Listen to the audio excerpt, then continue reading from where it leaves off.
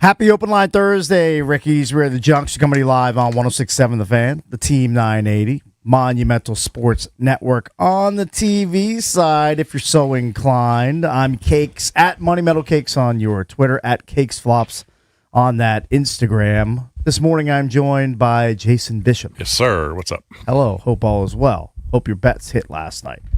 Also joined by John Paul Flame. What's up, Cakesy? What's up? Good morning to you. And by Eric Bickle. Hello, how are you? Good. That is your Junks foursome.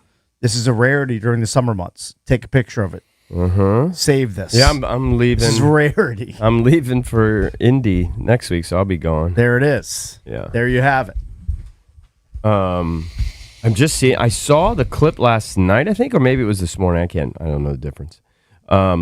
Of the earthquake in Venezuela during the baseball game. Yeah, it was pretty crazy. I saw a clip of like the reaction inside one of the wild, major right? airports. Yeah, and so it just like looked insane. Apparently, and there've been terrifying. 2 of them. Yeah, And according to the Daily Mail, you can take Daily Mail for what it's worth. The headline is "Fears of 100,000 Dead After Back-to-Back Earthquakes Devastate Venezuela." I thought they just had one not too long ago. These were These were big ones. These are 7.1ers and 7.5, which I can't fathom. Remember when we had the one in Maryland 15 years ago or so? Yeah. And probably Virginia too. You guys felt it, I right? definitely felt it. Yeah. And that was like a 3-something, a 3-1 or something. I can't even fathom a 7.1 or 7.5. wow, it's a There was terrifying one natural phenomenon. there was one in California yesterday. It was 5.6. And there's one in Japan, or Yeah. off the coast of Japan. Apparently, they're not all related. They're all separate The Earth incidents, is just moving. which strikes me as kind of weird that that can all happen on the same day and they're not somehow interrelated. Yeah. But what do I know about the way that Well- Earth's mantle and core shifts around? I don't know. I don't know how that works. You haven't studied tectonic plates? No. What were you going to say? Well, they were Rob? moving yesterday. Yeah. Yeah, the first one, the 7-1, like was 45 seconds before the other one, Right. and so it just weakened all the structures. And then a lot of these, like the one in Virginia, was way underground, so you didn't really feel it as much, even though I think it actually was much higher than the 3-something. Well, I felt it. Whatever the Well, hell no, it I'm was. just saying it wasn't as destructive. I think the ones they're close by. It's right on the surface, and those videos are horrifying. Sure. And, I can't look at the videos. Yeah. I didn't see it. Wasn't I'm punching out. the down the rabbit hole thing about the Virginia earthquake that Some sort of testing. some people or thought was something. like testing some sort of like super powerful weapon, and then it was Don't rule it out. it was classified. Oh, it's an earthquake. Don't worry, it's just a very minor earthquake. Meanwhile, they're testing some sort of like pulse weapon that's going to be unleashed on somebody in the future. I would just Who say, knows? I don't know. I would say don't rule it out. Could be like I'm- 1% chance. Yeah, it says here 32 are officially dead in Venezuela, but you read that there could be 100,000. Well, the headline is fears. Oh. That's the headline. Yeah. Fears of 100,000 dead because they're just They're doing just a missing. scanning. Well, they're looking at all the devastation Yeah. of all the buildings that are flattened. I mean, so they're just doing a quick math. Well, that could be 10,000. That could be 10. You know what I mean? It's a staggering number. You can't even comprehend it. No. So That's correct. No, that would be like the big house being full and all those people dying or close to that number. I know it holds over 100,000, but Yeah. I tend to look at those early predictions and raise an eyebrow. I think those are kind of thrown out there to sow fear amongst people. I'd be shocked if there were 100,000 people. I have no dead, idea. but- I haven't looked at the videos. I'm just reading the headline. I mean, I'm sure there are hundreds, It's if not probably more than thousands of 32. people dead. I mean, the first thing they said is 30, but they haven't evaluated anything yet. yeah. High casualties and extensive damage are probable, and the disaster is likely widespread. The U.S. Geological Survey said, with initial death toll estimate likely between 10,000 and 100,000. So Now, luckily, we live in a place where earthquakes are very rare. When they do happen, they're minor. I wouldn't know the first thing to. I'm not earthquake prepared as to what to do. Like, Run outside. Am I supposed to hide under something? Am I supposed to go into like a the bathtub? doorway. I don't know something. why. Why would you hide under something when things collapse? I don't know. Like I would think you got to get a outside. table or something. Like I don't know. I think you need to get out of whatever building you're in. I think a Get out of a bathtub is not. structure. If you have no time, a bathtub's not a horrible spot. Yeah. But I think, if you can get outside, you get outside. Get outside. Okay. 5.6 in California. I think it went all the way up to Oregon, and it went into Utah. Yeah, I didn't even hear about that one. Yeah. I mean, just the Earth was earthquakes- rattling yesterday. Earthquakes are terrifying. Cakes is onto something. I just typed up, what should I do during an earthquake? Yeah. If you're indoors, stay there. Get under a desk or table and hang on to it. Okay. Or move into a hallway or against an inside wall. Stay Right. clear of windows, fireplaces, and heavy furniture or appliances. Fireplace comes tumbling down on you. It's made of like stone and brick. That's bad.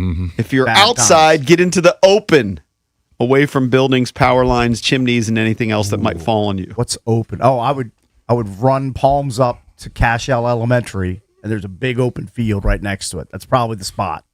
It's probably my move. I was literally gonna whistle when the earthquake hit. I was preparing What to whistle. year was that? Hold And- on, you're talking about 10 years you ago? recalling this from Maryland one. 15 years ago? How could you not recall it? I mean, But you knew exactly what you were doing, like Oh, right yeah. before it happened.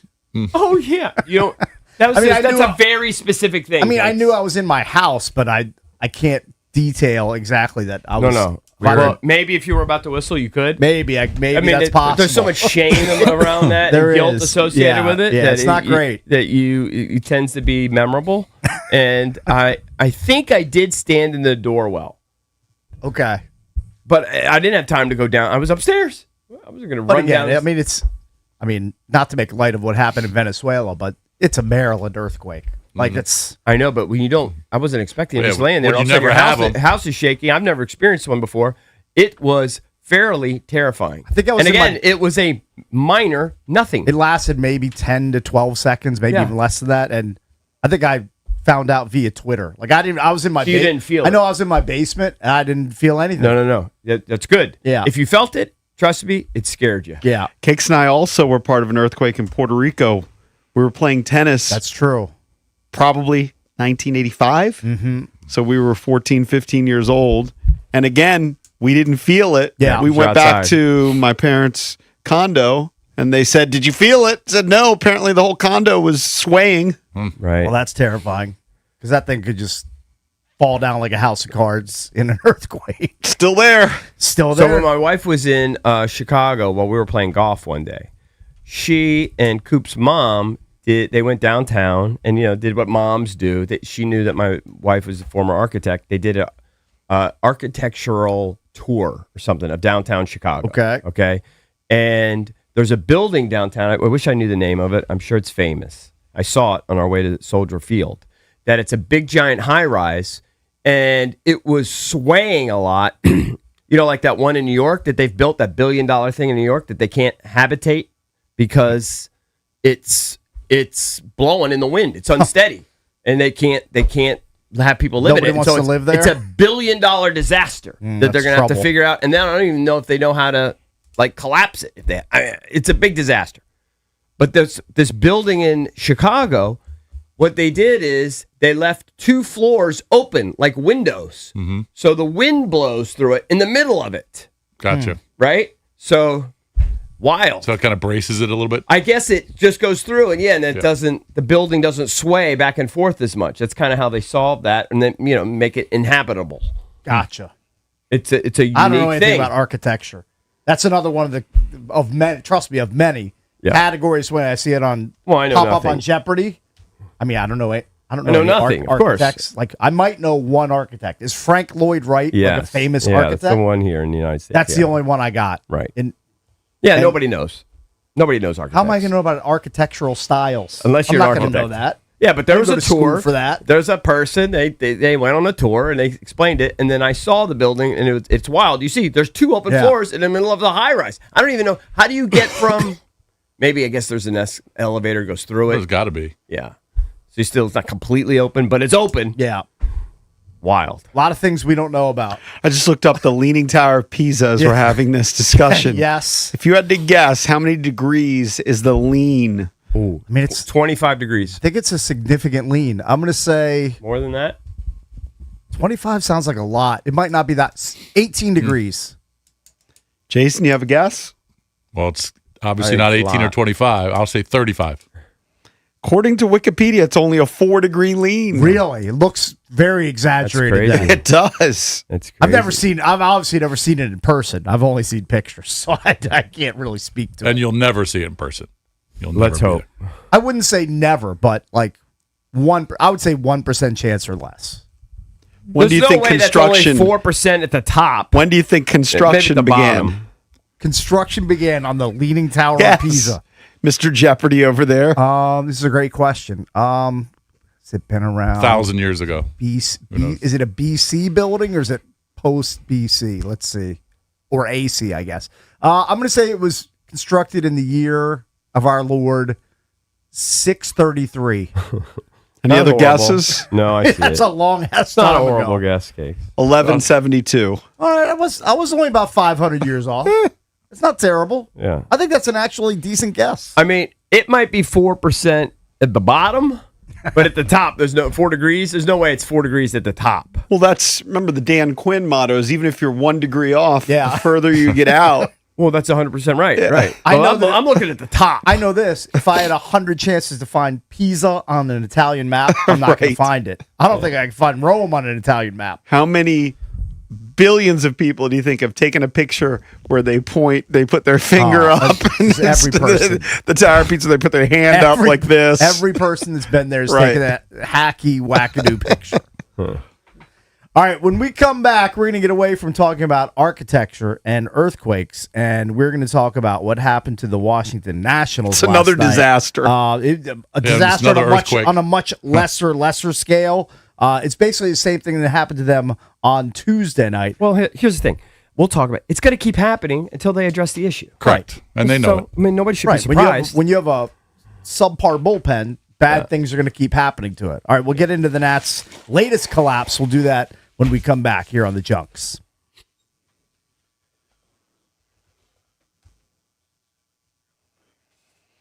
The world's biggest soccer tournament is here. It's awesome. And you can now trade the entire tournament on Kalshi. On Kalshi, you can trade every match, all the way from the opening stage to the final. Take a look at the slate today. And of course, you've got the United States. And right now, they're trading at 54% to best turkey. That means a $100 trade is going to pay out $179.40 if they win. That's if you go with the United States for the dub. On Kalshi, you're trading against peers in a live market. That means there's no house. And as the probability changes, you can buy in and out of your position. For a limited time, download the Kalshi app. And don't forget to use the code JP. You're going to get $10 when you trade 10. KALSHI. Kalshi. Trade the beautiful game. Must be 18 or over only. Restrictions and eligibility requirements apply. Event contract trading involves risk and may not be suitable for all investors. Prices, values, and available markets may differ from those mentioned. For more information, see kalshi.com/regulatory.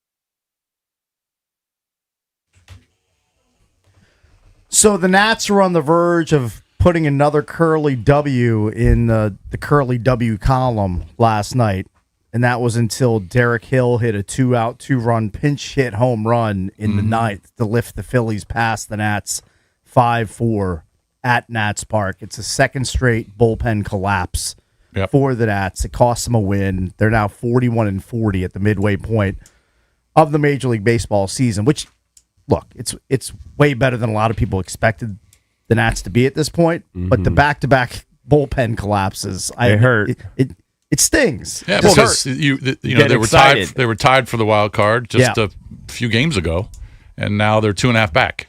Well, and also it's frustrating given the offense. Mm-hmm. People didn't expect the offense to be this good. Jason mentioned it yesterday. They've got 80 more runs than the Phillies, It's about that 82 or 83, somewhere in that range. and the Phillies have this explosive offense. Nobody expected guys like Curtis Mead to be hitting home runs like he's doing. Nobody expected Had another one last night. all of this production. Luis Garcia had another home run last night. Garcia's got 13 homers, and his career high is 18. I mean, he's going to blow by that.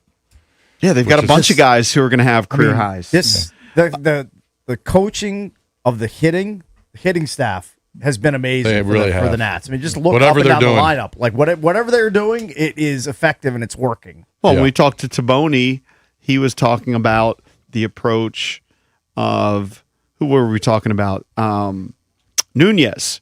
That they've instead of hitting the fly balls, Yeah. he's tweaked it and just hit line Yeah. drives and just get on They're like, base. leave hitting the high towering shots to James Wood and Right. company. You go for the line drives. That is your specialty. But it's kind of frustrating, and this tells you how good they could be.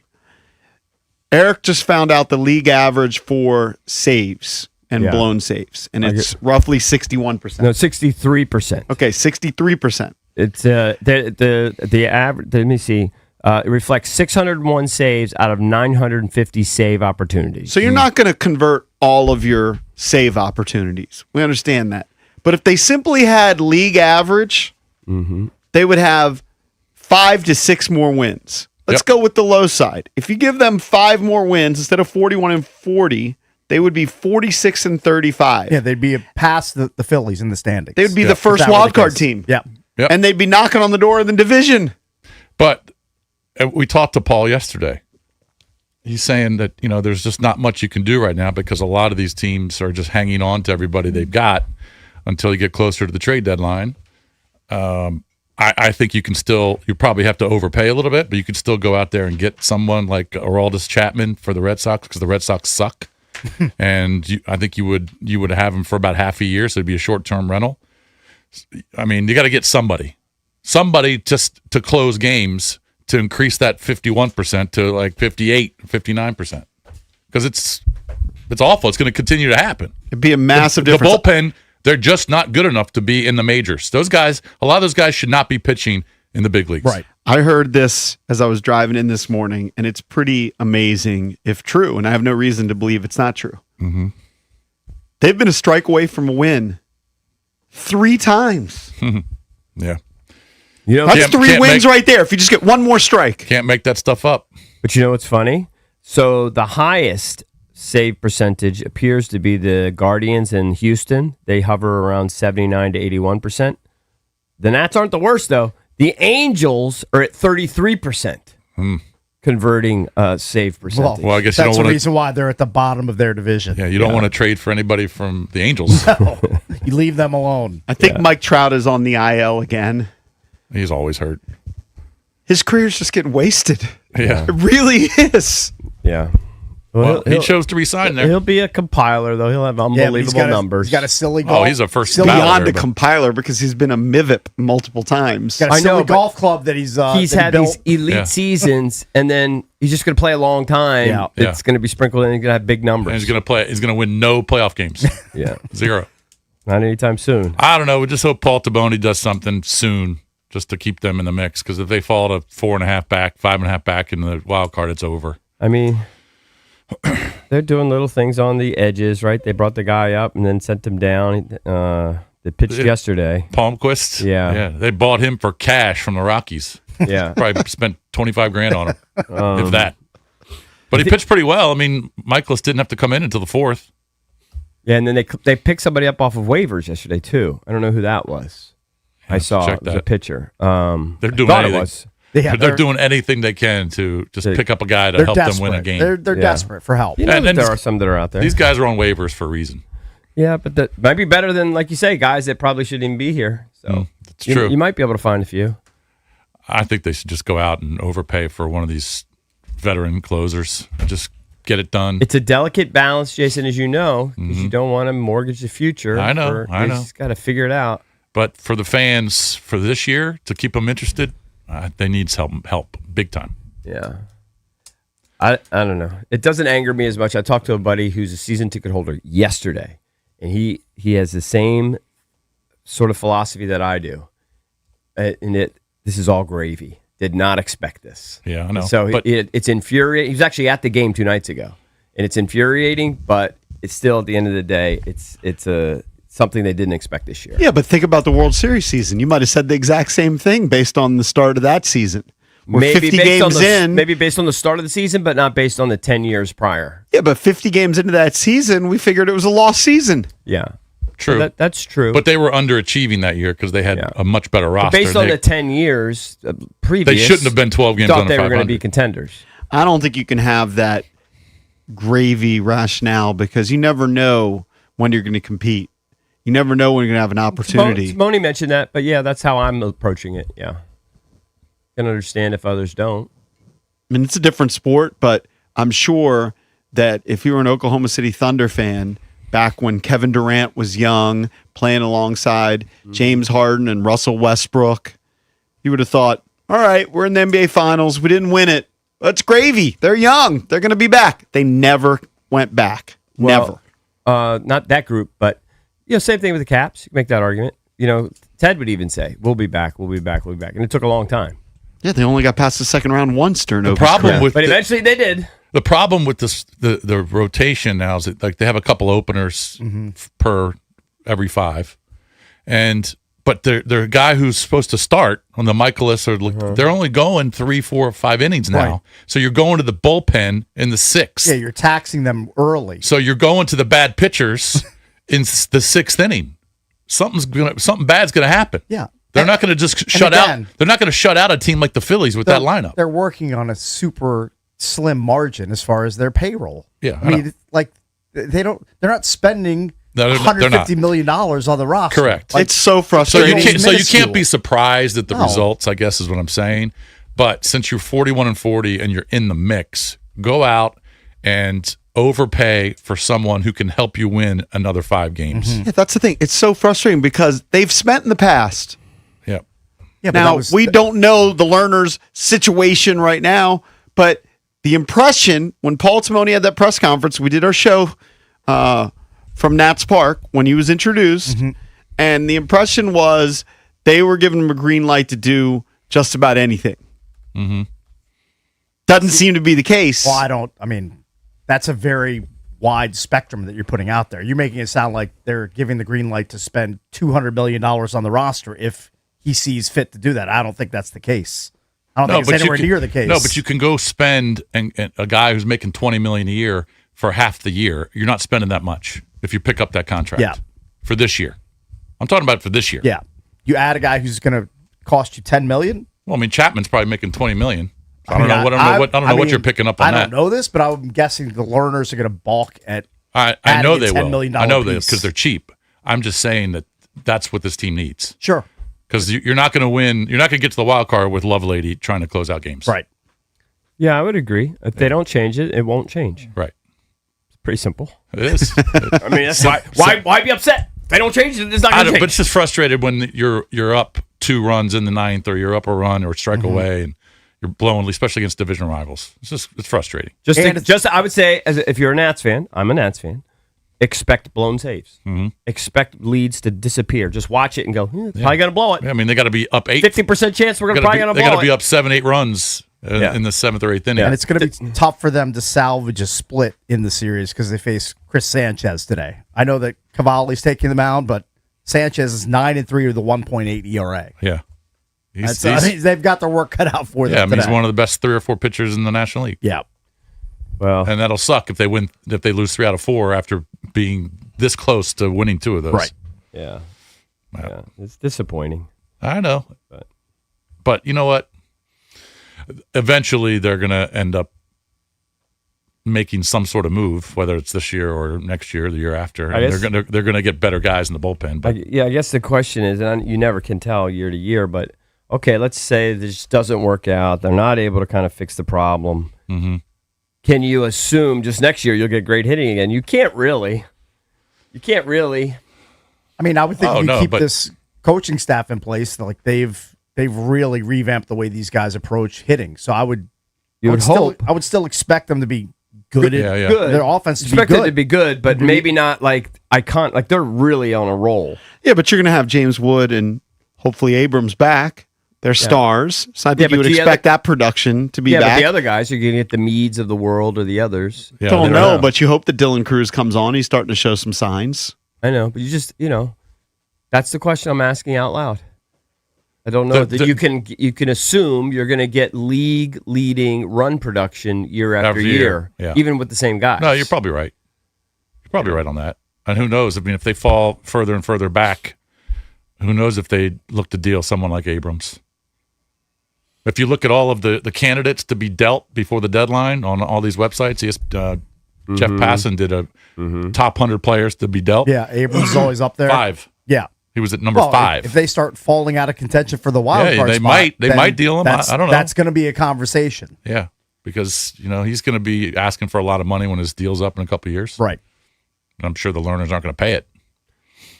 You got to get some starters though if you're going to do it like beyond just Yeah, I know. just get like relievers. Oh, I know. For Abrams. Well, I mean, there's some guys that you can go out and trade for that's starters, but I don't think this team's going to do it.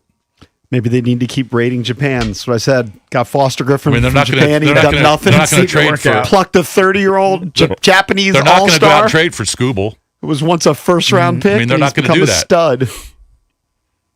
Be nice to have a Scooble, but they're not going to do that. Well, the tarps off movement seems like it has just exploded. As long, yeah. Who started that? Was there like one guy who started it? Well, It's I just, think they kind of lifted it off. I think the St. Louis Cardinals fan base may have started it. okay. And then it's kind of spread into some other different ballparks. Well, remember, it really took off in popularity at Oklahoma State in the college football season when the one student did it by himself. Oh, I and then didn't all know the that. students, it was like a massive thing. Then Oklahoma State was getting blown out. Okay. And then next thing you know, there was like thousands of college kids doing it. Okay. St. Louis Cardinals started it again in the MLB season, and every team has adopted it. Got it. And the Nats are part of that. So can you buy a ticket in the tarps off section? Is the tarps off section always like a different spot? Like I know it's usually like one of the higher sections of the ballpark. No, I think people just It's just an organic thing? integrate over there, yeah. Okay. So you take your tarp off and then you head to that section. I don't think they're checking tickets in the upper Yeah, upper I don't deck. think they really Like, care. you You're can't sit probably here, right. there's- Yeah. If you've got the seats right behind the home plate, they're checking your ticket. If you're up near the roof, How much? They don't really How much care. for you to take your shirt off and go to the game, Cakes? to be tarps off, I mean, Like for a full, like say 6 innings. I have to be tarps off the whole 6 innings. Like Yeah, I'm I just go asking. I go I mean, to the bathroom. It's and, the phenomenon. It's what everybody's doing. It's the bet. $1,000. I go tarps off. Why not? We wouldn't do it for free though. For free? Yeah, I mean, just No. like to enjoy, get caught. What if they're in the? What if they actually make the playoffs, and it's literally 30,000 people. Well, let's say 10,000 guys taking their shirts off. I mean, sure. I would blend in with the crowd. Right, but right, if it's right. 5,000 and there's 10 guys with their tarps off, I'm going to feel a little self-conscious. Yeah, no. It would have to be the mania. If I did it, I would have to find like the real fatties in the tarps off section. you don't want to be next to the. and go hang just out with stand them. right next to I can't them. be with the young ripped You don't want to be guys. next to Joe from I can't Australia. be, I can't be next to the 25-year-old guys who are, like ripped and have Right. abs. Joe from Australia did find his way to the cooler. I did Monty sent us a picture. Very nice. Nice. They are getting. You know what? They're getting the whole American experience. Yeah. They're getting everywhere. Freddie's not getting that, is he? I don't know if Freddie's a real guy. I don't know if Freddie's going to get cooler access, but Yeah. I mean, Monty's so welcoming, he probably would let him in the cooler. That'd be great. It'd be great PR. He'd be looking for the German beer. It's mostly American beer that's going to be in there. He'd just have to deal with it. Lots of super lights in Prob- there. Super lights, probably downing like a natural light. Trap's correct about the about where it started, maybe recently, but one of these articles about tarps off says there is a patient zero. Mm-hmm. They say tarps off goes back to Brandy Chastain. Which Oh, okay, I during remember the World that. Cup. Obviously, I mean, when was that? but Like the late nobody 90s? referred to it as. I don't tarps think off. so. Yeah. I don't think so. Did the It was guy? just- that was it in was- the guy movement. That was. I understand. It's just what this one columnist says was patient zero of tarps off. Can't imagine that's the first person. That was just a woman that did it. Yeah. Got to have been take it soccer off players. It's got to have been soccer players before that scored goals that to took their me, shirts off. Tarps off is much more impressive if you're doing it when it's like 15 degrees outside. Like you see Yeah. games in like Buffalo or Green Bay. Yeah. If you see people with the tarps off there, that to me is way more Well, impressive guy- than you doing it in 80-degree weather here in DC. And guys have been doing that for decades. that's been Like right. the guys up in Lambeau? Green Bay, Yeah. I mean, Yeah. psychos. I mean, But it's insanity. You see it, you're like, oh my god, it's like 10 degrees outside, probably zero wind chill, and these guys aren't wearing shirts. that I can promise you, I would never do. I mean, you would need to drink so much alcohol to get into Yeah, that into that mindset. I don't like it when it's 69 degrees in here. You think I'm going to take my shirt off at No. a 10-degree football game? Pretty sure you're not. no Pretty shit. sure you're never going to be in the stands at Lambeau. I told Eric yesterday it looked like he was dressed for winter. I don't know if you remember what he was wearing. He had a fleece on. Yeah. He looked so I bundled threw up. on this hoodie, and my wife was stirring in bed, and she saw what I was wearing. She's like, "Are you cold?" I was like, "No, it's just sometimes cold." It's cold in it studio. gets cold in here. I mean, it's going to be like 90 This degrees is outside. what today. I would wear in winter. Of course. yeah, well, he's taking it off when he gets home. Yeah, When I get home, And here, it's fine. take it off. you're good to go. If I go to the grocery or something, Did she say that you were snoring loud last night? Didn't you say recently she told you were snoring ridiculously loud? I think it was the night after. It was the night of the draft because I got home late. right? But he's Slam my- following up. Was there a follow up, or you did it 2 nights in a row? you okay? I think I was good with my dumb machine, my dumb sleep machine. I don't know how much good. So it you does. snored over the machine? No. I didn't. You didn't put it I didn't on. put the Wow. mask on. I went masks off, like tarps off. I went masks off. Snored But you're the a entire tarps off night. guy when you duty. Yeah. And when I sleep. When I sleep, I'm always tarps off. I am too. Are you bottoms off? No, I'm not bottoms off. I'm not Matt Valdez. So a lot of guys are. I'm not a savage. I think some people think it's good for you. If there's something, I don't know. I Something mean, maybe it natural is, about but I'm tarps off, bottoms on to sleep. That's my move. the only time your bottoms off are buns and toilet. Pretty much, yeah. That's pretty normal. Yeah, I mean, it's, I would yeah. say that's normal. I think Showers. it's normal showers. Yeah. But you're not a guy that like cooks eggs with your bottoms off. Who does that? I don't know. You're gonna cook bacon, and there's gonna be grease spatter. There's got to be a percentage of people that bottoms like off. are in their house bottoms off. Nah, I'm not that guy. I'm not the I don't guy think that I walks am around either. my house But I mean, naked. there's a percentage of people that are nudists. So there has to be a You've been percentage. so Yeah, but it's fascinated by gotta be nudist such all a your small life. percentage. There has to be a percentage People of are people. walking down into the kitchen and they're pouring their golden grams in their bowl. Well, there with has no to be a clothes percentage on. of people that do chores naked. 1% or less. Okay, Way less. I said 1% or less, and that's a very small number. chores just naked.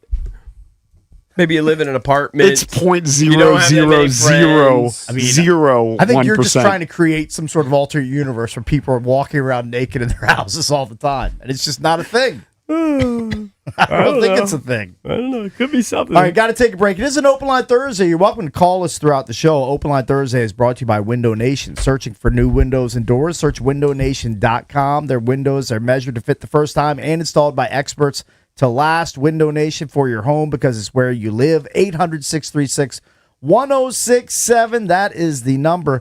When we come back, we're going to tell you with basically 99% certainty who the U.S. men's national soccer team is going to face in the knockout round. We'll do that next.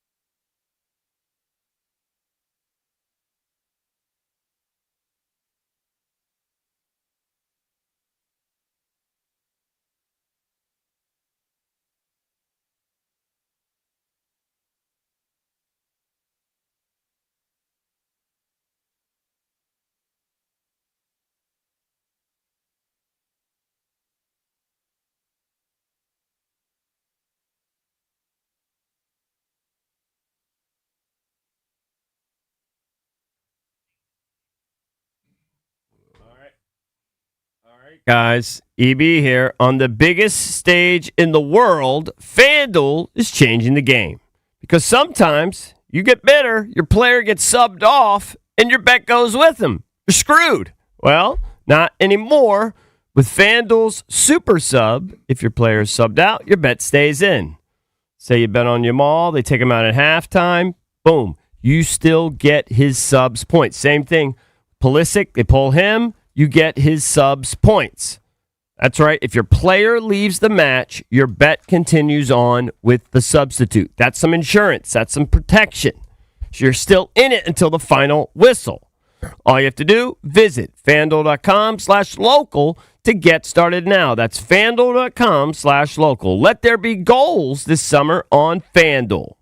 FanDuel Sportsbook is the official sportsbook of 106.7 The Fan. You must be 18 and over. Present in D.C. Gambling problem? Call, text 1-800-GAMBLER.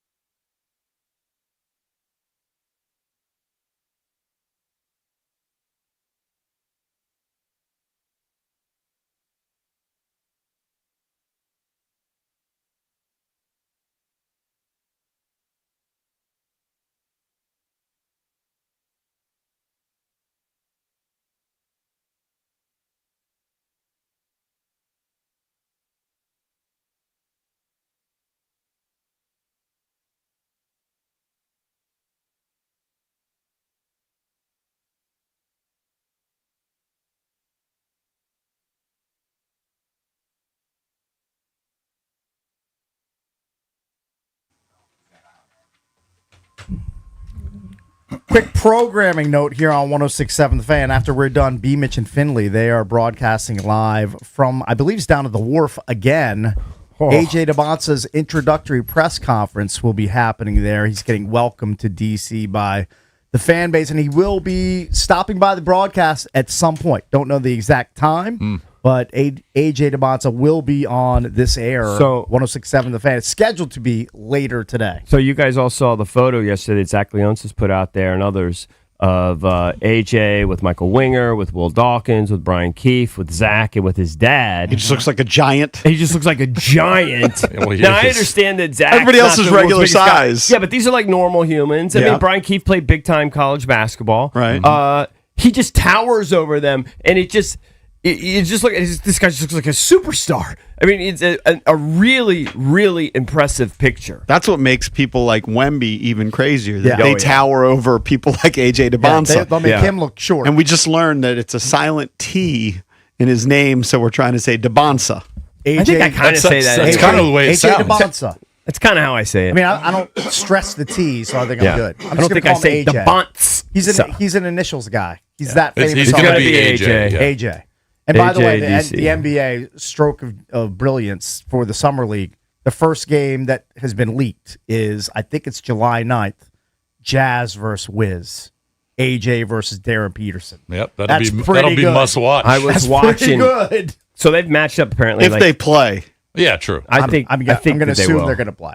I They're don't know how long pretty. they're going to play. I mean, maybe but- not. Maybe the teams will shut them down, but they seem like they're pretty. That these guys love to play ball, Right. These guys are probably itching to play. Well, yeah, and they want to play against each other. yeah. for sure. There's definitely a rivalry there. And, Jonathan Givney or whatever from Draft Express, who's the one that was big on DP and talked about how they've matched up 8 times over the years.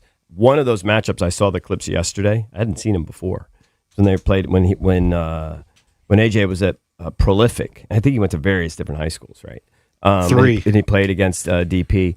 I think that game, I mean, just what a nutty game. High-level game. I think DP had 56, and I think AJ had 40. 49. Yeah. And they were just going go- back yeah. and forth at each other. And both, I mean, just sick. Haymakers Well, back. if you and watch forth. Sick, the highlights high-level basketball. from the Kansas BYU game, Yeah. there's a clip too where it looks like somebody wants to give Peterson a pick because DeBonsa's on him and he shoos him away. He's like, get out of the way. Yeah. And then he takes him one-on-one, scores a bucket. But DeBonsa scored plenty of buckets too.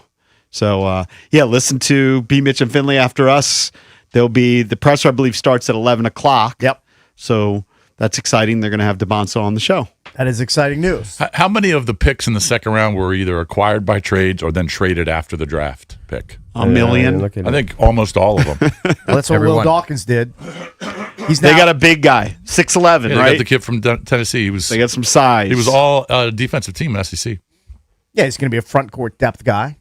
Yeah, but I mean, the majority of those picks were traded either right after they were drafted or they were acquired through a trade. Felix Akpara. Yeah, Yeah. so Coop's best friend, his high school teammate, who was a star at Northwestern, he was selected 55th, and it was via trade. It was the Lakers got him via Houston. So I know Coop's super excited about that. Another Cornell kid who had transferred to Vanderbilt, who I know, a nice kid, he signed a 2-way with the Lakers last night. So it's an exciting time for these young guys. This Nice. is from Chase Hughes from last night. He says Akpara has a 9'4" standing reach, and he squats 530 pounds.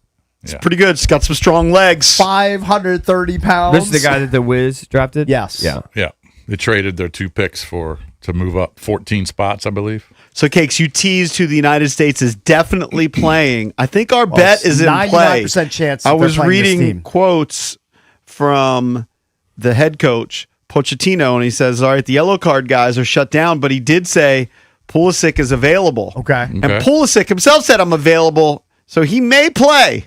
I mean, I think our bet's in play. Available and playing in You're a right. meaningless game are two completely different things. I agree.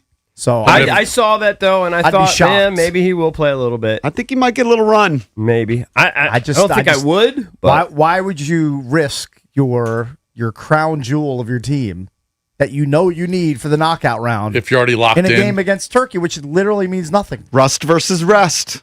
Well, I'm gonna rest my guy. You know what I am? Team rest. Team B as close to 100% so that's as 10 o'clock possible. tonight. They're playing in LA, right? Yeah, it's SoFi. So give me the breakdown post. Do you know Turkey Do you game. know who the team is? I think I do. Do you want to announce But it? you can say it officially. They played yesterday. It's a 99% chance that the U.S. in the knockout round will face Bosnia/Herzegovina, Yeah. who I checked their FIFA ranking.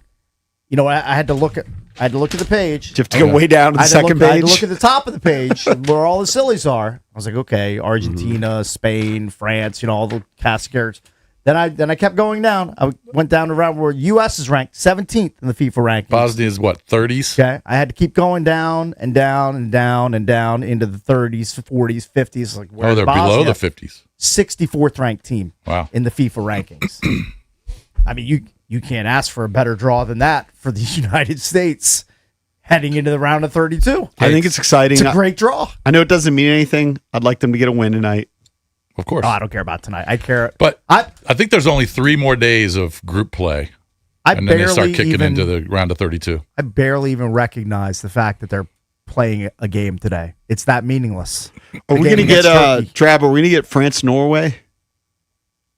What do you mean? Are we going to get them? I thought maybe do they face each other I next? think they're playing next. They both have but 2 wins. with 2 wins. That's you're not going to see them probably going super hard at it Still though, that's Mbappe against Holland, right? if they play. Yeah. That's the first game on Friday, tomorrow. Okay, so I'll give you a little Bosnia background. All right, I'd love to have it because I don't know anything about Bosnia. Don't mock their FIFA ranking. Okay. Because in the World Cup qualifier a few months ago, Bosnia was playing Wales, and Italy had already won. And they were going to face the winner. Okay. Bosnia beat Wales. All the Italian players were seen on camera celebrating, and all the fans in Italy were celebrating because Bosnia was a walkover. Yeah. And then Bosnia played Italy and whooped their ass, and Italy is watching the World Cup from home. Okay. You know what? That's a good lesson. Didn't it go to about PKs? Not getting ahead of myself. But I think whoop their ass is an overstatement, right? Because didn't it go to PKs? Well, they were probably a severe underdog. That's Oh, minutia, yeah. minutia, JP. Yeah. They outplayed them. They played really They beat well. them. They and beat them. them. Yeah. Hey, Great win. The rankings are weird because Italy, who's not in the World Cup, 15. okay. They just, you know what they are? Bad qualifiers. Oh, no They're- doubt they're about bad- that. They're bad at getting it into the big, No doubt about the that. big dance. But I mean, you have to like the fact that you're facing the 64th ranked team in the FIFA rankings in the For round sure, of I 32. think. Yeah, I mean, obviously you could lose, but Yeah, of course. Of that's- course you can lose, but prefer that you know over what? a higher ranked team. got a home game against a lesser opponent. That's a team you should beat. Yeah, where are they playing? mentioned this Where are yesterday. they playing that round of 32? I'd have to look it up. I don't know. I don't know that. They're not going to, put asterisks on all of these guys who are going to break records. But now that they've expanded the field, these top goal scorers are going to have more chances against lesser teams. And the records probably will get shattered. We've already seen Messi eclipse Germany's Klose as the all-time leading scorer in the World Cup. But eventually Mbappe is going to pass these guys. I don't know how good Norway is with Holland. That guy's a stud. Yeah, He he's a seems like he monster. scores every time out. And one of his goals, he was running over 22 miles per hour. I know that it's in vogue to talk about guys running 22 miles per hour, as George Kittle talked about Brandon Ayuk. But I saw the video of Holland running down the left side, getting a through ball, and he hit 22.7. Is that the guy with like the ponytail? or Yes, he whatever? looks like a Looks like a man Viking, bun. a Viking god. Yeah. Yeah. He's a stud. It looks like the U.S. is going to face whoever Bosnia, July 1st at Levi's Stadium, home so of the they're staying. Niners. So they're staying out the West. Okay. Hopefully, Brandon Ayuk doesn't drive past the stadium doing 100 miles per hour during U.S. and Bosnia. Hopefully, it's not the case. Well, what day will that likely be? It looks like July 1st. July 1st. So that'll July be 1st, okay. next Wednesday. Yeah. I mean, I would just consider it to just be, an epic game. Same date as the Cakes Classic. Mike Marr will be there too. Big, huge okay. day for America. Big day. Mike Mars, special guest. He is a special guest bounty. I feel like yes. the And he's sports here. book's going to be crazy that day. Oh, it will be crazy. And Mike Marr making his live poker debut that night. It's a big day. You guys going to be wearing American flags? Well, that's a great call. I'm You low probably key a little should. nervous. Yeah, you're good. You're good. You know what? You know what takes the edge off being nervous? Having a few drinks at Voltaggio. You at least know before- you've played some poker in your life, right? Yeah, definitely. But I feel like the guys in this tournament are just going to body me. And I'm They going to probably get. That's mostly probably will. what's gonna happen. That's fine, though. But You it's can get okay. lucky. It's definitely a sport you can get lucky. Hey, you know what? Or sport. It's a free roll. Sport. Whatever, That's- hobby. You just approach it. It's a free roll. I don't know. care. No, right now I'm a little nervous, but talk Yeah. to me the day of when we're at Voltaggio. Yeah, you'll have some yeah. bravado. Yeah, I'll Yeah. have a little more swag leading Yeah. into it, especially if USA goes out there and takes care of business and we're watching on the sports book. Yeah. Then it will be. I have to chaos. say also to clear Mars' name that he is no longer a Welch. that he paid He his paid you $20. finally? Yeah. And I think everyone's paid. But he said he's not going to pay Drab because Drab said that you owe him $10. He said the Drab didn't pay him the last time he won. So who knows? Which, I mean, actually- truth is. I mean, that's not true, but that's fine. Just know that I know, Mike. I don't need your $10. Just know that I know that you're a Welcher. All right, well, Xander Shoffley and Bryson DeChambeau, 2 winners that I had in pools that was not paid for by you. Ooh. I don't think I was on the show when that was happening. It was. This is 2 years ago, not this past year. Oh man, he's Oh, it's a really 2 going year. back. Because I was watching the show yesterday, and I was like, "There's no way he paid me for those." So I went back to my Venmo transactions and stuff. Zippy. Zippy. He's really So you see Venmo Yeah. transactions. It's called cash. Can you homies. show? Straight cash. Can you I'm show Venmo transactions of the other guys at that time paying you, and then there's Yeah, one but it hole? doesn't preclude cash. Yeah. Right. Yeah. Doesn't Well, preclude. I Because I'm always like- pay cash. I'm like EB. I prefer cash over Venmo or Venmo over cash. I kind of like Venmo because then I can use it for whatever I want. And I don't feel guilty about it. doesn't show up on like a credit card bill or something. Wife's not gonna yell at me if I buy a new driver or something. which you're prone to do. I mean, It you could never know. happen. Yeah. All right, coming up a bit later on the show, Tariq El Bashir will join us at 8:45. Caps have been active. Caps are making some big moves before free agency starts. Tariq El Bashir, he'll join us coming up at 8:45 here on the Junks.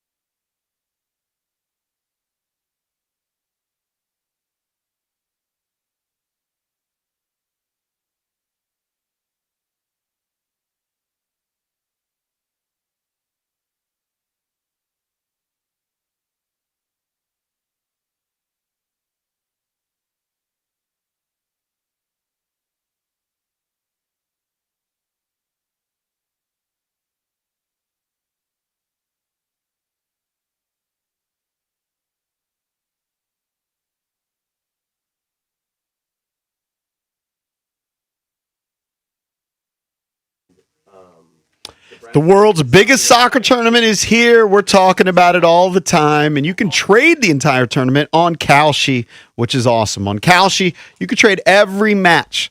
That's right, starting at the opening stage all the way to the final. Let's look at today's slate. How about going with Ecuador against Germany? They're trading at 17% to best Germany. That means $100.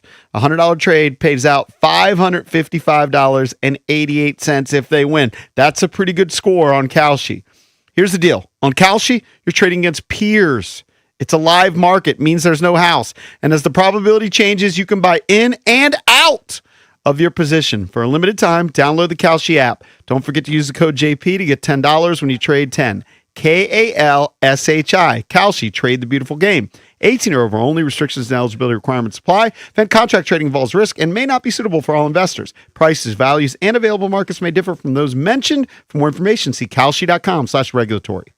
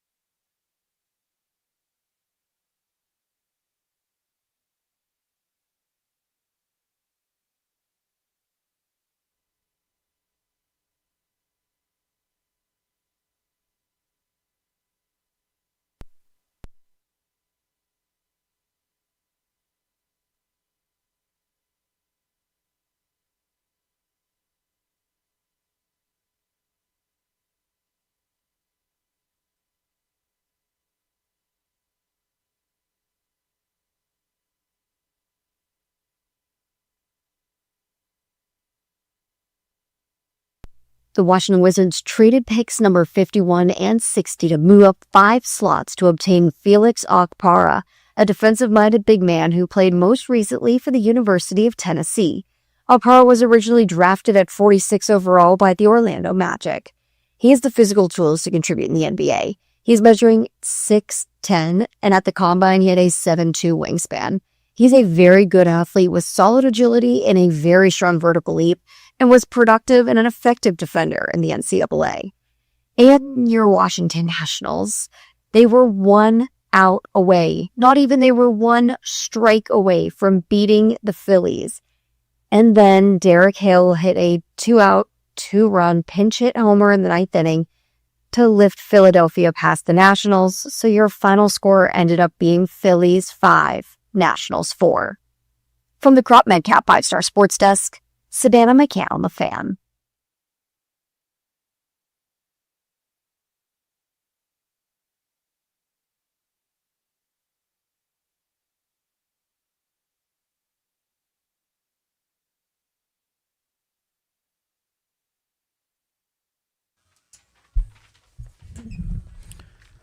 We're celebrating 30 years of the Junks in 2026, brought to you by Main Street Bank. Cheer local, bank local. Main Street Bank is a business-focused community bank proudly serving the DMV since 2004. Visit mstreetbank.com to learn how to put their team in your office. Main Street Bank, member FDIC, equal housing opportunity lender.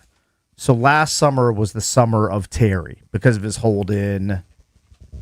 That dragged on forever. We talked about Terry's status basically every day heading into training camp, through training camp. Then he got injured, the whole thing. This summer is the summer of Brandon Ayuk. Just a different receiver. Next summer, it's going to be the summer of McCaffrey. Who knows? I mean, who knows who we're going to be talking about next summer? But this is the summer of Brandon Ayuk, as he is obviously in a contract stalemate with the Niners. They won't release him. He wants to be released. He's ramped up the videos. He basically assaults us with a video pretty much every day. Every day to This is every other number day. 5 or 6, I think. At Maybe least. more than that? More. At least. More than that? And I And think it's he's all not. started like at post June 1. Yeah, and he's not sugarcoating anymore. Yeah. No, It's he's- Commanders 24/7 Yeah. from this guy. All right, so here's the latest. It's a relatively quick audio clip from Brandon Ayuk and his latest agitation video. And if I'm crazy or if I'm capping, so them boys cut me today. And I'll sign with the Commanders tomorrow. And we'll see who capping. I'm not up with the What kids is he lingo. saying? Are they still kids still Yeah. using capping or cap? I mean, I thought that some- was kind of Yeah. no longer in vogue. I couldn't but- even understand But him. what do I know? Yeah. I mean, Yeah. how would guess I so. know? Oh, by Yeah. the way, on a side note, I saw somebody yesterday goofing on, I think it was EB and I, for our takes on the fact that Brandon Ayuk is weird and we can't really relate to him. No, And- he's weird. And the listener was, I'm paraphrasing, saying something along the lines of, well, how could 2 middle-aged guys relate to Brandon Ayuk and like Yeah. his culture? I don't know, and just what, be like- normal. And I was like, I didn't respond to him, but this is my response. One, I don't really relate to Brandon Ayuk, but you know who else doesn't relate to Brandon Ayuk? All the other middle-aged guys who are populating NFL front offices around the entire league. Yeah. Like, Right. they're not in on his antics either. I put I this would up. have to assume. I put this up as our Junkies poll of the day, brought to you by Surfside Iced Tea and Vodka or Surfside Lemonade and Vodka. This summer, great to grab a Surfside, your go-to canned cocktail. It's made with real vodka, only 100 calories and 0 bubbles. It's not a seltzer. It's Surfside. Must be 21. Please drink responsibly. Do you have Brandon Ayuk fatigue Oh, and are out on Ayuk? Well, let me say this. So you could still have fatigue, but Yeah. still be in, yeah. in. Everyone has to have the fatigue. Yes. That has to be 100%. But it's a two-parter. Yes. It's you have the fatigue and are out on him because there's some people that are still wanting the Washington Commanders to add him it's to like the that lineup. old sort of adage, like, you don't care if the guy's a bad guy or if he's a douchebag or if he's a weirdo. If he can score touchdowns for me on Sunday, I don't care. All right. I'd rather have. I saw a video Yeah. We all did. of Stephon Diggs running routes, Yeah. working out I'd rather have Stephon Diggs, and I've never been a huge Diggs guy. Mm-hmm. Told you. I also want Tyreek Hill. I think I'm there's intrigued by Tyreek I think there's Hill. some people that are out on him. They don't want him, but Yeah. they're entertained by the videos. I'm not I think entertained by his videos. I'm not. I mean, can't. personally. I don't care about his videos. They're annoying. I like it. It's show fodder. Well, it's show so fodder, to me, right? when I see them, it fills a segment. I chuckle. But he's annoying. He's weird. He's freaking, I don't care what anybody says. Yeah. He's a weird cat. Doesn't mean he's a bad person. Who knows what he's like as a person? Yeah, I have no idea if he's a bad person, but he's definitely a weird guy. There are some defenders. I saw Shady McCoy, who does a show. I think the podcast is called Speakeasy or Nightcap. I'm not even sure. There's all kinds Doesn't of shows matter. out there. Everybody's got a pod. And he says he likes that Ayuk's taking ownership. Yeah, I know. That he's basically saying F you to the team. Yeah, but Acho said he's on the Antonio Brown track. Oh, I agree with that. That's what he said on the same podcast. Yeah, I agree with that. It's definitely reminiscent, but maybe he shows up, and if he's happy with the team, he just becomes by the way, a loyal soldier. Here's what Adam Schefter said recently about Brandon Ayuk and the videos he keeps putting out. Quote, I think every time he opens his mouth, he damages his standing with other teams, and he scares other teams from bringing him into their organization. In speaking with teams, everybody's saying, quote, what's wrong with this guy right now? So you may think the videos are funny and harmless, but Adam Schefter, who's as dialed in as anybody when it comes to NFL and front offices and what people are thinking and the pulse of NFL teams, he's saying teams are wary of what he's doing on social media right now. And he's not helping his cause by... I don't know how he could be. He's damaging his standing, is what he's saying. The question is, does Adam Peters care either way? And he's just waiting for Ayuk to be released. Can That's I tell you question. the criticism I thought you were going to mention from social media? And I don't know the specific tweet that you brought up. And this is not necessarily a specific tweet, but occasionally, because we are four white guys, we'll get these tweets and other social media messages accusing us of being racist because we don't like a Brandon Ayuk. Right. But we like Stephon Diggs. It doesn't make sense to me. You shouldn't even pay attention the same to that. thing. I think maybe it was somebody coming at EB and I for liking for not loving DeBonsa as much. We liked Darren Peterson. It's the dumbest thing. It wasn't like we had some great white basketball player that we were cheering for. Get the F off my timeline. Yeah, that's the one that I saw. Yeah. Like what? Like how does it make? We're racist because we preferred Darren Peterson?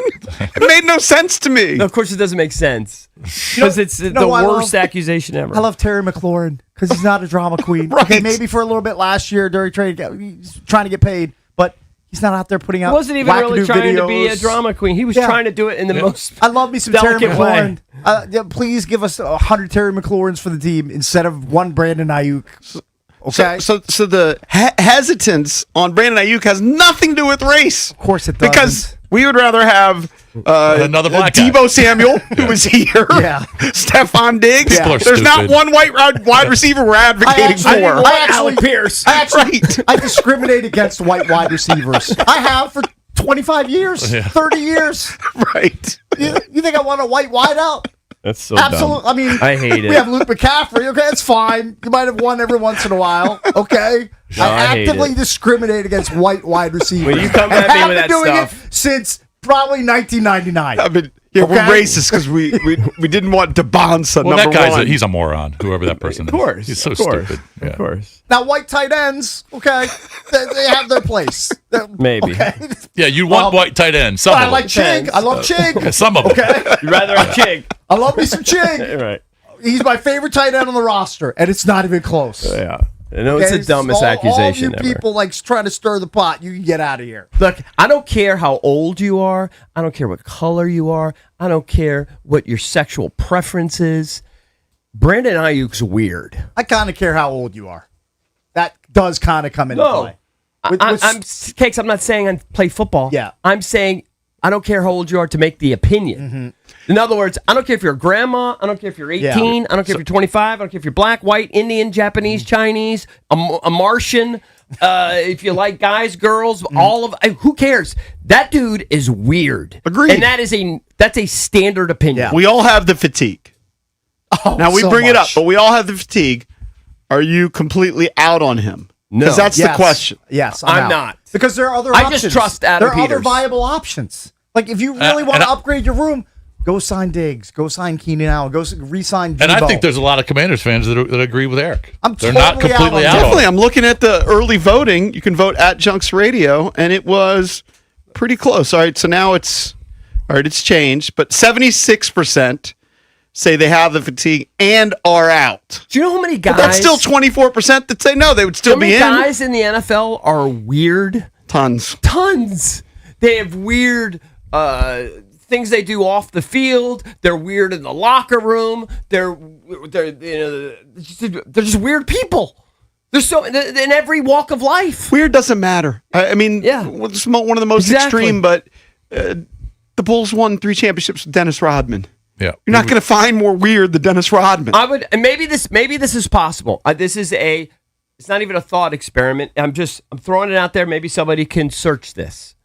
Find me teammates, because now George Kittle is trashing him. Find me teammates pre-holdout that trashed Brandon Ayuk as a person. Right? Now, I wouldn't say that George Kittle completely trashed him. It was like a dig. But that was the I guarantee you, behind closed doors, he would trash. wasn't a The vote of essence of it was confidence. we're done with him. Yeah. You deal with It was that. a dig for sure. Right. So, but I'm just. But he wasn't killing the guy's character so okay, much. but you're He's not diminish- upset you're- he's gone. You're diminishing No. my point. Yeah. Find quotes pre-holdout where people where he was a distraction, where he was a bad teammate, where the 49ers weren't in love with the So- production. I remember there So was during a his playing criticism. days. Yes, I remember Yeah. a criticism that Kyle Shanahan was upset with him because he didn't feel like he ran the routes correctly or whatever and couldn't play him until like the third year as much as he wanted, whatever it was, right? Kyle Shanahan apparently is very demanding of his receivers. Mm-hmm. You got to know where everybody's got to be. You got to know the spacing. I remember reading that, but I don't remember reading, in other words, if you can play and you can stay out of trouble, nobody cares. John Riggins was a weirdo. John Riggins is still a weirdo, and I like him. I've spent time with John, Yeah. one-on-one time with him. It's a unique guy. Oh, You can have weirdos on a team if they produce. Yeah, Ayuk is he's going to release another video today. Of course he will. Guarantee it. I would. Another one, something this weekend. I Yeah, would it's say It's just tiring. I'm sorry. It's effing tiring. But if you're tired of it, just don't look at it. I but you don't. know- I only think about it when we talk about it. Yeah. I don't believe. I don't watch it. When I see it, My buddy texted me yesterday. He goes, "You can't believe what BA did it again." And I said, "Oh my God, I don't care." I know. I don't care either, but I get a kick out of it. Just watching it from I'd like know to see you- the I know video you- if they do sign Stephon Diggs or they sign. But I guess they have no interest in doing the it. point is, and that some they guys might have have made interest. this. We don't- I we think have no JP idea. Finley might have made this point, and others.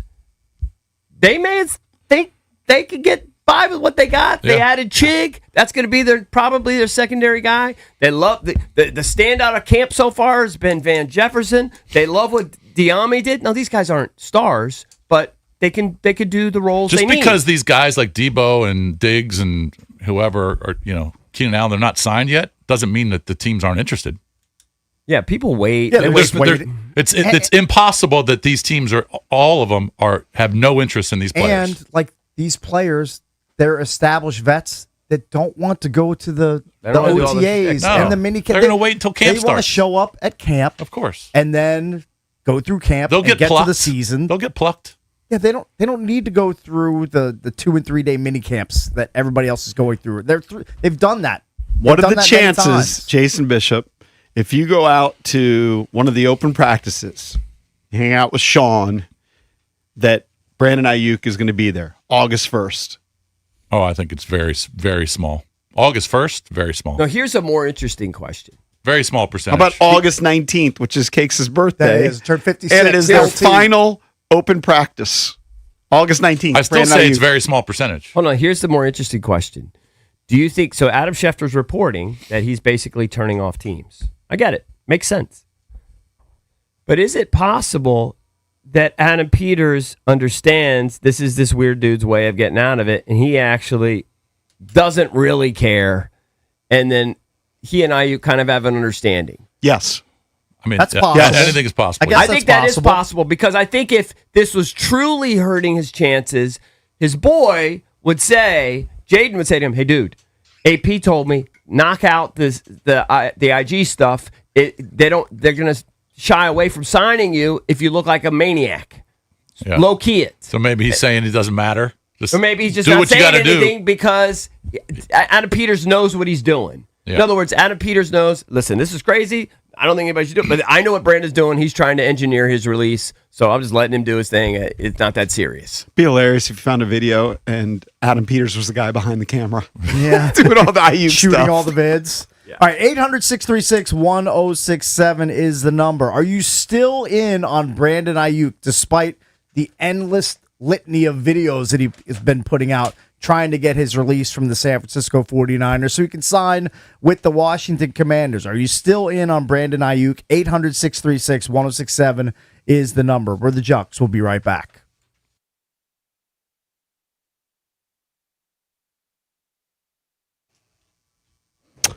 Hey, let me tell you about Michelle Radley Chevrolet. It's awesome. You know I'm a creature of habit. Just about anybody who's seen my closet knows I'm a little OCD. And when I find something that works, that makes my life easier, I tend to stick with it. Well, that's what happened with Michelle Radley Automotive Group with me. I'm loving my new Traverse, and the more I work with these guys, the more I get why they've built such a loyal following. For starters, they've got the Radley VIP Rewards program. It's legit. You buy any new or used vehicle, and you're getting real value after the sale. Oil changes, tire rotations, routine maintenance, service specials, and more. But the biggest thing for me, complete price transparency. You go online, click on any vehicle, and everything's right there. MSRP, processing, available incentives, no surprises, no last-minute add-ons, no games. Now at Michelle Radley, snag some silly summer offers across the group, like 0% financing for 60 months on the new Silverado, or score up to $5,000 off MSRP on new Tahoes and Suburbans. And at the all-new Radley Mitsubishi, check out the Seize the Summer Sales event with 0% APR on select models or up to $4,500 customer cash. Michelle Radley Chevrolet in Leesburg, Radley Chevrolet, Radley Cadillac, and the all-new Radley Mitsubishi in Fredericksburg, delivering memorable driving experiences.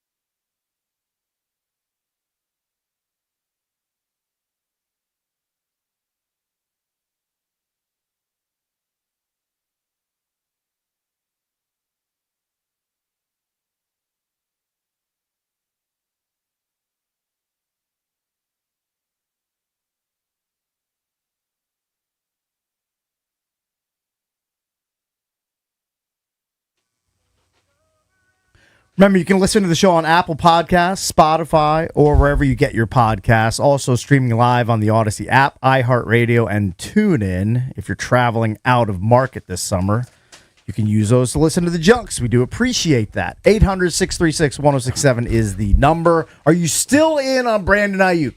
Despite all the weirdness we're seeing of late from him, are you still in on him being signed to help out the Commanders' wide receiver core? There are people that are definitely still in. I trust them. If they signed him, I'd be like, all right, here we go. Let's see what we got. But let me just make this one point. It could be possible, because I do believe he's weird, that he's also entirely delusional.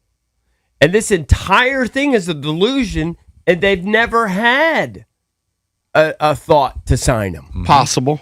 I've always said, I wonder, we always say that Jaden Daniels and Brandon Ayuk are tight. I'm sure they were. But I've yet to see a video with Brandon Ayuk and Jaden Daniels together. Yeah. Oh, they have been in years past. In the last In years year. past, but I'm saying But in the not last since this couple has of been going years. They're on opposite coasts playing for different teams. I mean, I think they're when the hype hard for them to started, cross paths. I Well, I would think think. when Yeah, he but was- Jaden during when minicamps end, he Yeah. probably goes back to California. Oh yeah, I've So seen he- clips of him hanging out in So California. he could be hanging out with them. We have no and idea. I have seen Jaden commenting on his IG as of like 2 weeks ago. Yeah.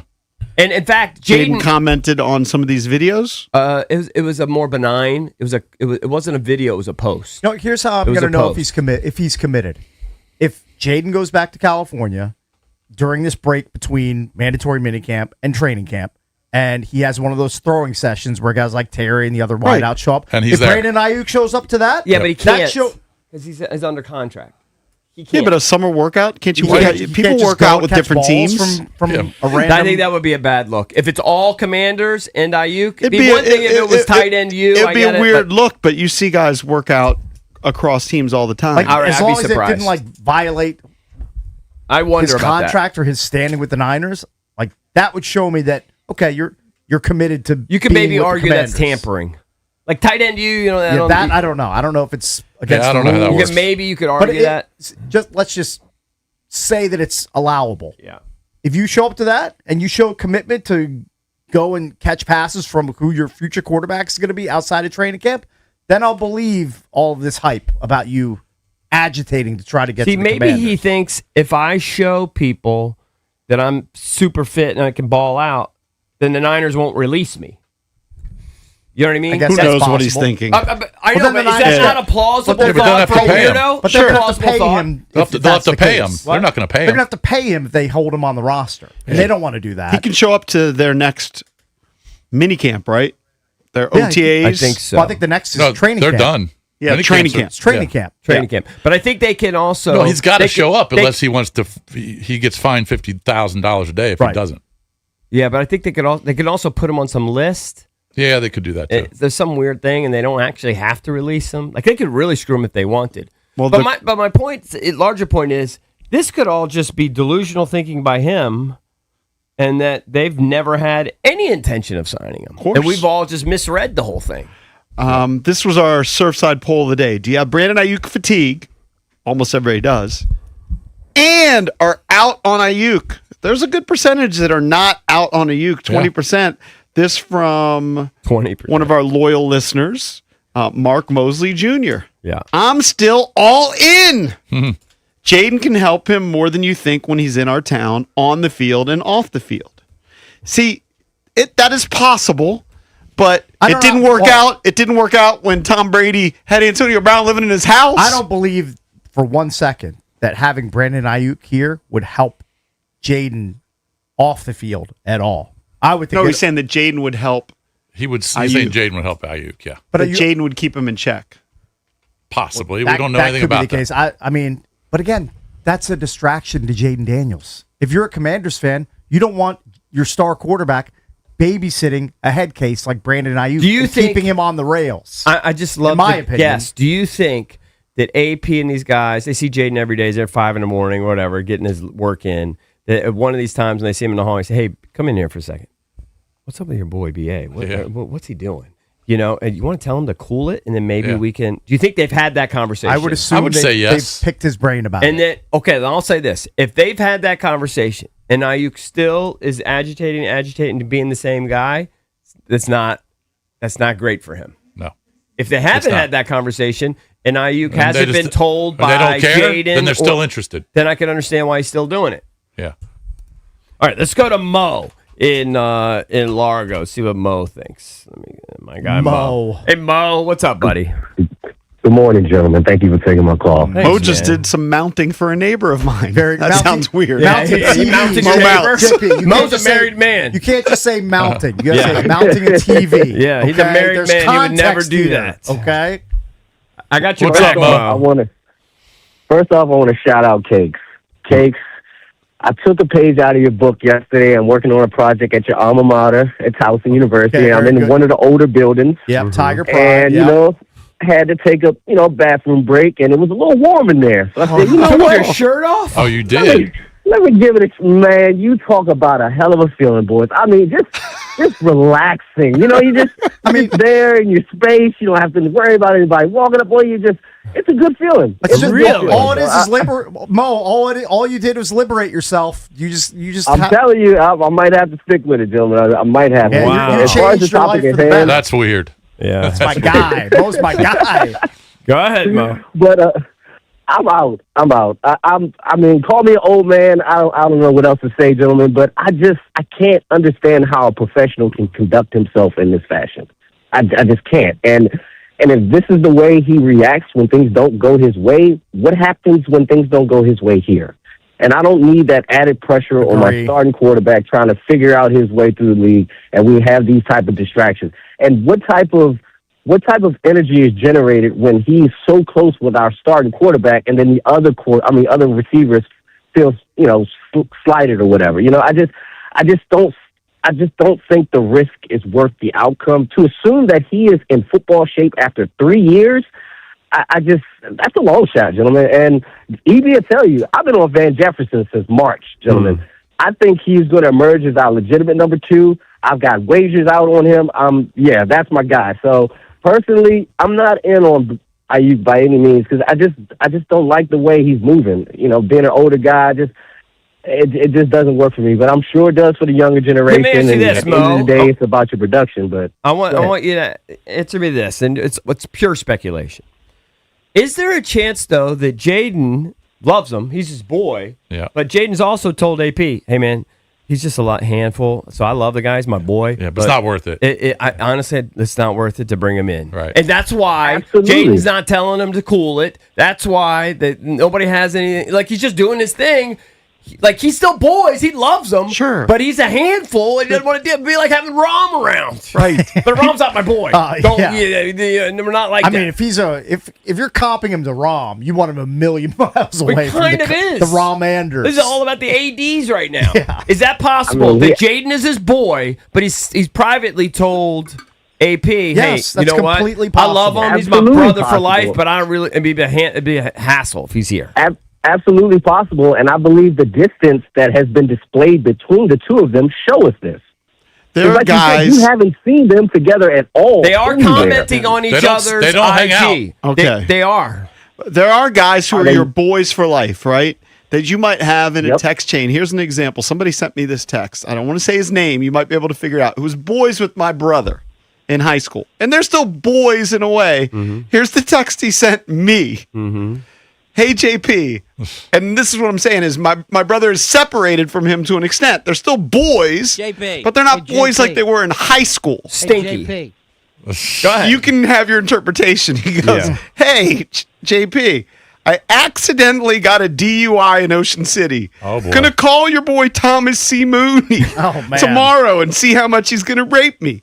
I've called a couple other lawyers, blah, blah, blah, blah, blah, blah, blah." But my point is that you can have boys that are just different than you, right? They're your Clowns. boys for a stage of life, and then you go about your business. Jaden Daniels has gone about his business, and Brandon Ayuk has gone about his business. Doesn't mean you're still as tight with them as you were when you were in college. The only thing I agree, JP, and that's what I'm throwing we out call there. that growth.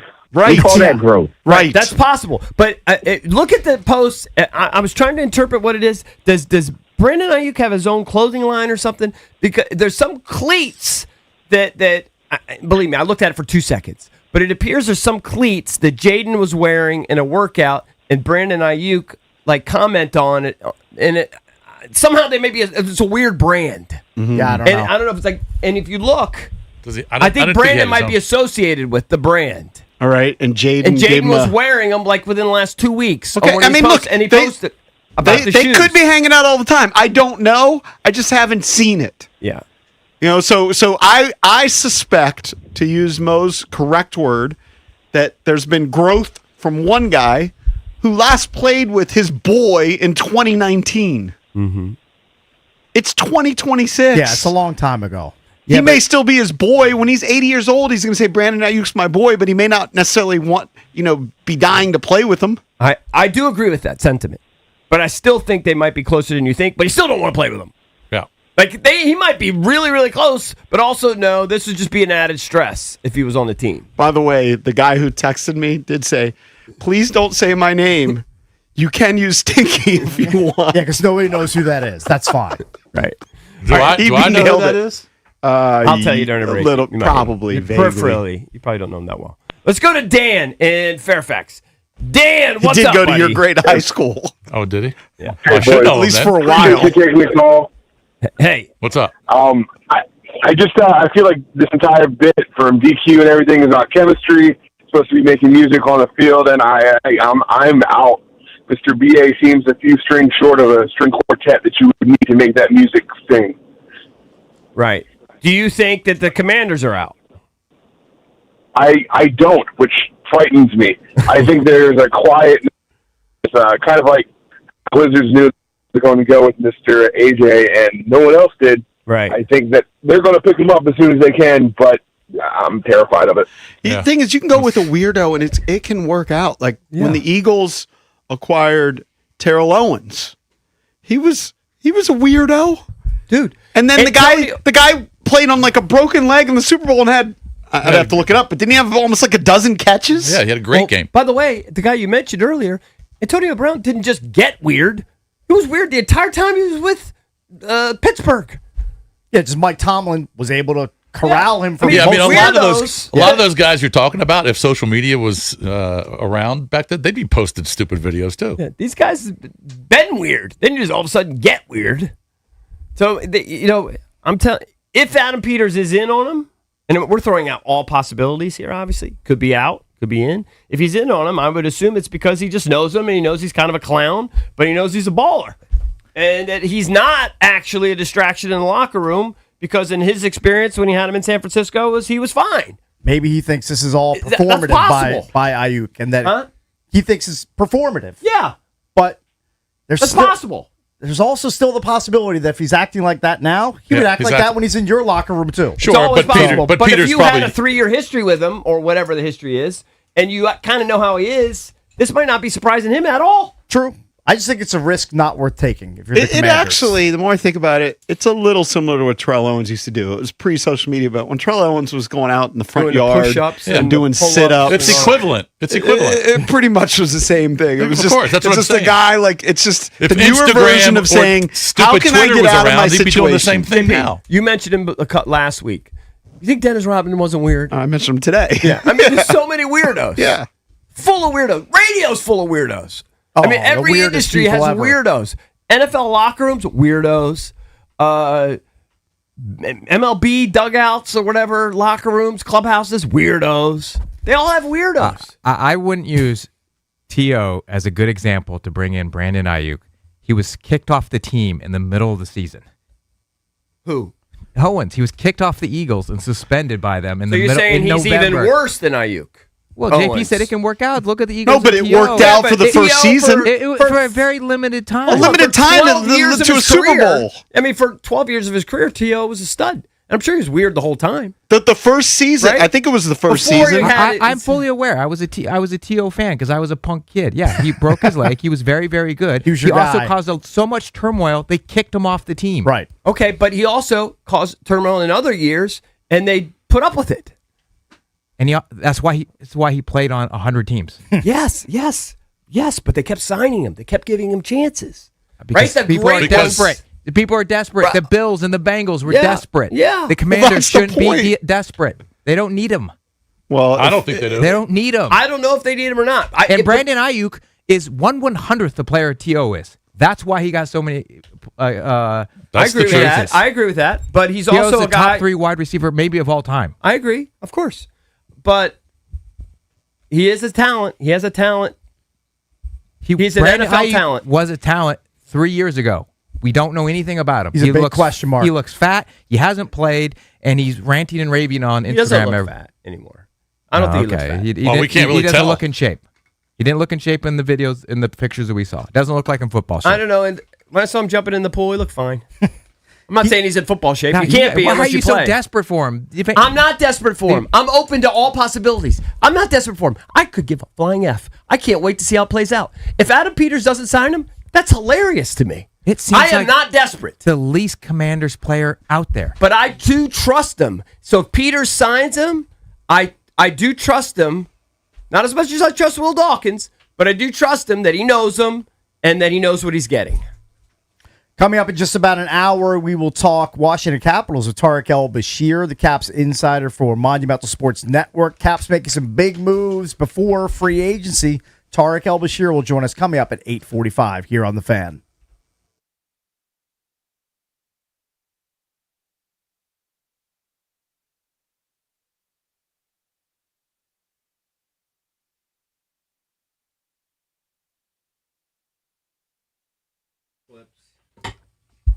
It's your boy Bish here. Let's be honest. We're all just trying to hit more fairways, save a few strokes. My guy Josh Cochran and his team over at Bayer Subaru in Alexandria, they're helping you with at least one of those.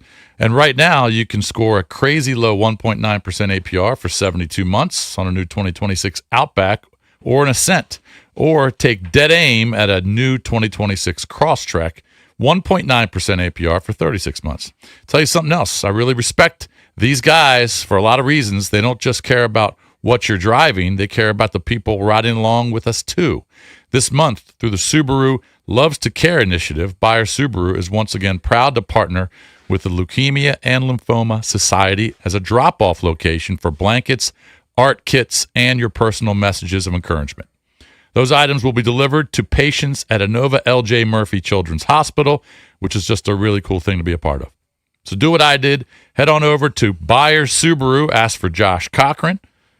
Keep a little more green in your bag this summer. Check him out on Richmond Highway in Alexandria, Virginia, or at BuyerSubaru.com.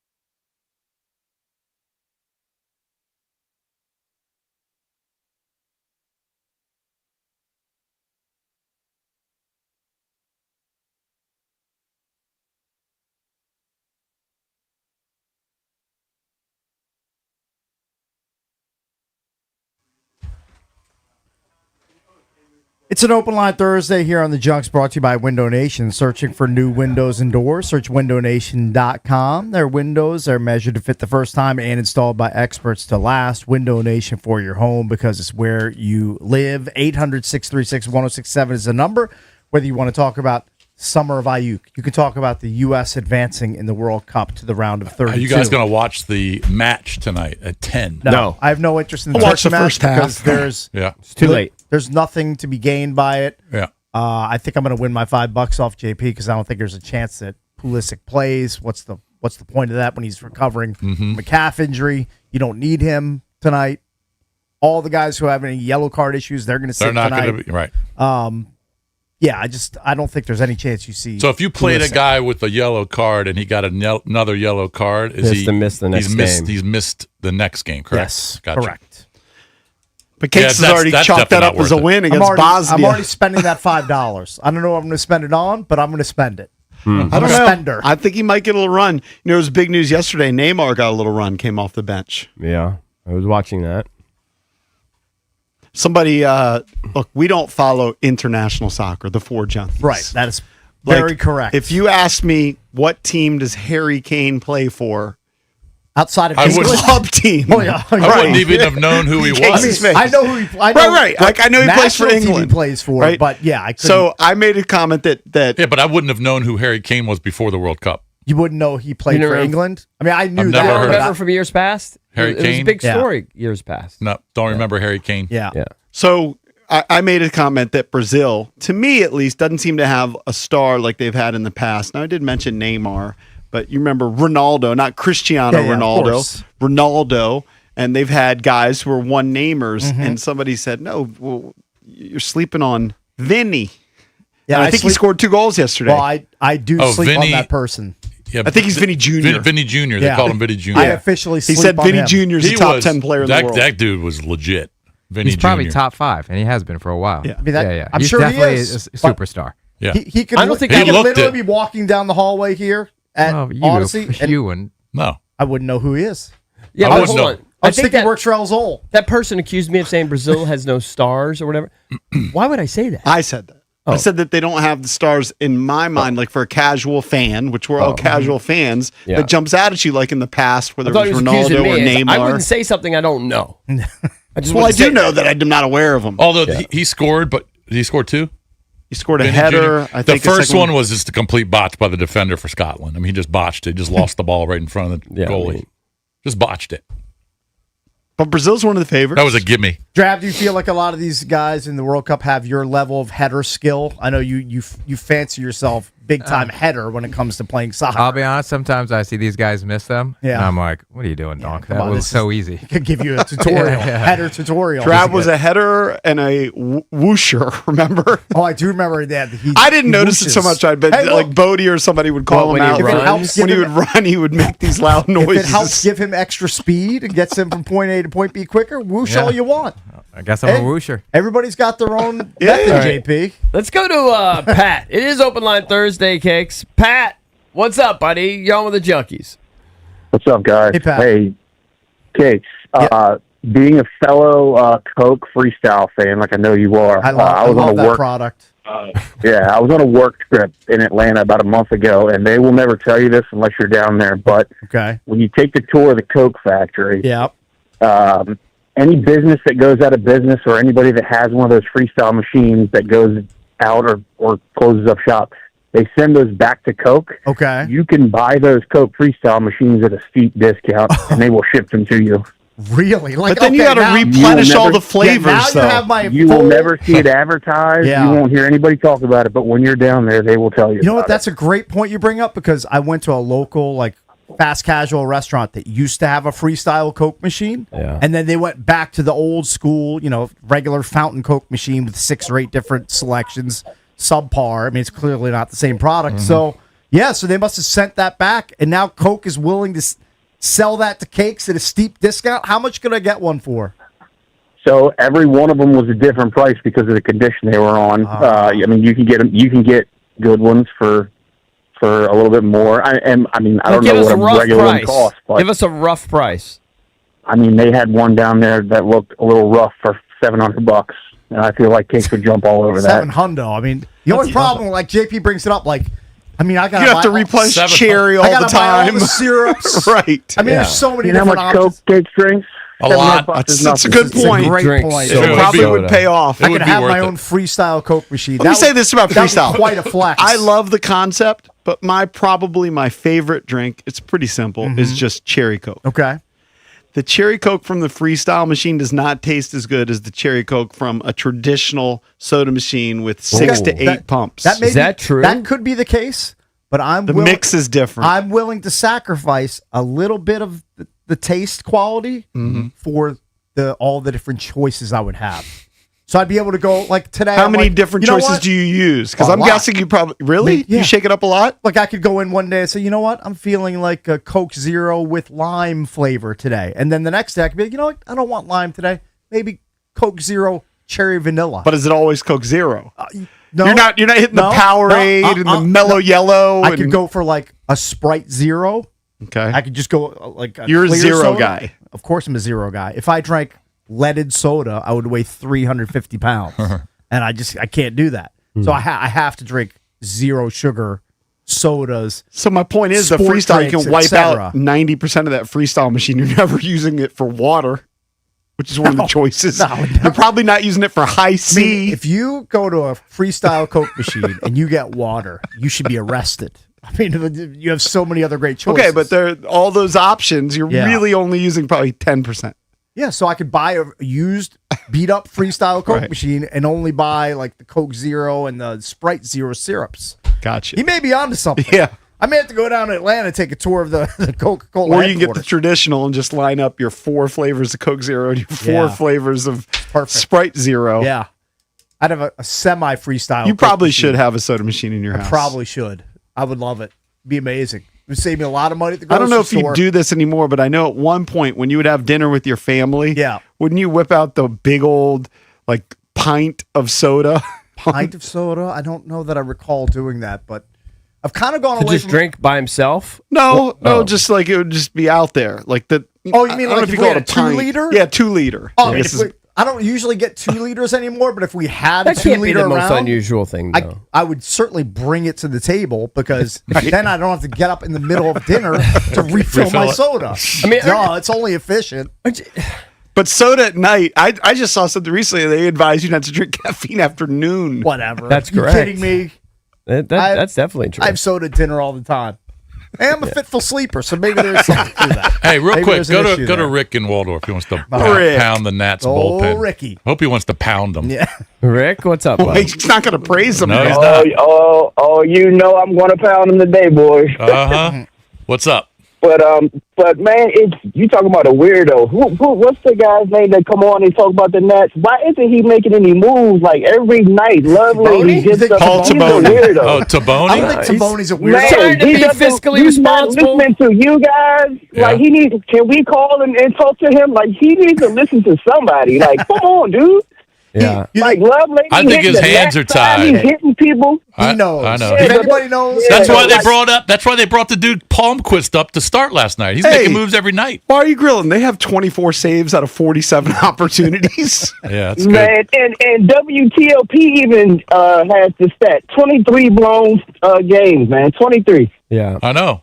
Yeah. It's bad. No, we did the math and it's earlier. going to continue, bro, unless they make some moves. If they did league average at closing out save opportunities, they'd have 5 more wins. I think almost 6. All right, Yeah. thanks, Rick. Appreciate the call. Well, that would be We're big. up against a break. Yeah. All right, we have to. The end of the year, that could be big. When we come back, we are going to get into some audio of a very high-profile ex-Washington Wizard who thinks the Wizards are going on a deep playoff run next season. We'll get into that next here on The Fan.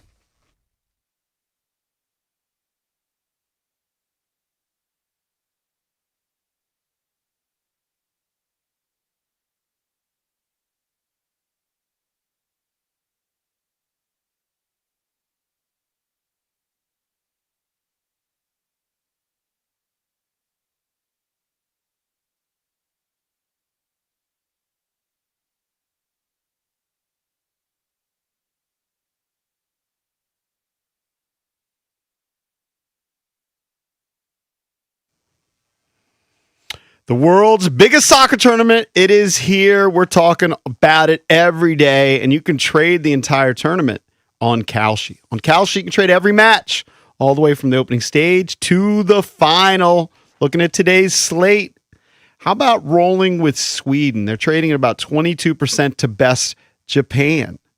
That means a $100 trade is going to pay out $431 if Sweden gets the win. On Kalshi, you're trading against peers in a live market. That means there's no house. And as the probability changes, you can buy in and out of your position. For a limited time, download the Kalshi app and use the code JP. You're going to get $10 when you trade 10. $10 when you trade 10. Kalshi. Kalshi. Trade the beautiful game. Must be 18 or over. Only restrictions and eligibility requirements apply. Then contract trading involves risk and may not be suitable for all investors. Prices, values, and available markets may differ from those mentioned. For more information, see kalshi.com/regulatory.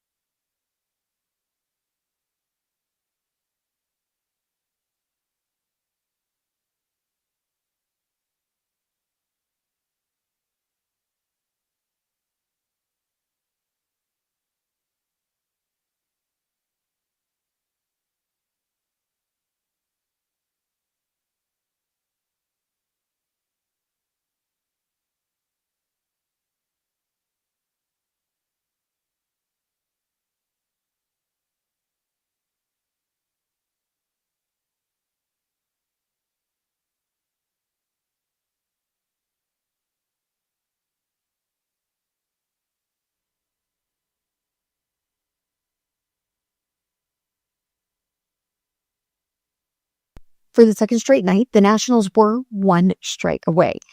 And for the second straight night, they suffered an absolute gut punch of a loss. Richard Lovelady served up a 2-run homer to pinch hitter Derek Hale with 2 outs and 2 strikes in the top of the ninth to give Philly the 5-4 win. This 4-game series concludes today at 6:45 with the Nationals looking to tie the series to help Cade Cavalli on the mound to do so.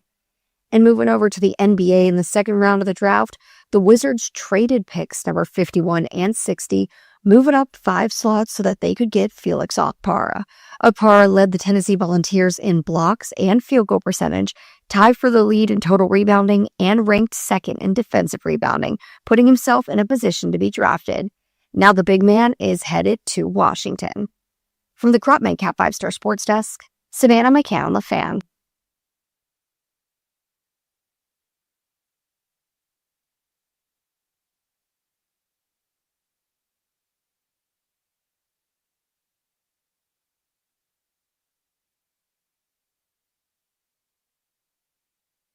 My real name. We're celebrating 30 years of the Junks in 2026. In case you've missed that bulletin, presented by our friends at Main Street Bank. Cheer local, bank local. Main Street Bank is a business-focused community bank proudly serving the DMV since 2004. Visit mstreetbank.com to learn how to put their team right there in your office. Main Street Bank, member FDIC, equal housing opportunity lender. Here's your guest lineup. Tariq El-Bashir will join us at 8:45. We'll talk about the Washington Capitals. A lot has been happening with them over the last week. Spencer Carberry re-ups. He gets a multi-year extension. They went out and acquired 2 big pieces. So we will talk to Tariq El-Bashir about that at 8:45.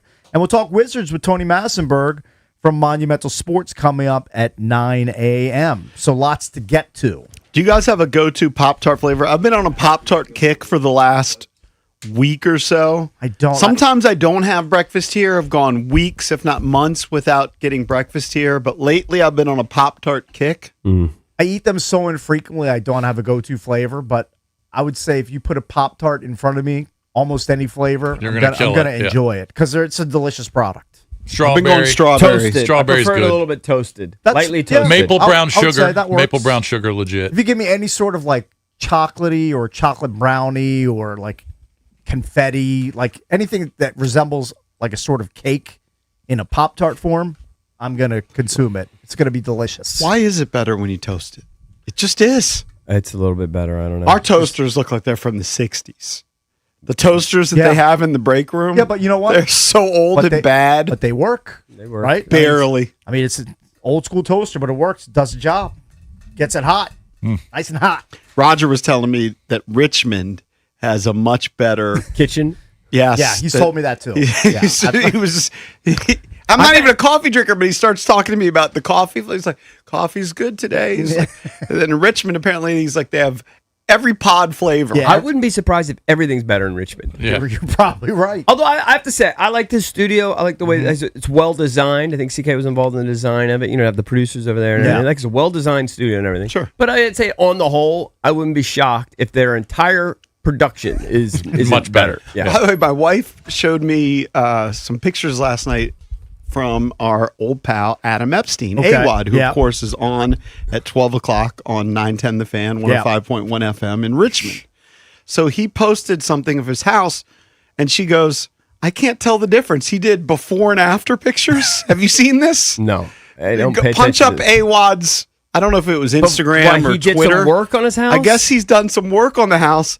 And she said that the before and after pictures, it was hard to tell the difference. All look the same. Let me see. Yeah, I it. don't All know. Here's somebody eating a hot dog. I mean, does AWOD strike you as a guy who's handy and can like fix up a room? Like he doesn't strike me as having that sort Well, of talent. the part or I saw was the skill. outside of the house. And I don't know if he thinks he did landscaping. It looked the same to me. I thought the same thing when I saw it. He posted a couple days ago. So he bought a Is house it on about Twitter a year. or IG? No, it's on his Instagram. It's Okay. him and his girl and their new house. I don't even know if I follow him on. I just Instagram. saw the And it front of the says- house. And it says, introducing Green Thumbwad. I've picked up a new hobby since buying this house and how much my dad loves enjoying seeing the progress. Give me some constructive criticism. Oh, I can only imagine. Oh, did he Oh, get he got a lot. sad? I'm sure he got a lot. And I looked at it too, and I'm like, What is? the dead grass it was there before and it's there after.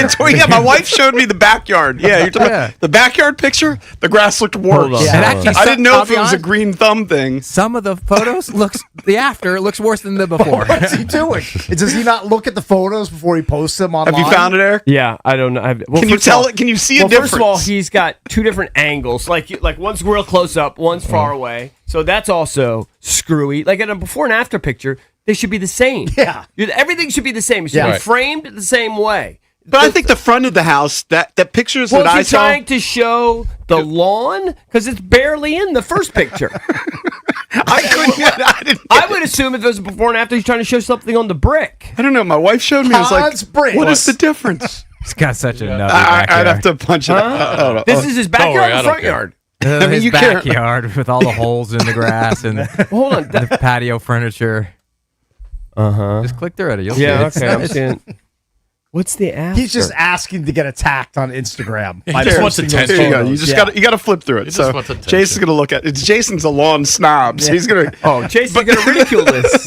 Jason, The this back, is- but I thought that there was This is structural. Lanham Like he worthy. has a picture of a shed, and then there's another shed. I couldn't figure out the differences of the before and after. Yeah, it doesn't. Hold on. Like Doesn't he make needs, a lot of he sense. maybe needs to have arrows going. I put in flowers here or something. It looks Yeah. like, okay. That's what he did. He lined the walkway with plants or flowers. Yeah, it looks like he maybe put some dirt next to the walkway. And did he put like some lamps there or something? Like, yeah, there's some lights there. he put like some of those So lights the that don't walkways- work. the But it's a walkway. minimal difference. Walkway's lit up, it looks like. You shouldn't have to fit like a before and after. Let's say you owned a remodeling company and you were remodeling a He kitchen. didn't use a money edger. It should be a no-brainer that the after is different than the before. Right. His afters looked Yeah, like very similar. Like you really have to study it to find the spent- difference. The grass doesn't look. I think it's because he added some couches and some chairs in the back patio. I spent way That's too all he much did. money redoing my kitchen, but if you did it before and after, there's a stark difference Right. between the before and the after and the finished Okay, product. so here against the fence, you can see he added some mulch, and he did some weird thing with like cinder blocks or something, and put some plants in. So you can tell he did that. Yeah. All right, that's noticeable. Okay. I think. Did you get Yeah. through to this fence? I didn't look at it deeply. Like I said, my wife It's- showed it's me on the very- phone. it's It's minimal. not a professional job. And she said, she goes, I'm looking at your old pal Adam's before and after pictures, and I can't tell the difference. And then I looked at it for 2 seconds. Yeah. I mean, I don't. Well, even, good for him. He's a homeowner. I He don't seems even- happy. I Seems don't to be even doing follow well. him on Instagram. But Cakes. I don't even. what follow what him. I my How wife would you follows. know? Is he worthy of a follow up? He didn't add that much. All right, he may not be worthy of a follow, but Yeah. the guy we're going to hear the audio of next is. You may know him, Agent Zero, Gilbert Arenas. I Yes. believe this is him with Stephen A. Smith talking about his expectations for the Wizards this upcoming season. Okay, you got some other pieces there. How are you feeling about the Wizards with AJ DeBonta in the lineup? What do you see when you see the Wizards right now? Man, I'm going to say it. I think this is about to be a deep playoff run. You got Three to number be one crazy. picks. We You got didn't three just number say one that picks with on a the straight team. face. You just said that with a straight face right now. Three A number deep one playoff picks. run now. Yes. Oh Like, my Lord. like I know what people say. Well, there was one that was number 2. Really, are we counting the Hawks as a number 1 pick? It was really the Tsar was the really number 1 pick. So we got him. We got Anthony Davis. We already know who he is when he's healthy, and we got Trae Young, who's going to let the world know they made a mistake. So we got those 3. Then you add AJ, who covers up all positions after that. He can guard 1, 2, 3, 4, right? Come on, he can guard 1 through 4, and you got experience, you got shooters. He's a one-on-one player. I mean, this is gonna be a deep playoff run. He did make a point that I found intriguing. He's basically saying, you're hearing the back end of it, that we have 3 1-1s. Right. He's just saying, look, Reece Sachet wasn't the real 1-1. It was the Alex Sarr draft, and the Hawks botched it. So you can kind of see where he's coming from. Sure. So Anthony we all Davis, agree with that. Sarr, and I mean, how many teams have 3 1-1s You'd be hard pressed to find in him. their starting lineup? It's pretty hard pressed. Now, listen, obviously, Probably I feel none. Most people have been saying this, and it's true. The way the roster is currently constructed, much as we love AJ, it's not AJ's team yet, right? He's a rookie. It's Anthony Davis and Trae Young's team. And Anthony Davis in particular is by far the most accomplished player on this roster. Yeah. So if Anthony Davis plays anywhere near what Anthony Davis is capable of playing, I don't think you can argue. In other words, if I told you Anthony Davis is going to play a full season, who knows what happens beyond that, and he's going to play 60 games? Yeah, first of all, you'd be shocked. It's a 4 seed. Then you love their chances if that's the If case. Anthony Davis plays 60 full games, season, yep. let's just say 60. They're a 4 That's pretty seed. much a full season for him. And Stephen A. Smith, he'll never come around on the Wizards actually tearing everything down, bringing in new management, whole new outlook. Like, he still thinks the Wizards are a franchise that are treading water, winning 35 to 38 He's just games. not paying tried attention. to win 82 games and only got 17. Like, That's how plugged in he is. He's never going to change his mindset. Until the Wizards win the NBA championship. He's if that, lazy. Yes, he's he's lazy. Arenas is too. I've watched a lot of his stuff. He's bombastic. I don't even know which team. I take Arenas' analysis over Stephen A's Is every he day. a Wizards fan? Is he a Lakers fan? Who does he root for? definitely a I'm not Wizards quite fan. sure. I think Gil's- he's also a Lakers Again, guy. that might be true because he grew up in L.A. Like he's an L.A. guy, but he's definitely has an affinity for the to, Wizards. to what he was talking about, a deep playoff run. So to me, a deep playoff run is really getting to the Eastern Conference Finals. That's deep, yeah. Which would be beyond what he did as a player. I think that that's probably a stretch, but we talked about it. I went through some of these teams. If you look at the 5 seed last season was the Toronto Raptors. Their roster on paper matches up favorably. The 2 biggest questions are going to be, one, health, assuming everybody's back, right? You don't expect Anthony Davis to play every game. So how many games are you going to get from Anthony Davis? Just track record, right? I mean, when's the last time he played over 70 games? You're going to be hard-pressed probably to find seasons where he played 70, 75 Been games. years. Right? Years. So how many games are you going to get out of him? And then Trae Young, for the bulk of his career, had been durable and played most of the games, but now recently has had some injuries, so you wonder about him. And then I think the second biggest question is going to be, what are you going to get from DeBonsa? Yeah. Cakes is saying 20 points per game. Look, this is a guy who had a pretty good rookie season. Ace Bailey. Now, was he the number 1 pick? No, but he was high up there. He was picked 5th by Utah. He averaged 13.8 points per game. That's good. I think Cakes' 20-point projection is a little insane. Maybe a little bit bullish. It's a little bullish. He's capable, but there's too many other guys. I think he'll be there in year 2. I think he's going to be 16. Definitely by year 3. I think he'll get 16 in his sleep. Probably. Yeah, because if Trae Young and Davis are on the court, they're going to score. they're going to get they're going to their theirs. 20s. Yeah, and those other guys are going to get some And too. you rarely have 3 guys But average 20. What if like Anthony Davis blows his knee out? well, that's Then different. how are you making that deep Well, then playoff run? the team's not good enough. I'm then. not the one saying they're making a deep playoff run. Okay, That's well- Gilbert. I'm well, the one that's why saying we're- that AJ is going to score 20 plus points as a rookie. Well, the reason we played it is because of the deep playoff run. So what do we really think that this team could do? We've talked about it. I actually think they could make the playoffs and definitely win a series. If you're defining if they're all healthy. deep playoff run, if you're defining that as a Eastern Conference Finals, that's not happening. I think it would be successful just to be in the playoffs. The play-in is not really the playoffs. If they make the playoffs and win a series, that is a huge accomplishment. Jason, for this hold team on. Just in hold on year for a second. one. Work with me. All right. I know it's impossible to imagine. Okay. But healthy Yeah. Anthony Davis, healthy Trae Young, healthy Alex Sarr, healthy AJ DeBonsa, healthy Keyshawn. That is hard to imagine. I mean, I know. When Just imagine. everyone stays Those healthy guys all year. are all basically healthy. Yeah, but they in have the- their moments, 5 games here, 5 games there, whatever. But come playoff, they're all healthy. That group can win some games. Anthony If they're Davis, all healthy, I think they can win some games, but can they win 56?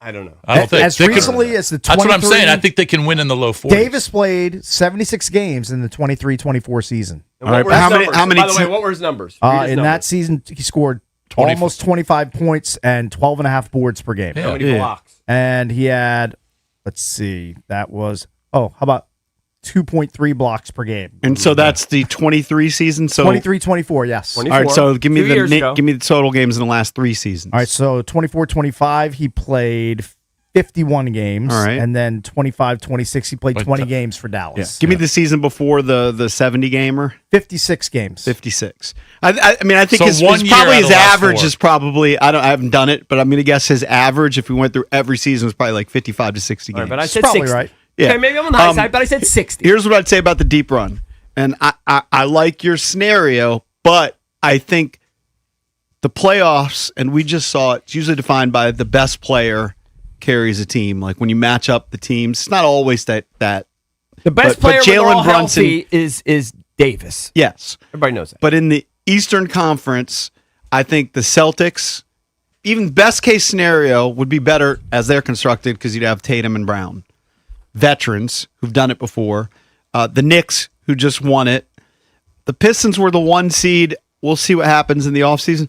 But after that, I think And hey, anybody's ball this is game. a possibility too. What if everybody's healthy, that AJ in year 1 is the best player on the court? Could happen. He Cooper could, Flag. He could be that Cooper good. Flag just did it. He could be that special. Like he could be LeBron James. Yeah. Like you have to at least entertain that possibility. I would disagree with Arenas that AJ can guard 1 through 4. First of all, he's not a great defensive player. Right. And I don't see him being a great defensive player on a legit NBA power forward. Or a point guard. Or a point. I think a yeah. point guard would just cross him up. Here's the thing, though. He doesn't have. I think it was Greg Finberg who does the Wizards, one of these podcasts, and he does Bullets Forever. He doesn't have to be the best defensive player. He just has to be second or third or fourth best. Yeah, well, he's got to be got better. Sarr, you got Davis, Yeah. and then he just has to be better than one. He's got to be better than he was in defend college. and be up to your talent. Yeah. And he knows that's what the knock was. He's going to try harder. Yeah. So be the third best defender on the team. And this is more of a Possible. case type take. Fourth best. Defense can be overrated, right? Now, the top teams this year were really good defensive teams. Oklahoma City, the Spurs. I don't know where the Knicks stood. But the Lakers Knicks had were good. Luka Doncic and Austin Reeves, who they just gave a big fat contract to. They won 53 games last year. Yeah. Yeah, but nobody accuses them of playing But any the sort of Wizards allowed defense. 125 a game. That's impossible to win games. That needs to get better. The thing which It I needs to don't get know about 12 points better. Yeah. when Arenas talks about the number one picks, and I can buy his Sarr's really a number one pick because Reece Sachet is such a bust, is Sarr put up numbers last year, but he put up numbers on a horrific team. True. And there were so many teams tanking. Like, I don't know really what he is offensively. Do you agree with Gilbert Arenas? Agent Zero thinks the Wizards could go on a deep playoff run next season. 800-636-1067. We'll take your calls on that next here on The Fan.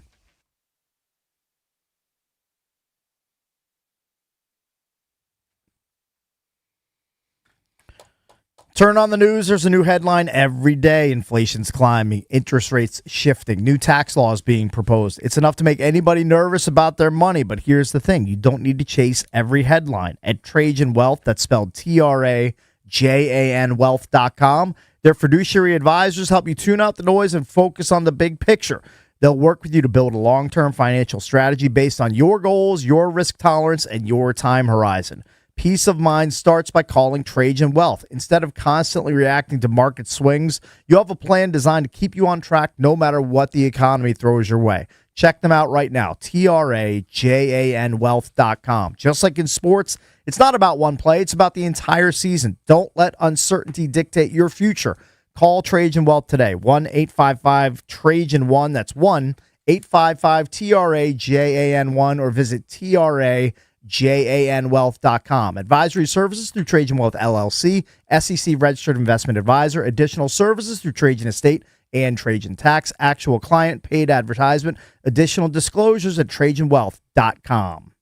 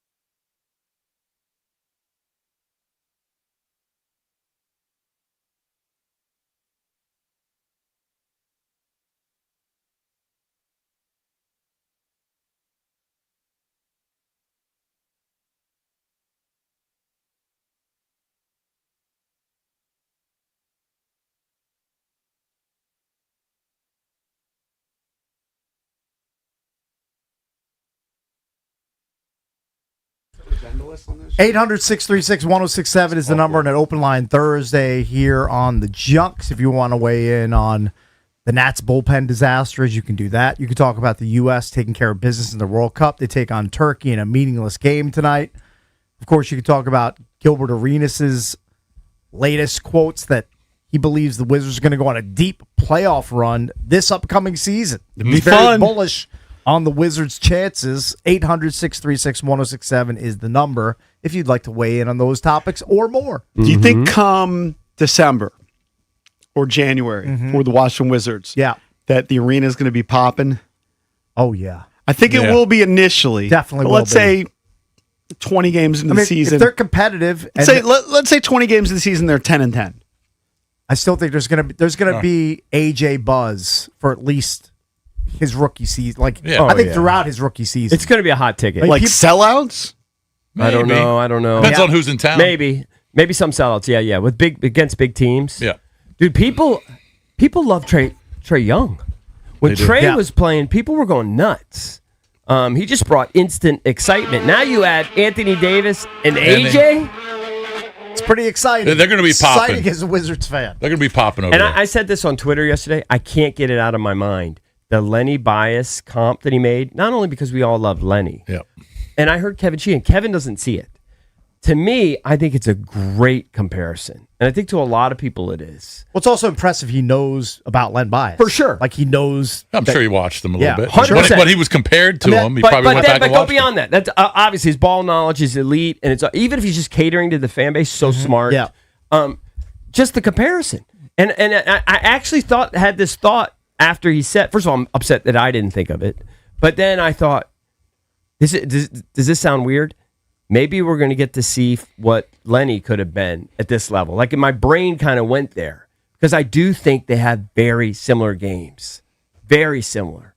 And that's not a perfect approximation. I don't even like to think of Bias just because of so much lost opportunity. And so you don't even want to ponder it. It's hard for me to just even process it. It's made me so depressing thinking about Len Bias not even getting a chance. It's to actually play in the energized NBA. me. It's done the opposite to me. Yeah. It's made me think. Like now I'm looking at him as Len Bias Jr. Like now I want him to wear 34. I don't think. Honestly, I don't think it's an outrageous comparison. And Seth Davis, who we have on the show a lot, who's as plugged in on college basketball as anybody for years, has been on CBS. He's no Stephen A. Smith. He retweeted our tweet, and he said, extremely well played and an apt comparison. I really think it's an apt comparison.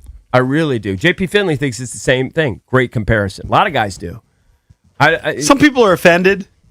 Why would you be offended? Because Len Bias is like a god, like a sacred person. I thought you meant they might be offended because of the tragic way he passed. No, there have been also some people that make the joke. Hopefully, it doesn't end the same way. Yeah, I don't think you have that. Should wait 48 hours. all The support system this guy has in place with his parents and all that, that's not going to happen. This kid's locked in. Is he already number 3 in stars in this town? Jaden Daniels and Ovi 1-2. Yes, make an argument. He has to be. Yes, he has to be third. Yes.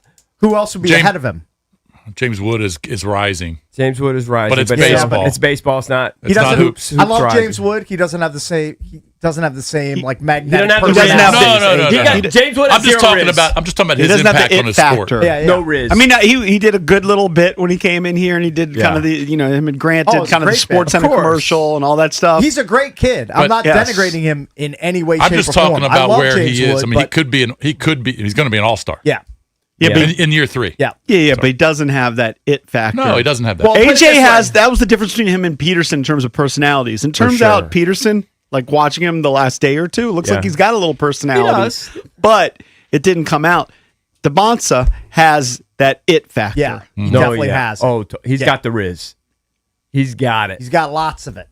And the more I see him, the more excited I'm And he's going to be on the air with B. Mitch and Finley at some point during their show, during his introductory welcome to DC bit down at the Wharf. And I think that's wonderful. But at some point, we got to get him too. Yeah. I'm a little bit jealous, to be honest. Like, God bless them. They should get it. They're there. They're working. They should get it. But he's done 9 million interviews. He's got to tweet Ace.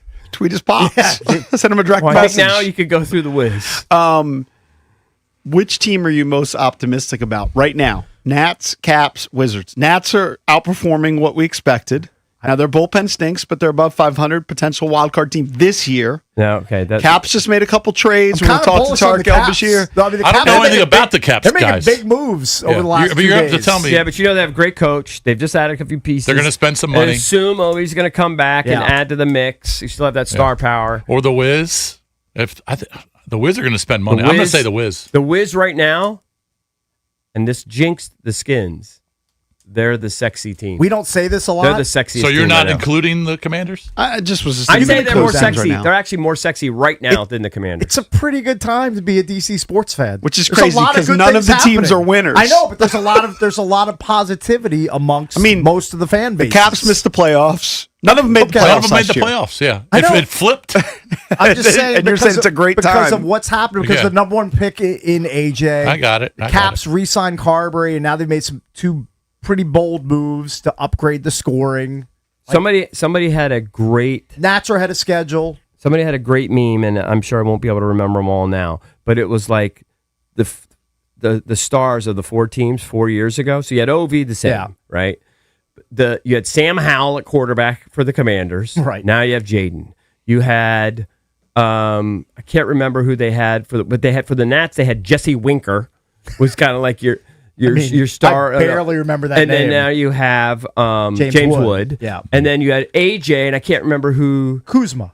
I saw Oh, the yeah, it same was Kyle graphic. It was Kuzma. Kuzma. It was- You go to AJ Right. Bonsa. What a difference basically 3 years makes. It does. They're all the teams need to produce. Yeah. I wonder deep down. I understand that Ted and the organization said whatever Ovi wants to do, he can do. But I wonder deep down if they want to move on. There's definitely a percentage it does. And I'm bringing this up because there's a report from Brian Windhorst that the Lakers, he said, would trade LeBron James in a heartbeat for Jared Allen from the Cleveland Cavaliers.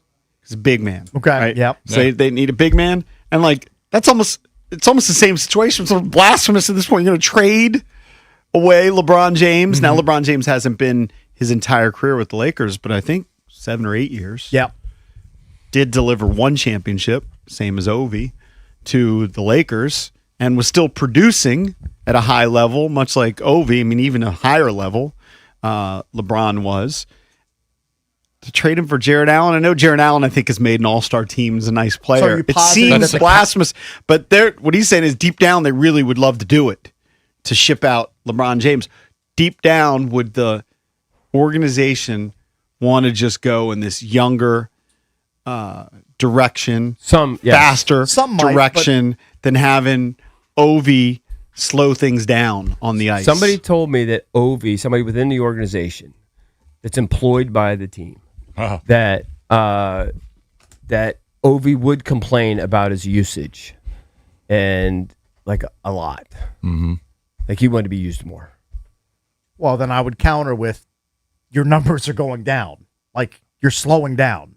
Well, his That would goal be my scoring counter. didn't really go down. His goal scoring didn't, but Yeah. like his other metrics are fading. Understood. I'm not. I I'm love just Ovi. You're not going to find a guy that loves Ovi more than Right. me. But I'm just telling you where you could be some that just wanted to move on. yeah. Yeah, I think that's correct. From the people I've talked to. Would they be better off if they moved on? Not for me. I want him here as long as he wants Yeah, to be no, I'm here. just wondering, are they a better team on the ice? That I don't know. I'm going to say no. I'm not a hockey analytics guy. I don't know can't tell how you much that he needs to answer. play, but I know he needs to be a part of it because that guy gives him 40 goals a game. I know at one point last year, 40 and I think goals a it, season, I think it right? changed at the very end. He hadn't been on the ice for one defensive draw, That's right? fine. Again, like I So, don't care about Ovi playing He's just defense. a situational player Yeah, almost. that's kind of what Yeah. he's developed into. But Well, like if you watch, he's a situational player that's going to give you 30 goals, which is highly valuable. Yeah. Look, my little understanding of some of these World Cup players like Messi and Cristiano Ronaldo, maybe to a lesser extent, but they're both older guys, is they're playing different than they did 10, 15 years ago. Right. Still scoring goals. Yeah. They're just doing it differently. Like Messi walks around most of the game. But if just scans the field, walks around, and then picks a spot. If we're hearing from people pretty high up in the organization that they feel like they'd be a better team without Ovi, why wouldn't you believe them? I haven't heard that personally. Okay. Well, we're telling you we're hearing stuff. Well, I've just heard that he complains and that there are some people that are ready to move on. Yep. But that they also recognize the legend and that he has the right to kind of call his own I shots. think kudos to Chris Patrick. Yep. And the guys calling the shots there personnel wise for the Washington Capitals. Look, if you asked me to name somebody on St. Louis or Buffalo, I probably would have been able to name one guy. I'm just not that type of hockey fan. But when you read and you see the guys they brought in, they look like they're going to be difference makers and be around for a while. They're bringing in multiple 30-goal scorers to help boost the offense because, one, the offense needs help. And one of them, Two, they say, is super fast. They also, that's Kyrou from St. Louis. Yes. They need to be ready for the post-OV era because that's going to be a 35 to 40 goal hole in your roster. Yeah, And you that's need why they're that filling. acquiring those guys. That's why they're going out. They're being proactive before free agency even begins and assembling some more offensive pieces. You have to love what they've done so far. We will expand on that when we come back. Tarek El-Bashir, who covers the Caps for Monumental Sports Network, he's going to join us coming up at 8:45 right here on the Junks.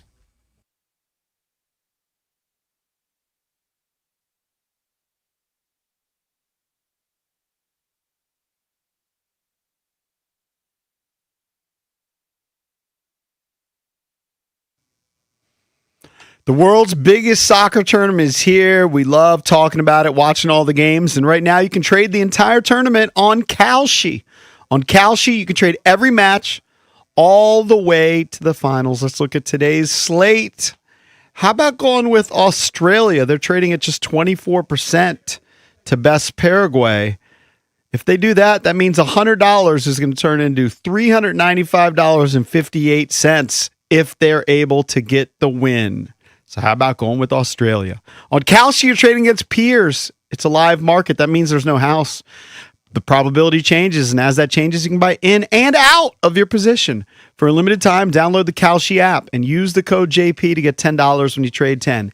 Kalshi. Kalshi. Trade the beautiful game. Must be 18 and over only. Restrictions and eligibility requirements apply. Event contract trading involves risk and may not be suitable for all investors. Prices, values, and available markets may differ from those mentioned. For more information, see kalshi.com/regulatory.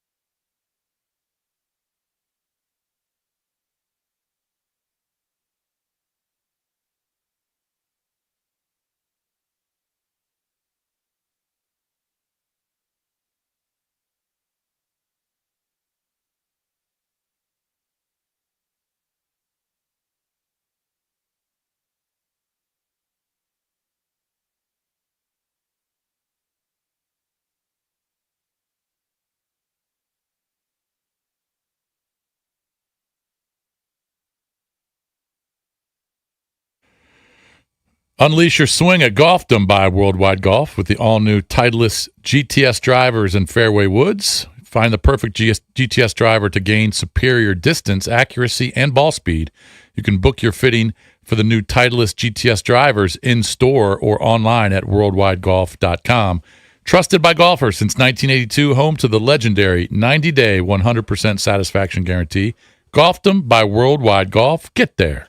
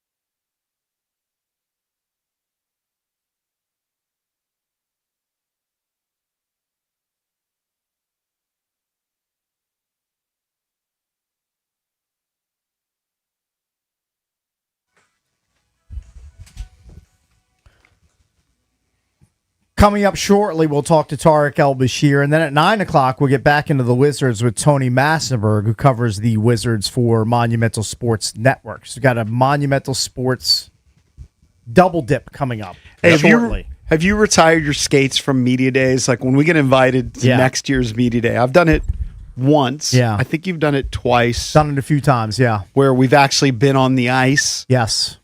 I think my skating days are over. Retired? Yeah.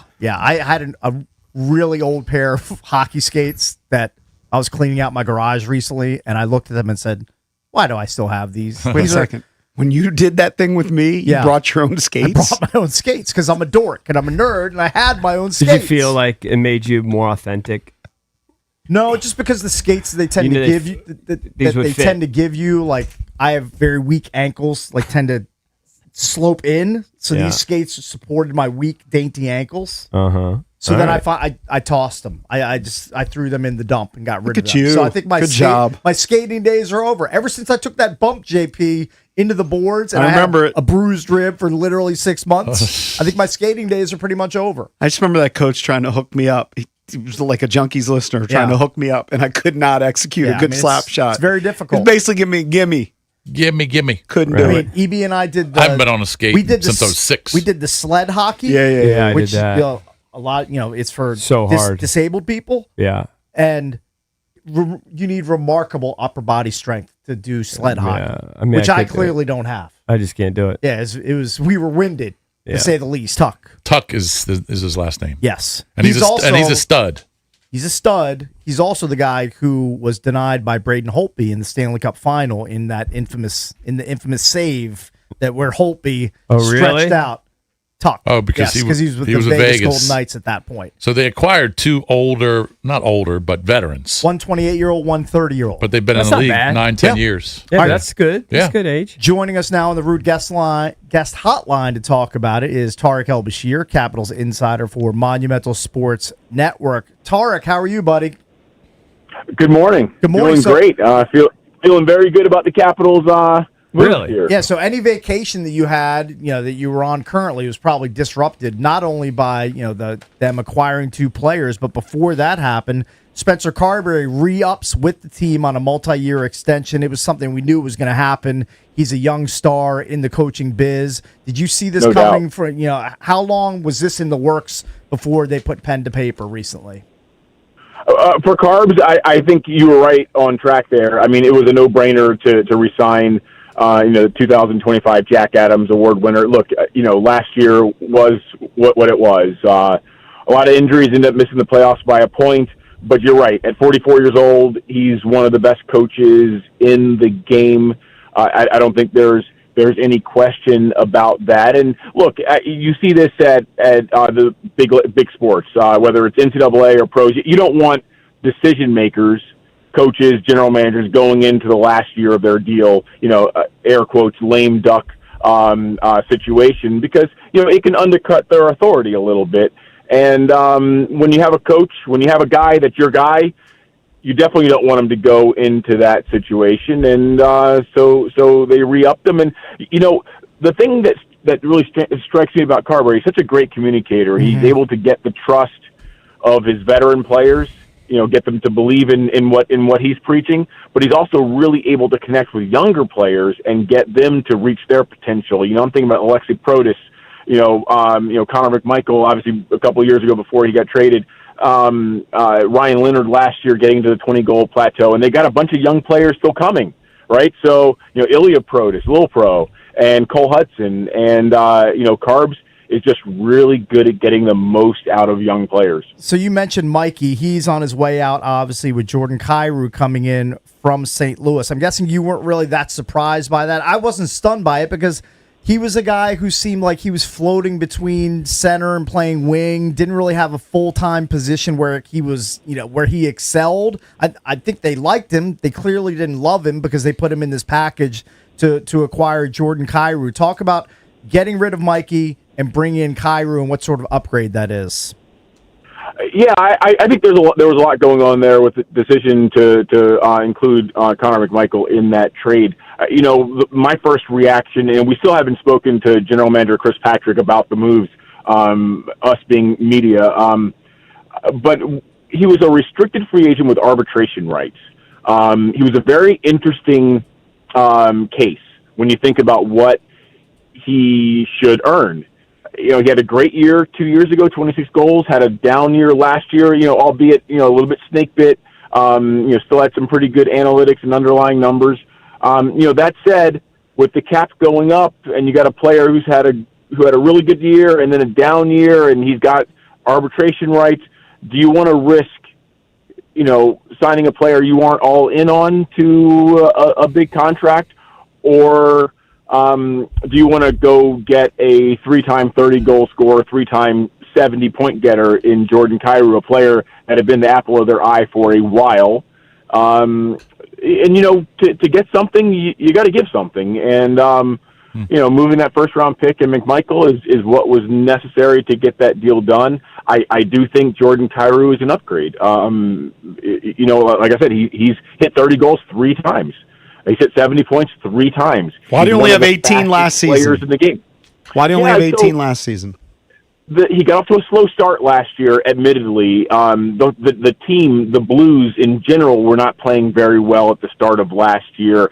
Players are always very reluctant to blame injury or playing through anything, but he did have a minor knee procedure at the end of the year, it's my understanding. Mm-hmm. And, he acknowledged in his media session just a couple of days ago that, it wasn't a big deal, but it was something that was bothering him. So, look, down year for the team, down year for him individually. He said he's hungry and, really wants to prove himself.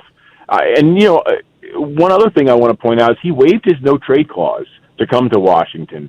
That speaks to a couple of things for me. Number one, he probably felt like it was time to turn the page and maybe get a fresh start somewhere else. But also, he looks at Washington as a team that can contend, a team that he wants to be a part of. So, really, really happy about the move. And like I said, Jordan Kyrou's name has been, I don't want to say directly linked to the Caps for a year, but in quiet conversations in back rooms, I'd heard his name quite a bit. So they finally were able to get that elusive top 6 fast scoring winger, and then they got another one.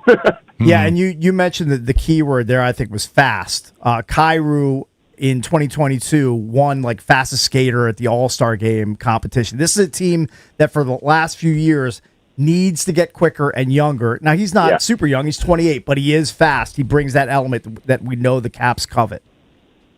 Yeah, absolutely. I mean, bringing a player with his skill, he's also got a heck of a shot. I mean, you don't score 30 goals 3 times without having a really good release.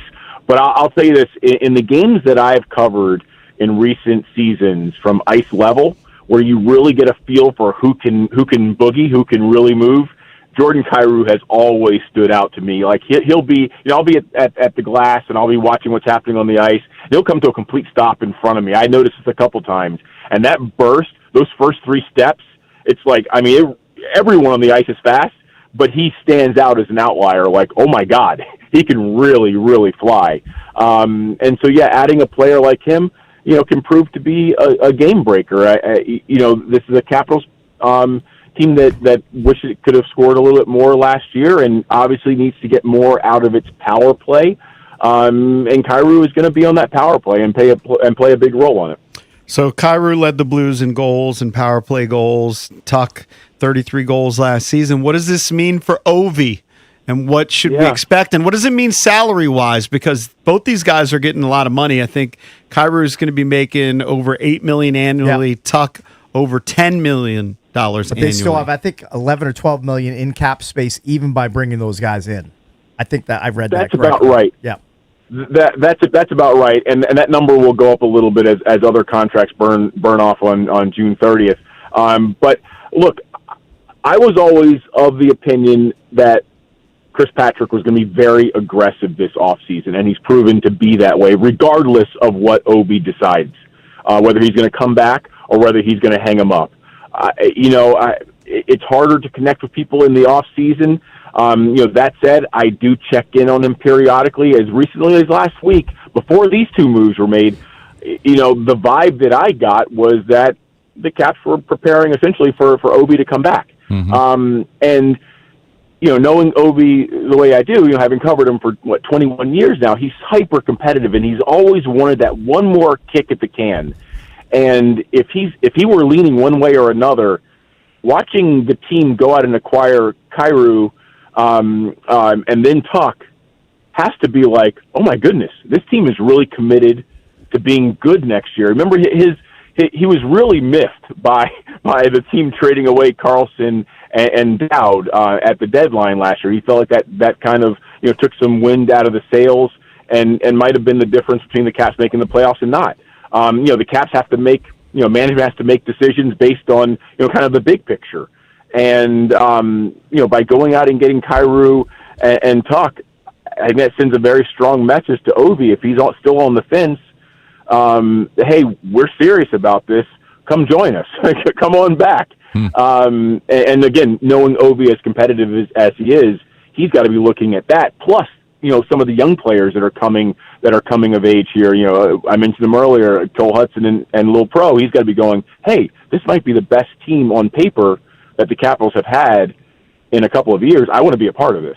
Tarek, I think you summed it up really well on your Twitter at Tarek_L Bashir from 17 hours ago. GM Chris Patrick isn't messing around this summer. Do you think other teams are like, whoa, the Caps are really these are bold moves. The Caps are going for it in what could be Ovi's last year if he's brought back? I do think that it has caught the attention of the league. I'll tell you guys a funny story. So last night I was filling in for Wes Hall on the Mystics game. So of course the Caps go out and make a massive trade, second trade in 24 hours while I'm figuring out the WNBA. But I had to put my phone on mute because of all the people who are going, oh my God, wow, what is going on? These are friends, inside the game and people who work inside the game. I think a lot of people heard Chris Patrick say he wanted to be aggressive. He said that last year, and they weren't able to close the deal on Nikolai Ehlers, if you remember. I think Chris went into this offseason knowing that he had to deliver. Really wanting to close deals, and that's why I think you saw Chris, and you've seen other teams jump to the front of the line here before free agency opens and acquire players like Tuck. Even though you got to send a player and a pick, but you want to make sure that this highly coveted player, Tuck, was set to be the best player on the free agent market. Not a great free agent market this year, but he was going to be the number one player on just about everyone's list. And the Caps jumped to the front of the line and made a move and got him into the fold right after getting Kyrou. I mean, if you're a Caps fan, you got to be really excited about particularly the forward group right now. I mean, it's an embarrassment of riches. It's really good. There's some question marks on the back end, particularly with Rasmus Sandin, nursing that ACL injury. But there's still time. Free agency hasn't even started yet. Yeah. Something tells me the Caps are still going to be busy, and I just hope I'm not on a beach when Ovi decides to make his announcement. Well, Tarek, we appreciate the time. We know you're busy with the Caps and apparently busy filling in with the Mystics as well. You're a jack of all trades, my friend. Thanks for the time, man. Anytime, guys. Yep, that's Thanks, Tarek buddy. El-Bashir, Caps insider for Monumental Sports Network. When we come back, we'll talk to his colleague on the Wizards side, Tony Massenberg, who covers the Wizards for Monumental Sports. He'll join us next.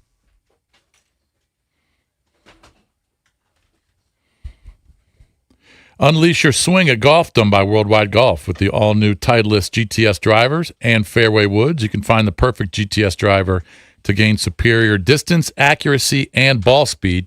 Book your fitting for the new Titleist GTS drivers in store or online at worldwidegolf.com. Trusted by golfers since 1982, home to the legendary 90-day 100% satisfaction guarantee. Golfdom by Worldwide Golf. Get there.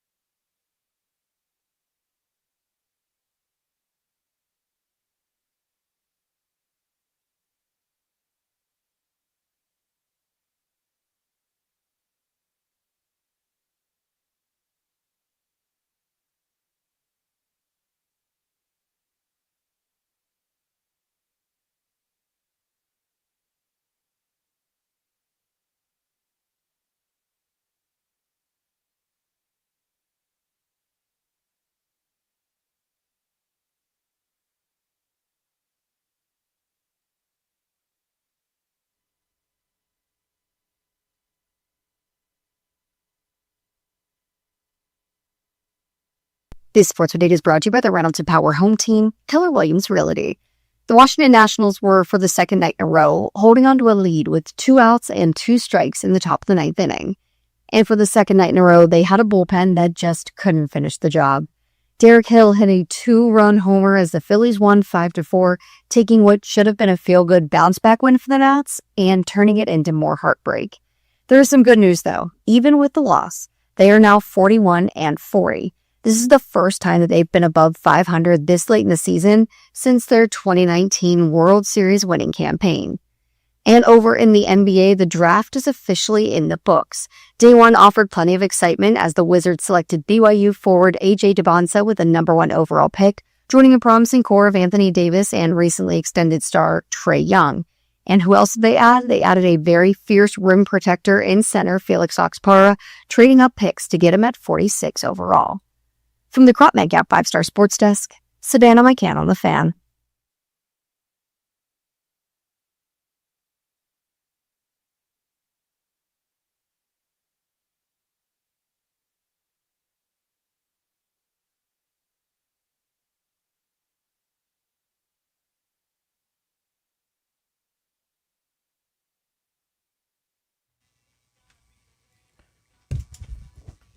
We're celebrating 30 years of the Junks in 2026. Presented by Main Street Bank. Cheer local, bank local. Main Street Bank is a business-focused community bank proudly serving the DMV since 2004.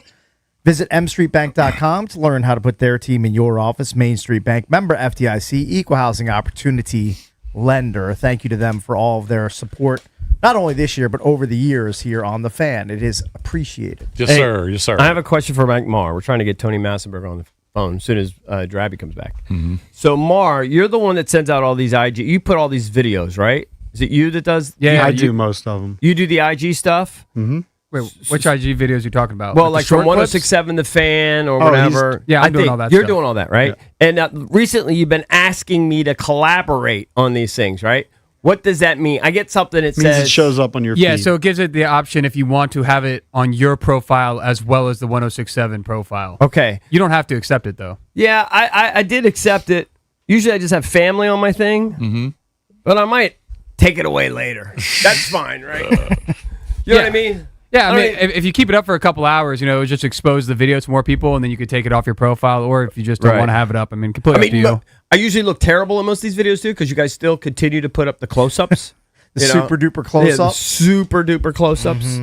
But, all right, I just wondered what that entailed. That just means it puts it on your timeline. Right. Okay. I got you. Look at you guys collabing over there. Well, I mean, he's probably tagging you, but Yeah, you, that's fine. you don't even check your thing. I retweet from time to time. No, I try know, to but spread you the have to word. accept the collab. Well, I can do that. We can definitely do that. Yeah. All right, let's head out to the Rude Guest Hotline. Rude, the most reliable heating and air conditioning products in the DMV. We say good morning to Tony Massenberg, Wizards analyst for Monumental Sports Network. Tony, thanks for the time, man. Good morning. I appreciate it, guys. Thanks for having me. Yeah, thanks for coming on. You know what? It's so great. Let's just start right at the beginning. How great is this pick for this franchise, AJ? Well, it's the right pick from a talent standpoint. It's the fit for the franchise. When you look at the type of players that they have been building in the system that they're building of just long, lengthy wings, athletic guys who can all do multiple things, 3-level scorer types. So when you think about the frame of this team and the type of team that they're building from a defensive standpoint, long, lengthy guys that can guard multiple positions, can play multiple positions offensively. So Debonsa fits into that. And then from a character standpoint, everything you hear about the kid is on point. From a work standpoint, commitment standpoint, he's everything that you want. And from a talent standpoint, clearly, he stood out amongst his peers. Yeah. And Tony, he also has just something you can't teach or give to somebody. He's got star power. He's got face he's got of the the it factor. He's got the riz. Yeah, he's got the face of the franchise, star power. Let's be honest, this franchise desperately needs. Absolutely. He's the right pick he's the face of a franchise that needs a guy like this at a time like this. And so One of the things that I think is the greatest thing about this pick is that this kid doesn't have to come in and save the franchise. He actually has veteran players. He has a great mix of guys around him from the last couple of classes of draftees for the Wizards that have all developed into what they were projected to be. Some of these guys are even ahead of schedule, guys like Keyshawn George and Will Riley, and then you obviously paired with the second pick 2 years ago and Alex Sarr. So when you look at the Wizards now from a talent standpoint, you know, and you mix these young guys in with AD and Trae Young, now the Wizards have a roster that's built to compete. So, Tony, what's your vibe on the AD situation? What do you think is going to happen? You know, we've been kind of speculating whether or not he wanted to be traded in the offseason. I know he wants an extension, but he still has a couple more years left on with some big salaries. I would assume he would want to play here because this team is on the rise, and he's got, you know, a point guard that can get him the ball and some wings will get him the ball. But what's your vibe on AD? Do you think he's going to be here for at least a year, or do you think maybe he dealt at the trade deadline? Well, at the end of the day, none of us know what's going on with him and his camp and ultimately what he'll do. But for everything that you just said, I think it's a great situation for him, and maybe he sees it that way as well. And this is not even a topic, you know, in the future as far as where he wants to be. But clearly, there's a supporting cast here, I think, that could put him in a position to be competitive for the next couple of years. And so at this stage of his career, I would think, you know, that's all you could want. And this team could, you know, someday be in championship contention down the road if everybody continues to grow and develop. I have to ask you, Tony, you had the privilege of playing 1 year with Lenny Bias. And obviously, we all just an icon here. Terrible how it all went down, but just an icon. Everybody looked up to him as a player. And then when AJ was asked about who he kind of compares his game to or whatever that other people don't, he mentioned Lenny. And I'm just mad at myself that I didn't think of that because I do see a lot of similarities. Now, do you see some of the same similarities? You know, just like you, I really hadn't thought about that because, quite honestly, I gave up looking for Len Bias comparisons. I mean, right. Literally, I got drafted in 1990. I played with him in the 85, 86 season at Maryland my freshman year. Right. And ever since that year, I've been trying to compare somebody to him. And honestly, guys, I mean, with all the guys, the all-time greats that I played with, never seen anybody like Len Bias. I mean, in the you know, the true sense of the word, he was ahead of his time as a big guy that could shoot the basketball from 3-point range, which, you know, they didn't have a 3-point line this senior year. But if they had a lot of his shots at the top of the key and in the corners would have been threes. Yep. So when AJ said that, I almost had a proud papa moment. Right. Because it just really touched me that a guy in his generation would even recognize him and then compare himself to him, and a sensible comparison. Right. I mean, it's a good comparison. Like, I was like, wow, the modern day version of Lenny. Okay, Lenny was a grown man. Yeah. You know, by the time he was a senior, he's 22 years old. AJ's 18. Okay, all right, I see the 19. I see the difference there. But when you think about what AJ could be, yeah, great comparison because you know he's going to get stronger. He's already athletic. Len Bias wasn't Len Bias at AJ DeBonce's age. So if you think about some weight room development and continued development in the game, man, yeah, I think AJ made a great comparison. Yeah, I agree with you. Tony, what do you make of Gilbert Arenas' proclamation that he thinks this team can make a deep playoff run in AJ's rookie season? What do you think of that? Is that just him being, you know, like a little bit outrageous, or do you think that's a realistic possibility? I think that's a realistic possibility. And again, call me and Gilbert and a couple other people that I know crazy for even mentioning the Wizards in playoffs this year in the same sentence.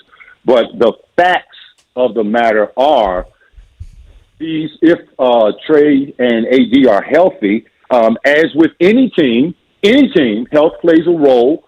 So with these guys are healthy, which I understand, you know, AD's had some issues in the past, but just to assume the best, you know, that if these guys are on the court and they're healthy, I think that it's almost impossible that they don't make it when you consider the supporting cast, the development of these guys, how these guys like Keyshawn George, Will Riley, Bud Carrington, Trey Johnson, these guys will contribute at a high level, and we're not even talking about a guy like Justin Champagnie, who obviously had a great season last year. And this is the bench that I'm talking about. And then you're going to tell me that in the East, that if you have Trae Young at the point, Keyshawn George at the 2, A.J. DeBonsa at the 3, Alex Sarr at the 4, and a healthy Anthony Davis at the 5, that you're not going to get to the playoffs? Yeah. Come on now. So I don't expect these guys to play 82 games, but if they're healthy and they can play, 68 to 70-plus games, yeah, this team is absolutely going to be in a playoff run. So, Tony, now this is it's all about AJ because he was the number 1 overall pick and everyone was talking about him. We're not really, you just mentioned Alex Sarr. Now he's going to have a foot injury here in the summer, but he says he'll be ready for the start of the season. But what's Alex Sarr's role? I mean, they took him number 2 overall, and if they had the top pick that year, they would have taken him number 1. So what's his role now that AJ's in and obviously AD and Trey are here? Is he kind of just a role player, or can he still be a star going forward? His numbers were pretty good last year in year 2. Yeah, but I think that it depends on what you expect, meaning you're not looking for Alex Sarr to be a 24 and 12 rebound guy. Like, I don't think that's who he's going to be on this team because he's not going to be the focal point of the offense. So, right. But I think that he will have a great season, and I think he will continue to develop and potentially be an all-star because let's understand this. He's a deterrent on the defensive end. Okay, the Wizards' defensive rating goes up every time he's on the floor. He was one of the best shot blockers in the league all of last year. And when he's there, the Wizards are much better defensively. Now, you couple that with the fact that he's got a guy like Trae Young at the point guard who's, averages 10 assists and can pass the ball and to anybody basically and turn them into a lob threat. Well, Alex Sarr is a great lob threat. So it's just a matter of time before that starts to work out. And then the fact that the defense has to respect AD on the other side. So there's only so much help available combined with the shooters that they will have, spaced out around the court. So when you think about Alex Sarr, he's going to play a pivotal role, but he may not be the focal point, but he will continue to develop and do what he's done, which has made him look like the first pick in his draft more so than the second pick, and that's to be a defensive deterrent, an offensive rebounder, a great rim runner, and a guy that I think from a fit standpoint works perfectly with the Wizards. Tony, were you always an AJ guy, or at some point did you think Peterson might be a better fit? I like a lot of people. I love the talent of both these guys, but I just thought from a number 1 pick franchise standpoint that DeBonsa was a better pick, particularly for the Wizards, because a lot of times when you're in a situation where you have you have the potential to have a generational talent, you want to go ahead on and close that deal. And I think that's what the Wizards did. And it just so happened that the guy is a great fit for the organization. I have to be honest. I kind of talked myself into Peterson, and I think Peterson's going to be a star too. But I think I needed the benefit of meeting him in person, because when I saw the picture of him with Coach Keefe and with Michael Winger and Will Dawkins, and just see him towering over him like a Lenny Bias would, just the sheer size, I was like, well, that's what. I mean, how could you pass on that? All that ability in that size, impossible. Yeah. Impossible to pass. Hey, guys, I got to roll. I really appreciate you having me. Thank you. Thank you, Tony. Thanks, Tony. We'll get you on again. The season, guys. We'll Look forward to the season. Yes, Thank sir. you, buddy. Thank you. Thanks, Tony. It's Tony Massenberg, Wizards analyst for Monumental Sports Network on the Rude Guest Hotline. He does a lot of shows with Wes Hall. Wes Hall's been on the show. Really good guy. I ran into him. My wife was doing this fitness thing in the park, and he came out to it. And Wes and Tony and those guys, They're dying for winners as much as anybody. course. Jimmy Patsos too. All those guys that have to do post games that have been doing post games, game after game after Can you game imagine of doing losses. this? For years. Can you imagine doing post game every game for a 17-win team? Well, And they try and be positive. They're trying to lose on purpose. When they're trying to lose and you barely recognize any of the guys on the floor? How about trying to interview the coach and GM every week when you know they're trying to lose on purpose? That is true. And try to dance around the obvious. Now, hopefully, we'll be talking about some wins. Yeah.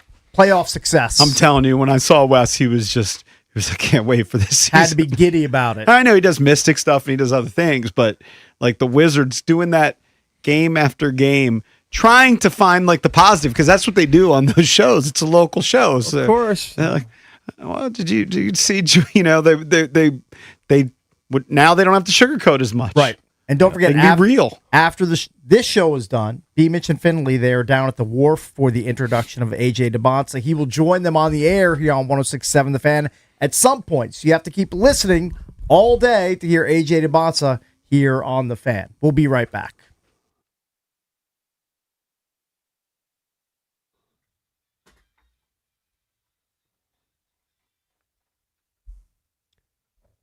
All right, guys. We're flush in the middle of major season. That's right. Just the British Open left. It's flying by. Meanwhile, there's a major opportunity happening right now at BMW Fairfax. My girl Miriam's got new X1s, X3s, and over 100 new X5s in stock, all with 1.99% APR. Those rates are better than anything you're going to find on your scorecard right now. Or you can go crazy low with 0.9% APR on a new X7. And just like a good caddy, you can save a few strokes. BMW Fairfax is helping folks save a little scratch too. With the 4th of July around the corner, don't leave money on the table. Active duty, military, veterans, National Guard reserves. You might be qualified and not even realize it. So check them out at bmwoffairfax.com.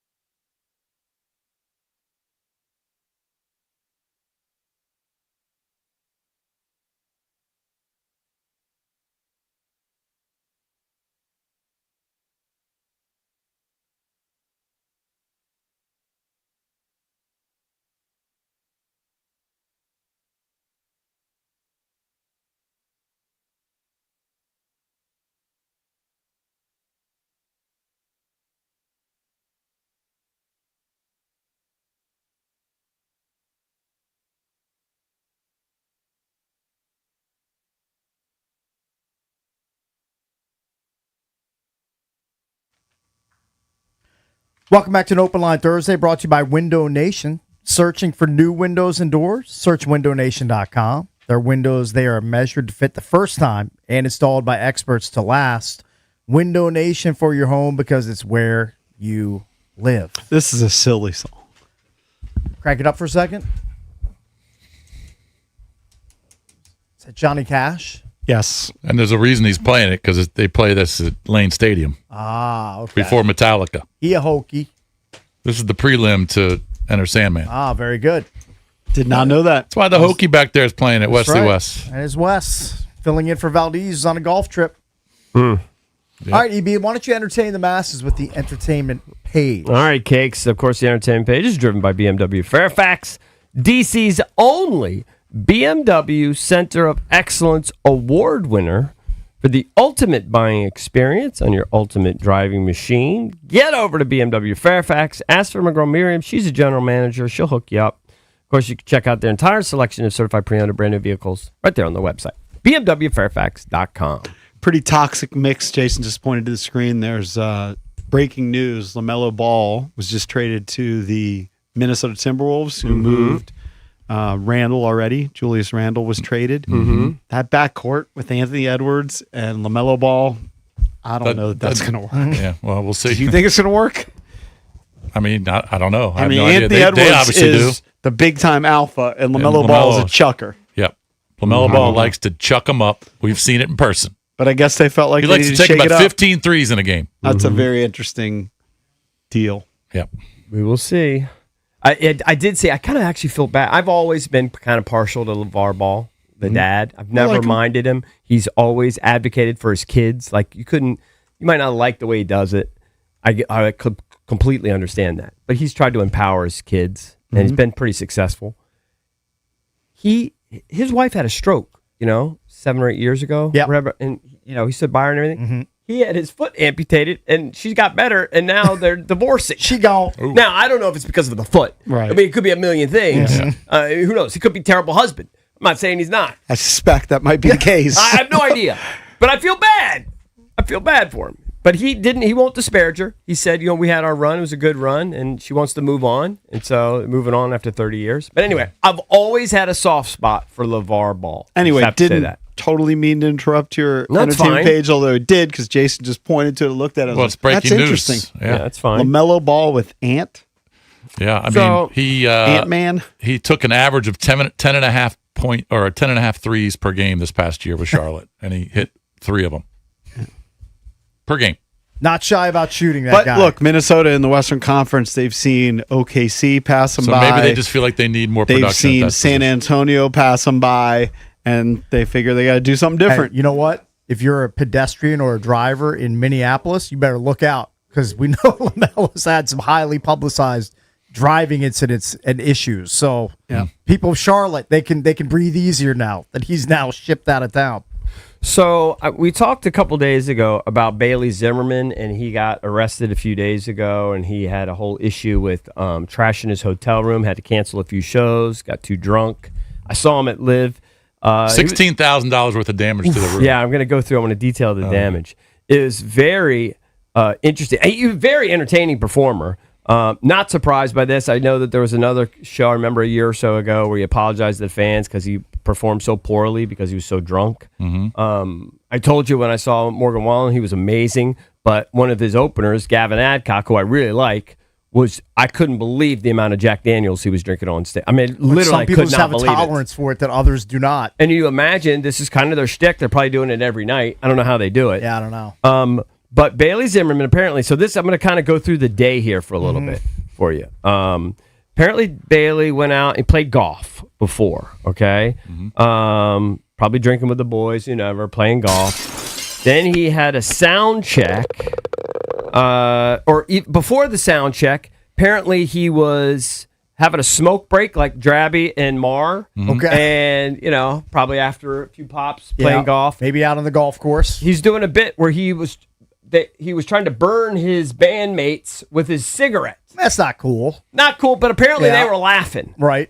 By the way, my son has done that with his buddy. They were playing chicken. They were burning themselves with cigars years ago. One of the dumbest things ever. I'm not sure I've ever been more disappointed in my son than when they were burning each other with cigars. Definitely intoxicated. When you're Oh, doing they were that. hammered in a bar in the Dominican Republic. That's what 24, 25-year-olds do. Well, when no, they're he was hammered. 18. It was when he 18. graduated high school. They were going back and forth. Anyway, the scars did heal. Yeah. Because they were doing it to their legs. But so I that caught my eye. But then they go through the sound check. I guess he's unhappy with the sound check. He gives up after 40 minutes of the sound check. He wants to head back to the hotel. He complains. First of all, they say he takes a swig of water, throws the bottle down, takes another bottle, spits it in the direction of like security. Yeah. Then he goes out to his SUV. I mean, none of this is a good look for the guy. And he complains that it's a white SUV picking it up, not a black SUV. Refuses to get in initially. Well, he's just a big diva jerk. He Is what doesn't- I'm gathering here. Well, he's also hammered. Yeah. I could tell you when I saw him when he wasn't hammered, he seems somewhat sweet. Yeah. But when you're hammered, all all bets are off. Well, some people say the truth comes out when you're hammered. Yeah, you're more your true self. Maybe that's possible. Oh my God, my computer's locking up with all the details of what he did. But then he got back. It finally, eventually got into the. Do you have the song? By the way, if you don't know who Bailey Zimmerman is, you might know this song. I'm gonna guess I hear don't. it, Wes. This is one of his biggest hits. It was kind of a crossover pop hit. Oh, yeah, I've heard this. This is a good tune. Yeah, I mean, he's talented. Yeah.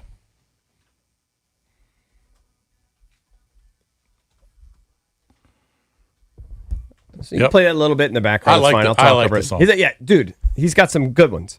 So anyway, it gets back to the hotel. He doesn't look like he would have that type of voice. Yeah, he's a little guy. He's a little guy. He's actually a little and guy. This, if you didn't know who Bailey Zimmerman was or ever saw him, you'd think that this is a big fatty. Yeah, he's got a 300-pound guy singing. He's got like that. He's tiny. That scratchy voice or Yeah, whatever. yeah. I don't know what the word is for it. Raspy. Raspy. Yeah. Yeah. They finally got into the white SUV, went back to the hotel, and then they canceled the shows. And then the hotel told him he had to leave because he was acting, I guess, so disorderly. So then he busted up a television, broke a phone, busted up a coffee table, busted up 2 chairs. 2 other chairs were missing. He punched a hole in the wall. There were damage to other walls, and then there were stains all over the carpet. Yeah, just destroyed it. $16,000 worth of damage, according to the hotel. Then he was actually arrested. And this is at the Sandia Resort and Casino in New Mexico. It actually looks like a really nice property. Like, I'm sure it is. it's not like some, like dumpy. 16 grand is nothing to him, by the way. He was But he a- did get arrested. He was arrested. He was hit with a felony charge of criminal damage to property and a misdemeanor charge, apparently after obtaining services after leaving the hotel room trashed. I have no idea what that means. I think ultimately it was resolved.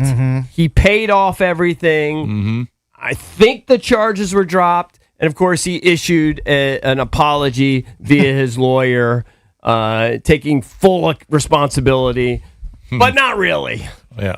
I mean, He'll do it again at I some try point. to leave the hotel room as clean as I possibly can when I leave the hotel room. Like, I don't make the bed. I don't do anything crazy like that, but I don't leave Right. trash out. I throw away my trash. I try to do that. I try to keep it. I try to do that. I try to keep my impact on the room to a Do you know what I do with the minimum. towels? Well, I just take like all what the you would do towels, at your I throw 'em house. on the floor. Do you Do you do that? Yeah, the towels go like in a corner. I just take all the towels. I I just put throw them on the floor of the bathroom. Yeah. Yeah.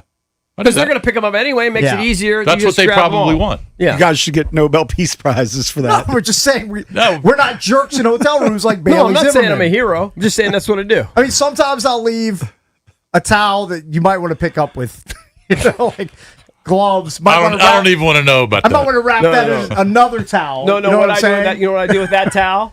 If that happens, Yeah. if that shameful thing Sure, I happens, mean, it's happened. If that shameful thing happened, I will. You're acting like if it happens. If when that it happens. if that shameful thing happened, yeah, I would rinse the towel. Really? I do because I feel I've never done that. I feel bad. I've never ever done that. Plus, I don't want some towel standing on its own. You know, there'd be a. It just goes off into a shame corner. Shame corner right behind the bathroom door. Like that towel for the maids. Yeah. That's if that towel is off on its own. Yeah. There's a reason for that. Yeah. They use gloves nowadays.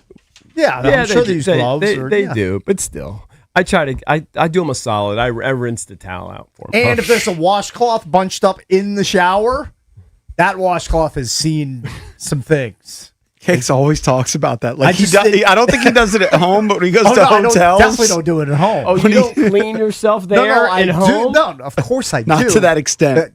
No, I do to that extent, but there's a different methodology. What's the method? Your finger? I mean, it's more, it's kind of more invasive than with the washcloth. I have to be very delicate. The here. soap. You just shove let the soap do the there. work. Yeah. But in a hotel, A bar of soap. where I don't have to deal with Right. like I get a washcloth. Well, also you have liquid soap. Yes. And Yeah, liquid like soap's a you little. can't have a 8 pumps of washcloth at liquid home. Yeah, I use. Yeah, but he doesn't want to leave I use the poof more at home than I do a wash. I'm not a big bar You soap mean like guy. a poofy thing like a chick uses? Yeah, Right. because I'm like a chick in the shower. Look at his beautiful skin. Yeah, I mean my skin is actually pretty good. I have very soft skin. I have very soft hands. They're very supple. It's borderline. These have not Yeah. seen an honest day of work in Might wanna literally question- 30 plus years. Question me. I mean, there's barely a callus on here, and the callus came from playing tennis or pickleball. Okay, not from pushing a mower. God forbid. Lionel Richie is in the news. I'm a Lionel Richie fan, I have to say. Who doesn't like Lionel Richie? Got Lionel a Richie's million in the hits news. back in the 80s. You know me, I love American Idol. I love all those singing shows, actually. And he seems like a good dude. But I feel bad for him. He's had so much plastic surgery and thing. You might not realize it, but he's 77 years old. Yeah. And he's still touring. He probably sounds terrible. Probably sounds like a 77-year-old. He doesn't sound the same as he did when he was in his prime. Well, nobody does. But he was performing dancing on the ceiling, sitting in a chair because he was feeling dizzy. And the poor guy, they had to pull the plug 40 minutes into the show. Why does he need to keep? He doesn't touring? need to. He doesn't need to. He's so rich. I'm sure I know. I'm sure he just enjoys it. I think he just Probably enjoys way of doing life. it. And I think people love the adulation. But look, when you go see one of these guys who's 75 plus, like Lionel Richie, like Rod Stewart, who I think is 81, when you go see them, like if they have some sort of medical incident or episode, don't be shocked when that happens. These guys are old. My buddy saw And Rod performing Stewart. like that is strenuous. My buddy saw Rod Stewart out in Vegas. He said he was awful. Yeah. He's 80 or I 81. know. I blame my buddy for going to see him. I mean, why would you go see an old guy? I don't know why any venue would book him. Maybe, what if you could sell tickets? People are stupid. They're buying tickets for an 81-year-old singing. I mean, they had to bring an oxygen tank out for I Rod know. Stewart when he was performing in Utah. Darren Peterson was bitter. Correct. He didn't get to see the whole set. Yeah, he and Ace Bailey. They went there just to Do see you him. think? Do you think any chance Darren Peterson or Ace Bailey have ever heard the name Rod Stewart? No. Know who that person is? 140% no. Okay. I So think you're right. you watch those shows. I happened to see a picture the other day. I guess it was the 20th anniversary of America's Got Talent in the U.S. Do you know the original cast? Ooh, of the judges? No. The original cast. I remember. Who was the host? That's one, honestly. The original host, Nick Cannon. I think it was Regis Philbin. Okay. Okay. No. Who else? Piers Morgan was on it. Piers and Morgan, yeah. Brandy. Brandy. Yeah. Let me say, that's my least Oh, favorite. and David Hasselhoff. That's The my Hawk. least. That's my least favorite because they do all kinds of weird stuff. Like I like just the singing ones. I like. Yeah. I want to hear people. I want to hear, and I don't want to hear who was the guy that was terrible. That did the Gangnam whatever it was called. No, Gangnam not Style. Gangnam Style. You're thinking of what was that guy's name? He's terrible. Tongue or Chung or Whatever. When they had the Asian guy that was awful and they made him famous. William Hung. I said That's it. Tongue. Whatever. Yes, got I it. hate Pulled it. those. I'm not into like the weird dudes. Yeah. You know, those I hate. But when they just bring out silly singers, it brings me to tears. I know. does. You've said that On a many times. Weekly occurrence. By the way, William Hung is now 43. You want to feel old? William Hung, 43 years old. What are the chances he's hung? Very little. Very small. you think you can say that? I mean, you definitely can't say I that. don't think you can say Hey, that. Wes, I hope you dump that. Yeah, man. Wes, did you dump that? He's shaking his He's too dumb. Sorry. Yeah, we're free rolling when Wes is in. Yeah, Valdez is headed in Pinehurst. What are you going to do? And then last but not least, Mickey Rourke, 73 years old, down on hard times. Hey, but, Mickey. he's had an iconic career. People know Mickey Rourke. He's had some acting gigs where, got some respect. He was seen recently out in public with no teeth. Oh, no. I'm not surprised. That would be my nightmare. Yeah. Yeah. You're That would be usually my just nightmare. missing one tooth. Refer I'm to missing your, three, refer about to your three or four. dentist. Your dentist will make it just killing off of You don't Mickey still have the Rourke. hole, do you? Oh, you I got it still filled. do. I have to get a massive bridge. I'm going to get a 5-toother. It's like Oh, man. it is an enormous bridge. You're going to get the Bay It's going Bridge to have put in your two mouth. anchors on here, and then the bridge, the tooth part, fake I mean, tooth isn't part. that essentially dentures? I mean, 5 out of what? You're 28? No, but I still have it's going to be a 5er.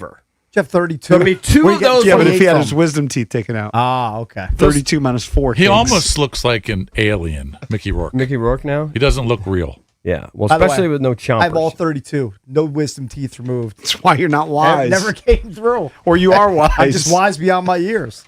All right, got to take a break for the Junks. We'll be right back.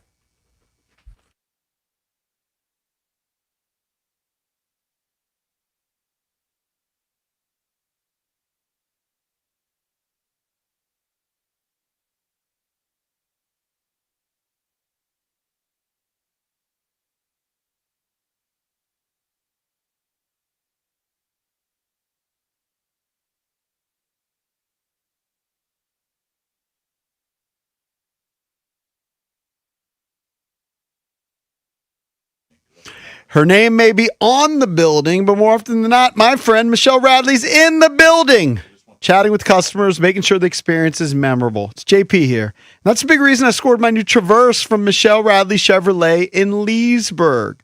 Plus, they've got spots down in Fredericksburg, Radley Chevrolet, Radley Cadillac, and the all-new Radley Mitsubishi. They're awesome, and they've got Radley's VIP rewards program. That gives you silly savings on service, parts, even routine maintenance. Michelle Radley Automotive Group and Radley VIP rewards, delivering memorable driving experiences.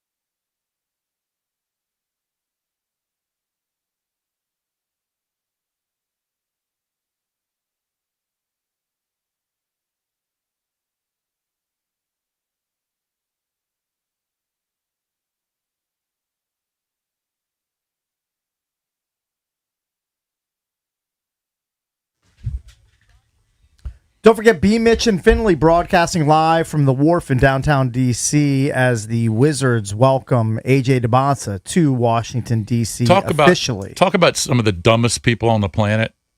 This guy might be the dumbest person on Who's the planet. that? Terry and Arnold.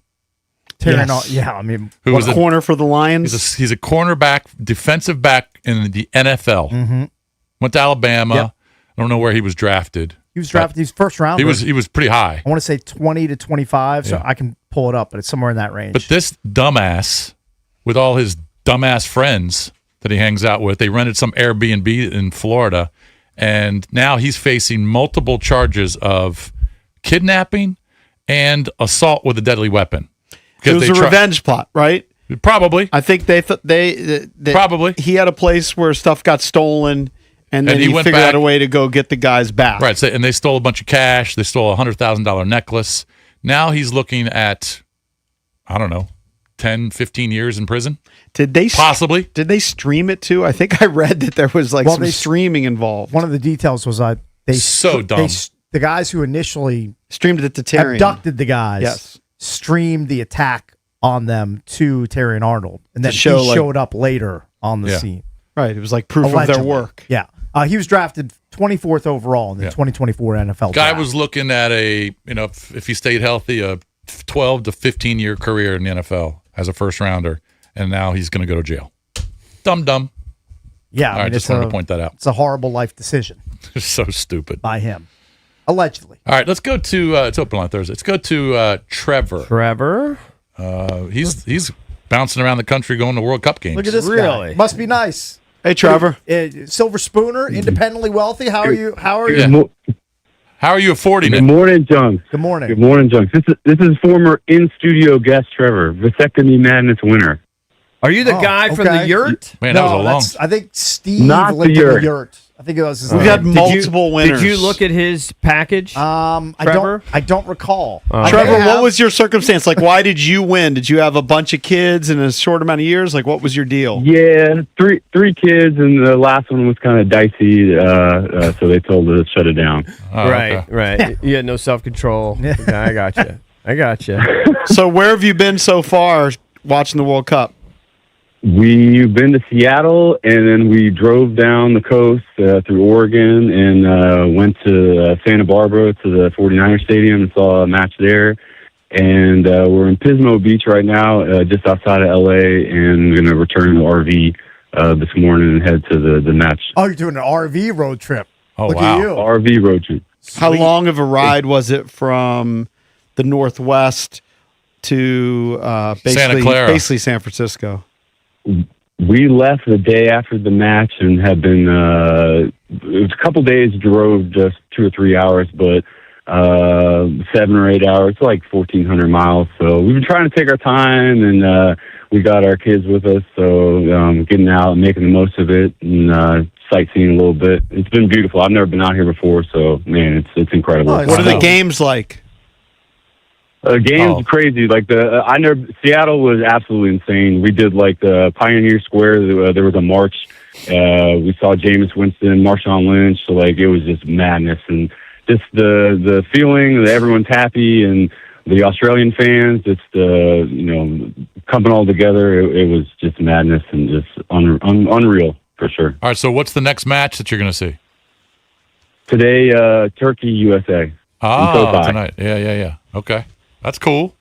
That's a beautiful part of the country. You missed the earthquake out there, didn't you? I got the text yesterday. Yeah, I got the text on my phone. I couldn't even believe it. Like I didn't feel anything, but like what's? I mean, that was right there where you guys were or are. How do you not feel? I guess you're out and about. I don't You're know. out in your car. Yeah, it was like super early in the morning. Yeah. We saw last night SpaceX. We were right on Pismo Beach. They launched a satellite up, and we were right on the beach and saw it. So that's cool. Didn't blow up? Insane events. Yeah. Like That's cool. Like their stock price blew up. Yeah, I think it's gone down. Actually, right? it declined. Yeah. Yeah. All right, man. All right, be safe out there. Have Keep fun. us updated. Have fun, Trev. All right. Love Junks. Yeah. All right, man. Thanks, man. Appreciate it. Thanks for checking in from Cali. It's a good feather in your sports watching cap going to a World Cup game. I would do it. I'd like to add that. I would definitely That'd be do fun. I don't have hardly anything. Be a fun we did event. go to an NCAA tournament game, I guess. Haven't been to a My Super best Bowl. is I've been to a we've bunch been of Ryder What do you mean Cups. tournament game? We've been to Final Fours. We've been to Super Bowl cities. I know, but I haven't been to the game. We haven't actually been to the game. I That's You've true. been to Stanley Cup final. I didn't go. I did go to a Stanley Cup I final have game, seen yes. it. I have been to a Super Bowl. World Series didn't go because I think the last game I went to was that wild card game against the Brewers. That's the game I went also to. went to a World Here's what's Series. so funny about it. I don't even know. I don't even remember which of those games I went to. I'm pretty sure you just went to the same game that the three of us No, were I standing there. paid for some stuff too, but it might have been in a different year. Hmm. I don't remember. All not that important. World Cup game would be pretty cool. I think I would remember what. Here's what I did do: is when was it Real Madrid or one of those teams? What are the most famous ones? Real Madrid. What's the other one? Like Inter Barcelona. Milan or Yeah. something. They came to DC. I think I told you this before. My daughter was about 8 years old. My oldest, Meg, and she held one of the players. You know when they bring the Okay, little yeah. kids out, and she Yeah. had her soccer uniform on. Nice. I just dropped her off in front of a stranger 2 hours before the game in front of FedEx Field. And I was like, I called my wife and goes, I don't know if I'll ever see her again. I could have just given her to an international child sex You trafficker. stayed on the outside like cakes during the Taylor And Swift then concert. literally, Yeah. you understand, for 2 hours, I thought I might have just handed her off to a sex trafficker. I had no idea if I'd ever give her back. That's not a great feeling. And then luckily she did come out with a player. I have no idea who the player was. And then luckily I found her amidst 60,000 people later. One of the dumbest things I've ever done. Worked out.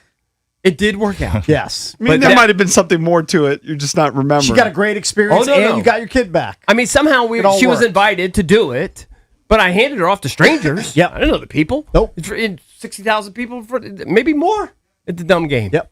That's the way She, it and works. she, by the way, she was also crying. She didn't want to do it. All right, we have to go. We are done for the day. B. Mitch and Finley are coming up next. They are down at the wharf to welcome AJ DeBonsa to town. He will join them at some point during their broadcast. We'll see you tomorrow.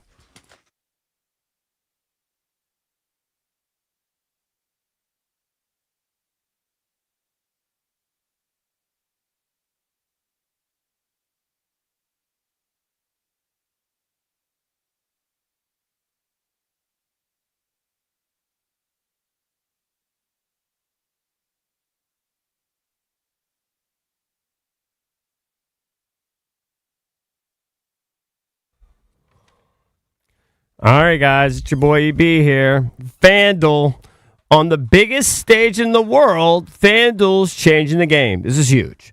Sometimes your player gets subbed off and your bet goes with him. That blows, right?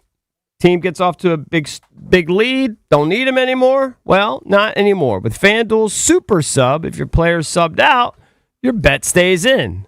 So if Team USA takes out Pulisic, his sub comes in and you get his points.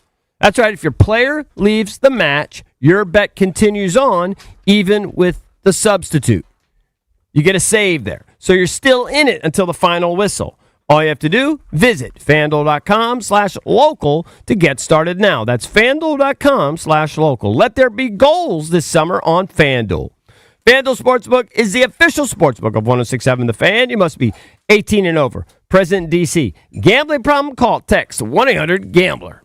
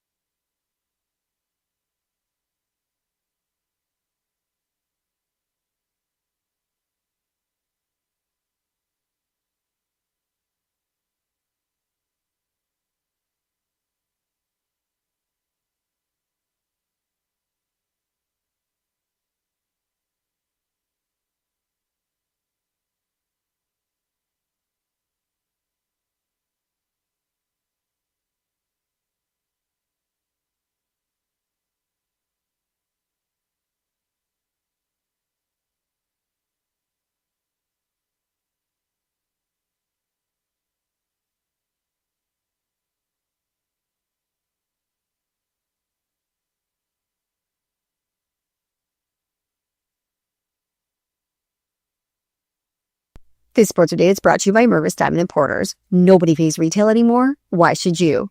Huge news in the NBA. The Hornets are trading star guard LaMelo Ball and Josh Green to the Timberwolves in exchange for Naz Reid and a series of draft picks. In addition to Reid, the Hornets will receive a 2033 unprotected first-round pick and 3 second-round picks in 2029, 2032, and 2033. The teams will also swap their first-round picks from 2028 to 2030.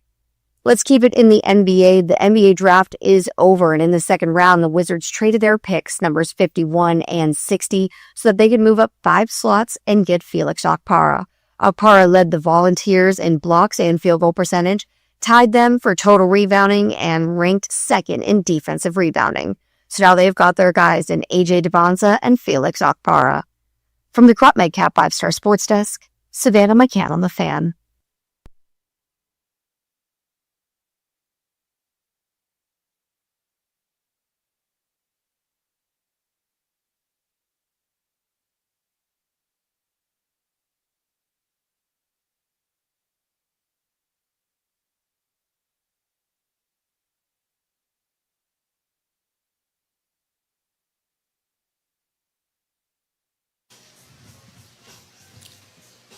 Weirdo. What up, everybody? It is 10 a.m. in the District of Columbia. Points north, south, east, and west. The boys are live in the streets today.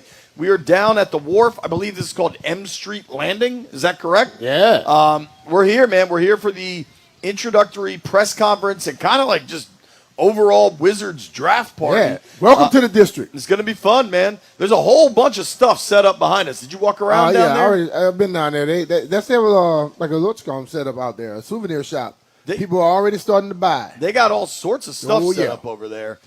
Seems like it's going to be a really cool afternoon. I imagine kids. It's going to be a hot afternoon. Well, fun. It's going to be a fun cool afternoon. event. I think right now it's not bad. I bet it gets hot like later today. So if you're coming, come early. That'd be my suggestion. I'm wearing pants. Yeah, that's why I came like this, brother. Yeah, I have shorts in the car. Stallion might be running I have to pants in the car. Where you going to change it? Right here. No, under this no. tablecloth. Under the tablecloth. You'll never know what happened. This is Tim's got it set up with a He big just red said, tablecloth. nothing to see. I want to start. The Caps made another move. Okay, Yes. The Caps are getting aggressive, bringing in real goal scorers. Some people, like someone asked me this last night. Do you think they're bringing in all this offense because they're worried Obi's not coming back? I say no. I think they're bringing in all this offense because they couldn't score enough last year, and Obi was their only scorer. So I think this is geared towards Alex is coming back, and we need to augment that. We need to supplement that with more scoring. So we're going to talk to Neil Greenberg about that in 20 minutes or so. Yeah. I want to start with the Washington Nationals, which why? I want to. It's tough because they know how to start. They know how to start. They just can't finish. They just can't finish. Problem. I was running around last night. Shelby had lacrosse tryouts. I had all ears. It was a chaotic night. But I'm driving home from NBC, and I got Charlie and Dave on the radio, and it's a tight game. I get home. I get onto my porch to watch the ninth inning.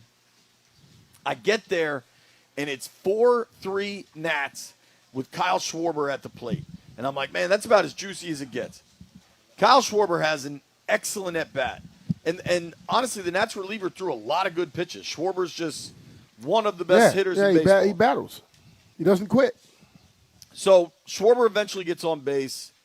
Then they pinch hit, and the dude just takes them yard. Like, what did White Brian say about the Nats pitcher in the thread last night?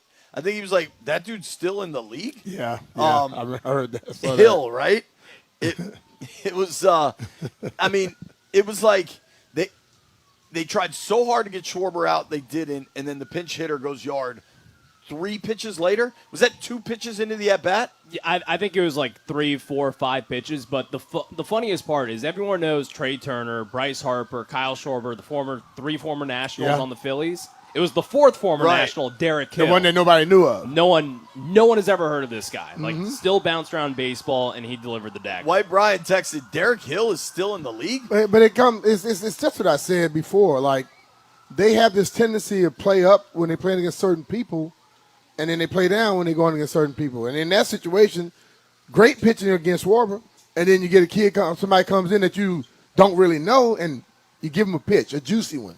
Now, they were only down 1 run. They still had the bottom of the ninth. Like, they still had an opportunity to come back. Their at-bats in the bottom of the ninth I thought were piss poor. Like, it just seemed like everybody was trying to get it back in one swing. And that's what young teams do. Dude, the blown saves, we've talked about the bullpen a fair amount. And when we did our rankings of the best teams, I understand James Wood, it's statistically probably a top 10 player in baseball right now. Like, James Wood is the real deal. C.J. Abrams has been great. But the reason I put the Nats at the bottom of my local teams rankings is I have very little, I won't say zero, I'm trying to be positive this morning, very little belief that they're going to spend any money. And, like, the bullpen is an area where you have to supplement with some cash. Oh, yeah. You have to sign some veterans that you know can get outs. This is from Spencer Nussbaum last night. For the second night in a row, the Nationals are a strike away and can't close out a win. They are on pace to have 46 blown saves, which would be a Major League Baseball record. And if you want to go glass half full, dude, they're over 500 through 81 games, half the season, even though they are on pace to blow 46 saves. Yeah. So glass half full, that's pretty admirable. Glass half empty, spend some money in the bullpen, and you might have won 50 games. But see, that's the reason, because as you get closer to the playoffs, pitching is important. Bullpens are super important. And I know the guy called yesterday, he was like, oh, the Nats are the number one. No. Until that pitching is better, they are not a contender. Because if you play the better teams and you can't close and your pitching is not as good as the rest, they're going to go yard on you all day. I understand we're scoring a lot of runs, but the better teams will find a way to nullify some of that, and we won't have a damn chance in hell.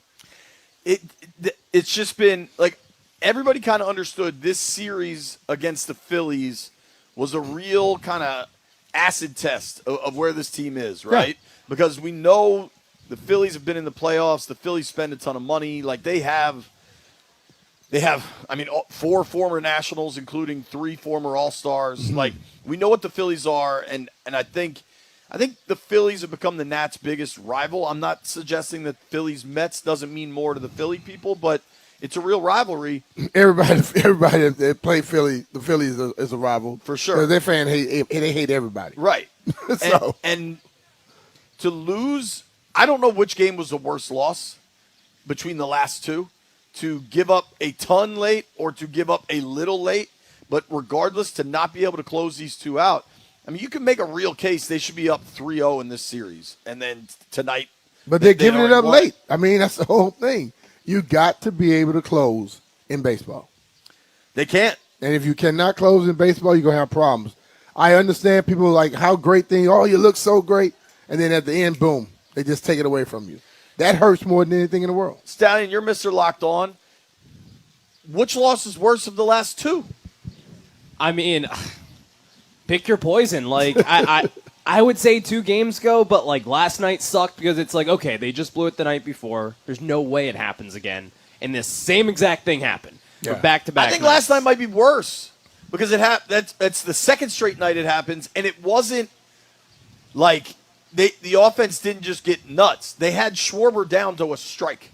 And credit to Kyle Schwarber, who's a great hitter, and God, he stayed in that at bat. I mean, just fouling everything off. Looked like for a second he had ripped the tying home run on his own before he got on base. It was. I just don't know what to think with the Nats, and I want to choose optimism. I'm trying to preach that in my own head about life, and 46 blown saves on pace. Maybe things will get better, but damn. You look at 41-40 right now with the blown saves they've had. They're midway through the season, basically. You know things are going to get tighter and tougher in the second half. You know what I mean? Yeah. If the pitching doesn't improve, I don't see a 41-40 second half. Agreed. Especially with that type of production when they got the bullpen coming in. Especially when you look at who's the dude that's hit home runs in back-to-back games. That's just like total kind of fringe roster guy. I heard Charlie and Dave were joking about it last night when I was listening. it's just you wonder if the bats can keep this up. It was Vivas last night, right? Yeah, Jorbit Vivas. Hasn't he hit a dinger in the last 2 games? Yep, big time home runs. I don't know.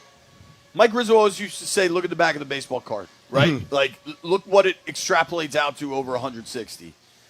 I don't know that we're going to continue to see this production from Meade and Vivas. You know what I'm saying? Like, it's just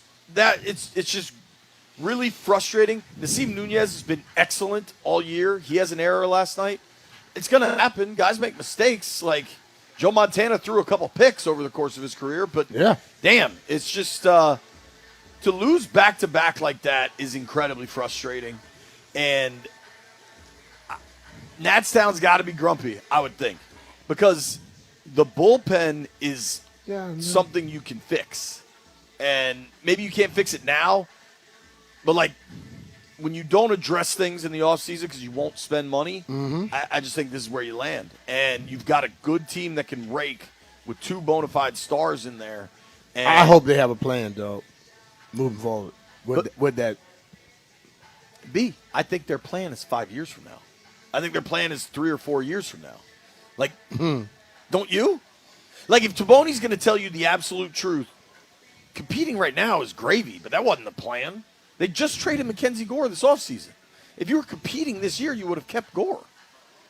Like, the trade of Gore reset the goalposts, and now they're hitting at a rate that is significantly faster than where those goalposts were set. You wonder how sustainable some of these guys hitting like this is. Maybe it is, because they've made real changes to the approach for some of these hitters. But I don't know, dude. Like, you lose these 2. They got Baltimore this weekend. They got another game against Philly tonight. If you can win that, you split the series. I don't want to be overly pessimistic, but you lose back-to-back games like that with your pen just blowing. It's kind of hard to just forget it, though, dog. Right. What's the state of Nats fans, Stallion? Or is there apoplectic or? I mean, you're seeing a lot of Nats fans, like, pretty pissed off. I think a lot of Nats fans, actually, for the first time last night, were really upset with Butera. Because in the 9th inning, you pull Orlando Robalta, you go to Dickie Lovelady out there for the 3rd straight night, and you expect different results, and unfortunately, it's kind of the same thing. So you saw a lot of Nats fans taking out on Butera. Overall, they're 41-40 at the halfway mark. People are thrilled, and they should be. Yeah. Like, they are over-exceeding all expectations at this point. But people are frustrated because they dangled that carrot in front of them. They said, we're a good team. We believe in ourselves. And now you lose 2 straight like that in a division opponent. It's bad. So he pulled Robalta, and then Lovelady pitched to Hill, right? Yep. Dude, Robalta, the Schwarber at bat, like, Robalta pitched it super well. And I think I wouldn't have pulled him either. Like, I was watching it in real time, and I kind of parachuted in, right? So I'm just, like, watching Schwarber in this at bat. But Robalta was hitting corners. He was throwing gas. Like, I'm with you on that. I don't know. At some point, Dick Lovelady, we know who he is. Like, it's a hell of a name right there. Golly. That's a hell of a name right there. It is a hell of a name. Woo! I did want to hit on the Wiz 2nd round pick. The kid, is it Akrapa? Am I saying that right? I'd like to say it right. I have it here. Felix Okpara. Okpara. Yeah. All I said. 6'10", rebounder, defensive player. We knew they were going to take Devontae Peterson. We knew the kind of player they were taking at 1. I just wanted some beef. This kid provides it. And I think, he and Devontae might be about the same height, but this is a dude that plays close to the basket. How big is he? I mean, how much does he weigh? 240. All right. Yeah. 6'10". Yeah, which in the NBA, that's massive. Yeah. Those guys are rail thin most of the time. Mm-hmm. And he's a real senior. Listen to the defensive stats, which I think can really help here. All defense in the SEC as a senior. 2nd in Tennessee history in blocks per game. One of 4 Volunteers ever with multiple 50-block seasons. All right. Finished 3rd in the SEC in blocks in 24 and 7th last season. This is what I wanted. Give me a big, strong dude in the middle that's a defensive presence at the rim. And I don't know exactly what the future is for him, but I like that they traded both the seconds to get this guy because at some point, if they had taken both seconds, you're running out of roster space with the amount of young guys. Like, I like this move. I don't know. I'm not going to pretend to tell you a lot about Felix Okpara. I imagine Shane, from wherever he is, the big Tennessee Volunteer Shane can tell us everything about He's it. going to call in about this dude as soon as we give an opportunity. I knew I told you they should have picked him. But that's what I wanted. I wanted a big fella. White Brian say he's good. A rim protector. White Brian says he's good. There you go. And that's what they needed. So I'm good with that. How they handled their second round picks, even though it wasn't necessarily their second round pick. They acquired what I was looking for. I have a theory, Brian, and I'm curious what you think. I think today, especially at this event, there's going to be a ton of excitement around A.J. DeBonsa. But I think there was all this buildup to the pick for Wizards fans. Uh-huh. Now that the pick has happened, people are like, okay, cool. Now we'll just wait to see him. Like, I feel like that the increased kind of discussion points surrounding the Wizards have kind of dissipated now that they've made the pick. I don't know. I think you pick them. That's not how most picks go. You pick, then you have to wait. But the thing about basketball, the summer league's coming. Yeah. So you get to see him in action real quick. And I think if he's playing great during the summer league, everything will pick right back up. If they're not, if you see some lows and things of that nature, then people will start questioning stuff. But the ultimate thing is you want him to go out there, hit the ground running, and I think everything picks right back up where it was. We shall see. I tell you what, if he comes out here and addresses this crowd today, the people that are here are going to go nuts. If you want to come hang out with us, we're down at the Wharf, M Street Landing. We're just on the backside of all these stages and everything. So you'll see the 106.7 The Fan flags are up and promo teams are out and about. B-Mitch, the dream is over. What dream? Oh, Scotland advancing to the knockout stages. I'm sorry. I kind of told you that was going to happen. They had to tie Morocco.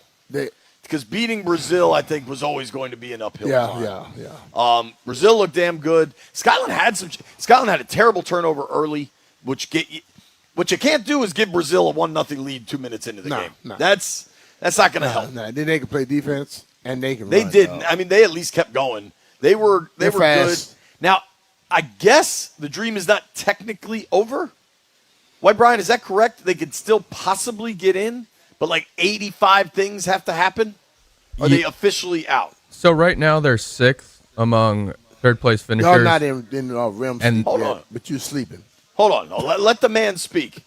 Yes, White Brian, Professor. So the top 8 third place finishers get in. Right now, if the group stage ended today, they'd get in as the 6th best third place. But there's 4 teams that all still have to play that just basically need a tie to knock them out.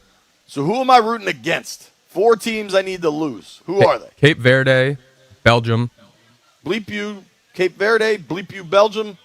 Egypt, Cape Verde been playing, man. and Australia. Who else? Australia and who? Egypt. Damn. Egypt's good, right? They got Salah. Yep, Belgium's All right. pretty good too. So one of those teams could get the tie, and they would fall to. All right, we'll see what happens.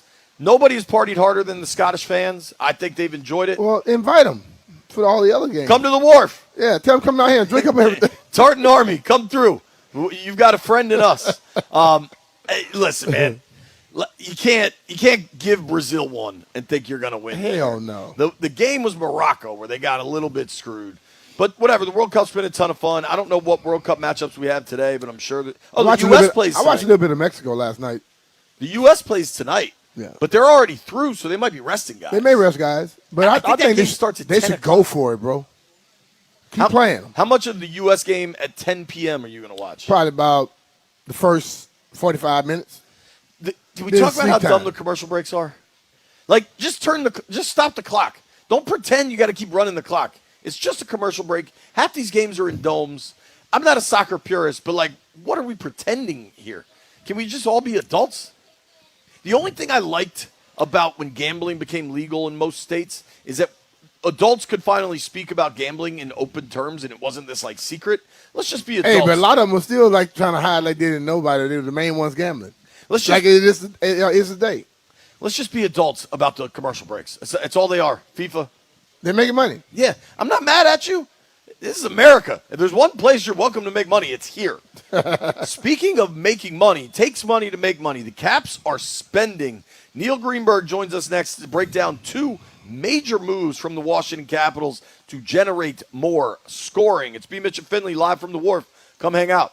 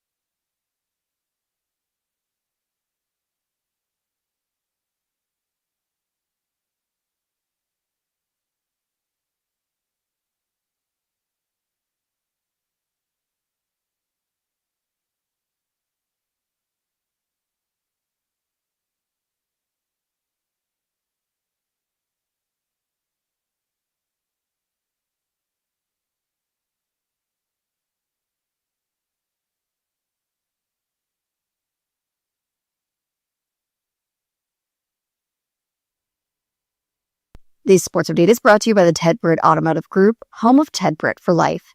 The Charlotte Hornets are trading LaMelo Ball to the Minnesota Timberwolves, according to ESPN.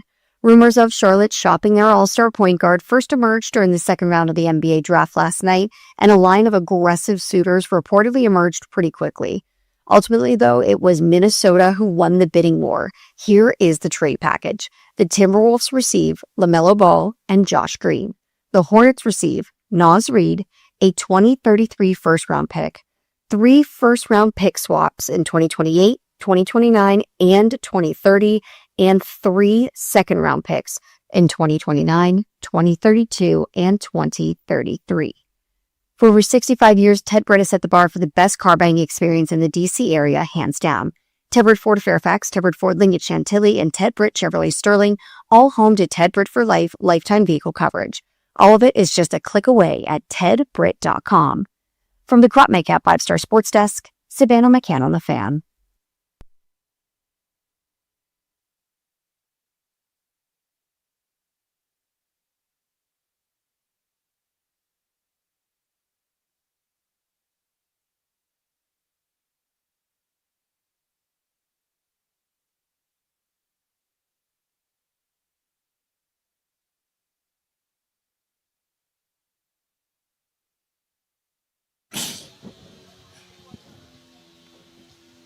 Boom, boom, boom, boom, boom. B. Mitch and Finley, 1067, The Fan. We're down here at the district debut. A.J. DeBonce's introductory press conference will happen today at 11. You'll hear it right here on The Fan. You'll watch it on Monumental Sports Network. Make sure, from the district debut to the regular season, get your season tickets now.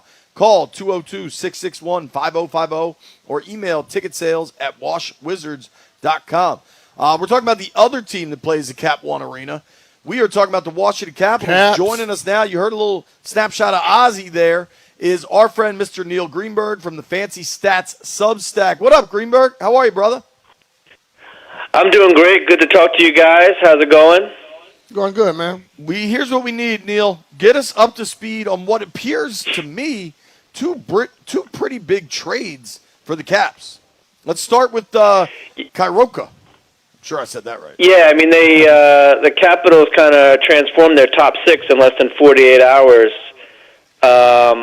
This is they do 2 different things.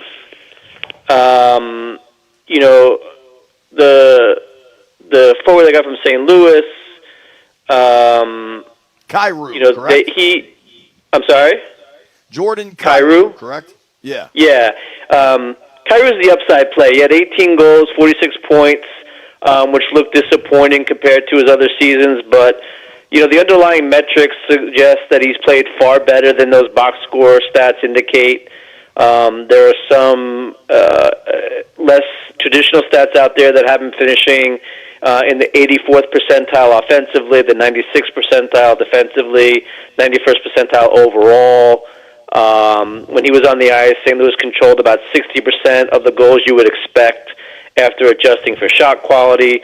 He also led the Blues in 5-on-5 shot attempt differential with 136 dangerous rush shot attempts. That was an area that Washington struggled last season.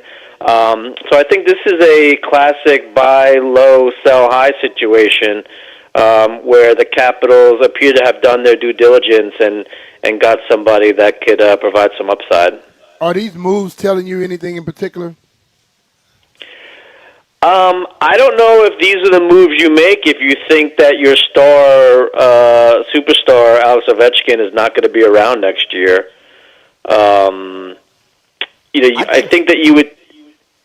Go ahead. This to me seems like they're building up around Ovi. Right, I agree. I think if you truly believe that Ovechkin is not going to be on the roster, you probably make moves that open the window 2 or 3 years from now. I think these moves open the window for 2 or 3 years. Alex Tuch from Buffalo, he's a guy, 33 goals, 66 points, very highly regarded by the advanced metrics. He's a legitimate top-line winger who contributes at both ends of the ice. And he definitely tilts the ice as well. I mean, these are two really good trades. I mean, this is, as I said, I think that this is, trades that maybe you probably don't make if you think that your horizon's further down the road because you're losing a superstar. I gotta give Washington credit for this. These seem like two really good top 6 forwards that they're bringing in. And Tuke got an 8-year deal? Yeah. Was that just a salary dump? Yeah, so obviously, he's in the long-term plans. They had to give up some stuff to get both these guys, which you would expect. But, Tuke's 33 goals, based on his shot quality and, strength and all that stuff, you'd expected him to score about 24 goals last year. So there is a little bit of a discrepancy there. But he definitely tilted the ice for Buffalo. And, look, even if they got 25 goals from the guy, that's still pretty acceptable considering where their top 6 is. And, I have to believe that Washington felt like, there's obviously nothing but upside here. But it does look like they prioritize some of the stats behind the box score on both these guys and feel like, the sum that the additive value that they'll give Washington is probably not fully realized yet. Talking with our buddy Neil Greenberg, Fancy Stats Substack. Make sure you're a subscriber. All right, so you like both these moves. The Caps didn't have to give up much to get Tuke. I guess Buffalo just didn't want to pay him and knew he was going to free agency. Now, the move to get Kyrou from St. Louis, you give up McMichael and the 16th overall pick and a prospect. Do you think the compensation was fair? How big of a deal is losing Connor McMichael? I think it's a big deal. I think it's a big deal, like I said, if you think you're not going to be able to contend for a couple of years, it's probably a bigger deal. But look, you have to give up something to get something. And, the first-round draft picks in the NHL, they function a lot differently than they do in some other sports. I mean, after the first couple of picks, the chances of getting an NHLer to even play 20 games in the NHL drops pretty significantly, and it drops, rapidly after each successive pick. Maybe you think that Washington can draft better than most. 16, you don't think, doesn't sound like it's a very low pick. But, again, to get a proven performer versus a kid that you probably don't see for 2, 3, 4 years at best, makes a lot of sense for this squad, especially thinking that they can contend this year.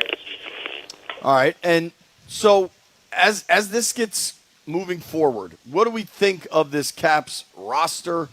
I'll be totally honest. I think there was more hype on Connor McMichael than probably was deserved, and I swear some of it was just that his name was so close to Connor McDavid. Like, I'm not that upset. He was the better Mick player in the, Connor Mick in the league at some points, but no, he wasn't. Look, he was a good young player. But again, I mean, you probably got the 2 best players in the trades, right? Which says something. And I do think, look, you have to give something to get something, right? I mean, you do have to give something up of value. And again, I think this more signals that Washington is not ready to fold it up yet and move on to the post-Ovechkin era. I think that they still believe that they can contend. Hockey is very fluky. We saw these playoff teams, how many wins that they had and how deep they went, and you really just have to get into the playoffs and then figure everything else out from there. So I do think that the moves make a lot of sense for Washington. Carolina is obviously the cream of the crop in the Metro, but they had more points than Pittsburgh, who made the playoffs, more wins, I should say, and they had as many wins as Philadelphia, who was in the playoffs. So, they're not that far behind. It's a very contentious division, and, 2 top 6 forwards can make a huge impact in getting you where you want to be. So you believe this move made them more of a contender? I think it, at the very least, it doesn't drop them out of contender status. They could have just as easily, fire sailed this whole thing, and then we're looking at, like a Chicago Winnipeg rebuilding type situation. But that's not what I see. I see that they feel like they kind of missed it by inches in the Metro playoffs last year, and this gets them over that hump. And basically, they had to make trades here because this free agent session in hockey is not expected to be a world beater, right? Yeah, and it probably also is a referendum on the draft too, to say, okay, we can give up, a first round draft pick in the middle or so to get a proven player that can help us right now. Look, sometimes these type of trades look great on paper, or at least are looking at the underlying numbers and exactly where they fit and what Washington needed. I think that they were two really smart trades by Washington's front office. Okay. Got our buddy Neil Greenberg from the Fancy Stats Substack. Well, Greenberg, let me sneak in a whiz one. A.J. DeBonsa is the number 1 overall pick. What do you think? Is he the right fit? Yeah, I think you had to go with the best player. I don't really think there was ever a chance that they weren't taking him. Any smoke that we heard was probably just to see what someone would offer for the number 1 pick. But I think it's a solid signing. If they got, they got a really interesting roster going into this next season. I've been a Trae Young fan for a while. I like what he does. Obviously, Anthony Davis is, has done a lot in his career and can certainly, be a focal point. But that gives you 3 players, not including Alex Sarr, that you can rely on and really build around. I mean, that's a solid foundation. We've talked about this before. The NBA, has become a multi-star league in terms of on the roster. They could certainly have that. And I think that they can jump into the playoff picture. I don't know, how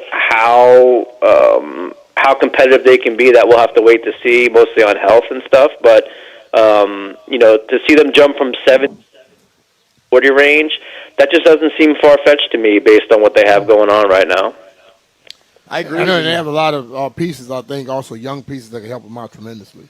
Hey, Greenberg. Yeah, we talked about this with Washington Commanders a couple years ago when, Jane Daniel was there, and we talked about expectations and how, the upside was pretty big. I mean, the upside for Washington is tremendous for the Wizards because, look, they're probably not going to get much worse than 17 wins. It's very few NBA teams do. And as I said, they have a lot of pieces there. I think they're going to be the sexy pick in terms of, jumping into the contender conversation. But I really do think over 40 wins is very reasonable. Hey, I just pressed something. Everybody still hear me? I can hear you. Okay, great. Greenberg, how much are you enjoying Brandon Ayuk's social media? This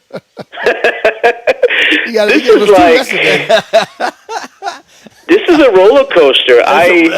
It's a wild ride. I look, if he ends up in Washington, it's going to be the biggest,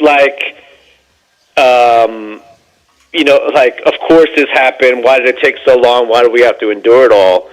And if not, it's going to be like, well, what was all these? What was it all for? It was like a big letdown.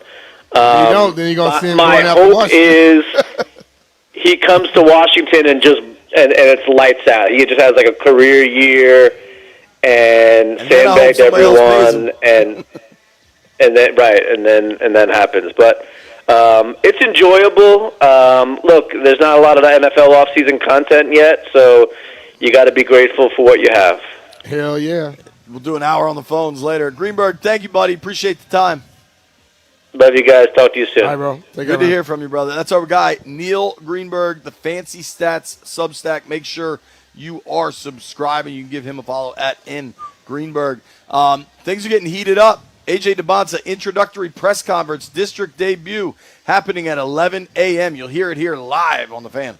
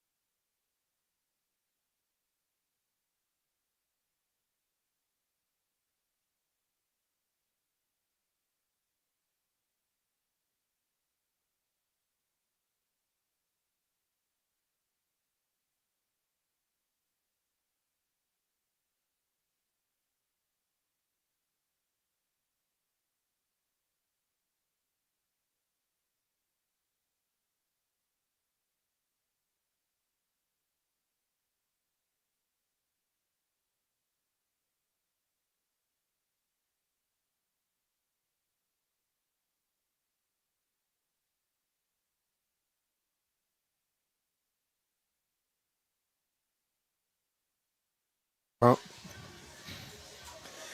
Mitch and Finley live at the Wharf. The district debut. That's right. Yes. The district debut for A.J. DeBonsa. The press conference coming up in about 10 minutes. Get your season tickets now for the Wiz. From the district debut to the regular season.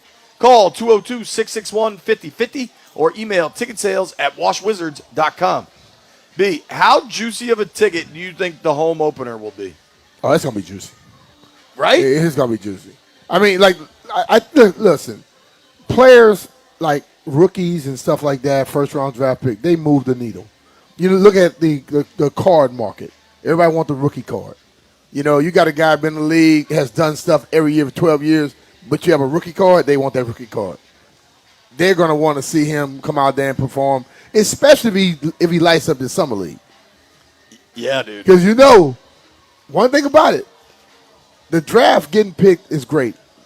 Right now, everybody's going to go at him, too.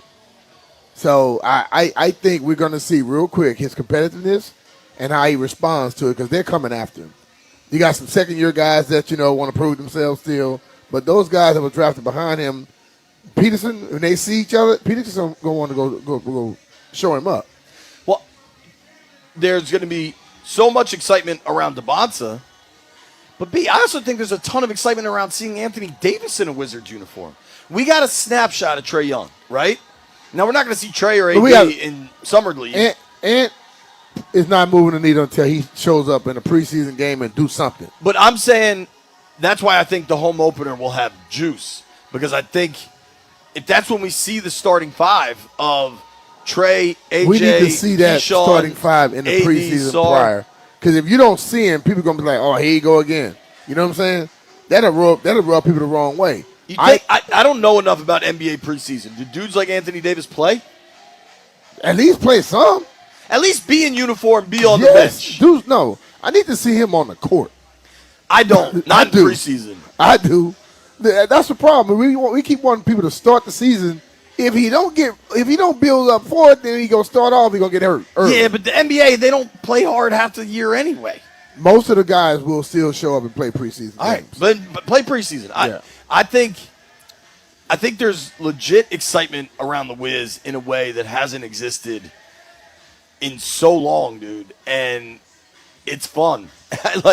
I just walked around where all the there's a big party going on right behind us. So if people are listening to us, you can probably hear it.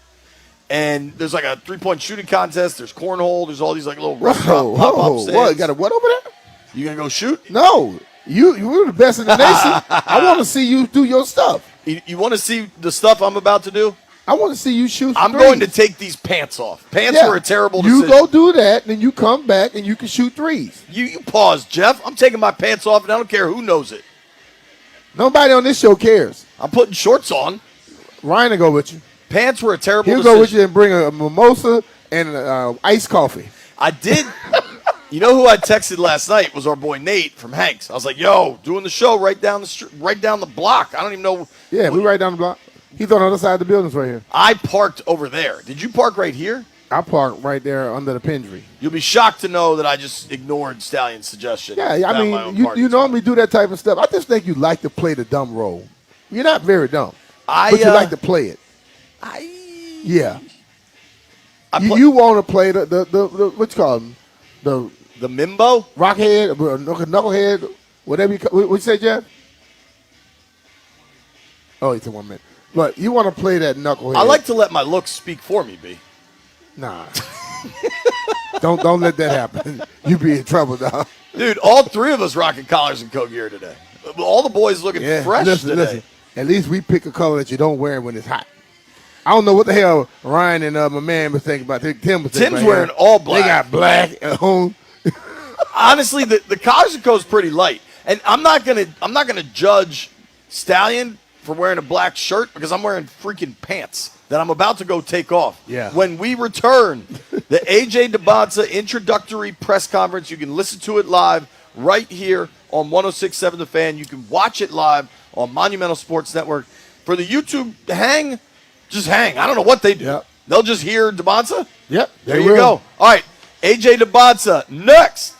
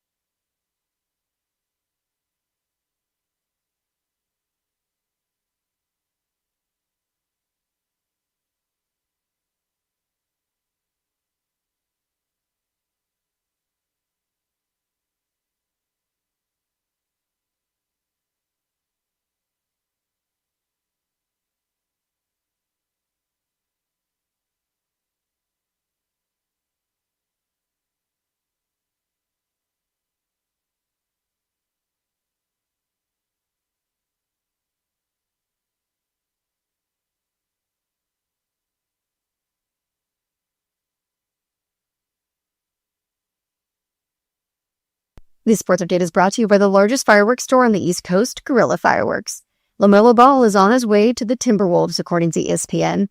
The Charlotte Hornets are reportedly dealing Ball, along with guard Josh Green, to the Timberwolves in exchange for Naz Reid, a 2033 unprotected first-round draft pick, and second-round picks in 2029, 2032, and 2033.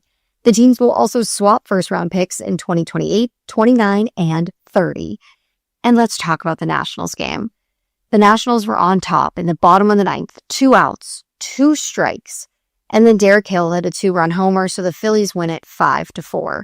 Back-to-back heartbreaking losses for the Nationals. Guerrilla Fireworks, the largest fireworks store on the East Coast, is now open, featuring all major brands, rockets, mortars, artillery shells, Roman candles, and more. 30 minutes from the DMV in Charlestown, West Virginia, Guerrilla Fireworks is 1 mile from Hollywood Casino. Celebrate 250 years of America by lighting up the sky. From the Crop Medcap 5-Star Sports Desk, Savannah McCannell, The Fan.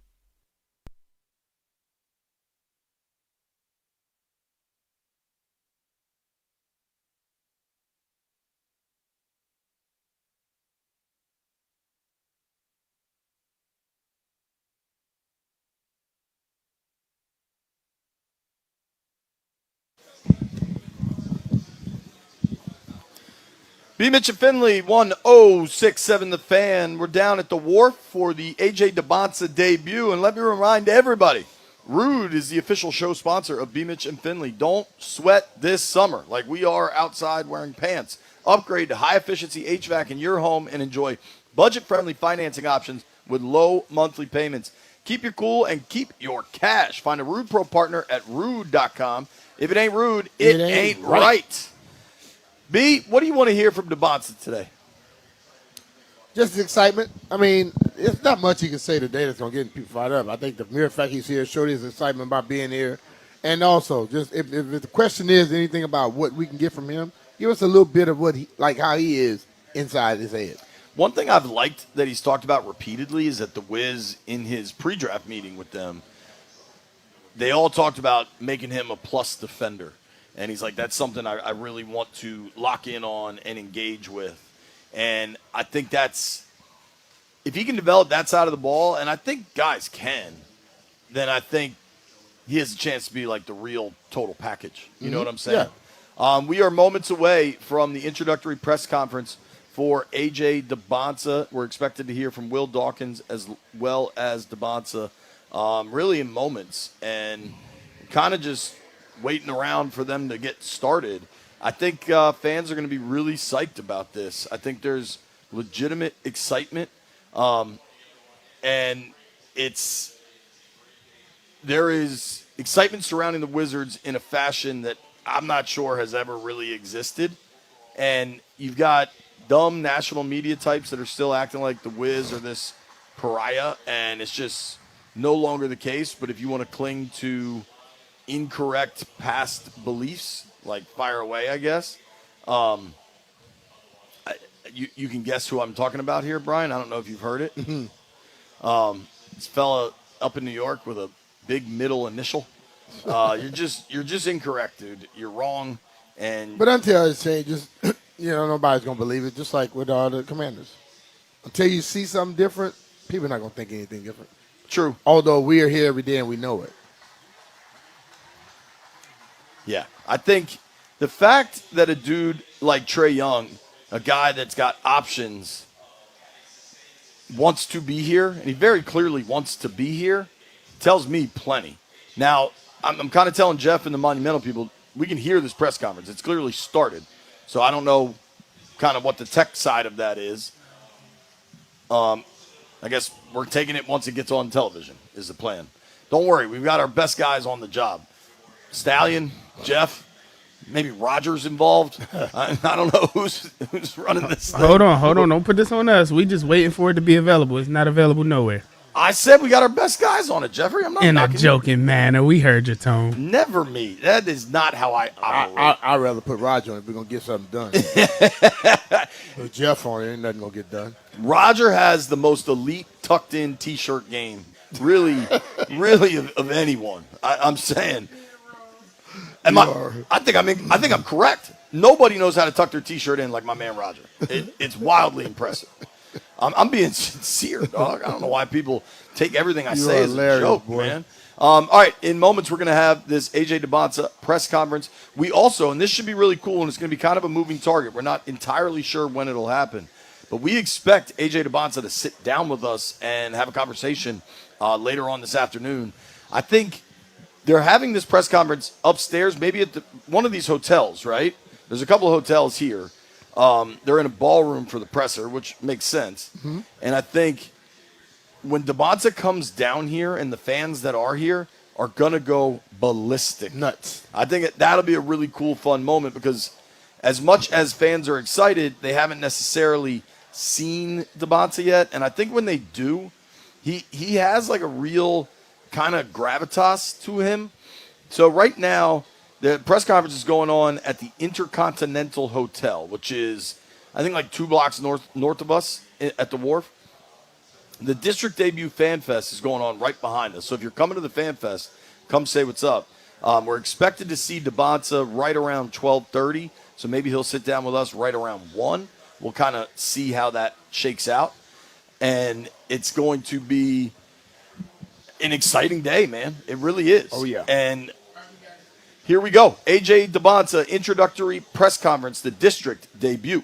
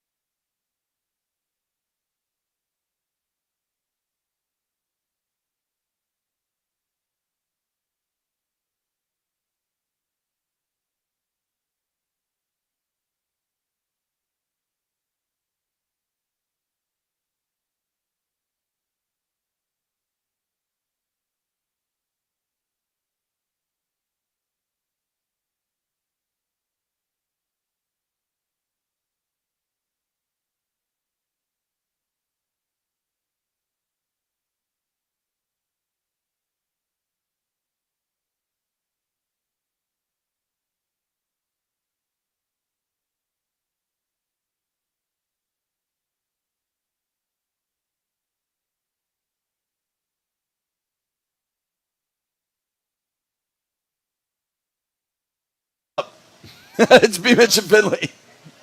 B. Mitch and Finley, you're listening to the A.J. DeBonsa introductory press conference at the district debut. Really well-spoken young man right there. Yes, he is. There's a lot of reasons to think this dude could be a star, both on the court and off. A lot of excitement surrounding A.J. DeBonsa. We're going to break down what he said and what you care about. Open these phones. It's B. Mitch and Finley live from the Wharf. Let's go.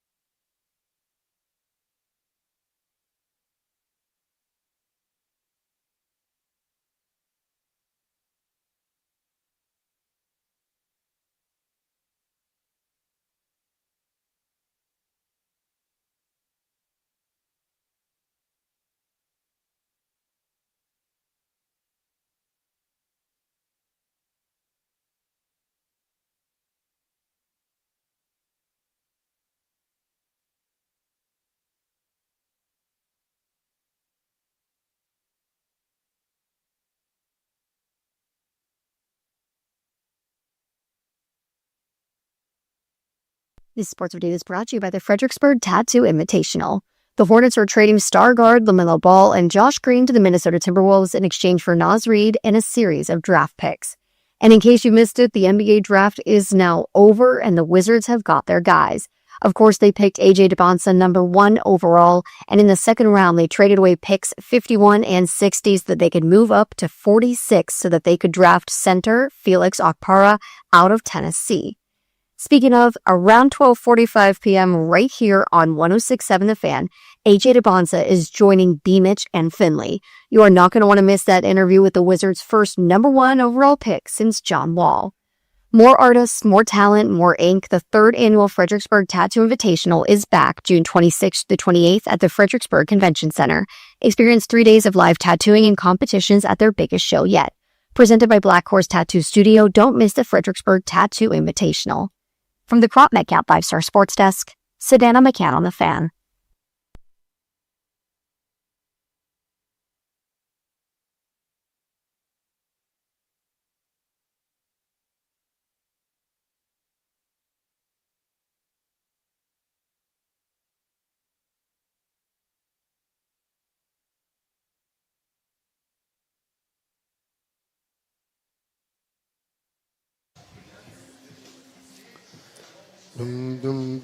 What an exciting day in the district. We're at the district debut. AJ DeBonsa just had his introductory press conference. And, B, would you pat me on the back real quick, please? I'll lean in close. Kid's going to wear number 4. Told you he should wear number 4. Why? Weber. Why? Oh, because they say he's like Weber? I don't know why he's wearing number 4. It's just the number I thought he should wear. Trae Young had 3. He was just messing around. He wasn't going to try to take 3 from Trae Young. I think 4 is a dope number. I'm in on that. It was all fine and dandy until it was Trae Young with number 3. Right. If he would have been like you with number 3, they'd have taken yours. Yeah. If it was Champagne, he would have had 4. Yeah. But it's Trae. I really Listen, man, the number, you make the number. Hell, I got here, I wanted number 1. Because that's what I worn since I was in ninth grade. Who was wearing 1, or were you not allowed to then? You couldn't wear it back then. Our running backs had to wear anything from a 20 on up to a 49. And so they gave me number 30. And 30's a badass number, though. I made it a badass number, JP. It was Reggie Branch and other guys that wore it before me, but made them forget about all them. Hell yeah. That's like, and AJ, let's come in here and do it, dog. Rock it. Didn't Karan wear number 4 as well? I thought Karan. What did Tough Juice I wear? thought he was 3. He wore 3? Yeah, Karan was number 3. Oh. Antoine Jameson wore number 4 back in my day. I knew one of them did back in my day. So a bomber just flew over. And whenever a big plane like that flies over, it is super loud, and it does make you go look. And so Stallion ran out of the little tent we're broadcasting from at the wharf. He goes, guys, it's a bomber. And B just immediately made fun of him. Just mocks me. We only live here by a damn Air Force base. Yeah, have you never seen one before? Planes aren't allowed to fly over the district airspace, so clearly that was for some. I saw around the 4th of July, there's going to be some big air show like over the mall. We're here. We're super excited about AJ DeBonsa district debut. We got to have a conversation about what the plan is driving downtown over the next couple weeks here. We are not driving. I already told you your house. I'm going to be gone for the 4th, so. I'm going for the 4th, too. I'm going, I think, the 2nd through the 8th, if I have my dates I'm going right. the 2nd through probably the 6th. Okay, good. The 2nd is what day? The 2nd is Thursday. Okay. Friday, we're off for the 3rd. Yeah. That's the federal holiday. So I'm leaving after that game, after Thursday when we get off. And then I'm going to be Friday, Saturday, Sunday, and hopefully Monday as well. Where are you guys headed? No, Kekalaki. How are you just going to Bria's house? Man, I'm going to see my grandkids again, bro. How was Nag's Head? We haven't even talked about it. Bro, listen, man. Nag's Head was good, but the house looked awesome. The love you get from those 2 little ones, man. Listen, when you get Pawpaw from a little dude, you get your melt, but when you get it from the little girl, man, you just turn it into nothing but putty. I saw Willie posted a picture of you with your granddaughter. Oh yeah, listen, bro. Listen, it's like if I pick up one, the other one got to get picked up. So I was too on. It was working hard for me. I was trying to be two-fisted, but I was too on. And then once I put them down, I get a little sip, and then they say, up again. Teddy Bear B-Mitch was out. Oh, yeah. I was thinking about this. So you just got back from the Outer Banks. Yeah. Some of the most famous beaches in the world. Mhm. But you're certainly not that kind of ocean guy. Because you can't see your feet. That is not clear water, and it's rough water. It was, well, where we were, it was clear enough. Were you out swimming in the ocean? No, I didn't go swim. I got a pool. I saw the pool. I had a blue pool. I saw the pool. I was wondering how much you were in the ocean. The difference between some of the beaches, the ones I love, and the one, like in Nag's Head, there was a lot of shells. Yeah, it hurt your feet. So you're hurting your feet. And they were doing some type of dredging out there where they were they said they're trying to widen the beach. So they're 'cause pulling it's up the gotten so sand. narrow, right. And because like it's starting to get too small with all the erosion. But I'm like, y'all messing it up. Because like you shouldn't, when you walk on the beach, you should not be stepping on shells. And I got these soft feet, man. I get pedicures and stuff generally, like that. it's like soft sand, and then the shells are down by the water. Were But the shells everywhere? The shells were down by the water, but that's what the little kids want. They want the water to come up on their feet and all that. Yeah. So I want to take them there. So I got to pick them up. So when I'm picking up two kids, it makes the shells on your feet hurt even more. But the first day, I'm taking it on the second day, and I'm walking, and I'm like, so I noticed the sand's a little hot, so I'm going to pick them up because you don't want the sand getting on them. Boy, let me tell you, it was hot. Yeah. And I had taken my shoes off because I'm walking in on the sand, bruh. Bottom of my feet, I can see that by walking on fire. Nah, I don't want to do that. But I got him down there, and then my little grandson, bro. Did he try to run in the waves? Oh, bro, hey, listen. I bet. He it's like he has this little thing where when you're talking to him, he looks away like he's not listening to you, and he just keep walking where he wants to walk. But then he gives you this little smile, like I got you, and he'll take off. So I'm like, I said, listen, I had to go check it once. I said, listen, let me tell you one thing. When I say stop, you stop. And he look at me and say, and I'm like, oh, don't worry about it, buddy. I'm just saying. Did he try to go into the waves and you had to grab him out? Yeah. Because he get knocked over quick. Oh, yeah, in a heartbeat. Yeah. The beach with little ones like that is so much fun, but you have to be so on top of them every second. Listen, he's a boy, and Cece is all girl. She wants to sit down with her leg crossed, and can you get that from me? She's fetching, and Bryce wants to run and get everything. So man, it's. But like I remember Donnie Simpson, my dog. He said, man, grandfather love is a different thing. I said, bro, I love my daughters. I love my son. He said, I'm telling you, B. Mitch, it's another level. And I was tell you how Monty would say how the levels of football was. Yeah. Boy, it's another level. I can only imagine. Oh, man, I'm telling you. So, dude, I'm at the stage now where both my daughters swim really well, but at the beach, that means they want to be out in the waves. And and you got two. Yeah, and to be out in the waves, you got to get past them to where you're maybe able to stand, but maybe kind of treading water. And my girls want to ride the waves at this stage. And so you got to give them a little strap. Nah, they're good enough. But, it means, Daddy, can you take us deep? Daddy, can you take us deep? Shelby can be out there on her own. Ainsley probably can, depending how rough it is.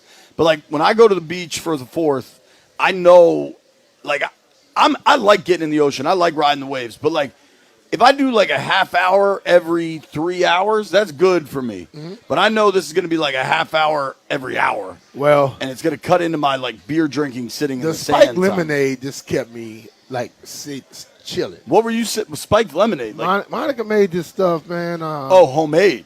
Yeah, she make lemonade and they get the peach, Crown Royal peach. Crown Royal, bruh. And so Raven's wife. Where were we? They just gave us bottles of Crown. I can't remember. But Raven's wife. Was that the Purple Heart golf tournament? Shout out to Purple Heart. Raven's wife friend said it's supposed to be a little more brown. So I took it upon myself to add more Crown. More little brown, more Crown. And everybody started saying, man, this tastes real good. yeah, you can't be putting a fourth of the bottle. You got to put a little bit half or more of the bottle in a big pitcher. Well, I know your stance on mixed drinks is you got to taste the liquor a little bit. Why drink Crown and something if you don't taste the Crown? So would you bring a little pitcher down? Yeah. I like that. Well, nah, man. Mac hooked up the thing with the what's called. Mac hooked up a little chest for us so you can bring it down and put the ice on it. Yeah. How good is Mac, dude? How nice is it to not have to deal with chairs and everything else? Mac's unbelievable, bro. He's cool. That service is a game changer, man. Yep. All right, it looks like, is AJ over there right now? Stallion. Is DeBonta over there right now? Okay. All right.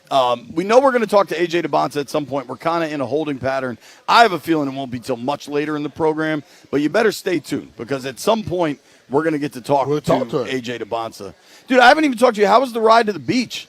Ride to the beach was good. It was fantastic. Let me tell you one thing. I invited my friend Julian Carter. Okay. So Julian, I'm going to describe Julian for you. Julian is about 6'1" or 2", and like chiseled. Yeah. Like look like a 400-meter runner. Sure.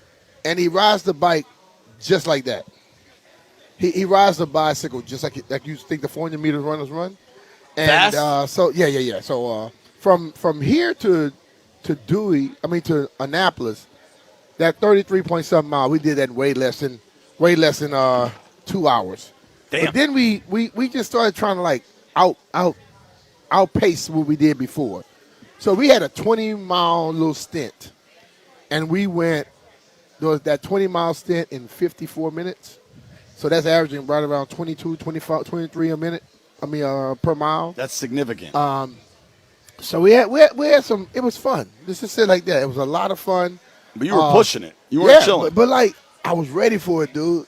Listen, riding the Peloton, like people ride their Peloton to take classes.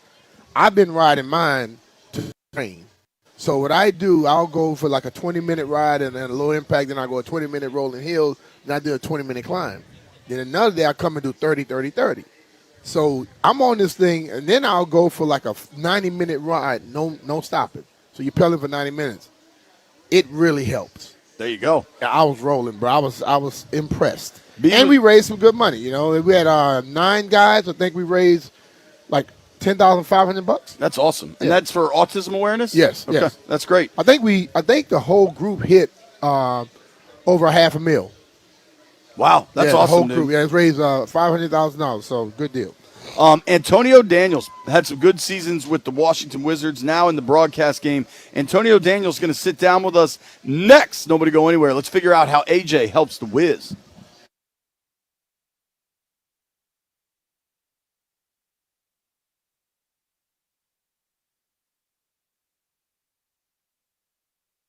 If you want comfort and convenience wherever life takes you, you need to turn to Ruud. With Wi-Fi compatibility, you have full control of your cooling system right from your phone. Forgot to turn up the AC before heading out on vacation? You can adjust it in seconds just like I did last weekend and stop cooling an empty house. Plus, you'll get alerts if something's not right. These guys are the best, and they've installed new systems in my house, and I felt the cool, crisp difference instantly. And here's the best part. Ruud systems are whisper quiet. No more noisy interruptions while you're trying to relax, just peace of mind. Ruud's variable speed compressor ensures precise temperature and humidity control, operating efficiently even in the absolute peak of the summer heat. Its comfort and performance perfectly balanced.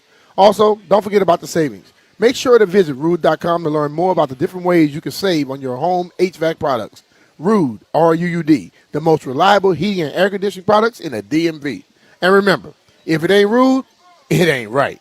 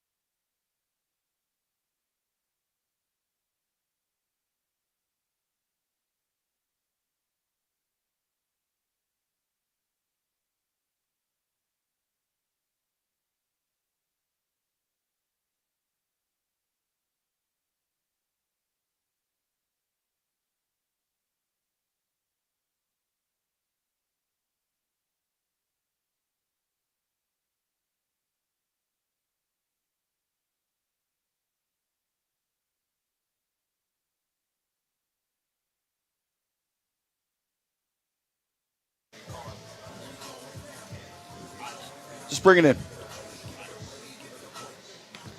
B. Mitch and Finley, 106.7 The Fan. Fired up right now to have Antonio Daniels sitting in with us. Antonio, I remember you on those Wiz teams, and I just asked you, that had to be a little nuts in the locker room, but you said during your time with the Wizards, during the Gill years, things were cool. Oh, it was awesome. It was like, I know the documentaries that have come out and all this, but I also understand I was in the Portland Trailblazers locker room, too. You've seen some ish. So I'm going to go ahead and leave it at that. That's awesome, man. Antonio Daniels, you can listen to him on the New Orleans Pelicans broadcast, Sirius XM NBA host. And, dude, I mean, the multi-billion-dollar question here in D.C., what does A.J. DeBonsa bring to this Wizards team? Man, listen, I feel like in today's NBA, young doesn't win. If you're a young team, you notice Oklahoma City didn't win until they went out and got Alex Caruso and Isaiah Hartenstein. Yeah. Right? Young doesn't win. Old doesn't win either. Combination. Exactly. I've been telling them that for a long There time. has to be a mix of the two. Yeah. So that's why you go and sign Trae Young to that deal. That's why you go out and get Anthony Davis and put him alongside guys like Trey Johnson, like Bub Carrington, like A.J. DeBonsa, Alex Sarr, some of these other guys. I feel like what the Washington Wizards are doing, in a sense, is the way that you are supposed to build a team. You can't skip steps. You cannot skip steps in this league. And I think San Antonio just proved that. You have to go through some of the bad years to get to the good years. And when you look at who the Washington Wizards have been these past few years, I feel like now they can put that behind them. Because to me, and I watched a lot of college basketball this year, I watched Darren Peterson. I watched Darius Acuff. I watched Cam Boozer, Caleb Wilson, all of these guys. A.J. DeBonsa, to me, was the most polished and NBA-ready talent that was available. Wow, more than Boozer. That's More kind than of what Boozer. people said about Boozer. But, okay, but now think about this. Today's NBA. Now think about today's NBA, not the 1990s, not the early 2000s. Today's NBA is all about wings that are long, lengthy, athletic, versatile, Yeah. and switchable, right? Yeah. A.J. DeBonsa is every one of those. Like he said, he talked with the Wizards, and they say he needs to improve defensively. Who doesn't? Yeah, that's Who what I'm saying. doesn't? Like when you look at the league, I looked at New York, and the way that they played offensively, but defensively, they made you work. Mm-hmm. And I just believe that whenever a team has a mindset that everyone's going to do a little bit more defensively, it's easier to win that way. For sure. Because everybody can want to score, but nobody wants to stop. Like Dennis Rodman, he go to shoot around and watch free throw, watch how the ball bounces to get an advantage. But if he improves his defense, how good can he possibly be? Well, I think that's the hardest transition to make, and I'm speaking from experience as well. From college to the NBA level is defense, because offense, you've been putting the ball in the hole since you were 7 years old. Yeah. That's easy. The difficult part is, you know what you don't do in college? You don't scheme. Yeah. You don't scheme in college. You don't talk about, okay, on this particular pick and roll possession, we're going to blue, we're going to ice, we're going to blitz. You know, we're going to go one remove. You don't talk about that. You don't talk about doubling in college where the ball comes out and you go opposite the double team. These are all things that you don't discuss until you get to this level. So what you see, regardless of the talent level, that most rookies struggle with is the defensive side of the basketball. Yeah. Here's the thing. When you that long and that athletic, the defensive side will come easy. It'll come easy. As long Once as you put the work in, Oh, right? no question about it. But then when it becomes about winning, because this is how players work, and you know this. This is how players work. If we're losing, it's a lot more difficult as a coach to get your point across. There you go. But when you're winning, Everything and you you said, see, you go with. there you go. There you go. Everything that we are talking about translate to winning. I'm on board. Yeah. So, AD, let me ask you about another AD. Yes. You probably know him I from do. your time in New Orleans. I do. Obviously, Anthony Davis is part of this Wizards operation now. Where do you think he is in his journey to, all right, I'm going to play here. We've got this young kid. We've got Trae Young. Like, is he excited? There's some apprehension here in Washington that he wants to be here. Well, I think I'll say this. No veteran wants to be a part of a rebuilding process. Sure. No veteran. No guy that has accomplished what Anthony Davis has accomplished. No guy that has accomplished what Trae Young has accomplished. I say all that to say this, but I think with the Washington Wizards signing Trae Young to that extension, they showed him that we're serious about winning. We're serious about winning. So it's easier to get on board then. Right. Right? When you take care of Trae Young, you take care of your veteran point guard that is a 2010 guy who, to me, is one of the most underrated, is not the most disrespected star in this league. And you show, okay, we're ready to win. I feel like the Washington Wizards this year can be the Charlotte Hornets of last year. Think about what Charlotte accomplished a year ago. Think about who they were 2-3 years ago and who they are now, right? If I'm a Washington Wizards fan, and I don't say this all the time, and I'm not saying this because I'm here. This is something I'll say on my SiriusXM show. I am crazy excited. I am crazy excited because this is a league that's about talent. This Washington Wizards team had a ton of young talent last year. Add Trae Young, add Anthony Davis, add A.J. DeBonza. They're going to be a problem in the Eastern Conference. You were here. You played for the Wiz during a turning point for the franchise, I would say, when you guys started winning some games and started developing that, the Gill era. And you know what this city can be like when it's good. Yeah. How exciting do you think the arena could be? Like, how exciting do you think this fan base can be? I mean, they're out here on a pretty hot day just to watch a Jumbotron right now. You know what I mean? Yeah. And the thing is, when you get the number one overall pick, that's going to bring excitement. When you get the number one overall pick and it's this draft, it's time 10. Right. And again, with all due respect, because the thing I never want to do now as a former player is disrespect this current generation. But here's the thing. A couple of years back, when Ricochet was the number one overall pick, the Atlanta Hawks fan base did not have the same excitement that the Washington Wizards fan base has today. Because that draft, and Alex Sarr is really good, but that draft didn't have the talent that this draft has. When you're winning in this city, it's something kind of special. Yeah, it is. It is something kind of special. I mean, to your point, I've been a Bullets Wiz fan my whole life, and I remember getting number one in the Kwame Brown draft, and it was like, oh, is it Eddie Curry? Is it Tyson? Was that Tyson Chandler? Yeah, and it was like cool, but not like this was. You know what I mean? So the player, the possibilities makes a ton of difference. So what do you think for DeBonza as Rookie of the Year? Do you think he has that kind of season in question. Yeah, but the thing is, if you go back and look historically, I feel like they give the number one overall pick a little bit of a head start. There you go. A little bit of a head start. Last year, I actually had Con Knipple as my Rookie of the Year because what he did in Charlotte. Cooper Flagg was the number one overall pick. He was a generational talent. And he got it.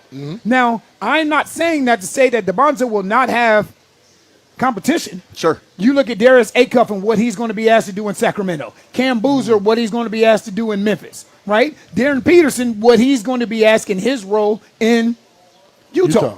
Acuff's going to have full green light whenever he wants it. Oh, no, man, listen. I love that kid. Me too. Dude, I was in Brooklyn. You could tell he was not thrilled that 2 point guards went ahead of him. Well, here's the thing. I could see it on his face. And you know what's interesting about the Acuff pick?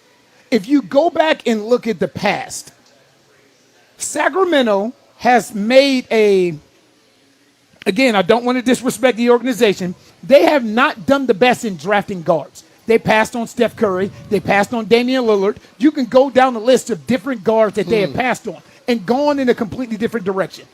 So basically, they have reversed their draft history by saying now, you know what? Let's go get this guy. Dude, Yes, let's go get this guy. Fill it up. Exactly. I am a huge Darius Acuff fan. Yeah, and he knows how to get his team involved. That too. So it's going to be special, I believe. What a class this is. Antonio, thank you for your time, man. Appreciate it, fellas. I joining us, appreciate man. it. That was Always. awesome, man. Antonio Daniels was a great Wizard, fired up about the future of the Wizards. Eating the crawfish down there in New Orleans?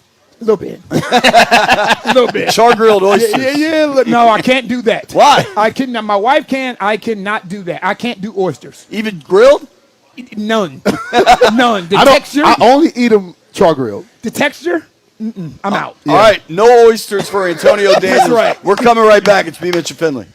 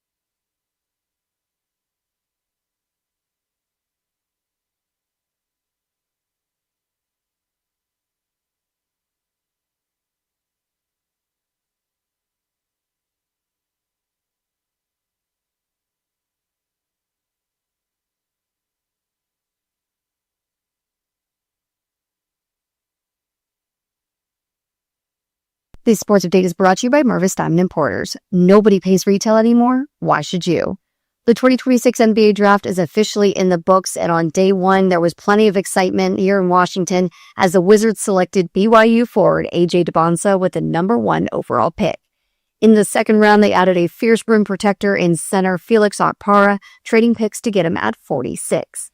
Around 12:45, we've got AJ DeBonsa joining B. Mitch and Finley, so make sure you tune in because you won't want to miss that. And the big news of the day comes out of the NBA. LaMelo Ball is on his way to the Timberwolves. The Hornets are dealing him along with guard Josh Green to the Timberwolves in exchange for Naz Reid, a 2033 unprotected first-round pick, 3 second-round picks, and some first-round pick swaps in 2028 through 2030. Getting engaged or married, visit Mervis Diamond Importers for the finest diamonds and the best value. At Mervis, you'll find the largest selection of Tacori engagement rings and wedding bands in D.C. Together, Mervis and Tacori help create a ring as extraordinary as your love. Visit MervisDiamond.com. From the Quat Medcap 5-Star Sports Desk, Savannah McCann, The Fan.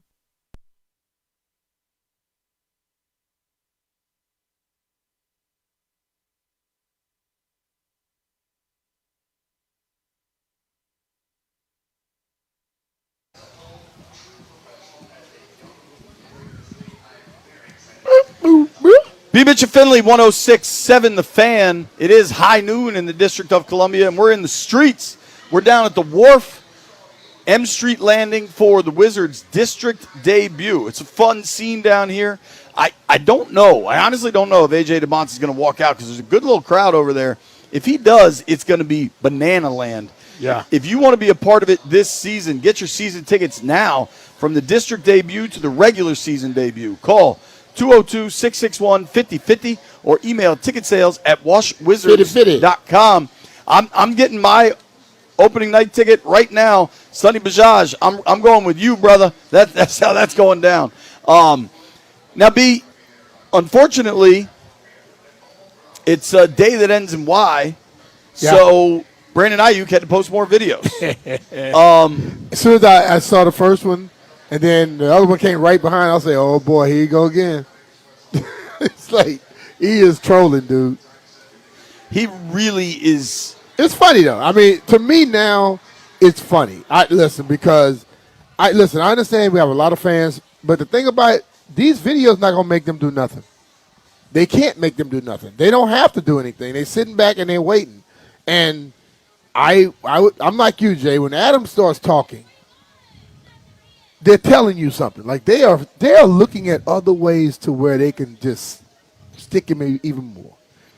Unfair, but you know what? That's where it's at now. Yeah, man. So if you're going to applaud him, taking every shot at them, you better damn well understand that they're going to take their shots too.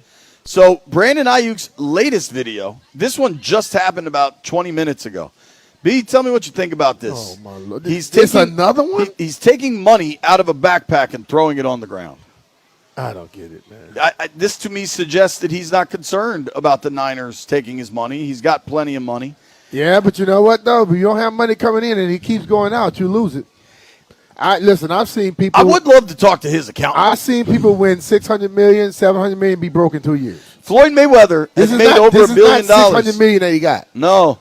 Floyd Mayweather's made over $1 billion, and depending which side of the story you believe, has some money trouble. I believe the side that we saw on the TV. Yeah. I've seen a lot of how he does stuff, and I can believe it. Here were Brandon Ayuk's comments from yesterday, his latest entries in the Journal of Madness. Jeffrey? And if I'm crazy or if I'm capping, so them boys cut me today.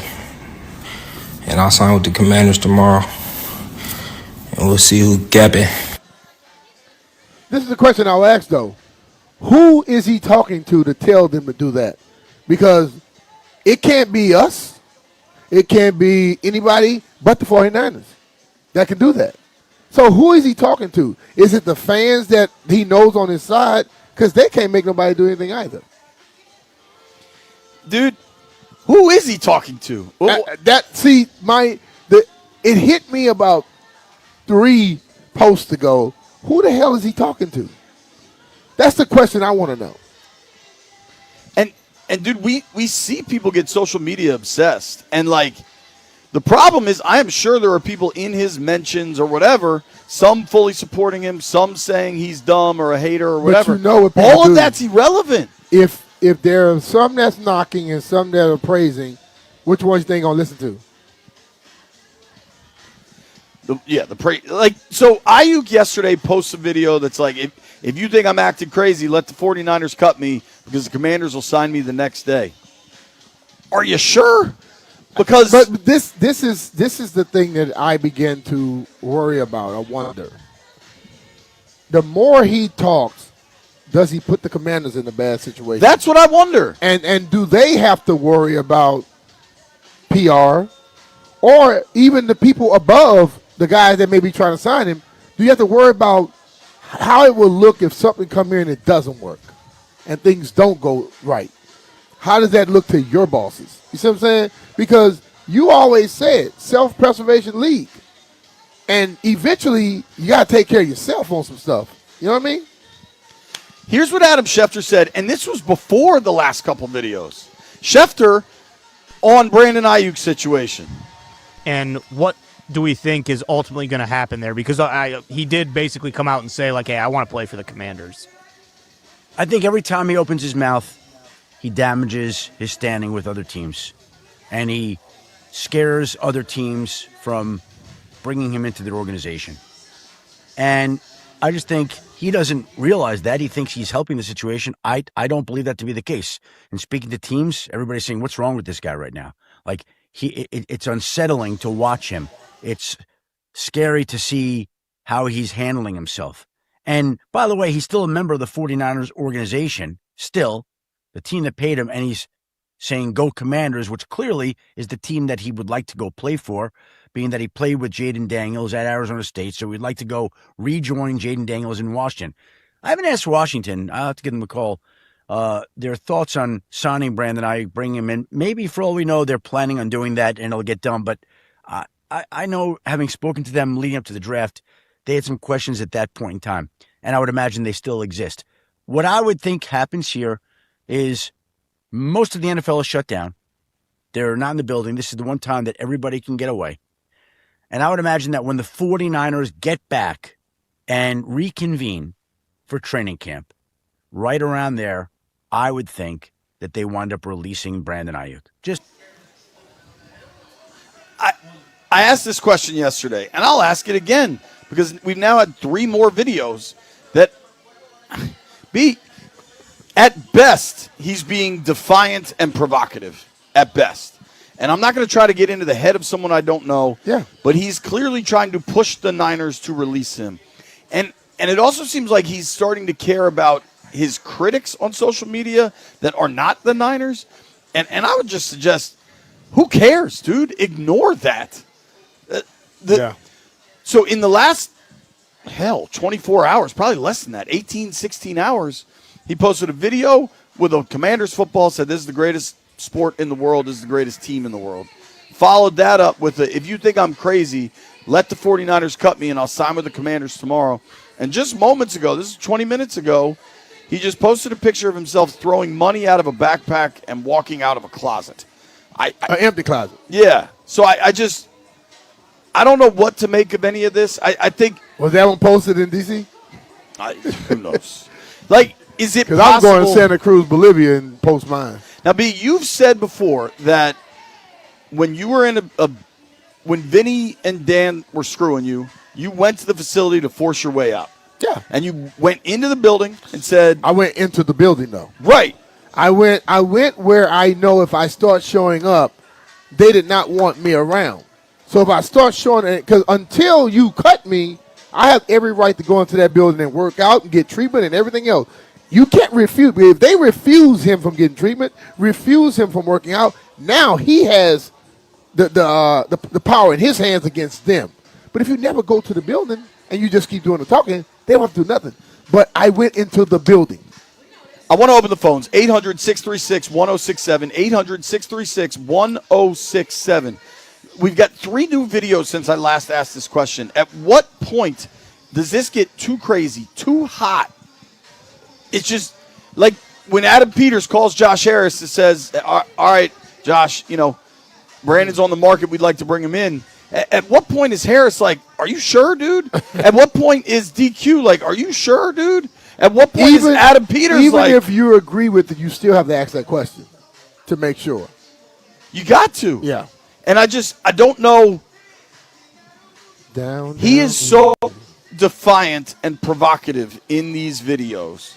Like, really to a point where we've seen receiver situations go haywire. This is not abnormal.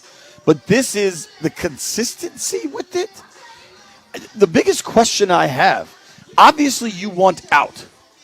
But will your pride allow you to go to the building and force them to cut you? Yeah. Or do you think you can just continue to post this stuff and it'll get to be so toxic that Shanahan and John Lynch will just be like, man, let's just stop dealing with this? Because I'm not sure that'll work. I think they're looking for ways. They got their legal team right now looking for any little thing that they can use that conduct detrimental. Ever since that was allowed to be put in contracts as a union rep, I hated it because it's they so can find vague. anything. It's so ambiguous. I can be at practice one day and the coach tell me, run hard. I'm like, damn it, I'm running hard. That's conduct detrimental, right? I mean, you see what I'm saying? Shanahan once threw Ayuk, when things started to go really sideways there, Shanahan once threw Ayuk off the practice field because he came out in the wrong color shorts. Yeah. Like, you could almost argue that is. Anything can be conduct detrimental. That's why it scares me. And listen, bro, I said I'm going to keep saying it. When you can play, you're going to get opportunities. You're going to get chances.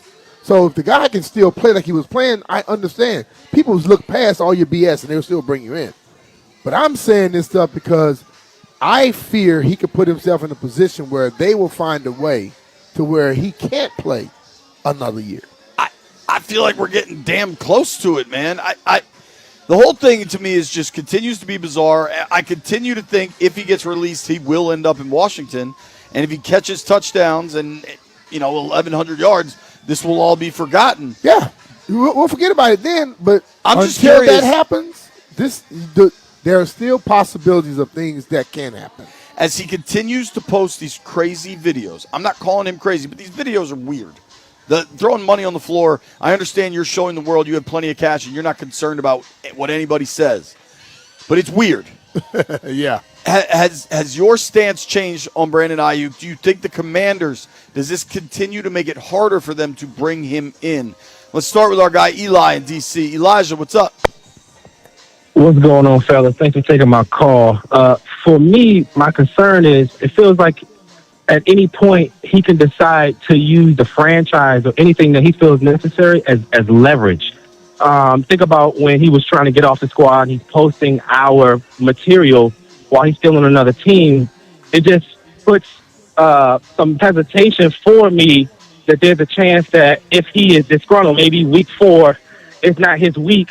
I need to know that the emotional intelligence, he's stepping correctly and he's thinking about the franchise just as much as a player. He's supposed to be thought about as well, but there needs to be a mutual understanding. And it's almost like a litmus test. If I tell you as a commander, hey, man, I'm going to come get you, I just need you to stay quiet. That's what I would have done, and I would have sat back and see how he handled that. And if he's still out here talking, you know that chances are we already let him know the deal. He's showing me that he can't handle this. And my question to y'all, if you can, I don't want to change the vibe, but if he is on the team, we looking on our phone, we moving around and blink, we still on our phone, Commander sign him, what will be the tone? Because I feel like if we get on the goalpost may be moving. You just said it may be 1,100 yards, and people say, you know what, wash my hands with it, he's cool. What is success in this situation for us now? Like, where is the silver lining? Like, yeah, this is going to be great. Because it feels like if he gets here, everybody's understanding of what success is for having him here is going to be different. So, what's it going to actually look like? Because we need to say that's a great question. He's going to be on the team. It's a great he's question. Be on the team. I mean, here's the other part of that. If he comes here and isn't getting the football, because at some point, I think he's in shape, but he's quite removed from football shape. He hasn't played in a while. There's got to be a ramp-up period. And if it is early in training camp, I think that's plenty of a ramp-up period. But, what is the potential for this to go sideways? Yeah. It's not zero. Yeah. There's a chance. Because he's already shown you. There's a potential for it to go well. When it goes my way, I'm good. When it goes against me, I will fight back in certain ways. So do you put anybody in a position of power in a bad situation to where they got to walk around on eggshells around him? Dude, you put Jaden in a bad situation. He wants to stand up for his guy and bring him into the offense. But what if it just isn't clicking? Yeah. It's a curious situation. Let's go to Blake in Wilmington. What's up, JP? What's up, B Mitch? I just have a few thoughts on this whole Ayuk thing.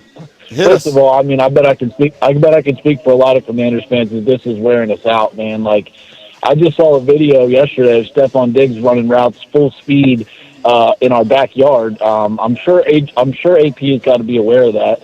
But I saw Toby tweet out, like, why aren't we thinking about Diggs, man? I mean, Ayuk, like the posting and all of this stuff is just what he wants. He wants everybody to give him attention. He's an attention-seeking guy. This is all performative.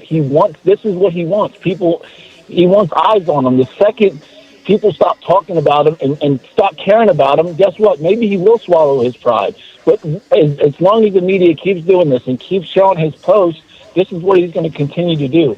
I can't believe that Commanders fans want Brandon Ayuk. Like, it literally shocks me. This guy, like, he had 1,000 yards twice. He's been in the NFL 5 years. The last time he had a good season was 2023. I am shocked Commanders fans still want this clown. Thank you very much. All right, Thank you, man. I think the majority of the fan base is probably pensive on this. They recognize it seems like it's going to happen, and that if he can help the offense, because people have questions about the number 2 receiver. But I think there's a small subset that are like these ardent Ayuk supporters, which I find, frankly, kind of bizarre. Shout out to our guy Manny in Southeast. He's a great caller. He's a great listener. He's a great part of our program. But he's adamant that Ayuk's done nothing wrong. This won't impede anything in Ashburn. And I don't know how you can land there. Yeah. But I know talent wins out in the NFL. If you can play, they're going to figure it out. So that, like, I'm cognizant of that with the Ayuk discussion. But it is exhausting. And to suggest, dude, this is a real interesting spot for Adam Peters. Oh, yeah. Because, like, if this dude ends up here, it's going to be on AP. It's not going to be DQ's call. DQ has input, whatever that is, but DQ's going to have to deal with it day to day. Yep. This is Adam Peters saying, I know this kid. This is not who he is. Who he is the guy that went for 1,300 yards. If you're on hold, stay there. Dusty, Kenny, T, we're coming to everybody. B. Mitch and Finley live at the Wharf. AJ DeBonza District debut.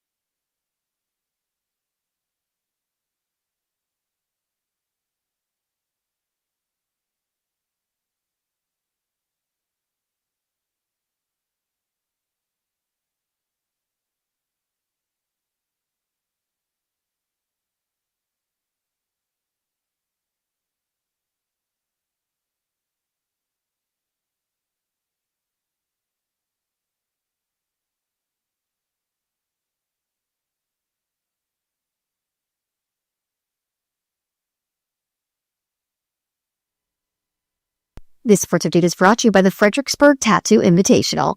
Coming up around 12:45, AJ DeBonza is joining B. Mitch and Finley right here on 106.7 The Fan.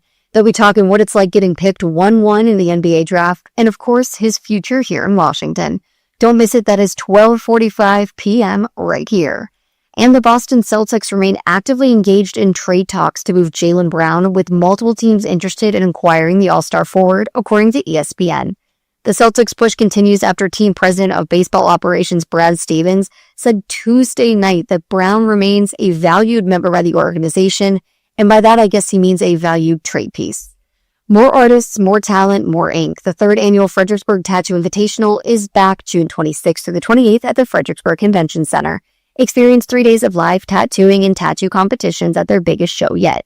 Presented by Black Horse Tattoo Studio, don't miss the Fredericksburg Tattoo Invitational. From the Crop Metcalf 5-Star Sports Desk, Savannah McCann on The Fan.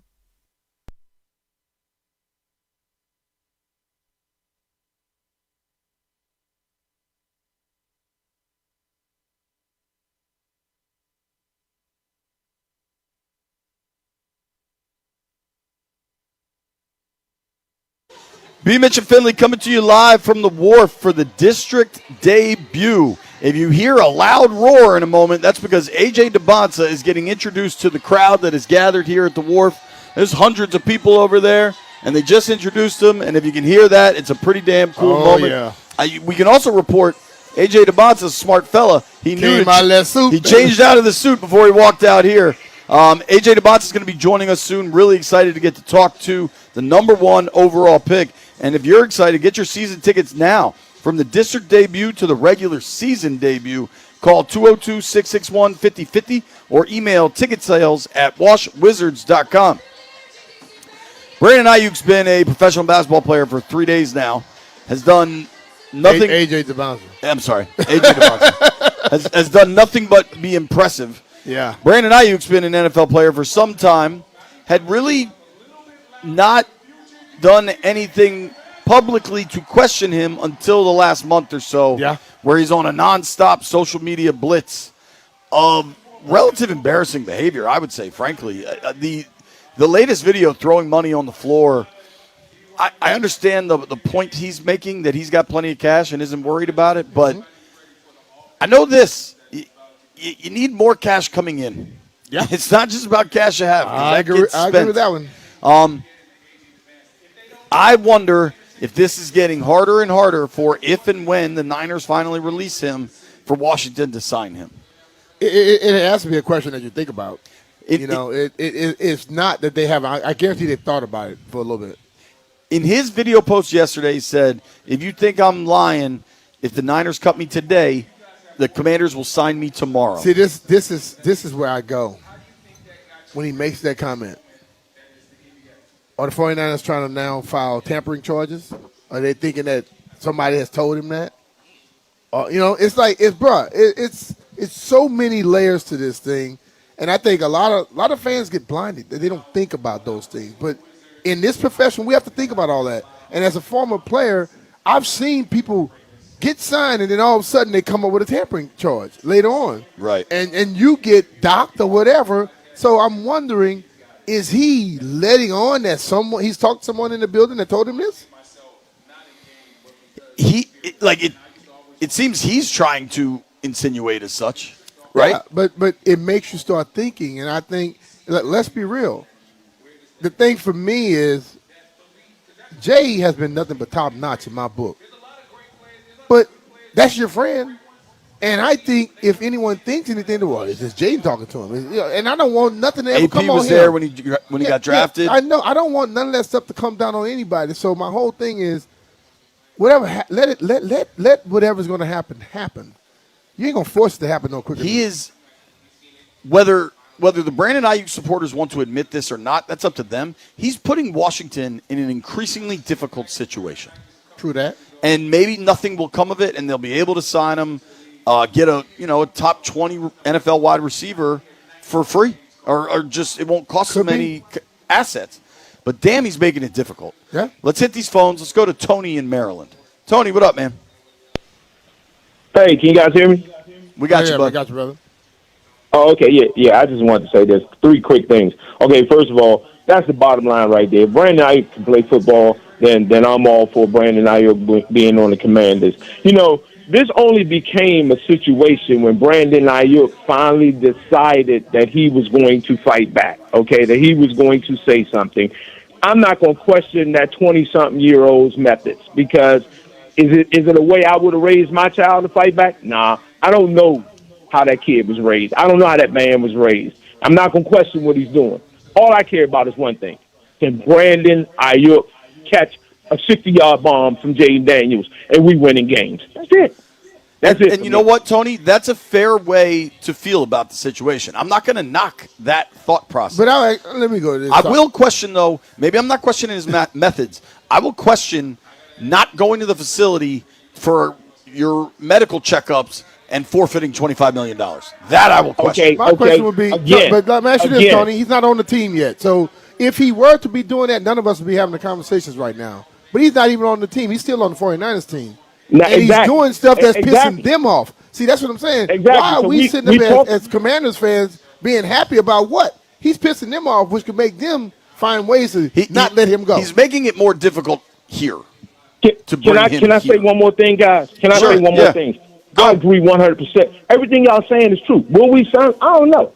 But I think we're talking about a couple of different things here. I'm talking about football players. As far as a football player is concerned, I'm fine with Brent. If he can play football, I'm all right with that. This other social media stuff, I'm 64 years old. I'm listening to you talking about these videos. I haven't even seen these videos. All I care about is maybe you should just venture down the wild side and look at those videos, and then you look at your cognizant thinking and think you'll be cool with it. Yeah. If you haven't seen the videos, I can understand thinking this is much ado about nothing.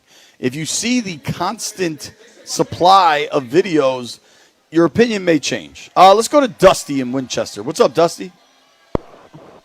What's up, fellas? Hope y'all are having a good day. Oh, yeah, bro. Yeah, man, it's beautiful out here. Yeah, it is. Yeah, it is. Hey, so this is my whole opinion on the thing. I think they need to leave that clown to the streets. This is so annoying, and like you mentioned earlier, I feel like this could really, get the team in some trouble for a tampering charge or something. Who knows what San Francisco's thinking or doing? I just think it needs to be told that he's not coming here and get all these fans back on the same page and just move on. It seems like every season there's something crazy going on in Washington, and it just gets old, It's time to move on. It's a different culture, a different, team and front office, and I think we just need to, put an end to all this mess now. I'm not sure I disagree. I don't expect that to happen. It's also, here's the situation Washington's in, and I think this is important to point out. They can't put an end to this mess. Say they commented, say the official Commander's handle put out a tweet, Brandon Ayuk will not be a Commander. They're not allowed to do that. He's under contract with another team. So they're in this rock and a hard place, catch-22, where publicly they could say nothing while he can post as many videos as he wants. Until the Niners are able to take some action. That's the worst part of this, is the Commanders, Adam Peters, Dan Quinn, Josh Harris, Mitch Rales, they're all just in this purgatory where this young man can do and say whatever he wants on social media. And frankly, for the people that say he hadn't done anything wrong, he hadn't done anything until the last month, that's incorrect. We're all forgetting that he posted Commanders practice tape last summer. So this has been an undercurrent over a year, and now it's certainly over the top. Mm-hmm. But Washington can't do anything about it. He's under contract with another organization. Let's go to Will in Clinton. What's up, Will?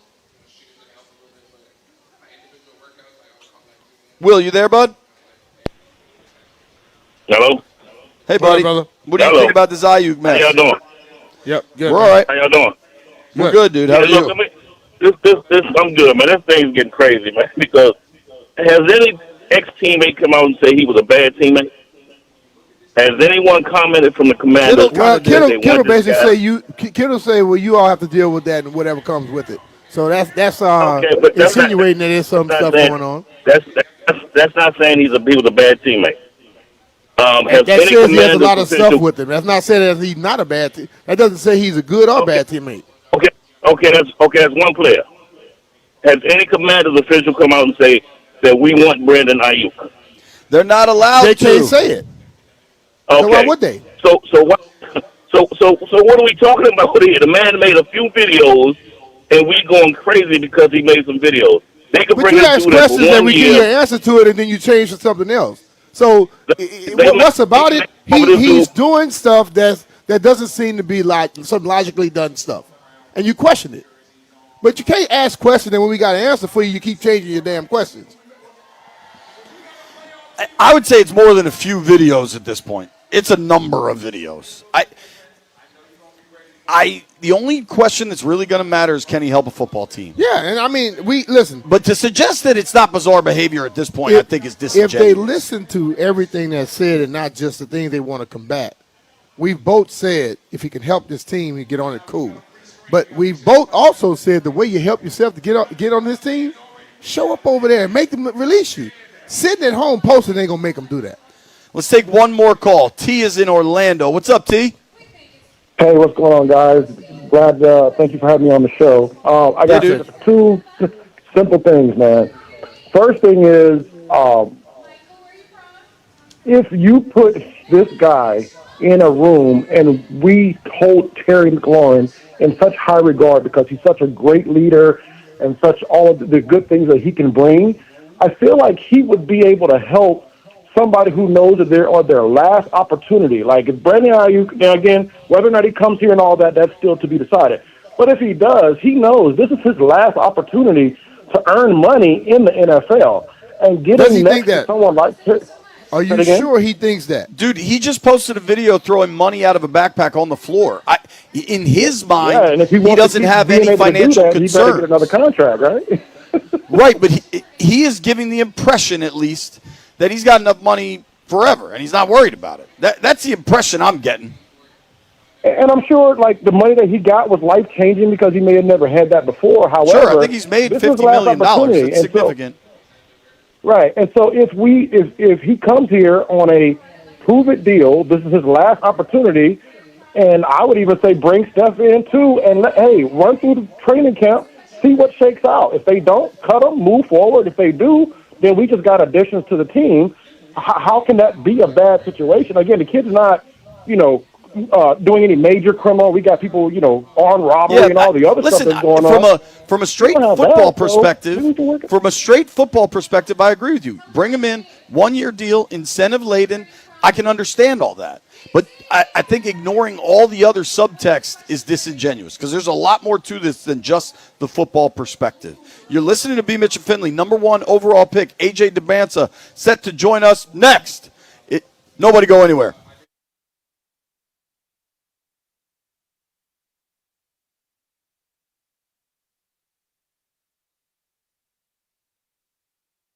We're not sure if Brandon Ayuk's going to land in Washington, but we sure know where to buy a car in Washington. The Oarsman Automotive Group of Virginia has been serving area car buyers for over 100 years. They've been serving me and B for decades. They've taken great care of our families. They'll take great care of your family. 7 convenient dealerships all across Northern Virginia. Whatever you're looking for, they've got it. All the makes, all the models. They've got great deals and, more importantly, great financing. Plus, they've got quality certified used vehicles if you're looking. Above all else, it's the Oarsman Lifetime Edge. Yep, that Oarsman Lifetime Edge comes with up to $1,500 in extras, including complimentary car washes with every scheduled maintenance. They give you a loaner car when you have major maintenance, and you have a lifetime engine guarantee. If you're looking to sell a car, take it to Oarsman. They'll pay you up to 125% of the Kelly Blue Book value, regardless of its make, model, or year. It's very simple at Oarsman. They love keeping their customers happy, just like JP and I. To beyond satisfied Oarsman customers, let's ride together.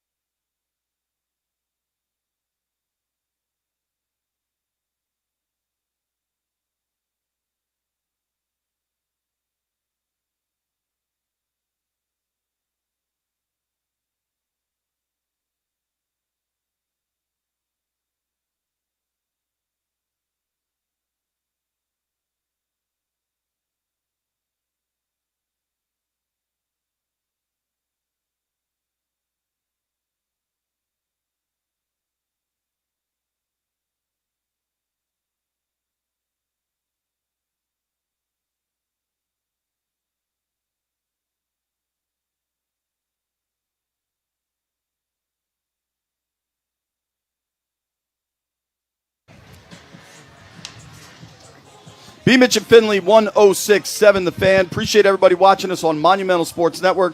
Appreciate everybody hanging out with us on the 106.7 The Fan YouTube page. And we certainly appreciate Mr. A.J. DeBonsa taking a few minutes with us. Congratulations, man. How you doing? Thank you. I'm good. I'm blessed. Dude, what was it like? This is your first real interaction with Wiz fans. What was the love like? What was the excitement like? No, it was a lot of love.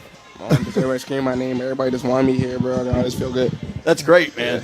What has the last 48 hours been for you? Last night was the first night I slept. The day before the draft, I didn't sleep. Draft day, I didn't sleep. Just been all around. I went to the Mystics games. I went to Capital One. Did a whole bunch of stuff on the Today Show, Good One in America. Just doing a lot of media stuff. What's next in your mind? You get into work and want to get this thing started up? Yeah, definitely want to get in the lab with some of the guys and just pick their brains, see what the NBA is like, see what the chemistry is going to look like, where guys want the ball, where guys want lobs at, where guys want shots at, so we can kind of get it going. So you decided on number 4. Yeah. How'd you land on 4? I think that's a great number, by the way. Thank you. I mean, I won number 3 for the past like 4 years. When I was the number 1 overall pick, I just added them together and I got 4. Oh, that's perfect, dude. There we go. That's perfect. What have you thought of DC? I know it's been crazy, but have you seen it? I'm hoping you got a police escort to get around because the traffic around here is tough. No, I do. Okay. But I've been there plenty of times actually. Just growing up, my parents always like to travel. So I've been to the White House, been to the Capitol, been inside the White House actually for Junior NBA. Oh, cool. Been to the Monument. Last year Jordan Brand Classic was actually here, so I played in the Mystics Arena. Went to the Martin Luther King. I went to everywhere, but definitely now as a Wiz, I'm definitely trying to revisit all those sites. As a person with an international background, and you seem like a deep thinker. Does it resonate with you that you're playing in the nation's capital? I guess I haven't really. I thought about it a little bit. I just thought about just the fan base, how crazy it is. Like it being the nation's capital also probably just brings a lot more attention, obviously, but I didn't think that deep. That's all right. A lot of it, dude. You've been busy. You've been busy. The thing about this city, I play football in this city. You win in this city, that love goes a long way, man. You ready to do that? Yeah, of course. Definitely trying to make the playoffs first year.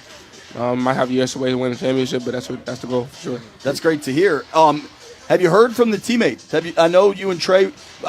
I was standing there when you and Trey were FaceTime, and he's like, "Are all the cameras there?" You're like, "Yeah." He's like, "All right, I'll hit you later." Yeah. As you start to have these private conversations, what's it like? No, I didn't have a private conversation with Trey yet, because that night I was out and about doing whatever.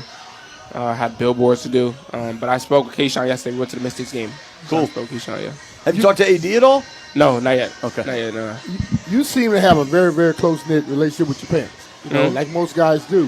What is it that you're thinking about? Like, they've done so much for you, what you want to do for them? A lot. I just want to just make them super proud. Obviously, they don't really, want to take gifts from me anymore. It got to that point, I be buying stuff for my parents, and I'm like, bro, we don't even need it no more, but I just want them to be proud. Yeah. What does it mean? Obviously, you're super tight with your family, that you guys have accomplished one of your goals, right? Like, your goal was to get here, to be number 1. Or have you allowed yourself to think about that sense of accomplishment? Yeah, definitely. As soon as my name got called, I was just like, yo, this is actually crazy. This is actually happening. But then that night, everybody was just celebrating my success. So, it definitely felt good. What kind of are the next goals? You're saying playoffs in year 1. Yeah. Are you willing to kind of set the bar high like that? You have to. Why set the bar so short? Don't be like we're years away from doing something I think we're capable of doing year 1. Obviously, them re-signing Trey and an all-star point guard and then AD coming in if he's healthy. We're going to have a Hall of Fame big. He won a championship. He knows what it takes to get there. And I definitely think we have a young enough core and a good enough core to just make a playoff run. You said something draft night. You got asked the question about who's a player you think is a good comp that people don't think of. Yeah. And you mentioned Len Bias's name. And you'll learn about this area that the University of Maryland is very much a part of the DMV, and Len Bias's name in this area carries a ton of weight. Yes. What type of student of basketball are you that you knew about Lenny? He passed before you were born. It came up on my TikTok one time, and they were talking about he's going to be better than Michael Jordan if he had lived. So, I kind of did my research because they said he was like 6'8", 220, 40 inch vert. Bad boy. I was like, that kind of sound like me, so I wanted to do some research on him. That's pretty cool, man. That is really, really pretty cool. How much do you look at the guys from before you and learn stuff from their game? A decent amount. Definitely like the better guys. The stuff they did still translates. So you go to Michael Jordan, you go to Chase McGrady, you go to those guys, the midi still translates to this game to be one of the best scorers in the game. I don't go too deep. I'm actually pretty close to the Big O. I went That's to the finals. incredible. I went to the finals with him, and he was there at the draft. So I try to take bits and pieces from the old head game, but the game's changed so much. Like you can't take everything. Yeah. So I wanted to ask you about a social media post that I was blown away by. You posted to LinkedIn. Yeah. Yeah, I saw that. What made you think to do that? Because this is your career. Yeah, I mean, I've been super tapped in, and then I have some people that's just been super tapped in LinkedIn, like, yo, why aren't you on LinkedIn? And I was like, what's that? And I kind of told him about it, and I was like, I mean, I might as well tap in. Like, that's a different fan base that people want to see. Sure. That's where the money people are. And, yeah, and they was like, Yes. and they, invited me to the offices at the Empire State, got to meet with those people, did like a little fake interview, so, I mean, it was cool. That's really cool. So, dude, do you get to relax? Like, when do you get to relax a little bit? Oh, since I got drafted? Oh, I don't know. I don't know, to be honest. Maybe after Summer League, who knows? Summer League is next, right? Yeah, so we're going to start practicing, and then Summer League's next. How excited are you for that opportunity to get to Vegas and play with your new teammates? And it won't be the full roster, right? You're not going to have Trey and AD and some of the veterans there, but just to play with the other young guys. No, it's going to be fun. I mean, I played with some of these guys before, played with Roy Riley, played with Trey at Steph Curry camp, so definitely to reunite with some of those guys. But then, like, see guys like, Felix, who we just drafted, and other guys, will be fun. Oh, it's going to be incredible, man. Have you eaten anything today? Like I feel like you're such a whirlwind. I've ate. Have you taken some time for yourself? I gotta eat. All right, that's mandatory. What are you into? I'm trying to think DMV food. I doubt you've tried. They have everything here. Mambo sauce, half smokes. Any of that resonate? Nah. We got to change that. Nah. You got people here. We got to change that. Yeah, I'm gonna tap in for sure. I'm here for a minute now, so I'm gonna tap in for sure. Are you a seafood guy? Yeah, I am. I'm from Bradley, so. Oh, right, the New England guy. So are you a lobster guy? Yeah, I mean, I actually like the seafood boils. So I go crab, lobster, crawfish, shrimp, everything. So you like crawfish? Yeah. We got a Louisiana guy Oh, here. yeah. Maybe you should bring him a pot of gumbo as a welcome to DC present. We can do that. AJ, dude, I know you got a million responsibilities.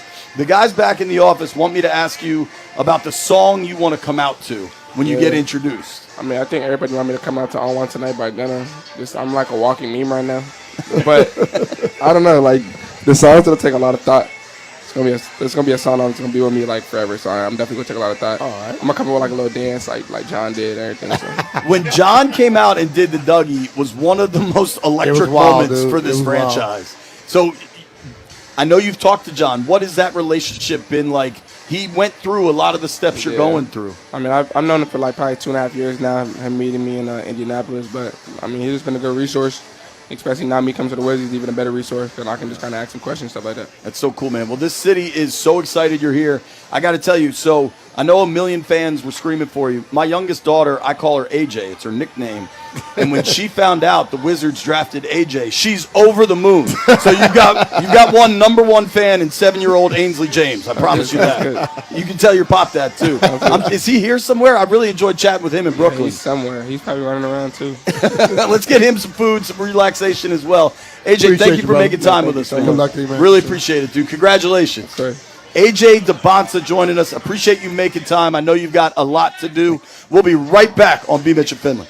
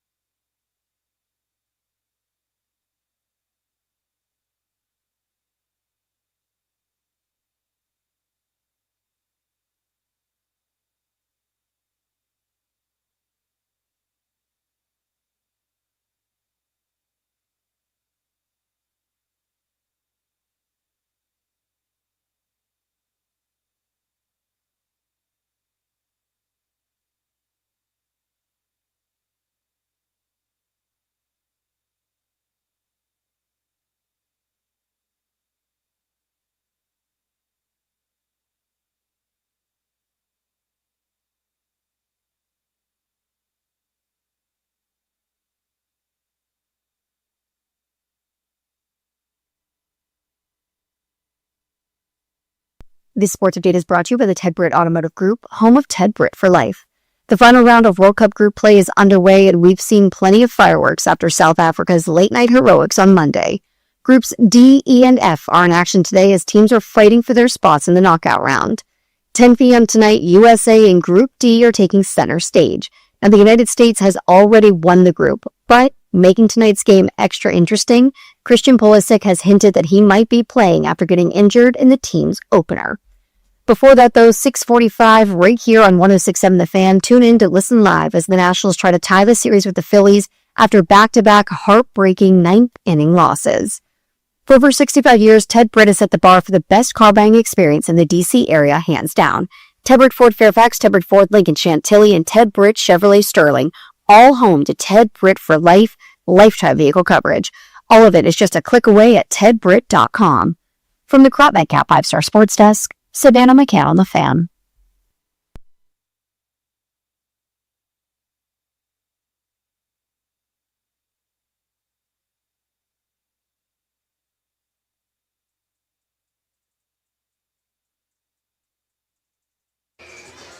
B. Mitch and Finley, 106.7 The Fan. Appreciate everybody tuning in on Monumental Sports Network. Appreciate everybody hanging out with us on the YouTube stream. Really fired up. We just had A.J. DeBonsa sit down with us, and the young man is so impressive considering the whirlwind of activity being thrust upon him. To help us understand the pick, we're very fired up to have John Thompson III sit down with us, Senior Vice President of Monumental Basketball. JT3, thank you for making time. I know I kind of grabbed you off the street there, so I appreciate it. No problem. No problem. How easy was this pick? It was easy yet not. And what I mean by that is I think our group in general, and it was a team effort, did a lot of research, did a lot of studying of quite honestly, probably the first 4 picks. And after our due diligence, coming away and deciding that AJ was the right one for us. So it wasn't clear cut, but yet at the same time, once we got to that point, we were unequivocally sure that it was the right choice. You look at him; he's an impressive young man. He seems to be as good a person as he is a basketball player. You know, does that go into the decision as well? No, without a doubt. Our GM Will Dawkins often says, like, we draft people, not just players. Mm-hmm. And if you look at AJ, the person, what we think he can contribute to the organization off the court, what we think and expect him to contribute to the city, without a doubt, it's not just about dribbling, passing, and shooting, and he does those things very well. Mm-hmm. Let's talk about the dribbling, passing, and shooting. How would you describe his game? Because there's obviously a lot to it. You know, I think he's one of these. We think he's one of these players that's extremely versatile. If you look at him at every stage of his career, and we've studied him back to 8th grade. You know, whatever team is on, he's been able to provide what that team needs. So it's not just, okay, he's a straight bucket getter, he can go score. It's not just, he's a facilitator, he can facilitate. Like, we think that he, and expect him to, eventually. He's a rookie, and he's the number 1 pick, and there's a lot of expectations that are going to be on him.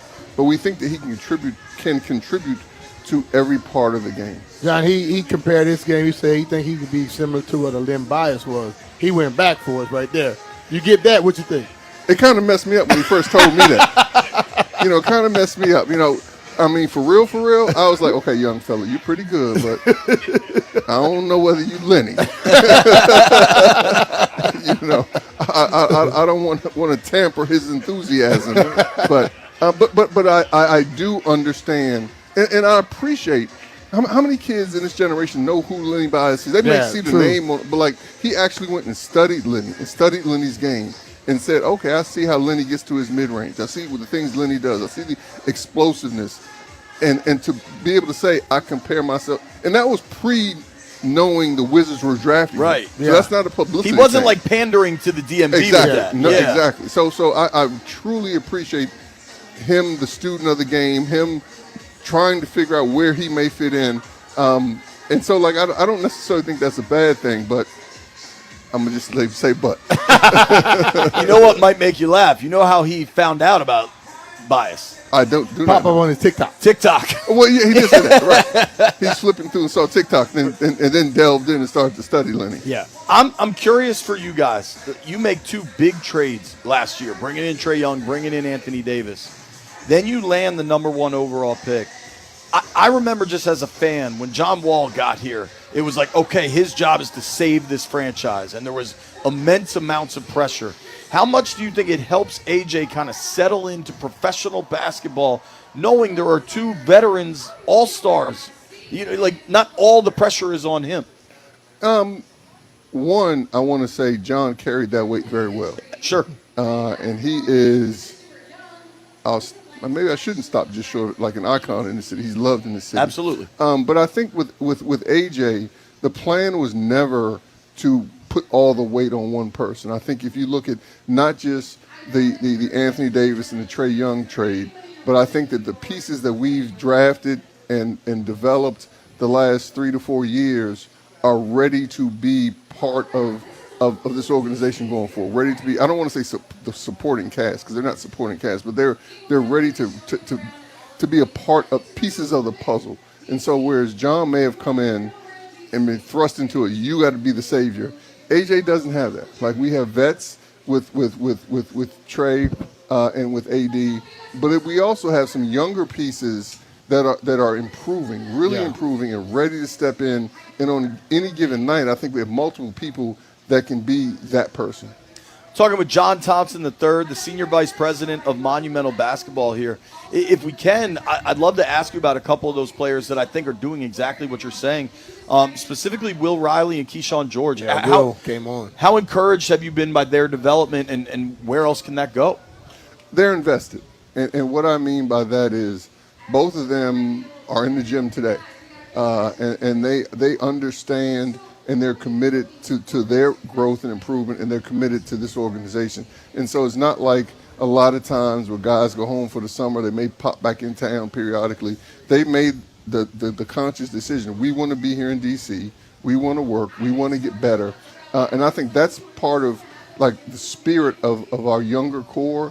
Like, the guys are truly invested in our development. And so for the last couple of years, and this I shouldn't say last couple of years because it's going to be on a go-forward basis, but, like, player development is key with us. Like, we want everyone, whether you're the best player on the roster or the worst player, when you walk away, you say, I got a lot better there. Mm-hmm. And those 2 guys in particular are versatile. They can offensively and defensively guard and score in many different ways. And they're workers. They're workers. And so I think I'm really excited about both of those guys. When you have young guys that have that mindset, how easy is that? Because a lot of young guys, they don't like to get to work.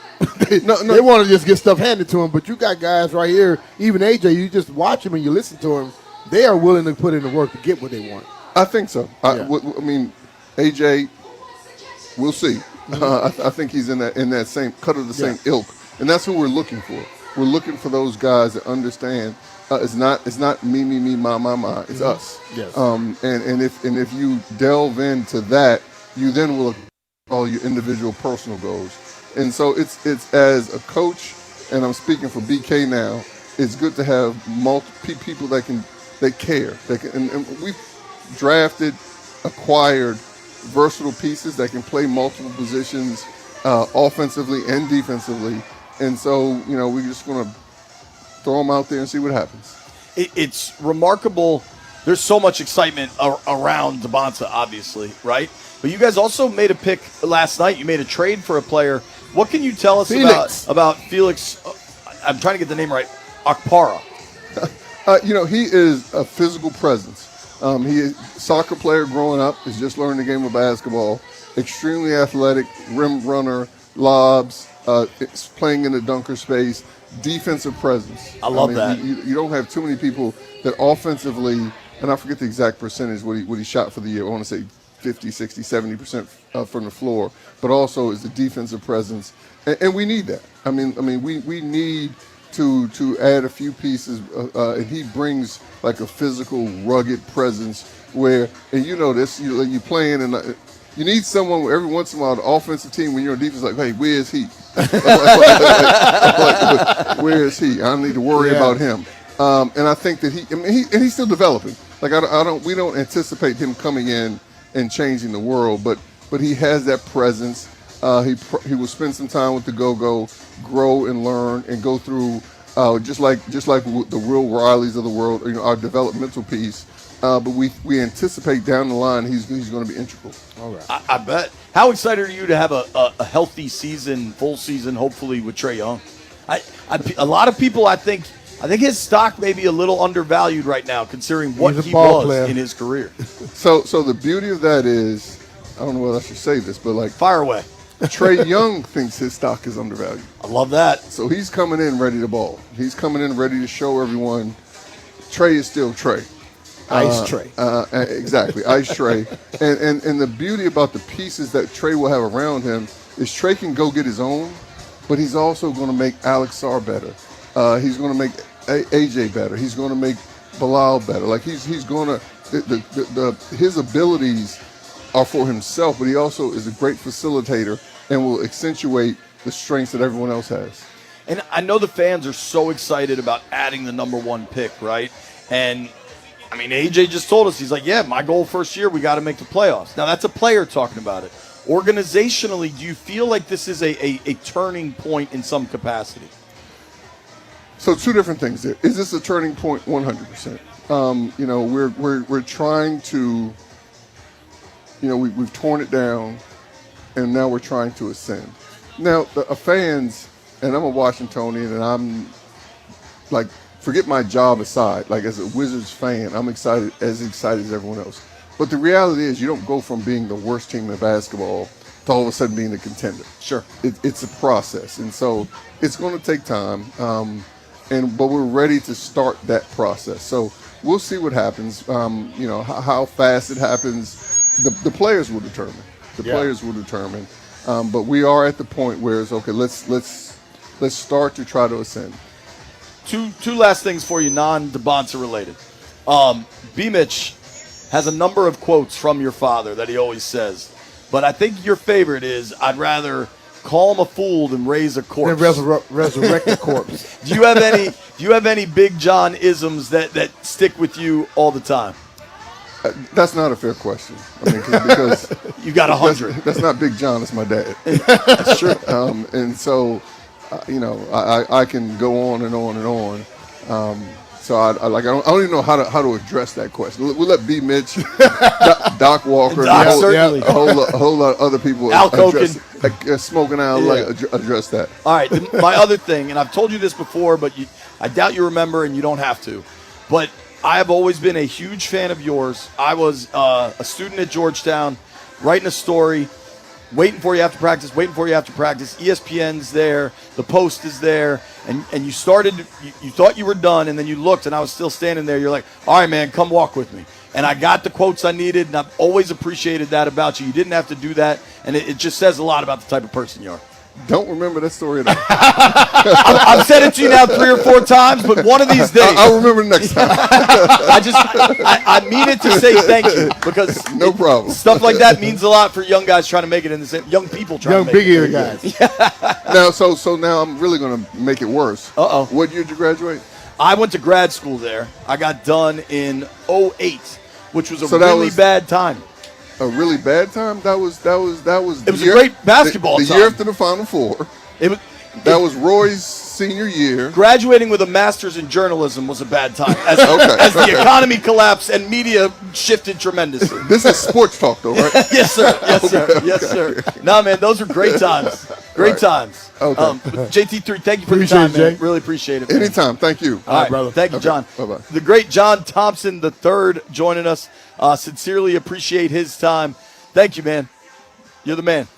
You can just walk away. I know you got stuff to do. We unfortunately have to kill 5 more minutes of a segment. Thank you, sir. All right, Jay. Be cool, brother. John Thompson III, class act all the way. I think you can see the excitement, and they're doing a great job of tempering it, I would say. Oh, yeah. But, these dudes are fired up.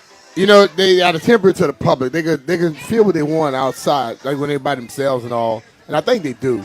But you just look at, when you start listening to him talk about the guys that are on this team right now, Will Riley, 6'10", Sarr, 7 feet. You got AJ now. You got AD. You got Trae. You got Trey Johnson on the team still. I love Bub Carrington because he has that do grit love Bub. about Yeah. himself. You know, you start looking at those guys. You have a legitimate 8-9 guys. Dude, heck, remember they brought in Juju Reese late in the season, and he was on fire when they brought him in. I think Keyshawn, I didn't even say him. You got Champagny. They have like 8-9 guys on this team that you can look at and say, okay, they could do some stuff with this. Well, and dude, he said, Riley was in the gym right now. I was out there. I was at the St. E's practice facility maybe 3 weeks ago for this winger interview, maybe 2 weeks ago.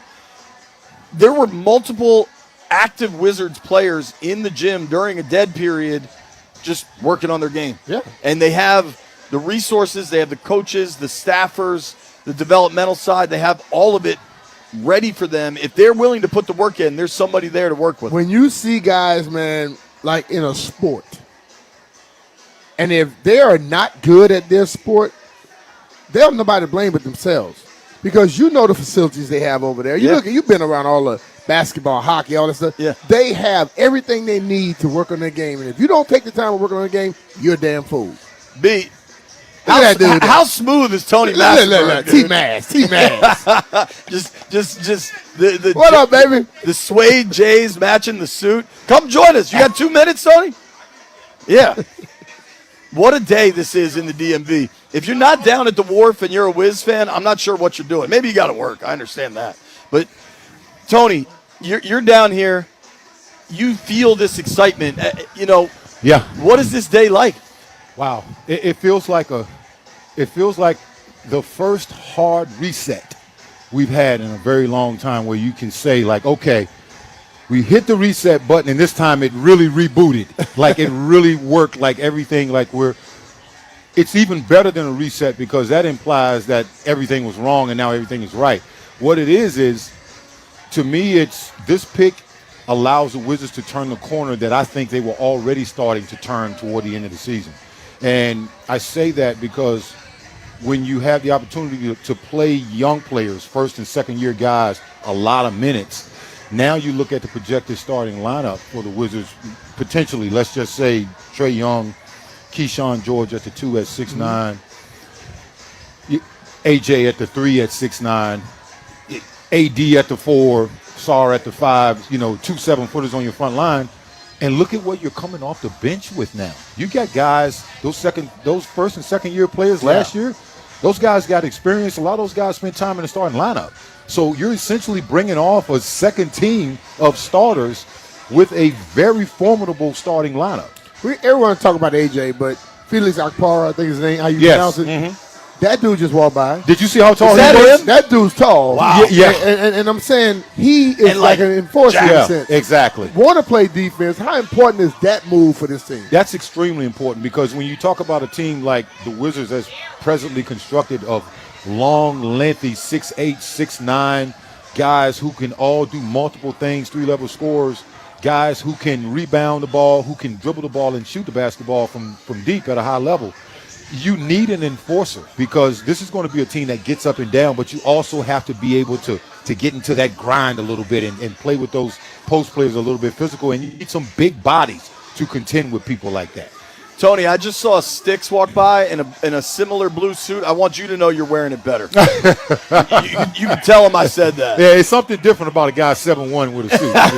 A little bit different. Look at Felix. Look at that guy right there. Speaking of 7'1", look at that. Look at that right there. That's a tall young man. Yes, sir. And I love to kind of bring an enforcer type in. Yep. You know what I mean? That's what you need. Maybe here. he's a 15, 20-minute a night guy, but yeah, they're going to feel it when he's in there. No doubt. That's the balance. That's what you want to have your team. You want to have your team comprised of the ability to run, the ability to play inside, the ability to shoot, the ability to defend inside and outside. And so you have to have personnel to be able to suit all those needs. The great Tony Massenberg joining us from Monumental Sports Network. Mass, how important is it also to be on a team that is a mix of veterans and young guys? Because for a while the Wiz were just young guys. Yeah. Now you've got real veterans. Yeah, it's very important because when you look at AJ, first of all, as a young guy, being the number one pick in the draft, majority of those guys are tasked with coming in to save the franchise. And he doesn't have to do that. Yeah. He has a significant number of guys close to his age and guys that have experience as first and second year players.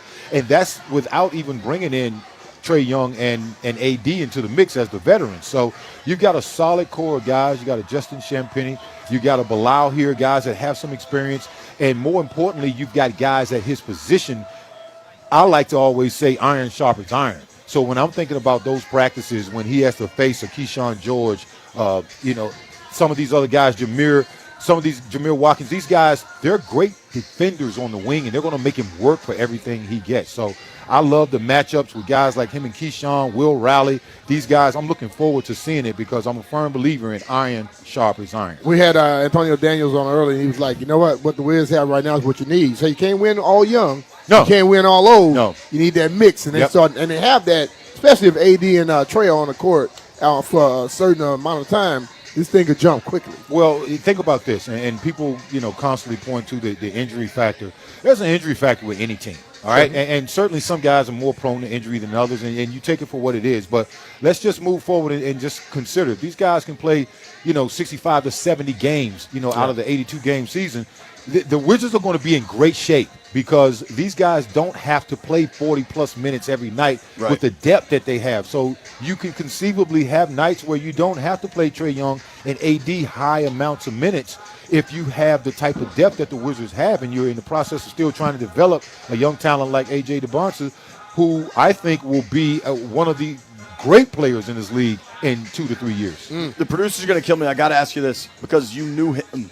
AJ said he kind of sees some similarities to his game and his frame of Len Bias. Yep. And that probably might hit close to home for you, but what do you think of that as a comp? Well, first of all, I had never thought of him as a comp to Lenny, clearly because Len Bias was a grown man when he graduated University of Maryland, 22 years old, fully developed, 6'8", 220 pounds, all muscle, no fat. Just jacked, 40-inch vertical, the whole nine, right? And so you look at AJ and you say, okay, well, he's considerably young. He's 19, and he's, not where Lenny was. But when you think about, and I told AJ this, Len Bias wasn't Len Bias at 18, 19 years old. Right. So he worked and he developed himself into that. So if you look at AJ and you think 15, 20 pounds of muscle later, along with some NBA experience, wow, yeah, that would be a fair comparison when you think about what he's doing right now. Wow. And his measurables, when you talk about his vertical, his size, and the athleticism at his position, I think the Len Bias comparison, modern-day Len Bias comparison, would be great. I like that he set his goals high, bro. Yeah, man. Yeah, that's what you do. And if you have a guy who's willing to go after that, and if that's the person he wants to be like, if he's fighting for that, like they say, if you shoot for the star, if you aim Shoot for the for the- moon, yep. you're gonna end up amongst the stars. Right. And I believe if he go out there and get anywhere close, be something good for all of So us. let's just say that. I'll say this last thing about Len Bias, because you know how I feel about the guy. Sure. You guys know I played 15 years, played overseas for 2 years, and played, 13 years in the NBA. And all the college basketball, all the training camps, everything that I've seen from my basketball journey that's literally taken me around the world. I have never played with or seen another guy truly like Len Bias. I think the closest thing I probably saw was some kind of mix between Dominique Wilkins and Kenny Skywalker. But Lenny shot the ball better than both those guys, and he was stronger than Dominique, and about the size of Skywalker, but with a much better touch. So, I mean, I can't. One of one. Like, one of one. Like, I talked about Antonio McDyess, right, who was kind of similar, but he was 6'10", and before the knee injury, he had the 40-plus vertical as well. So I think that had Len Bias lived, he would have advanced the big man's game a couple of generations, because we would have now seen power forwards shooting three-point jump shots in the 80s, which was unimaginable Unheard at the of, time. yeah. But that's what Len Bias was doing on a nightly basis. So had he lived, I think we would have seen that, and as a result, the game would have advanced sooner than it did. That makes a ton of sense. Yeah. Tony, thank you for the time, Appreciate man. it, T. Sincerely appreciate Love you guys, man. All right, Thanks brother. for having me. The great Tony Massenberg. Nobody go anywhere. It's B. Mitch and Finley. That dude's smooth in that blue.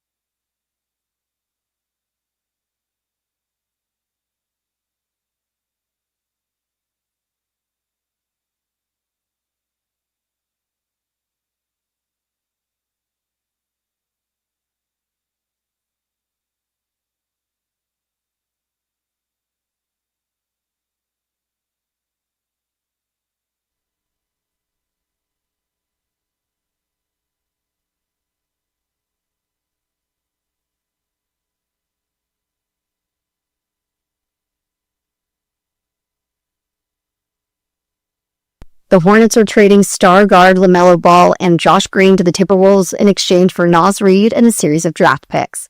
In addition to Reid, the Hornets are receiving a 2033 unprotected first-round pick and 3 second-round picks in 2029, 2032, and 2033.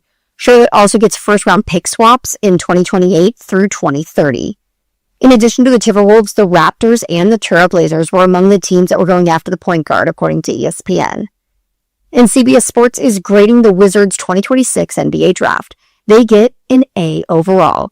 They get an A for the A.J. DeBonza pick because, of course, but they get a C+ for the Felix Okpara pick, the center out of Tennessee. They said Okpara is a rim protector, offensive rebounder, and a lob threat, but he needs to get a bit stronger. The Wizards don't have many true centers, so he does have a chance to stick. From the Crop Medcap 5-Star Sports Desk, Savannah McCann on The Fan.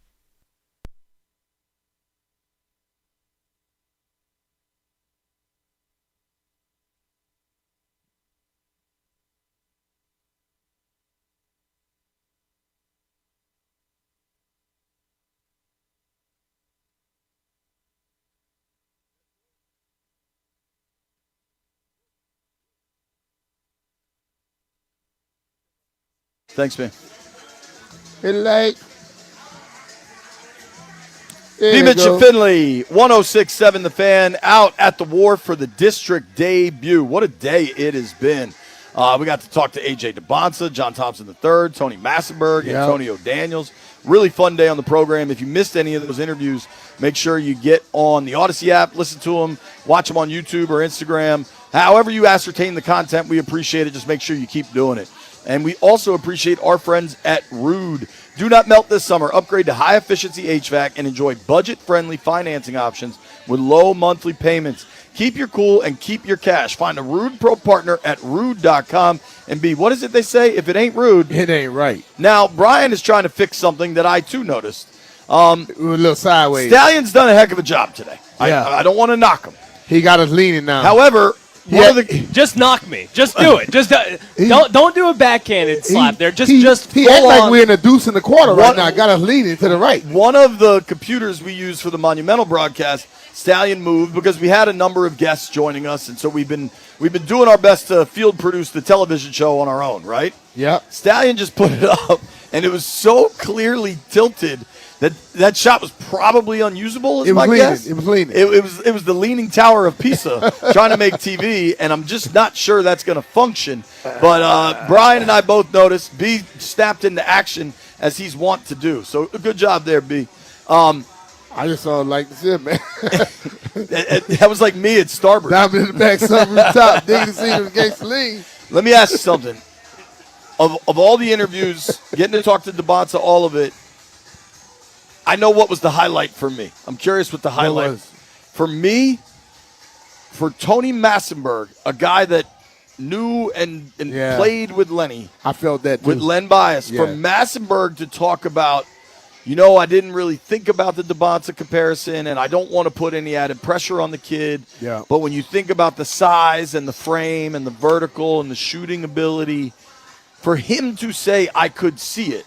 Now, it's years away, and it was a very important point when, for young people that don't know about Len Bias and his greatness, like, when you watch those clips on TikTok, he was a senior. Like, his body had fully developed. He was a monster. But DeBonza's 3 years younger than that. That's 3 years from now to reach that level. But, damn, I feel like he did not say that with any idea of what that name carries in our area. But I feel like that's one thing that's going to stick with some folks. It's going to stick with them, but I think you have to have the work ethic to be able to even say something like that. Because if you look at, like they say, this young man has been number one in his class since he was, 6th, 7th grade? That takes a lot of work. So if he's willing to put the work in, he can get close to something like that. And if he gets anywhere close to a Len Bias, I think fans around here at Washington Wizards are going to be some happy people. Totally. Yeah. If he gets anything close to it. I think the fan excitement is so real. The amount of people that were out here, they're already selling jerseys. I just took a photo with a dude already wearing a Ryan DeBonza probably jersey. bought 8 of them. No, you know Nah. who's going to have it first? Who? Toby. Yeah, but they're gonna be pink. No, that's Cody ordering the TMU joints. I think Toby only buys official team gear. I think Toby's independently wealthy. Toby, if he just saves some of those damn jerseys, he can have a hell of a 401k. stash, bro. Because, like, man, look. What do you think Toby's merch budget per year is? Too much. You don't need a jersey for every damn day, Toby. I mean, I honestly wonder if he has one already, the DeBonsa. Maybe not, because they're probably only selling them here right now. But I could see his crazy ass drive over here real quick before Grant. At least Danny he'll starts walk at over 20. here. He'll have on a Wizards jersey. Ben Strober come over here with a Commanders thing on. Like, dude, wrong sport, bro. Wrong sport. Wrong sport right here. Now, Strober claimed he's kind of like JP at the Super Bowl with his hockey jersey on. that's a tradition unlike any other. Strober claimed that he's moving. He's moving in with his girlfriend in Arlington. That he doesn't have all of his shirts yet. But he found a white, crisp, that's the Commanders shirt tucked in. Yeah. Yeah. It was a look. It was an interesting decision. Yeah, he playing that. I tried to give him a solid piece of advice, and then the clowning started. That's kind of how that went down. Yeah. I did want to make mention of this. Today got away from us in the best possible way. Yeah. When you can get great guests who just constantly You gotta join go you, with it. you just roll with it. Yes. That's the key to live radio. But Steph Diggs, and maybe we mentioned this briefly earlier, as Brandon Ayuk continues to post provocative, interesting, whatever you want to, whatever word you'd like to describe his videos, he continues to post them. Steph Diggs posted a video of him working out in College Park yesterday, just grinding. Just running routes. Mm-hmm. That juxtaposition is significant to me. I don't know if it's significant to all, but it's significant to me. Oh, it's significant to me, too. Listen, bro. I just keep asking the question, is he in shape? Because that's something I care about. I don't care about how he's posting and stuff. I care about, is he in shape? Because it seems to me that he's going to have a chance to come in. I want to know if he's in shape to be able to get to that goal. All these other people who want to just be against the establishment, that's why a lot of people, I think, jump on his side. They're against the establishment. But my whole thing is, dude, I hope be around all of that stuff you're doing. You're also working out. There is a place in this world for anti-establishmentarianism, I believe is the word. Anti-establishmentarianism. But the NFL is not always the place for that. And sometimes that can be misguided. Like, the ardent Ayuk supporters continue to, like, I'm almost impressed. Like, it's almost like you see in politics that you pick a team and you're not backing off it no matter what crazy thing happens. Oh, yeah. You know what I mean? Oh, like, yeah. I'm ride or die for this dude. And Ayuk certainly has those fans, even though he hasn't caught a pass in 2 years. Yeah. So, we'll see what happens, man. I still think he ends up here. I think it seems like that. I still think it continues to get harder and harder, though. When he gets released, I don't think it'll be the next day. That's the one untruth I believe he's spoken. He's like, Niners cut me. They'll pick me up the next day. Because if they do the next day, guess what's going to be coming the next day? A letter from the NFL. We need to talk to y'all. I think you got to slow play it at least. Even if it's just for perception. Whether it's reality or not, I think just the perception dictates it. Oh, yeah. Yeah. All right, nobody go anywhere. We got to make some bets. Grant and Danny coming your way at 2 o'clock. It's B. Mitch and Finley.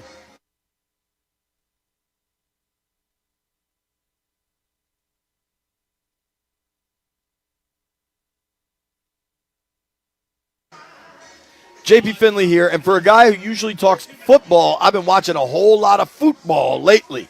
And if your spot is Watch Party Central, my guys at Paisanos have you covered.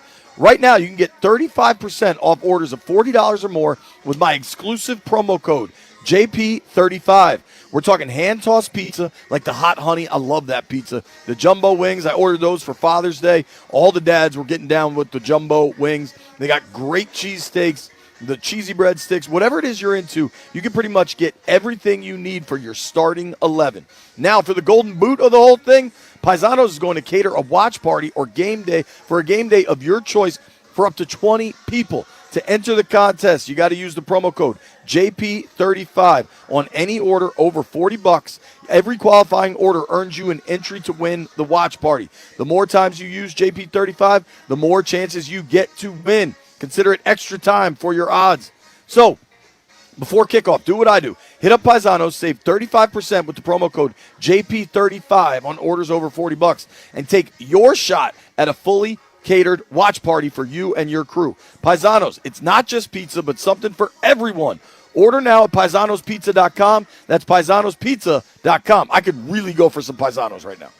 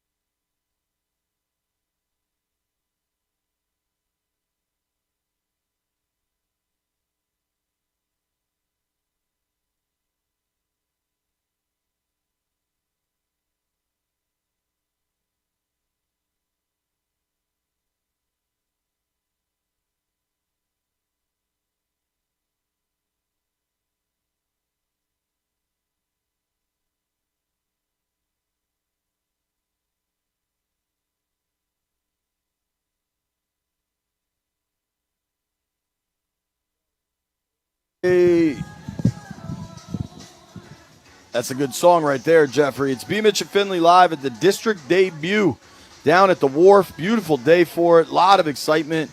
I mean, today, listen, if you listen to the podcast or check out the YouTube, if you're on YouTube, we did our best to make sure all of our guests were also on the stream. Hopefully that worked out. Just a very fun day, getting to talk to A.J. DeBonsa, getting to talk to Tony Massenberg, getting to talk to John Thompson III, Antonio Daniels. All these guys, when you get to talk to people in person, it's such a different vibe, man. It's just been a fun day. If you are interested in the district debut, here's what I can tell you. Go from the district debut to the home opener debut of A.J. DeBonsa. Call 202-661-5050 or email ticketsales@washwizards.com. That home opener is going to be electric. Especially A.J.'s telling us he's trying to figure out the dance he's going to do. You know, that'll be pretty cool. I want to see it. We were talking about this, me and Stallion, during the break. A.J. DeBonsa comes into Washington, the number 1 overall pick. Of other number 1 overall picks, you're talking Strasburg, Harper, you're talking John Wall, Kwame Brown. I think there's certainly more hype for DeBonsa than either Harper or Strasburg. Basketball's just bigger. It's bigger, and then you look at the hype meter, man. Harper was coming out of high school. Strasburg was coming out of San Diego State.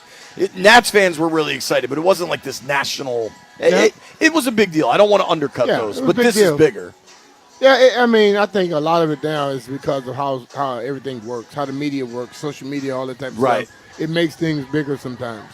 Like, DeBonsa's coming to town with 1 million Instagram followers. Yeah. You know what I mean? Like, that's pretty wildly significant.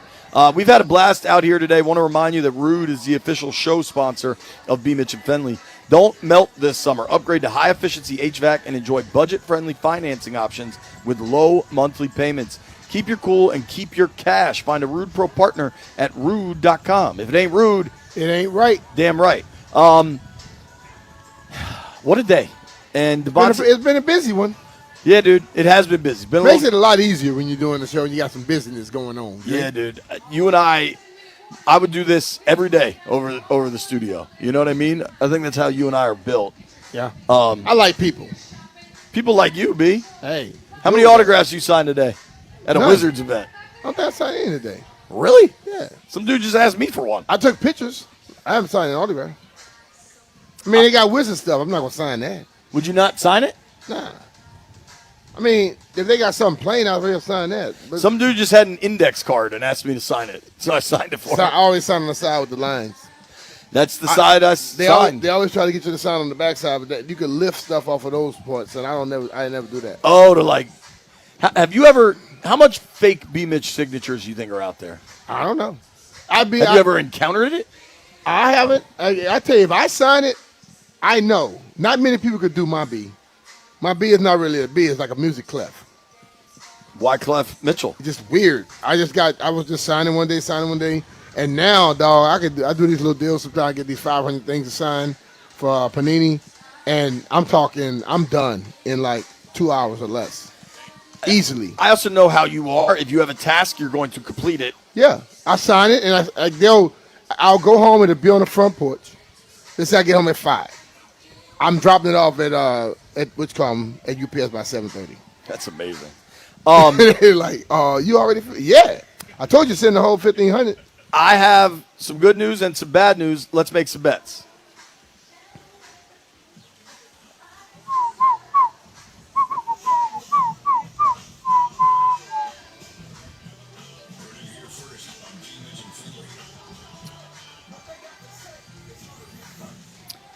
So, I deserve the hot dog hat. I was betting with my heart last night, hoping Scotland could get a tie against Brazil.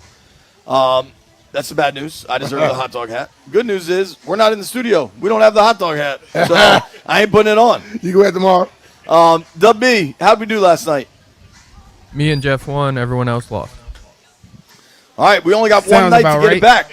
We only got one night only to get it back. What soccer do we have today, Dub B?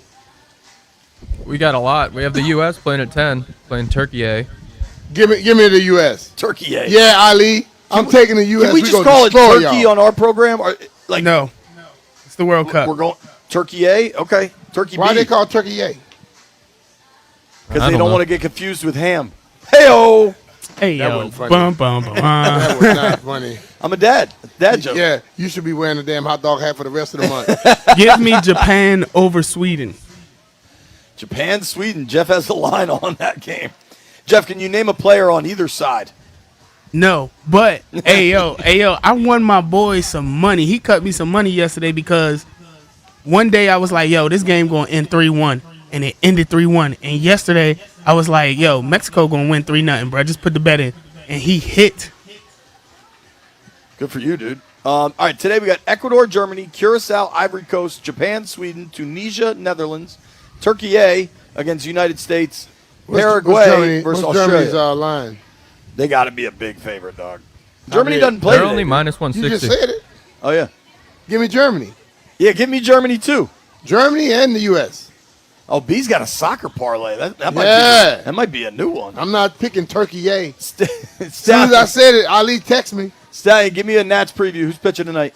Cade Cavalli against Christopher Sanchez. Sanchez is probably the best pitcher in the NL. So The only highlight, if I can quickly point out from that Nats collapse last night, is that Stallion was so confident in his over, and it ended at 5-4 for a total of 9 runs, and his over, he needed 10 runs. It was 9.5.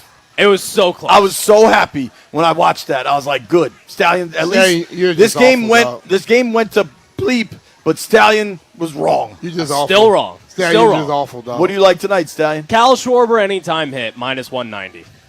Damn, you barely sneaking there. Barely sneaking by. What do you think happens with the Nats tonight?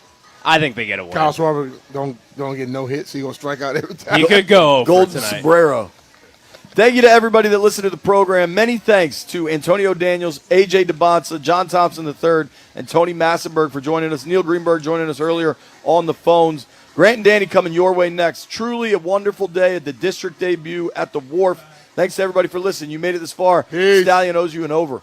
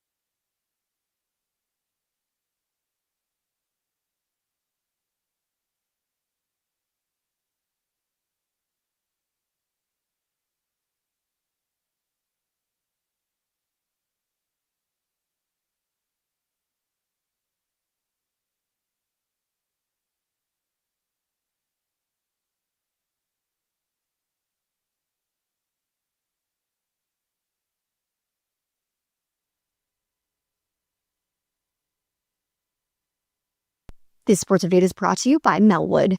Team USA will face off against Turkey tonight at 10 p.m. Christian Pulisic told reporters that he's feeling good and is hoping to play tonight after missing the match versus Australia with a calf injury. But Team USA has already won the group, so is it worth it? That's the big question, but if he does play, it likely won't be for the full 90 minutes. Before that, Team USA gets underway right here on 106.7 The Fan. Tune in to listen live 6:45. We've got first pitch as the Nationals try to even up this series with the Phillies. Last night was yet another heartbreaking loss. They gave up a home run with 2 outs and 2 strikes in the ninth, end up losing this one 5-4. But for today's game, they've got Cade Cavalli on the mound trying to shake off 2 heartbreaking losses, making the series even. Donate your unwanted vehicle to Melwood and support people with disabilities in your local community. They can pick up as soon as tomorrow. Visit melwood.org or call 1-877-MELWOOD. From the Crop Medcap 5-Star Sports Desk, Savannah McCann on The Fan.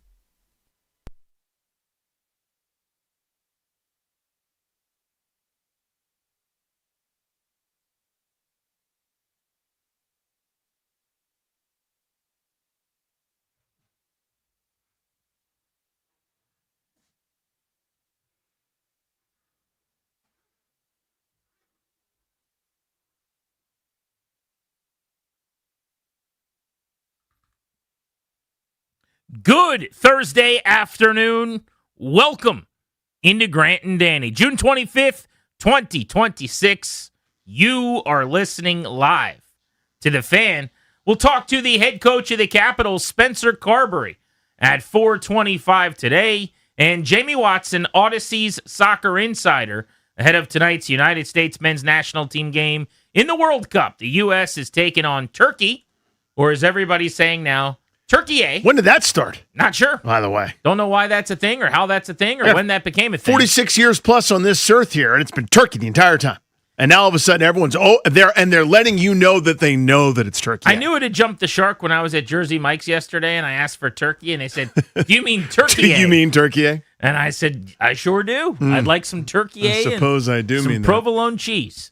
Jamie Watson previews the matchup, 10 p.m. start time tonight for the United States in the World Cup. By the way, we're going to be out and about. If you want to watch that game around some rowdy folks that are excited about soccer and who want to enjoy sports and fellowship, come on out to the Tap Sports Bar, MGM National Harbor, to watch the game this evening. We're going to do a live watch. Me, Danny, and some members of the station. Love it. I will be there as soon as my responsibilities with the Nats ends. Grant will be there right on time, so hopefully I'll be there as close to 10 as possible. But this is just a celebration.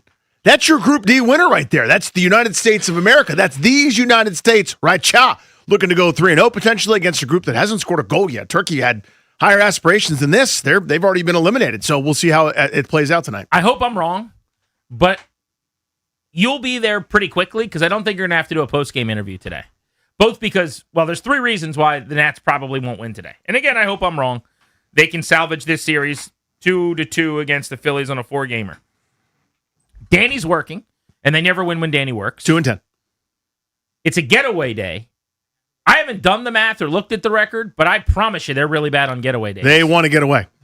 And they're taking on Christopher Sanchez. Ah, yes, the filth. Probably going to start for the National League in the All-Star game on the mound in Philadelphia in his home ballpark, who's got a 1.8 ERA and is, I would say for my money right now, the best left-hander in baseball at this juncture. And depending on Trig Skubal's health and where he is rounding into form, but he's in the conversation. He's had a better season. Skubal's been hurt. Yeah, I mean, Sanchez is kind of the best numbers at this point. It's just so nasty. Cy Young conversation with Jacob Mizorowski. So hopefully, good on good, elite on elite. The great Nats lineup that scores all the runs can get to Sanchez and knock him around a little bit. But it feels like they've let a couple of golden opportunities slip away with that bullpen. We're going to talk about it in about 55 minutes at 3 o'clock. What can they do? What should they do? Are they going to do anything? But, you know, in football, sometimes I say, Danny, I like to break up the team by, you know, categories. And I'll say that's a 12-win coaching staff with a 12-win defense and an 8-win offense because they've got a 4-win quarterback. Kind of like that. The Nationals right now are a 100-win offense with a 50-win defense and probably a 67-win rotation and like a 42-win bullpen. And it is just pulling them down like an anchor in the water that's trying to get to the bottom like a cinder block thrown into a lake. They are still a game over 500, 81 games in. It's all positive from 10,000 feet. It's been a great season. They're overachieving. But 2 straight nights against the Phillies in a huge series, playing against the team directly ahead of you in the standings, you're vying for a wild card spot with. You won the first game of the series, and then in the 9th inning, you've been leading down to the final out, to the final strike in back-to-back games, and they've given up 2-run home runs with 1 strike to get in back-to-back games to lose. If it's possible, last night was more painful. And people are going to go, what are you talking about? When all-star Brandon Marsh, whether he should start or not, is up in the air. I think he probably shouldn't, but he's an all-star. He is having an unbelievable season. When a great player does something, who's having a great season, you go, okay, I kind of get that. That's a number. Respectfully, Derek Hill's a number. He is a guy of an assembly line of guys. They make a lot of them. There'll be 55 more that you'll see at Nats Park this year. A pinch-hitting Peter, a dude that has no business doing exactly what he did. A former discarded Nat from a bad Nats team who's on his second team this year, coming off the bench, did a 2-run home run off of a bullpen, and in this case, Richard Lovelady, lefty against the righty, who was summoned for that exact matchup. Yep. Blake Butera is debating, do I want a right-hander, Orlando Rebalta, to face a lefty who doesn't hit home runs in Justin Crawford, or do I want to go get the lefty, Lovelady, knowing they'll counter with Derek Hill, and he chose that matchup, and it backfired. Yeah, I mean, to me, I would have loved to see what Rebalta would have done. I thought he was throwing the ball pretty damn good. He was, trying to be really fine with Kyle Schwarber, understandably. That dude hits moonshots. I'd take my chances there with 98 with a little bit of run, but it was not to be, and last night happened again. Here's the difference. Yeah, Philadelphia's offense scrapped, and they deserve credit. Good for them. When they've got the lead, here comes Duran. Here comes Yohan Duran out of the bullpen, throwing 3 different aspirin tablets coming towards you. They all go different directions. Good luck, good night. They've got that. We're like, perhaps this is Dickie Lovelady's evening. Maybe this will be Brad Lord's turn. Maybe we'll summon someone from AAA down in Rochester. Could get 3 outs for us. Is Paxton Schultz available? Nope. That's the difference. That's payroll. We're us. Alvarado throwing 100 from the left side. Yep. I saw a stat yesterday. I think it was Spencer Nussbaum, Toby had told me about, where 88 relievers in baseball. 88 relievers average 97 miles per hour or more. The Nationals have 0 of them.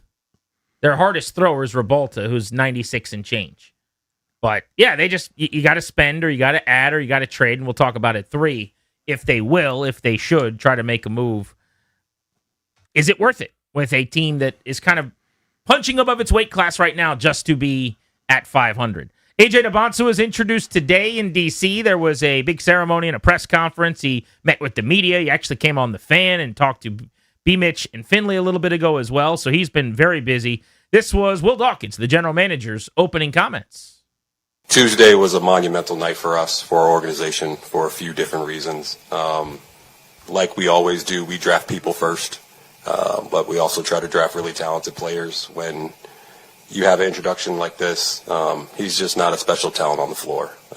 We spent a lot of time getting to know him as a person. You can imagine the level of research you have to do when you have number one, and to a man, to a woman, everyone we talked to about AJ talked about his work ethic, his passion, his character, how much he cares about his teammates, how much of a connector he is, how much he's active in his community. Not many 19-year-olds are starting foundations and giving back to different places that they were raised and have connection to. So he gets it. He wants to be a part of the community, and we welcome him with open arms on that. Sports are about people. I say it all the time. We are betting. Is a player going to be good? Is a player not going to be good? And so often we focus solely on the athletics. And don't get me wrong, that's probably the biggest part of it. But there's another very significant piece to that puzzle. You got to bet on people. And that's not the part that you and I and so many fans and analysts really get to tap into. We don't have the ability to sit down across a table and ask a million questions of Debonsa or do a bunch of research into his high school and college and staff and family. But the team does. And they decided this is the guy they're going to bet the future of this franchise on. Debonsa has had a whirlwind. I mean, he's been everywhere. I've seen this dude on Good Morning America and the Today Show. He is Taylor Swift at this point. It's been great. I had a wild 48 hours. I mean, I got calls from teammates on draft night. I got in yesterday. I got in yesterday. I met the whole staff. I went to the war room. It was great. I went to Capital One. There was like, I don't know how many people, like 150 people just saying my name. I met the mascot.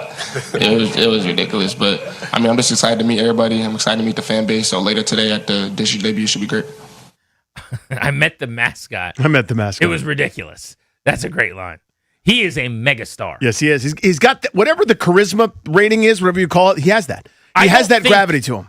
Tell me if you think I'm wrong. Maybe Darren Peterson would have been doing some of the media tour. I don't think Darren Peterson would have been on Good Morning America and, the Today Show and this and that. Part of this is he's got this unbelievable marketing agency and firm. The guy that markets him and works with him on that is the guy that was Shaq's agent on all those things for years. And he got him 2 or 3 commercials, if memory serves. Shaq's been in a few things. You may have seen him. He has. But also his father, Ace, is like heavily involved in all this and is super smart and business savvy. So I think this is, I know this sounds a little cringy and like cliche or whatever. I think this is more than a player. You know what I mean? I think this is a guy who's like, he's going to be a business. Like it's okay to say that he's his own corporation. I mean, exactly. The guys have. I mean, it's time honored. From Jordan to now LeBron, who took it to another level, and there's dozens of other guys in between. The global brand, such as it is, if it matches up with your play, by all means, get what you can get. That's the key part. But he's got that off the court megawatt smile, gravity personality. Everybody wants just a piece of him, and he has that social battery where he can kind of keep going and keep giving you, even though he's answered that same question 71,000 times, he's got just as thoughtful an answer for you this time too about how cool this whole is and how much fun I'm having. You remember LaMelo Ball's dad, Big Baller Brand? Sure, I do. I haven't seen that guy in a while, but there was a time where he was just everywhere, constantly at all times. I get the sense that like AJ DeBonsta is actually just naturally what he was trying to crowbar in for his kids.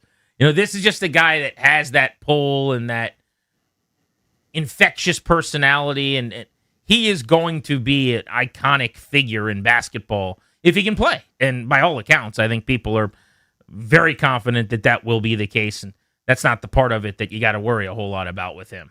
But I also liked hearing, he was on, as I said, B. Mitch and Finley today, and he talked about also looking forward for this chapter to close with all the interviews and the meet and the handshaking and the kissing the babies, so he could talk ball. He wants to sit down with his teammates, and like he was getting into the details of where do you like the ball, where do you like to pass on an oop from, what are you where you want to set up, where are you looking for the basketball on a pass, like into those details, have those conversations. Then he's going to go out to Vegas, obviously, and play in the summer league.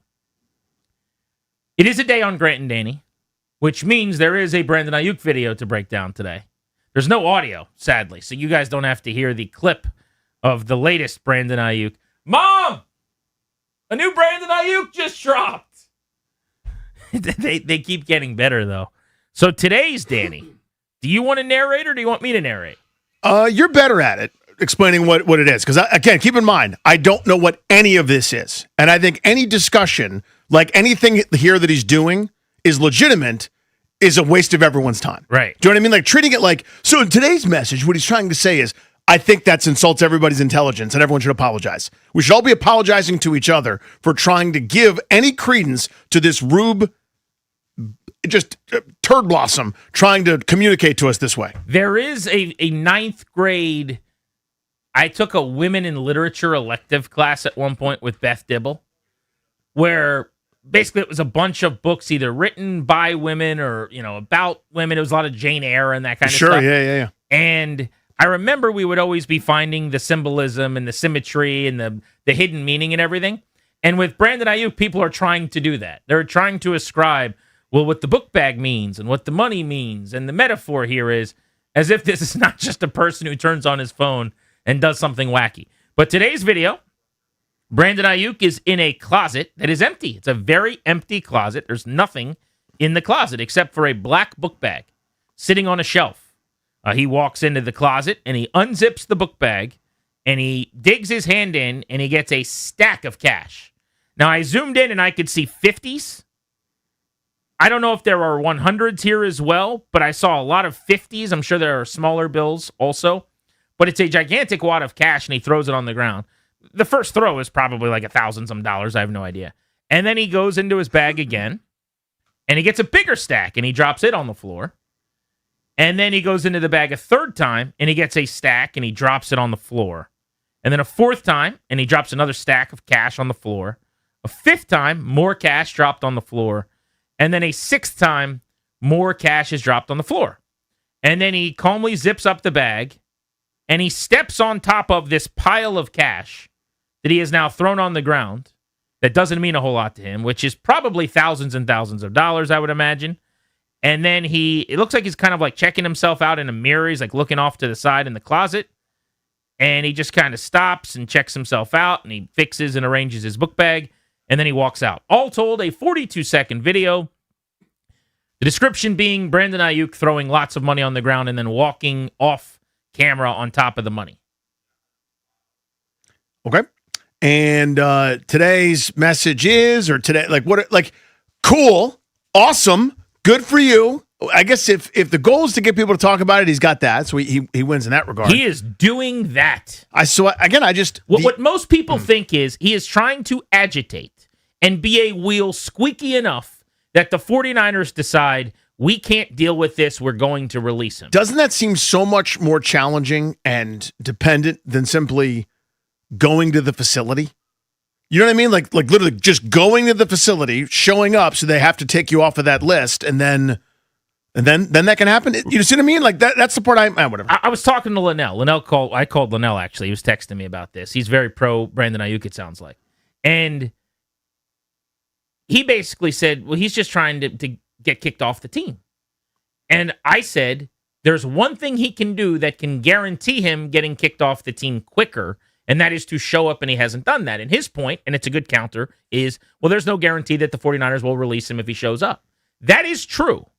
But here's the problem. If you're on video day in and day out screaming about wanting a divorce, give me a divorce, I want out of this relationship, why can't we get a divorce, and you won't sign the papers? Now, you don't get the divorce probably the second after you sign the papers. There might be more to it than that. But there's one thing you have to do to confirm the divorce is happening, which is to send the paperwork over to the other person, to sign the paperwork. He has not done that. So I have a little less empathy for this. I'm being held hostage. I'm handcuffed to the Niners organization. They won't let me go. They have you on a list suggesting you haven't shown up to their building. They could keep you on that list, never pay you again, and never release you if you never show up. Every guest we've had on from the league, from the San Francisco area, has told us as much. He has to, at some point, show up at the facility to force their hand. Or he could just hope out of the kindness of their heart that they release him, which I guess is what he's doing. But until he does show up, and yes, they might not cut him. They might be very petty. I would actually anticipate that they will be, because it doesn't really behoove them to release him. Yeah, I tell you, I'd be. But the point is, you now have a case. You now have, it's like keeping the email trail. When you know someone's doing wrong, you go, is this going to be done? And then they either don't respond, and you get to say, look, when the investigation happens, look, I emailed him. I said I was there. Here's me documenting the time and day when I went to see him. And now if they're holding me, now I've got a case, the NFLPA. I can answer that phone call and have something to do. Again, there is a way to do it, and then there's whatever this is. And when eventually, if and when he gets released, and I imagine the 49ers will at some point, all the people, these weird cheerleaders that are like, yep, this is all fine, are going to say, see, he got what he wanted right in you guys' face. And that's the part I'm already pre-annoyed about.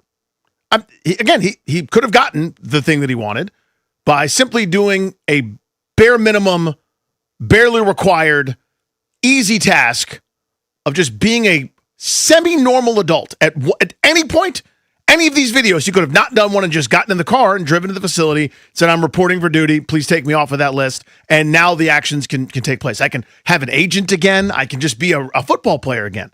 Instead of whatever this is, instead of a comedy show, instead of a gong show. This is a yard sale after a tornado. Apparently his agent and he don't communicate and haven't in months. Yeah. His coach, TJ Houshmandzadeh, to this point, has completely not only backed away from involvement with him, but is one of his biggest public detractors. A lot of the people that were in his sphere, that were his folks that he leaned on, have not only kind of separated themselves, but seem to have run for the hills on this. And It's all unsettling, I would say. This video, like the others, is extremely unserious. That's what I would say. If you're like, how would you describe Brandon Ayuk right now in one word? I would say unserious. But it's starting to get to a point for me as it gets louder, as the distraction gets bigger, as the attention on him and on the potential move to the Commanders becomes now very national because it's a quiet time in the league. This is all that's being talked about on Pat McAfee and ESPN and with Ian Rappaport and Adam Schefter and all these guys. It's starting to feel like not just another move for Adam Peters. And I wonder if people agree with this or not. I think we're getting into a territory with Peters who preaches brotherhood, culture, chemistry, commander tag. We only draft this guy because you cut him open and a commander falls out on the table. You know, he's Mr. Commander. Commander tag this, commander tag that. Are we getting to a point where, I don't want to say that the move and how it goes will be a referendum, but Peters knows this person better than most. He was in San Francisco. If he's super interested in Ayuk, it does feel odd that can be the case while simultaneously you talk about character, culture, chemistry, all that stuff. And I don't pretend to know Ayuk. He might be a very, very good teammate and a very, very good person. I know none of his teammates are coming out in defense of him at this point. I know that the only teammate who said anything publicly recently was George Kittle, who basically said, have fun with him. He said, still looks fast, but have fun with whatever that is. Good riddance. Don't let the door hit you on the way out. But let's open the phones on that. 800-636-1067. From a Peters standpoint, we've had a couple listeners say if they bring him in, it's kind of a referendum on how the front office operates. Like, is this just another move, if it works or it doesn't, that you'll grade the same way? Or is this bigger than that for Peters? Is he in some way kind of putting his neck on the line if he brings this guy in with all of the nonsense that would be leading up to that move?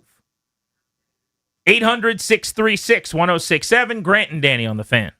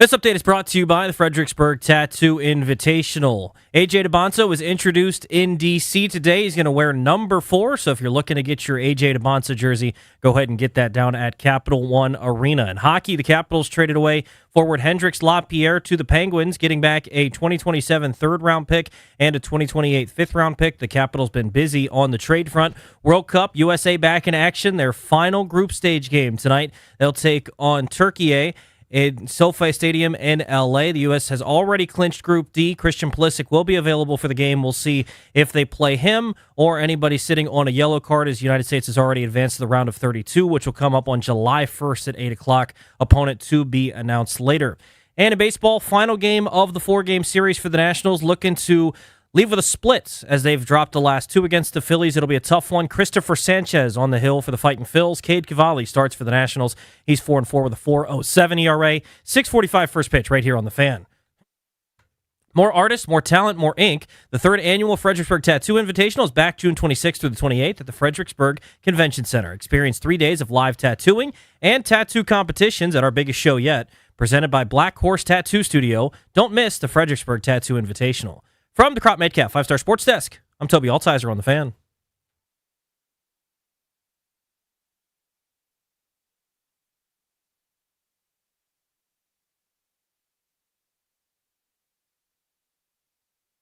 You know, I think time. So a couple of things here. You know the term, like, when someone says the quiet part out loud? That's kind of like what he did. Like, we all were sort of like, well, you know, there's going to be interest from the Commanders. And I think we've known that for some time. He literally was like, when I get released, I'm signing with the Commanders. You know, and I don't know this, but what I think is that the idea is you create enough noise, enough negative publicity, you become so toxic that the 49ers will go, okay, like, I can't deal with this anymore. I'm tired of the headlines of former 49ers receiver. I'm just going to cut him. They seem to not want to. And the fact that he has already identified his next landing spot, my guess is would make them probably angrier.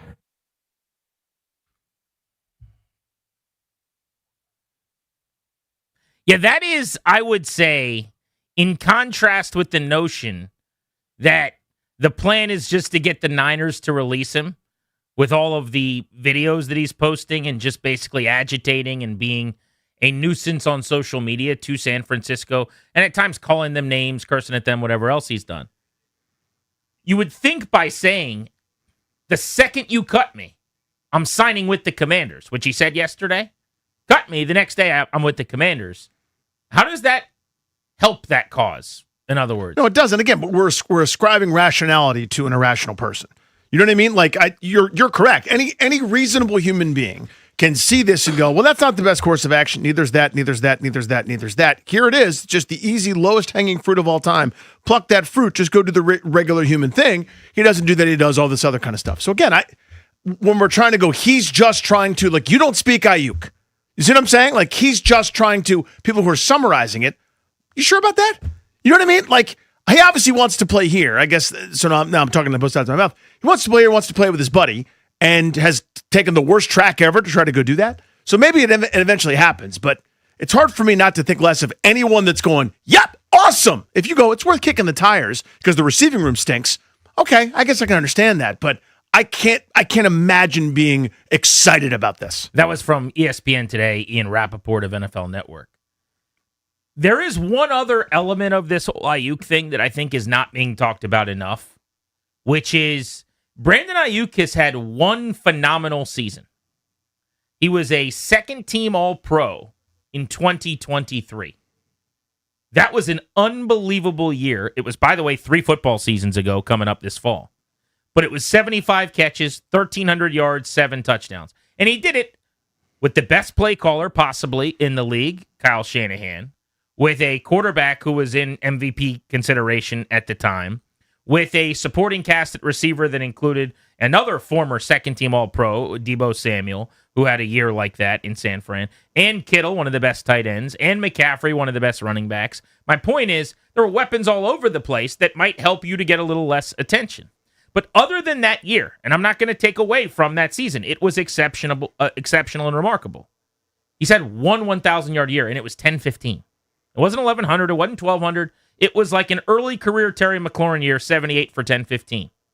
Now, the same thing I just said about all the mouths to feed in San Francisco that help him be great, it also can take away. You're not heavily targeted. You're not heavily involved, what have you. But yardage totals in his career, he's got the 1342, the All-Pro year. He has another year where he went for 1,000, and it's 826 and 748. And then there was the year where he had 7 games before he got hurt, and he was really struggling after signing the big extension. He had 374 yards. This is a 2-time 900-yard wide receiver. So when people say, yeah, but I'll bet you the Eagles were glad they brought in Terrell Owens and dealt with him, they got to a Super Bowl. This isn't Terrell Owens.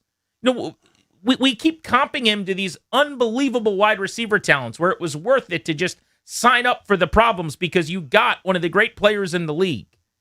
It is possible he could get back to that because he was that for one season. That has not been the norm, and it is not a guarantee after his injury. He has not played at a super high level in 3 years. Stephon Diggs, who has had run-ins and worn out his welcome a couple different spots, posted his own video yesterday. Now, he was wearing ridiculous pantaloons. His pants were stupid, if I can say that. Who cares? I do. But I put that aside because all he was doing was running routes and catching footballs. Now, he looked good to me. I'm not a scout. Someone could tell me, yeah, he looked better 3 years ago or 4 years ago, whatever. Could help the football team, and that's the kind of video you could post. This is what should be happening.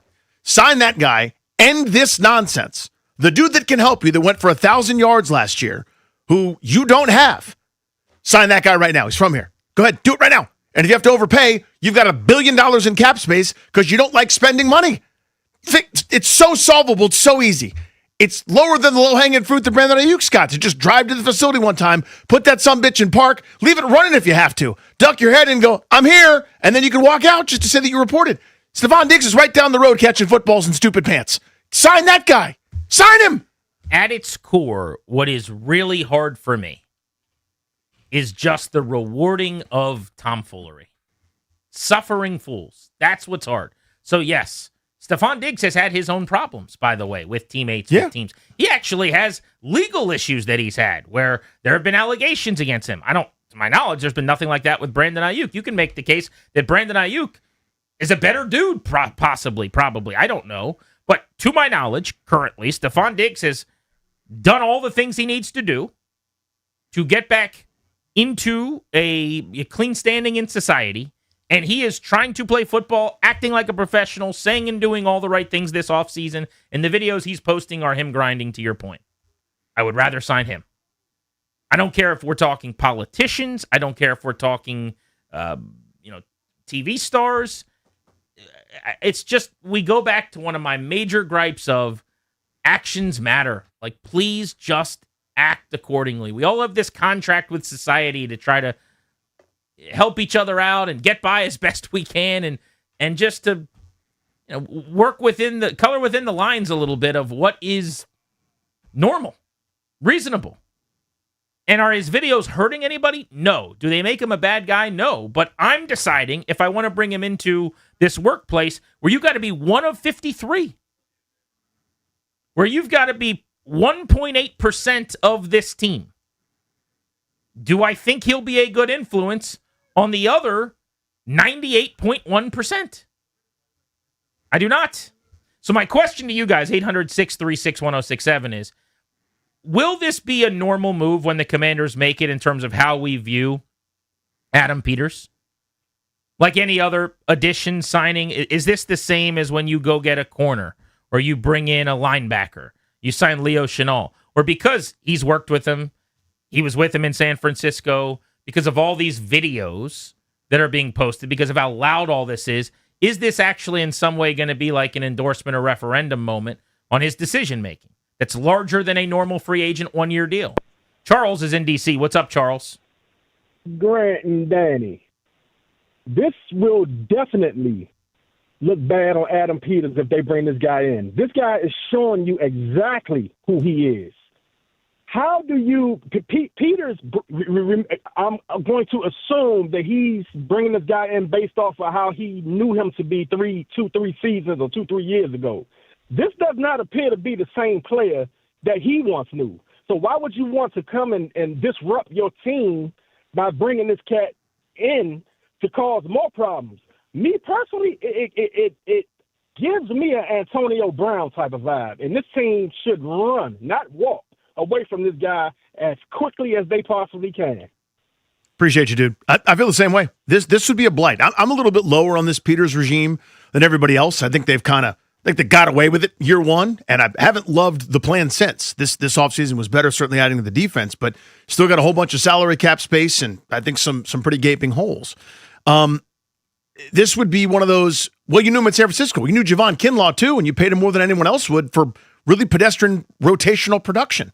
You know, there's no carte blanche anymore. Jaden Daniels is wonderful. He blankets over a lot of things. But we're on offensive coordinator number 2, defensive coordinator number 2. A pretty pedestrian head coach is kind of sitting here giving you cliches at the podium. There's a lot of proving that needs to be done. And this, to me, would be a major negative when there's something much easier and more effective right out there. 800-636-1067. Your thoughts are next.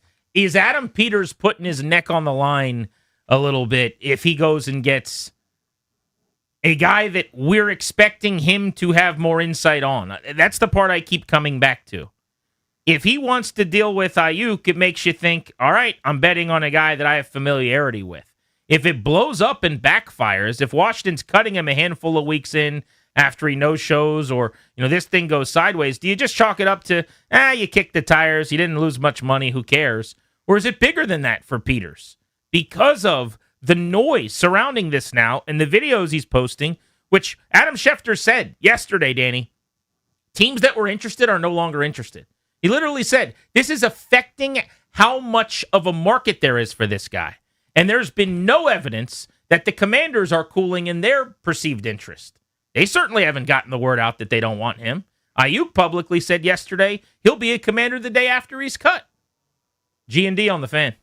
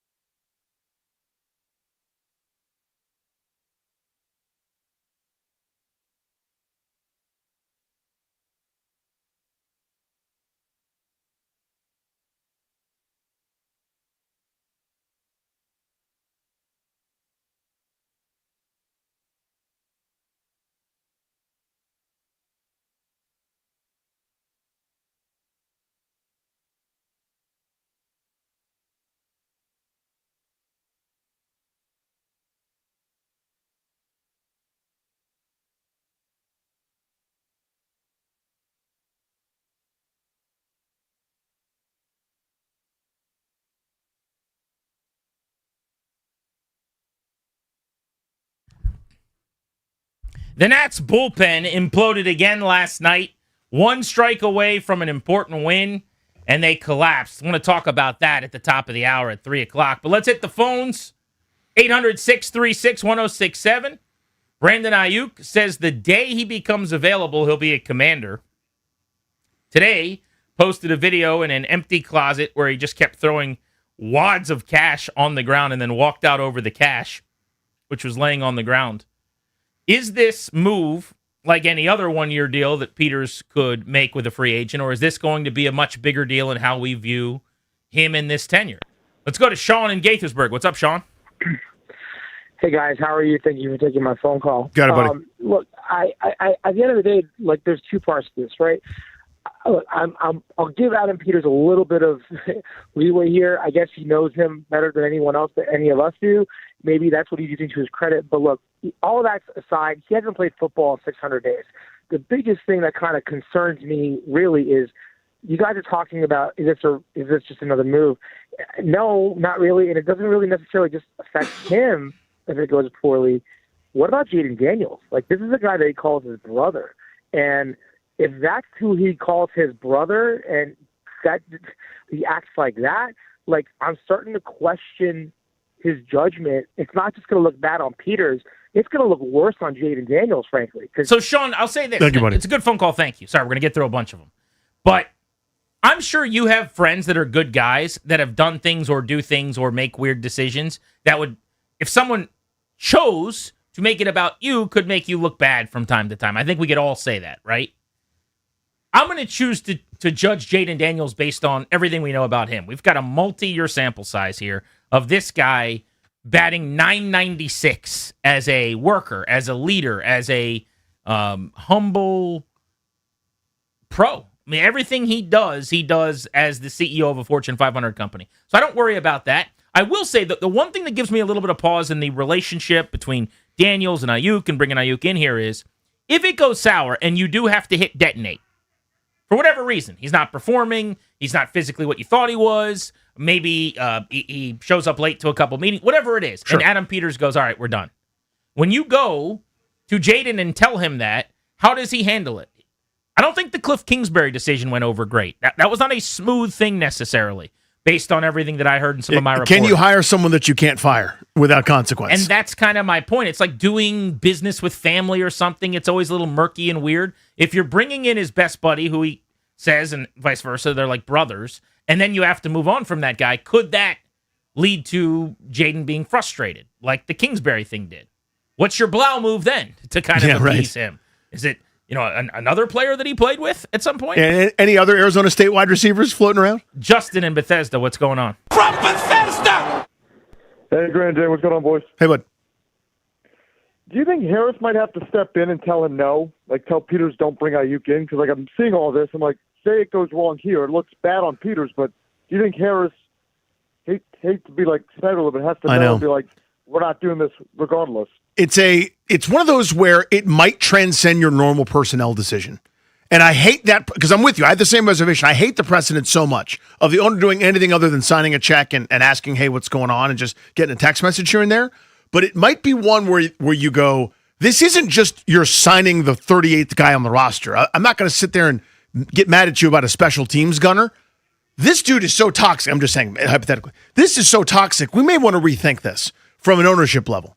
Again, I hate the precedent because you do that one and then you're now weighing in on the backup linebacker. Now you're doing the punter. Now all of a sudden you're coming off the yacht making the pick about quarterback. I hate the precedent, but I understand the question. I don't think you get to pick and choose when you want your owner to be involved. That's a dangerous, as you called it, precedent. 100%. I say no to that. I don't want Josh Harris making that decision, even if this time I agree with it. I think this way, a lot of times people will get in my DMs occasionally when there's something in the news, politics blending with sports or whatever, and they're like, why don't you guys talk about this? You guys should be talking about this. And guess what, Danny? That guy doesn't want me to talk about it. He wants me to say the thing he wants me to say about it. This is my longtime view. How did you guys not talk about the MMA fights on the White House lawn? You got to be talking about this. You don't care about me talking about it. You want me to say the thing you want me to say about it. Uh-huh. Very, very different. They're two distinct things. And in this case, I think what you're hearing people when they say Josh Harris should get involved, as long as he does the thing you want this time, but what about the next time when he doesn't? So here's who should get involved and talk some sense into whoever needs to have the sense talked into them. I think this should be Peters and Quinn and nobody else. Dan Quinn's the culture guy. Dan Quinn's secret sauce is, he is Mr. Brotherhood. Get that bell. Yeah. He's the one that should say, this ain't right for us. He doesn't have the commander tag. Rob's in Alabama listening on the Odyssey app. What's up, Rob? Hey, Grant. Hey, Danny. I got a question for you, and I'm not sure that either of you are capable of answering it. We all know that it's going to take Ayuk to walk into their facility to be released. However, obviously we've not heard anything out of the Commanders' camp because they can't. Is there a way for them to disassociate themselves with this entire situation? Not officially. It's a very good question. So if you come out and speak about a player that's under contract, remember Adam Peters was asked about this whenever he gave his availability a month ago, 6 weeks, the time blends together. And he said, I can't talk about another player on another team. That's tampering. Can't do that. But you got so many outlets. There are so many Rappaports. There's so many Schefters. There's so many whoever you want to reach out to. You can reach out and say, Washington is not interested. That would make a lot of this go away. I also think you could absolutely say, we're not interested in Brandon Ayuk in the event that he became available publicly. I don't think that would be tampering in any way. I don't think you'd get in trouble for that. If it is, skirting, they would have people in the building that would know that. You don't have to say his name, but yeah, if that, you could do the wink, wink, nod, nod, smirk. Like, yeah, any receivers out there that think that we want them, that are posting videos every day, that's probably not the way we want to go. Like, they could 1,000% directly answer that, but as you said, that's not even how it works. Having been on a beat, having done a lot of reporting, people reach out to you, get the word out on this, or here's how we're thinking, and the next thing you know, that's what Adam Schefter does. He gets tweets sent to him that are already written from teams, and he copies and pastes them. Not all of his job, but that's some of what he does. Yeah, sometimes it's agents who do it. Yeah, exactly. But that's literally what he does. Ian Rappaport is just being sent something from a team, and then he says it out loud.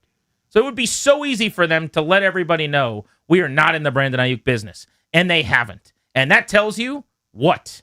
That they are in the Brandon Ayuk business. Grant and Danny on the Fan.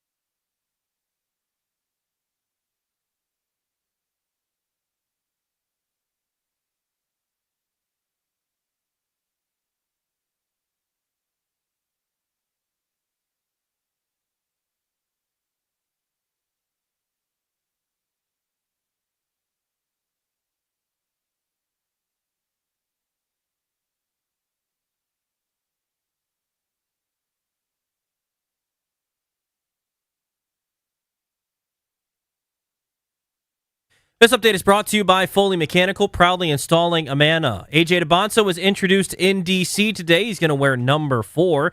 In hockey, the Capitals traded away forward Hendrix Lapierre to the Penguins, getting back a third-round pick in the 2027 draft and a fifth-round pick in the 2028 draft. United States back on the field tonight against Turkey at SoFi Stadium in L.A. The U.S. has already clinched Group D, so unlikely to see players sitting on a yellow card. Christian Pulisic said he is available for the game, so we'll see if he gets in the game tonight. But the United States has already advanced to the round of 32. Their round of 32 game will be July 1st at 8 o'clock at Levi Stadium in Santa Clara. Baseball, the Nationals looking to split the 4-game series with the Phillies after they've dropped the last 2 in heartbreaking fashion. 6:45 first pitch tonight right here on the Fan. Tough customer tonight for the Nationals is Christopher Sanchez is going to be on the hill for the Phillies. He is 9-3 this season with a 1.80 ERA. Cade Cavalli goes for the Nats. He is 4-4 with a 4.07 ERA.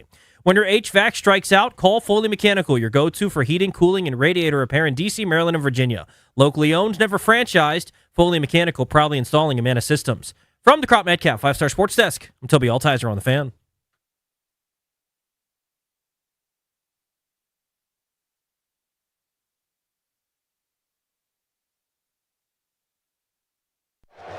Stubbs leads at first. Lovelady ready. The 1-2 pitch to Hill. Swinging a fly ball right field deep, sending Wood back to the warning track, to the wall. He leaps, and it's gone! They have done it again to the Nationals. A pinch hit home run for Derek Hill, and the Phillies lead it 5-4.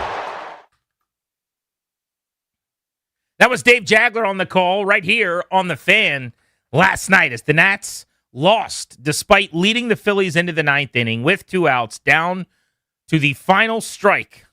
1 strike from a win, and they're 0-2 in both of those games in this critical series.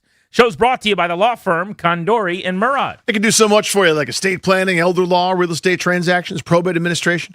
Their attorneys are always there to protect you and your family's assets. Schedule a free consultation with their team today by visiting kmlawyers.com and be sure to let them know that we sent you. That's kmlawyers.com. Caps head coach Spencer Carberry is on the show today at 4:25. We are going to be discussing A.J. DeBonce's introductory press conference. Got some audio we'll play from that a little later in the hour. And we've been talking about the new Brandon Ayuk feature. Video. He is a director, and it is a really impressive library he's building. From the director that brought you Little Ass Boy and Who Be Cappin', it's Brandon Ayuk with a silent film for the ages.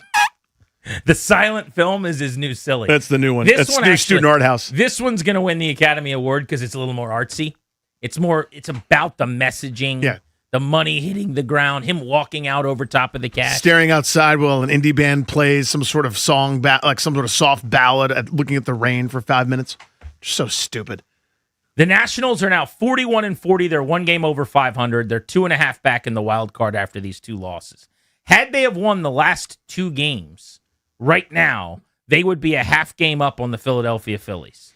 They would be in the second wild card. And that's just the last 2 games that they've been down to the final pitch leading, not even to talk about other games this year where their bullpen in the 9th has blew sometimes significant leads, lest we forget just about 2 weeks ago when they had one of the worst losses in team history when they blew an 8-run lead against the San Francisco Giants and got hammered in the 8th and the 9th innings.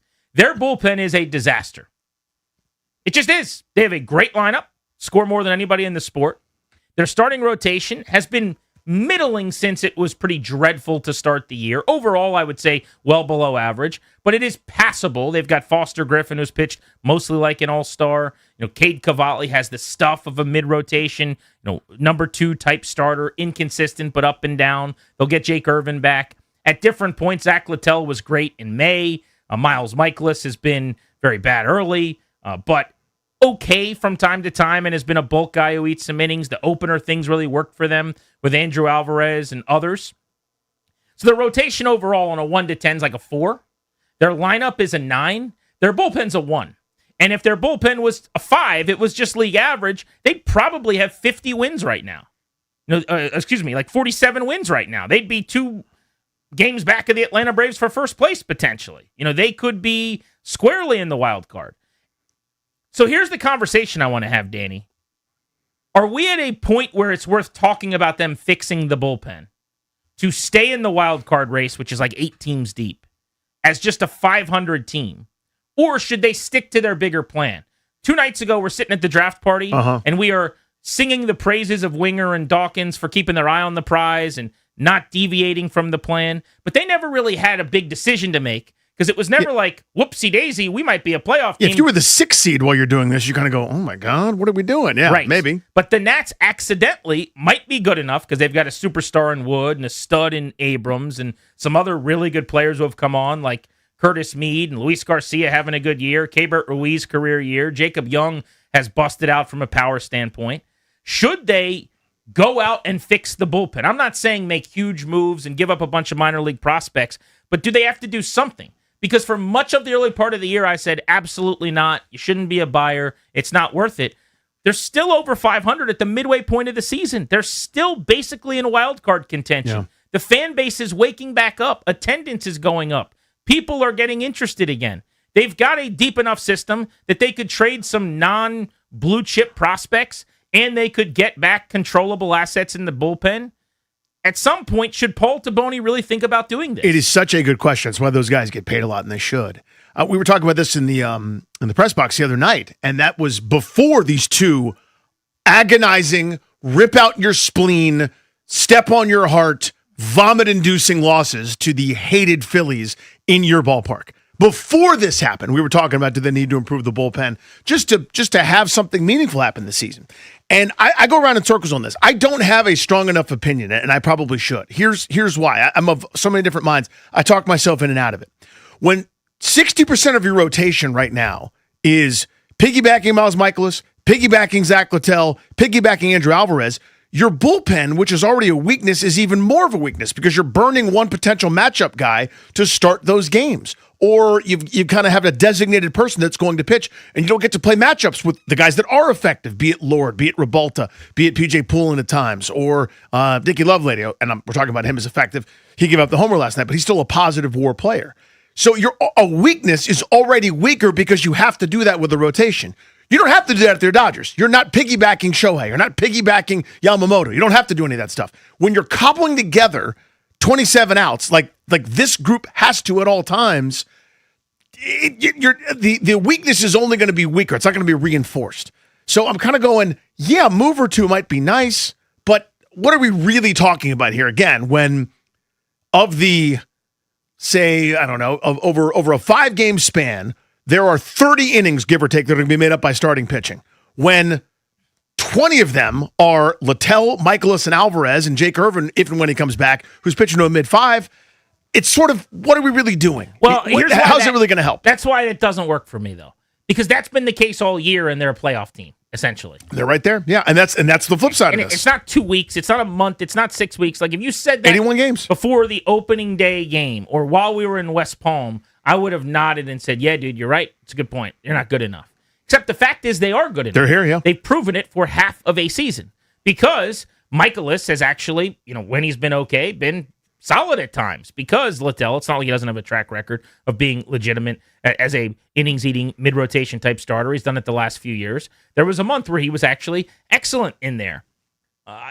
Cavalli, anytime he pitches, could go out and go 7 innings, 10 strikeouts. He's got that kind of stuff, despite his inconsistencies. So, yeah, I think you could certainly look at this team. You could do the same with the lineup, by the way. You could say the bottom of your lineup is Drew Millis and Nasim Nunez and Jose Tena. Why on earth would you be adding? That's not a playoff caliber lineup.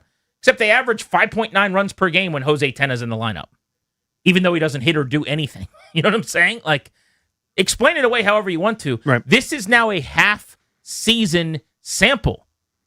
And they are in the thick of things. I was thinking about this last night while I was watching them blow another game. Years ago, because it feels like this is a rite of passage for Nats fans, they just always have bullpen problems. Even when they were really good, they spent a lot of money and played some checkbook baseball. It felt like Mike Rizzo's bugaboo was the bullpen, and they would always be hunting for a reliever. So he would have to go out and trade Jesus Luzardo for Doolittle and Madsen, or make some deal to bring in Rafael Soriano or Jonathan Papelbon, or some other reliever that would come in here. How many years in a row was that the case? But I remember, and I don't know if it was Rizzo or who I was talking to at one point, but somebody years ago with the team was like, the bullpen is a tough thing that you have to fix when it's a real problem because it can really... It's demoralizing. Hurt the clubhouse. Yeah. And I'm like, how so? And they talked about how hard it is to lead after 8 innings and how many things have to go right. And if you think about it like climbing a mountain or something, like you've got to set up base camp, then you got to wake up, then you got to climb, then you got to make sure you don't climb too high, then you got to rest again, just to get to the top of the mountain, which is like having a lead after 8 innings against a heavyweight like the Phillies. And now you entrust the bullpen with this 1 or 2 run lead, and they blow it. And when it keeps happening over and over and over again, you use the right word, there's nothing that demoralizes a team more.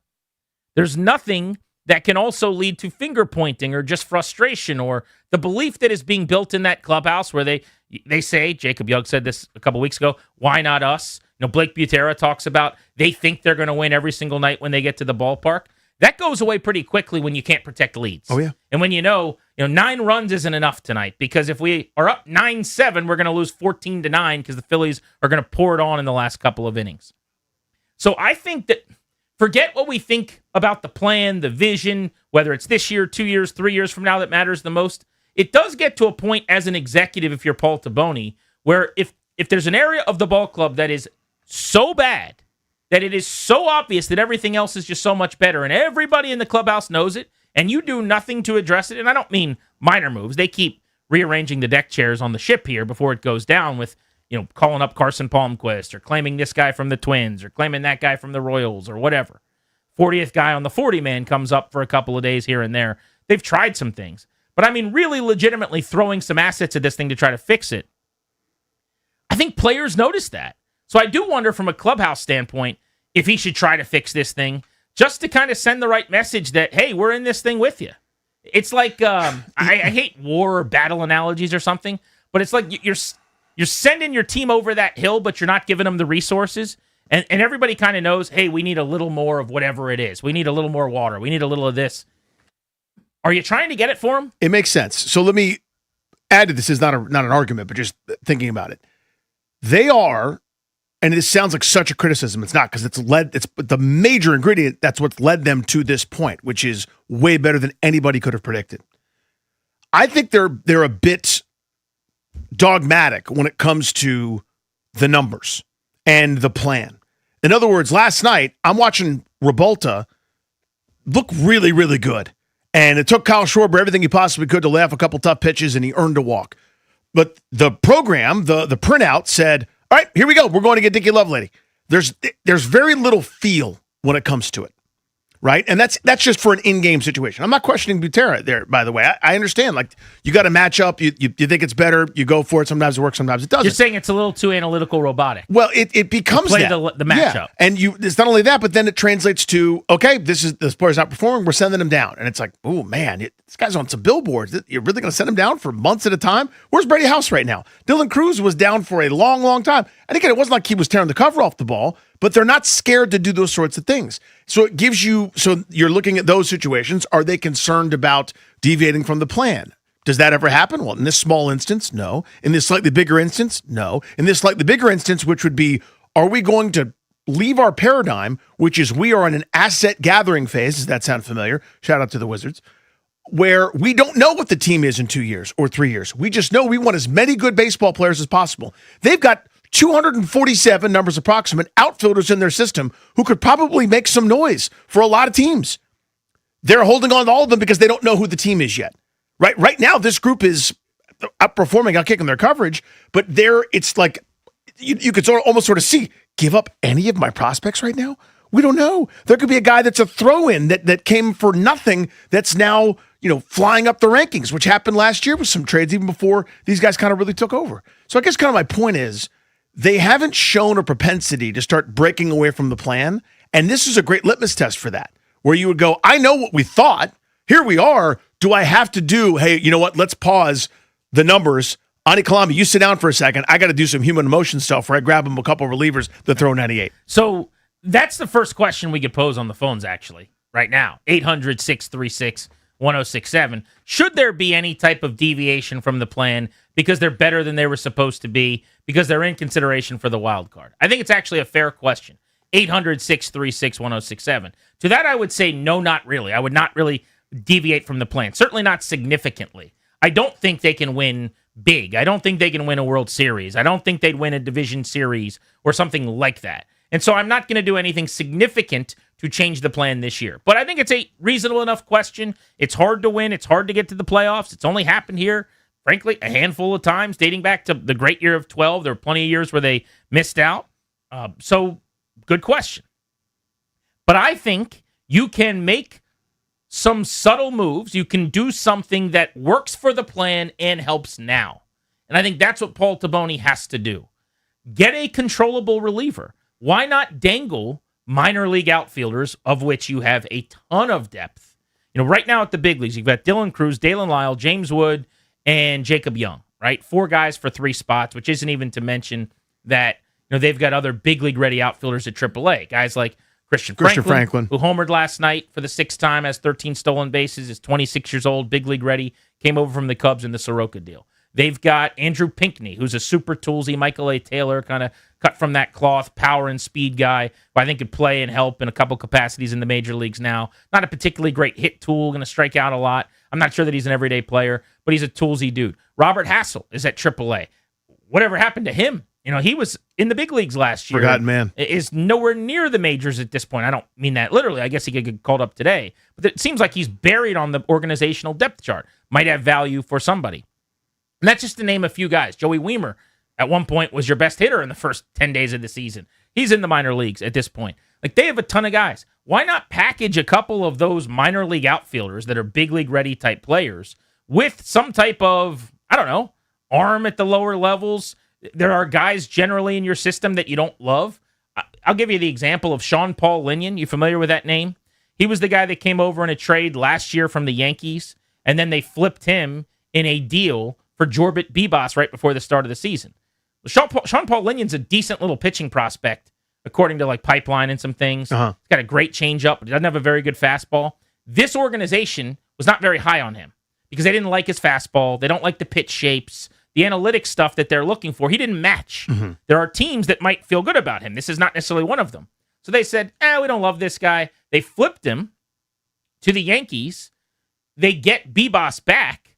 That's not a deal that every team would make, per se, like a controllable arm that's rising for some, like, back for a of dude the, that you can't send down. Yeah, back of the roster guy with no options. But you know what I learned in that? They've got a type, and if you're not their type, then they might be willing to part with you. They don't care as bad. I've never heard them say this, and I don't know that this is the case. But, like, to me, it seems like Yoandy Morales, who was the best hitter in AAA for a long time, he was on just an absolute tear. There's nothing he could have done to get to the big leagues. It seemed like they're just, like, waiting for him to cool off, which he has, luckily. So now he's, instead of hitting 355 or whatever, he's hitting 320 at AAA. As of now, 314, 936 OPS with 16 bombs. All right, so he's probably hitting 207 for his last 20 days or whatever. But my point is, if Yoandy Morales isn't your guy, something about whatever your judgment is, the swings, the data, the pull percentage, whatever it is, lifting the ball, I don't know. He might have some value for somebody. You put him and Robert Hassel in a deal. If you don't love Brady House was one of their best hitters against lefties that sent him to the minor leagues. He's buried right now. He's playing at Rochester every night.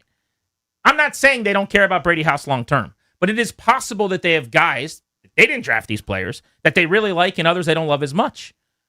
Brady House and Robert Hassel couldn't get you a reliever for the next 4 years with controllability who throws 99? Bet you they could. Like, those are the types of moves I'm talking about.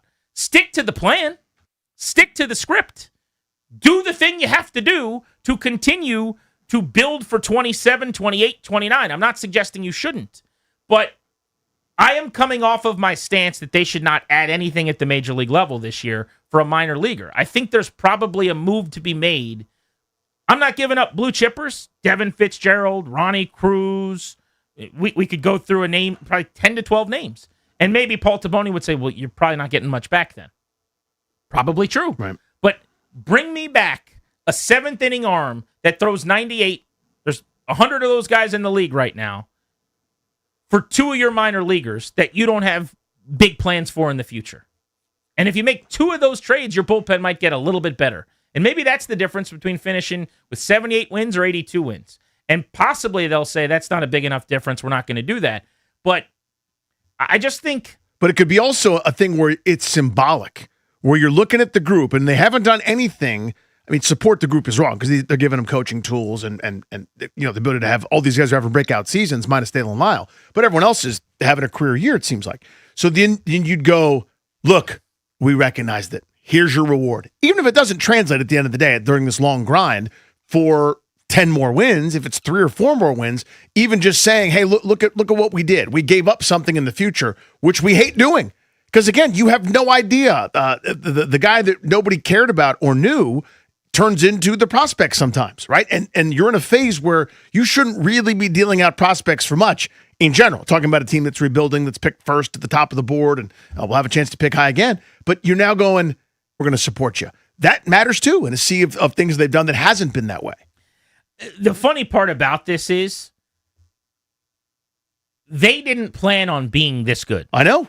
I think they thought, like you and I thought, this was a 65 to 70 win team or whatever. Maybe they win 72, 73 games. Because there's no way you trade away Mackenzie Gore and your closer if you think you're going to be in wildcard contention. Correct. And I'm still glad that they made those Me trades. too. The Ferrer one less so. Honestly, I was never a big Harry Ford guy, but eventually that'll be good value. You'll have a controllable catcher for an extended period of time. But the Gore deal, with the return they've gotten, I mean, the Rangers would redo that in a second. The Nationals would not. That's been a great trade for them. It's a win, for sure. But to your point, yeah, you made those moves because it signified the start of a longer, larger rebuild. But here we are, and the circumstances have changed a little bit. And I just want to take the temperature of Nats fans. What should they be thinking about doing in the bullpen? It's silly to suggest that they should really go big and trade a blue chip prospect right now for some top closer or something like that. But would you be okay if they did nothing with the bullpen and they just continued to go straight ahead with the vision that it's about 2 years from now? Could that be damaging within the clubhouse? If you're James Wood, if you're CJ Abrams, do you want to see them get something done? And what should we be thinking about a goal here, closing in on the deadline? I'm at a point now where I'm going to try to trade for some organizational depth, high minors outfield, and just try to get a couple of arms who throw hard and see where that gets you. By the way, if they don't want to make trades, let's see Riley Cornelio for a legitimate look. One of their starters at AAA. Bring him up and let him be Brad Lord. Him and Lord, 2 right-handers, 2 innings at a time. Maybe give you another weapon. I know they don't want to stunt the development of Luis Perales, who's a starter, by bringing him up and throwing him out of the pen. By the way, he'd be throwing 101, 102 out of the bullpen right now. Maybe a guy like that could help you a little bit in the second half this season. That could be part of a plan. 800-636-1067. You want to jump in.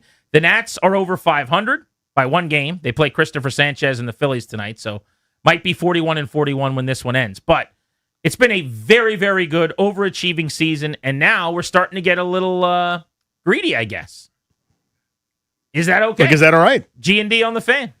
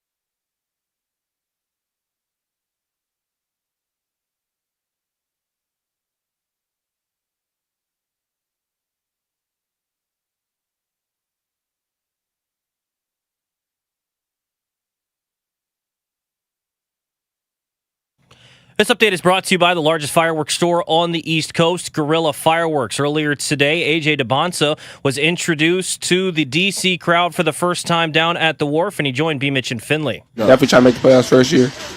Might have a US away to win the championship, but that's the goal for sure. Setting lofty expectations. He's going to wear the number 4. If you missed any of that interview, make sure you go check it back out on the podcast or on YouTube.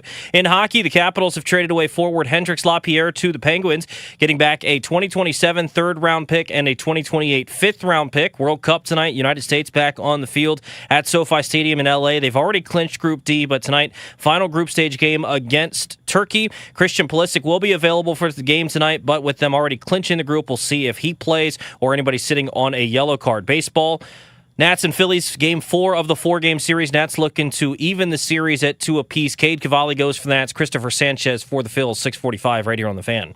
Guerrilla Fireworks, the largest fireworks store on the East Coast, is now open, featuring all major brands, rockets, mortars, artillery shells, Roman candles, and more. 30 minutes from the DMV in Charlestown, West Virginia. Guerrilla Fireworks, 1 mile from Hollywood Casino, celebrate 250 years of America by lighting up the sky. From the Crop Metcalf 5-Star Sports Desk, I'm Toby Altizer on the Fan.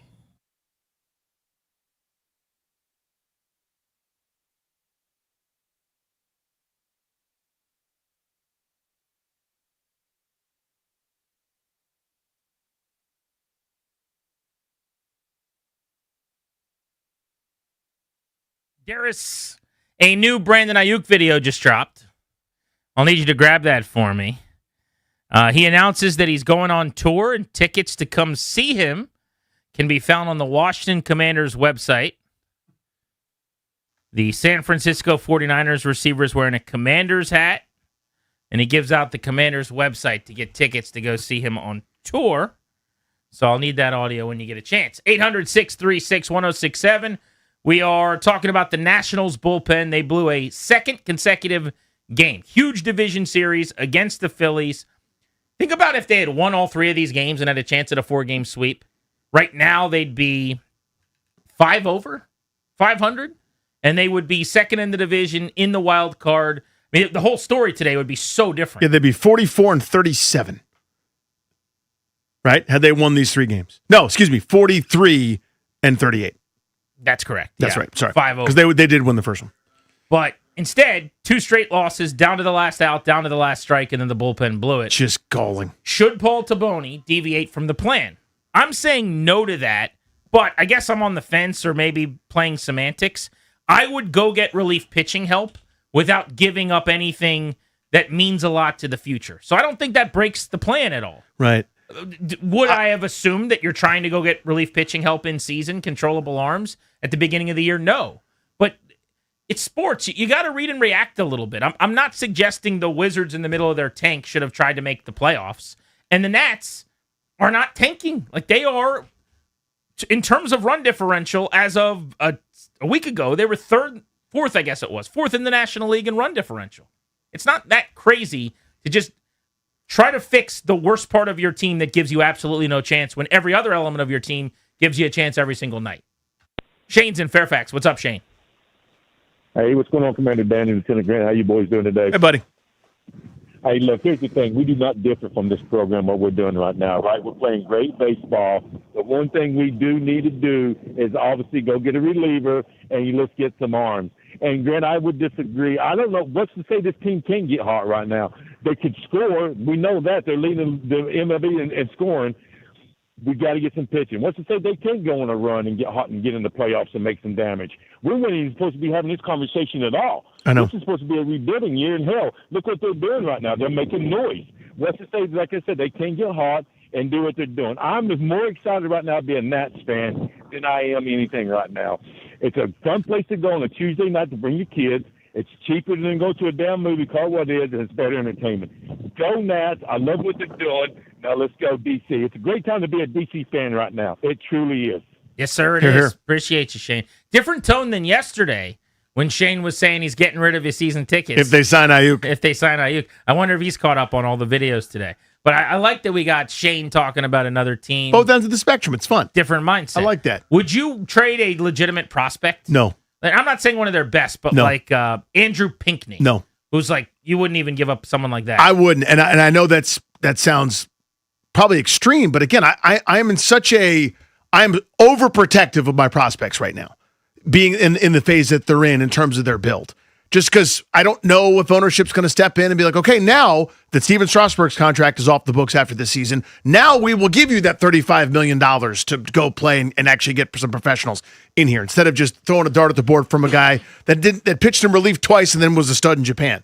I have no idea what's going to follow. So I am in every prospect that can tie his shoes right now, I want to hold on to for dear life. I get that if we're talking about acquiring a rental veteran. Yeah. I'm not. I'm talking about like reallocating your prospect to the relief side of things where you're light. Mm-hmm. I'm saying Pinckney, who I really, really like, so that's not even a good example, but like Hassel probably has less value. Hassel and let's say Franklin in the outfield, and maybe some arm that they don't like or doesn't have the pitch shapes that they enjoy. For controllable big league reliever who's 26 years old and throws 96 and is scuffling somewhere, but whose stuff they really like. Something like that. So now you've got a relief pitching prospect that would be 19th or 23rd in your system, but he happens to be in AAA. Well, that's way more intriguing in the to big me. leagues. Yeah. That's what I'm talking about. I mean, I'm not saying this is my frustration. No one thinks they should trade for a rental. But I think that's what people are considering. That's what they're talking about. Those people are not who I'm talking to. Okay. They don't get a seat at the table. They don't know what's happening here. I'm saying, should they do something to help themselves now that is part of the plan? If somebody thinks that they should go out and trade, Harry Ford and Devin Fitzgerald for Mason Miller or something, no, that's not what's happening, and nor should it. Because that's an important distinction. Because I think that's what people think of when you're going, should they help the ball club? Their bullpen stinks. Readily available bullpen arms could be had for, again, we're just making up numbers or making up deals. Like Guillermo Cabrera, who's 20 in A+ ball. I'm not doing that. And I think, it sounds like you're not either. But I think that's what people are talking about when they go, should they help the bullpen by trading away something because prospects are out of sight? And I'm not doing that. And they're not going to do that. I don't even think we have to spend time debating it because that would be such a deviation from the plan. It would be egregious. I'm wondering, are they even going to do the thing I want, which is do something like trade pieces that don't matter that much, or the guys that maybe aren't fits for you that you don't love, that have value. Like in a world where I'm speculating, I've never heard this at all, but let's just say they're not big on Yohandy Morales. My evidence of that is they haven't called him up despite having an unbelievable year at AAA. Like covers are flying off of balls that he's hitting. They don't seem to care about it at all. Fine. Trade him. He's a top 50 pick who's killing it at AAA, who's 24 years old. There is a team that will put him in the major leagues and play him. And I bet you can get an arm that throws 98. You don't have any of those right now in the major leagues. Let's go to Stan in Northeast. What's up, Stan? Hey, these bone-crushing defeats, man, at least they know now what they have to do. I would approve of them trying to get somebody, because you can't keep throwing those same guys out and they giving up the leads, man. They did it in San Francisco. Then these 2 defeats that happened at home, come on, you got to do something. Now, don't blow it up. I really like this team. I really like the direction they're going, but you can't crush their confidence by having them give up leads constantly. So you have to do something. Appreciate you, buddy. Yeah, if you just run through their current bullpen in terms of who do you trust right now, Mitchell Parker, on a trust 1 to 10, I would put him at a 1. What would you put him at? 1.5. So it's low. PJ Poulin had a great outing last night, so recency effect here. 4 batters faced, retired all 4 with a strikeout. I would put him at a 4. 5 for me. Same trough. Brad Lord's been their best reliever all year. Now, he was the one that blew it badly the other night against the Phillies. Everyone's got those, so for me, it's a 7. I would say 7, 7.5. Richard Lovelady. Around the same. He's been good generally. 7? I see 6. His maybe. whip is 2. Lefties are hitting 350 off him. Are they really? Is that bad? Yeah. That's tough. Bad. All right. I would go 2, but my son will be disappointed because he loves him. Dickey's his guy. Orlando Revolta. 6. I would say 6. He's their second best reliever. Gus Varlin. I like Gus Varlin. 5. 4.5. Clayton Beater. 6. I'd go right below Revolta, maybe 5.75. And then today, debuting Justin Lawrence, who they just claimed from the Minnesota Twins. Don't know much. I don't. Incomplete. He's the stuffiest reliever they have. He's got more strikeouts than innings, which is rare in their bullpen. But his ERA is a touchdown this season with 2 different teams. This is his 3rd team of the year, if that tells you anything. Brian in Alexandria, what's up? What's up, boys? Thanks for having me on. Hey, buddy. So I want to talk about our first-round draft pick last year because that's what it comes back to. Is that should have been a pitcher. That kid's doing great. I heard he's doing great in the minor leagues. He's going to be a great professional. But we were meant to get a pitcher, Anderson, somebody, and we would have kept Gore, and we would have a pitching staff that would be feared at least a little bit. But we go out, we put up 10 runs, we should be beating everybody. But that's not the case because we botched that first-round draft pick. We needed a pitcher. We got plenty of players that can hit, but we needed a pitcher, and we don't have that. So what you're talking about is being better in 2026, keeping Mackenzie Gore as a mid-rotation starter. Cade Anderson you could have called up, let's say, 2 weeks ago, who's been the best pitcher in the minor leagues perhaps. And now you've got Gore and Cade Anderson and Cade Cavalli and so many Cades. Foster Griffin and like a solid rotation. And yes, that is a better rotation, obviously, and it's a better team in 26. Gore leaves in free agency, presumably, after next season. And where are you? I mean, that wasn't the plan. The plan is to build up the system. It's also way more valuable to get bats than arms. Arms normally blow out. So I liked Willits at 1-1. I think that was the right pick. He's also been exceptional, by the way. He's a teenager in A-plus ball who's got a 950 OPS right now. Already has 11 homers and 30 steals. And he's become a top 5 prospect in all of baseball. So you will not get me to disagree with the Willits pick for Cade Anderson. I will disagree. His vision, what he's talking about is just being the best possible Nats team for 26. That's his goal. He's right. That's how you would have done it. Mm-hmm. That's not my goal. That team wins 84 games or whatever and fizzles out pretty quickly in the playoffs and is way worse shape next year or the year after. What they're doing is building something bigger, better, and sustainable for a long time. Yeah, now, if you preferred Cade Anderson over Eli Willits, I'm not talking about you, but the Nats had, I got no problem with that. I mean, you make that selection. Your point about, bats over arms in general being the sounder, longer-term bet, but then you still find yourself in native pitching. I'm with you in the sense, I think most people are, the 2026 Nationals were not as much my concern. We're talking about this wasn't the plan, but by God, how cool is this that they're right here? If you like Anderson long-term, by all means, you could take him over Willits, but it's hard to second-guess that Willits pick. Patrick in Kensington, how's it going? Good. Thank you, gentlemen, for taking my call. I enjoy your show. Thank you. I'm in agreement with the theory that we tried to do a little something. Sorry, I'll get away from this music. Try to trade a little bit to get something that's controllable because, not only is it a gut punch for the players, but it's a gut punch for the fans. I was at a game where people started this chant was, "Have you seen our bullpen score more runs?" And it feels different. It's exciting. I know it's a long-term thing, but you can't have a section of the team that's just a disaster and do nothing about it. Yeah, and you're right. By the way, the fans part is interesting to me, Patrick, because people are starting to believe, come to the ballpark, get energized. I care less about that if I'm Taboni than the team, but the point is the same, which is when the fans are chanting it, the players know it. How many times can I do everything right for 8 innings, lead the game, or 7 innings, lead the game, and then have it blown before I'm going, why can't we fix this? Like, is anybody working on this? Does anybody care about this? Gibbs, Connecticut, what's up?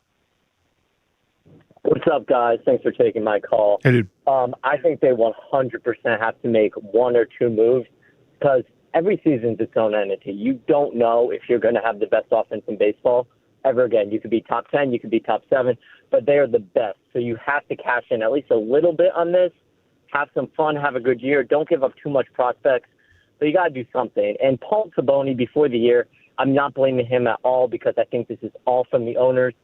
But to go into the season with not even a closer, not even a setup man, I don't love that because every season it's its own thing. 2024 Commanders, you see just a crazy ride. Like, you got to have a little plan, just a little one.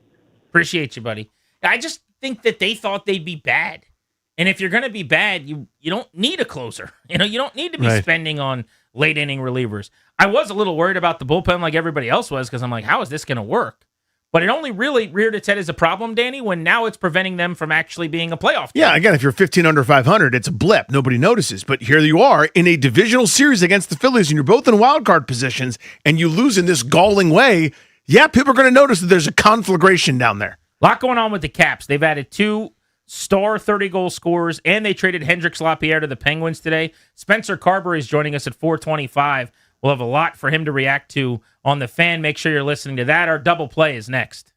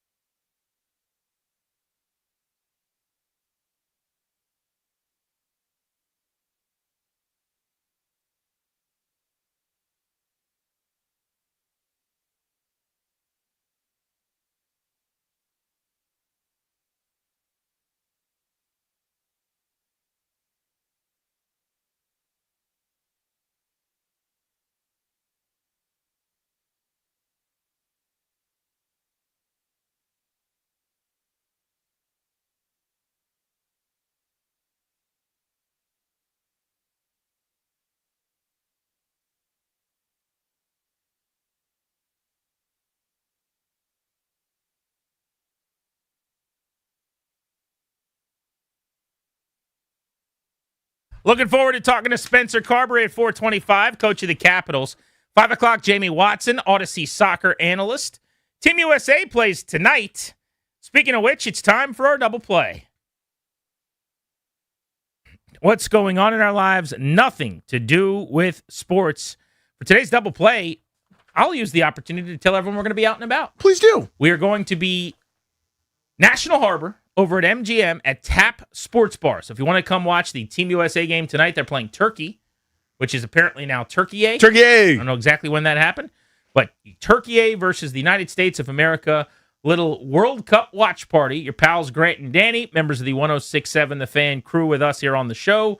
Going to be out at the sports bar tonight, eating wings, being merry, watching soccer. So come on out. That will be a blast. I love going over there every time, and I'll be coming over right after the Nats game, hopefully after a W, which would bring my record to 3-10. I will do a very, very, extremely quick double play, Dares. House of the Dragon. Yes. Yes, it is back. It is back. We are getting House of the Dragon back. Episode 1 of Season 3 was on Sunday night. Haven't had a chance to talk about it until meow, but it is happening. This is... You will never get that same cultural phenomenon that the first several seasons of Game of Thrones, seasons of Game of Thrones gave us, because the way it ended, we all know what happened. It went from everything everyone talked about every day to no longer part of our culture. Nobody cared about it. Just a fascinating, just sort of dive off the cliff. Not unlike the cliff diving championships in Acapulco on ESPN2 in the late 90s. But House of the Dragon got what was so good about Game of Thrones and is just sort of doing that, right? Where it's ultimately characters intimately in a room, drinking wine, talking bleep to each other, and a lot of maneuvering and a lot of subtlety and a lot of, the violence isn't gratuitous. It's just part of the landmarks or part of the furniture there. The Battle of the Gullet, which is the highlight of that first episode, my goodness gracious, was that well done. It's so good. As epic as any movie scene from when you and I are growing up watching films. But I mean, what did you buy the Triarchy's ability to slow down the sort of the Valerian ships? Valerian ships? No. You didn't buy that? No, I did not. I mean, well, in this particular instance, creating the antagonist for the sea snake. The antagonist, yes, I did. I did, actually.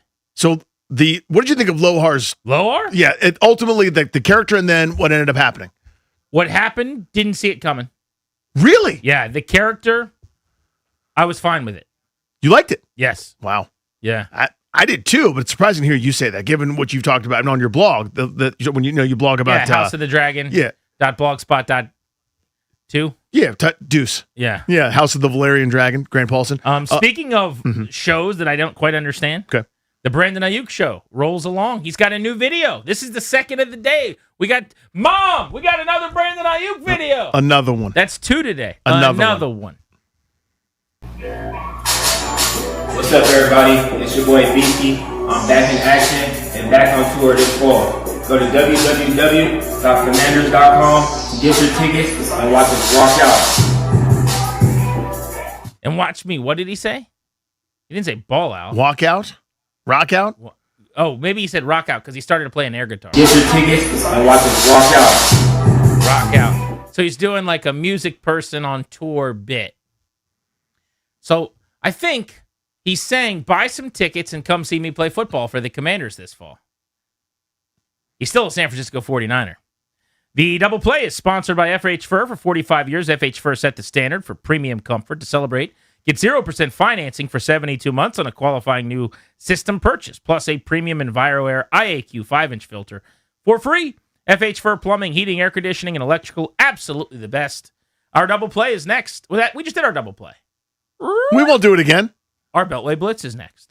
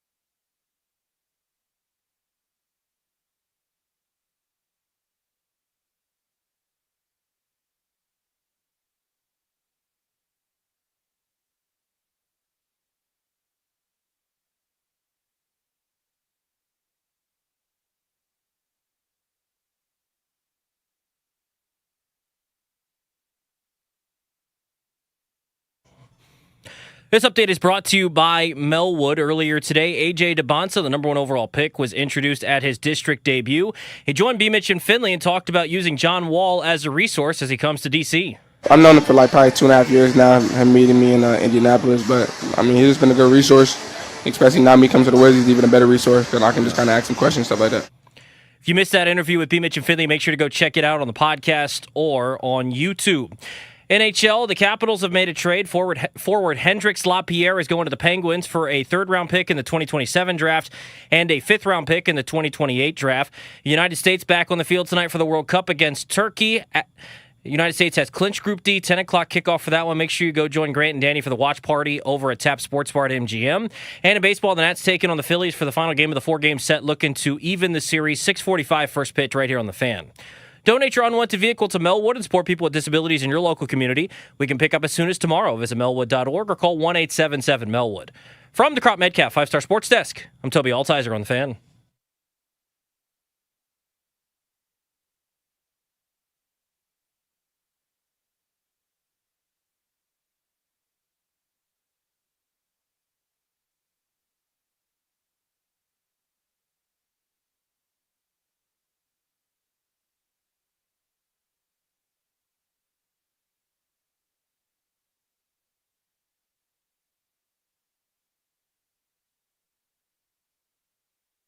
Welcome back, Grant and Danny on The Fan. We have not gotten much into the second round of the NBA draft last night. We will do that as part of our Beltway Blitz and then thereafter. But it is A.J. DeBonsa Day in D.C. I just saw the videos. I heard him on B. Mitch and Finley earlier today, which you can grab wherever you get your audio. But I saw him walking through the wharf. That's really cool that they did that. There were like fans chasing him down the street, and a lot of people were out there to welcome him.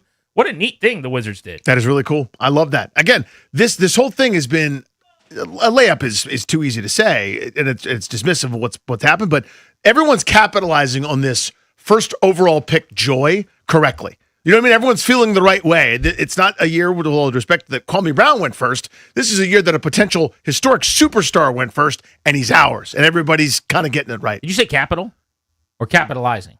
Capitalizing, I think that's what I said. Okay, well, let's stick with the capital part of that. Okay. Capitals, Wizards, Commanders. Beltway Blitz starts now. See what you did. John Walton, the voice of Caps hockey, to get things started. John, we had you on thinking we had just broken down the big news of the offseason after the Jordan Kyrou deal with the Blues. Subsequently, a sign-and trade where Alex Tuck comes to D.C. They're going to pay him $10 million a year, 8-year extension. Only took a mid-round pick, essentially, and a back of the roster body. And now they've traded Hendrix Lapierre as well. So Chris Patrick's not fooling around here.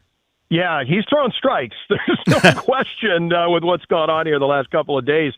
And I got to say, I mean, to have perennial 30-goal scorers show up on the right side, it is a little interesting. And with development camp happening in Arlington next week in Ballston, I'm going to be really curious to hear what Spencer Carberry has to say about the right side, because you've got 4 guys on that right side now, and I don't think they're all sticking there. I'm not saying I'm top 9. You've got 4 guys. You're not putting Ryan Leonard on the 4th line. Is somebody moving to the left side? How are they going to manage that? Tom Wilson 30-goal scorer. Alex Tuck, 30-goal scorer. Jordan Kyrou, 30-goal scorer. Maybe the best right side on paper right now in the National Hockey League, from 1, 2 to 3, and then throw in Ryan Leonard for fun wherever he ends up going. And if they're shifting around, I'm saying him. It could be one of the other guys. But in any event, this team just added 60 goals. That is very, very exciting. Yeah, I wanted a 30-goal scorer. I got 2. And I'm elated with the last 48 hours. So let me just get that out of the way. But I also think it can be true, and I think it is, that the 8-year deal at $10 million per is like a slight overpay for Tuck, but that's what the market is, so I have no problem. I've heard people say that. The other thing is, I think the back end of that deal is going to be rough. But this is clearly like a 4 or 5 year window now where you're going to try to win it all a couple times, and I'm cool with that. But do you buy some of what I'm selling as well, that, hey, this is about right now, and you're going to maybe kick the can down the road a little ways on a couple of the deals when you sign a 30-year-old to that kind of money? It's entirely true. I don't disagree with that at all. I think, there's a lot of contracts like that. TJ Oshie's contract was like that. He signed, it wasn't huge money, but relatively speaking at the time, it was up there and it was long. It was the term that was more than that. And he basically was, down to duct tape and chicken wire at the end, but he got to the end of the deal. It could be that kind of situation, but I will say, I think the difference between the two deals, Jordan Kyrou, I think universally across the hockey world was like, okay, that's a great deal for Washington. The only hesitancy that people have said about this one is, you're correct, the term. It is long, and he's 30. But I think when you're looking at the window of the kids coming up right now and the Hudsons and Ilya Protas, and you've got another guy in Tuck that's 6'4". I mean, this is the second best basketball team in the DC area here. They're 6'4" and above pretty much across the board up front, seemingly. So there's a lot to like, and I think the leadership of Tuck, and he really took the Sabres from being nowhere to a second-round playoff team this year and could have easily gotten to the Eastern Conference Finals. So was part of a winning turnaround in Buffalo. He's never won a cup. Wouldn't it be funny if he did it here after he was denied in 2018 by the Caps and then left Vegas before he could be there when they won in 2023? He's never won one, and he's got a pretty good cast around him here now. John, I was ran into a neighbor this morning who was asking me, kind of, what do these moves mean? What does this mean? And the phrase that I came up with, and I want your thoughts, is they're not okay with being okay. Like this is as all in as you can be, and instead of saying, well, let's kind of inch along, because they've sort of done this rebuild on the flies. They've turned the roster over to be pretty good, and not as much playoff success to show for it. This is one of those, my chips are now away from me, and we're betting. I think that's a good way of looking at it, Danny. And I think when this rebuild on the fly, I asked Chris Patrick in an interview at the beginning of last season, like, where are we in the retooling on the fly, whatever you want to call it? And again, immediately the first thing out of his mouth was, we've got to get faster and we've got to get more top six talent. And we haven't been able to do that yet. We are always looking. We are always hoping to be able to get to a deal. And they were close. Listen, this time last year, they were trying to get Nikolai Ehlers into the boat. That didn't happen. They were right at the end. Then Ehlers goes to Carolina and they end up winning the cup. All right, you know what? You did what you could. Artemi Panarin, we wanted him. Didn't happen. I mean, he's been right there. And I think this, it's funny. You look at the last 48 hours now, and you go, wow, yeah, throwing strikes, shooting bullets, whatever.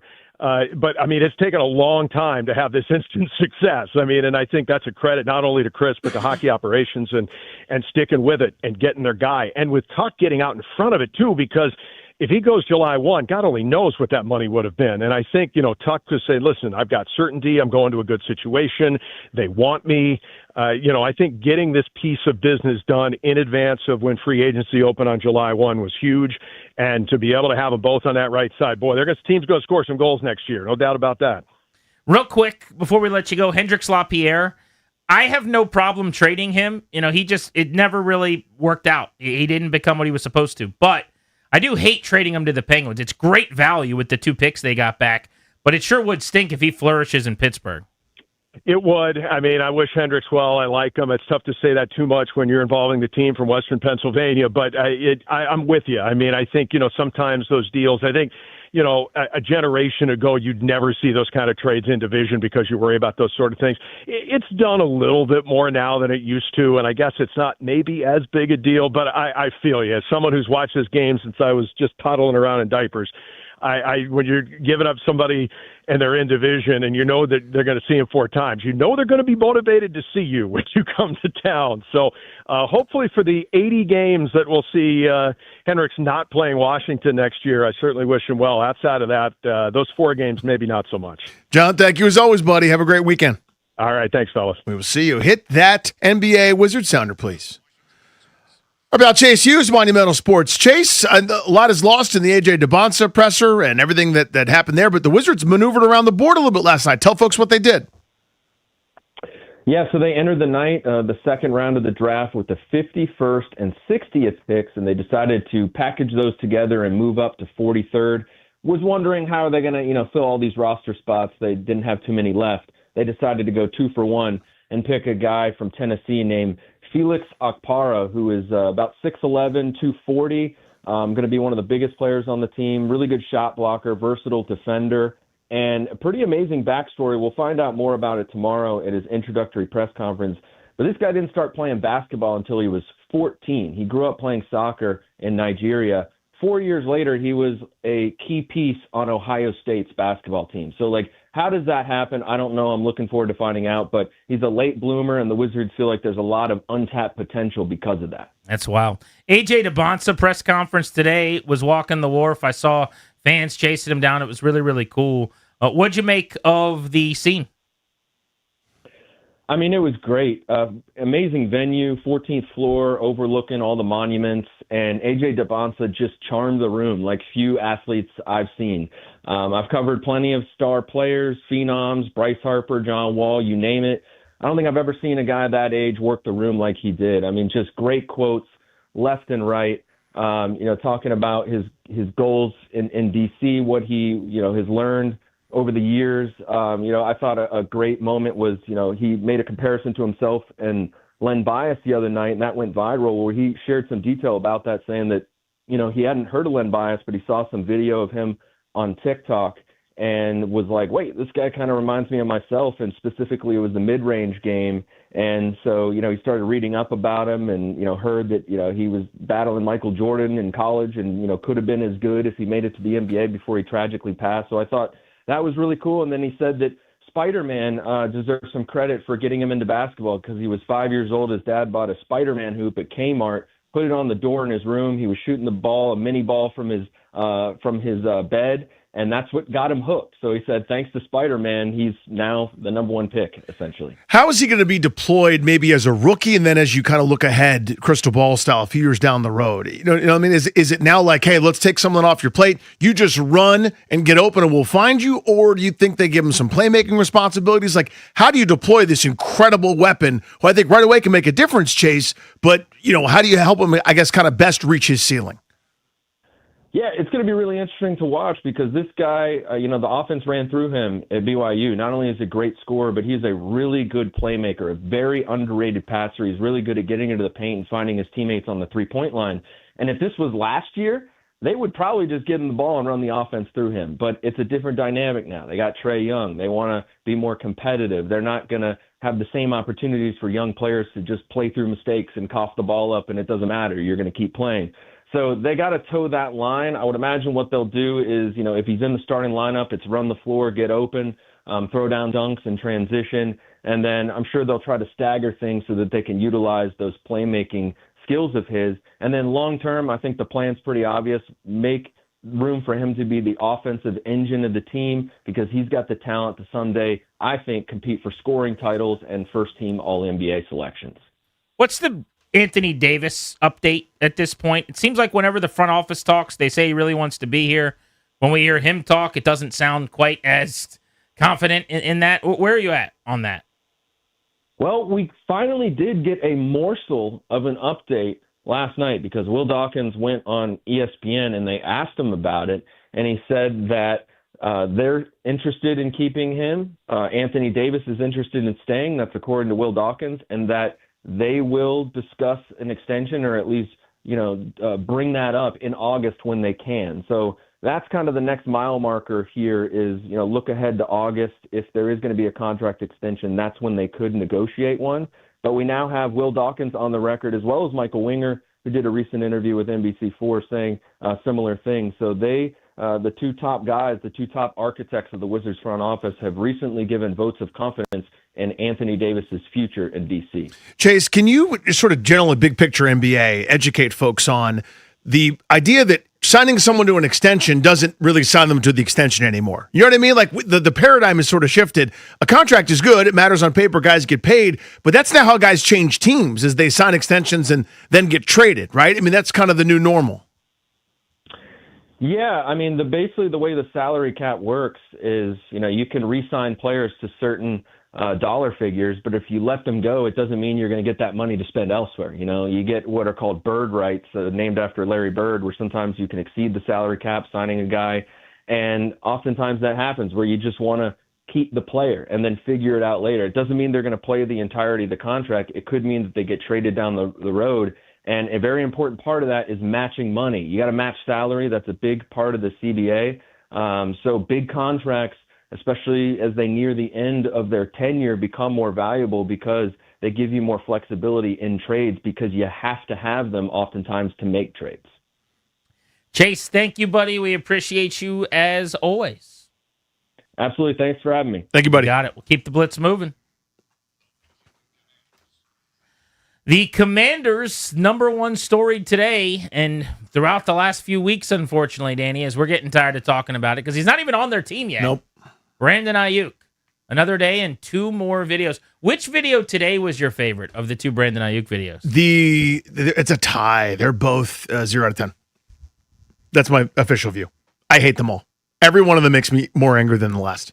The first, he's in a closet. He 7 times digs into a bag, grabs stacks of money, throws the money on the ground, and then walks out over the money, which I'm being told symbolically is a gesture that I'm leaving the money behind me, and for moral reasons, I'm moving on. That's what I was told. You were told that? Yep. That's the theory behind what he was acting out. Okay. Second video just came out, and he says he's going on tour this fall. And if you want to see him on tour rocking out, he's playing the air guitar, you got to go to the Commanders website to buy tickets now. Really makes me want to do that. I will say that I just wish somebody would leak out, we're not interested, and then this would go away. But they're interested. And they are. And that's the frustrating part. Again, Stephon Diggs is just running pass routes and catching them. How much better of an option is Stephon Diggs? Infinite. He went for 1,000 yards last year. And again, Ayuk has done that twice in his entire career. Had like actual legal trouble. And, again, was exonerated, but there are questions. I mean, the pink substance on the boat, for goodness sakes. Like, this is not a squeaky clean individual. And yet, a productive football player who's just not doing whatever this is. I find the whatever this is, and I will not justify it by giving it credence, right? Where he's going, here's what he's doing. You have no idea what he's doing. This is a buffoon acting cartoonishly. Give me the football player who's catching passes in gigantic pants. I want it to end whenever they're ready. Like, I'm over it. Whether it's on September 1 or June 26th, this is inevitably going to happen. Like, I do think that. And I'm frustrated and annoyed that the obligation's going to be, our gig is that we're going to talk about this every winding turn, every step of the way.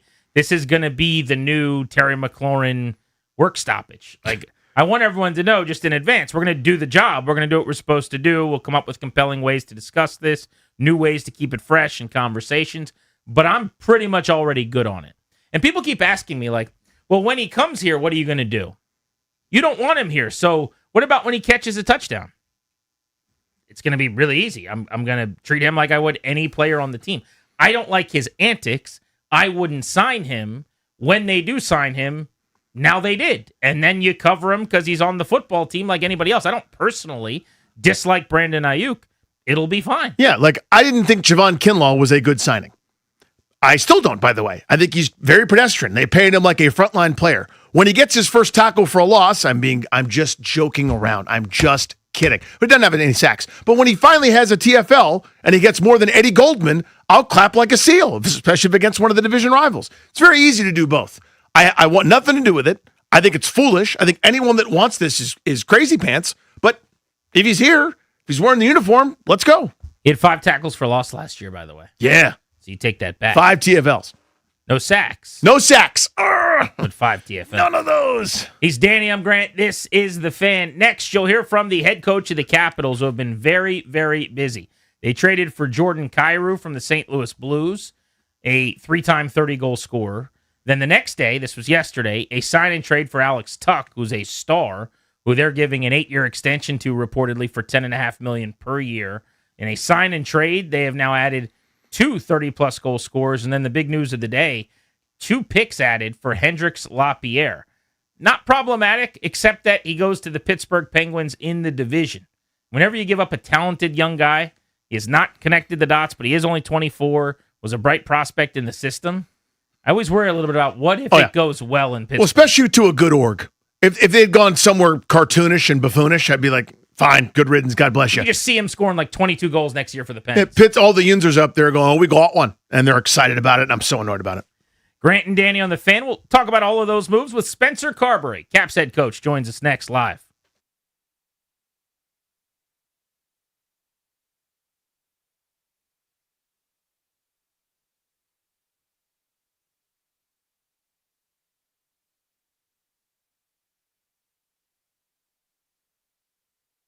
What's up, guys? Danny Rouillet here from my pals at Ted Britt Ford. You pay what they pay. That's right. Employee pricing. It is back at Ted Britt Ford in Fairfax and Chantilly. No need to swipe that key card or burn through your PTO. You are in. Now, for a limited time, you pay what they pay on most new Ford vehicles. You want some examples? How about these? 2026 Bronco Sport Outer Banks Edition, just like our guy Matt Valdez from the Junkies has. Oh, yeah, they're on. $6,000 off the MSRP and 0 payments 90 days. Or how about $11,000 off the in-demand 2026 Bronco Raptor, the mean machine that everybody wants? 0 payments, 90 days, and again, $11,000 off. How about a 2026 Mustang? $10,000 off the MSRP and 0 payments for 90 days. Here's the deal. When you buy from Ted Britt Ford, you're going to get great value for your trade. And that's number one. Number two, great customer care and service. Number three, kind of to the point about number two, you get peace of mind for life. You get Ted Britt for life. That's lifetime vehicle coverage. New pre-owned, anything less than 100,000 miles, it doesn't matter. That's powertrain, battery replacement, complimentary service loaners, Virginia State inspections, and a whole lot more. Go see my pals at Ted Britt Ford and tell them Danny sent you.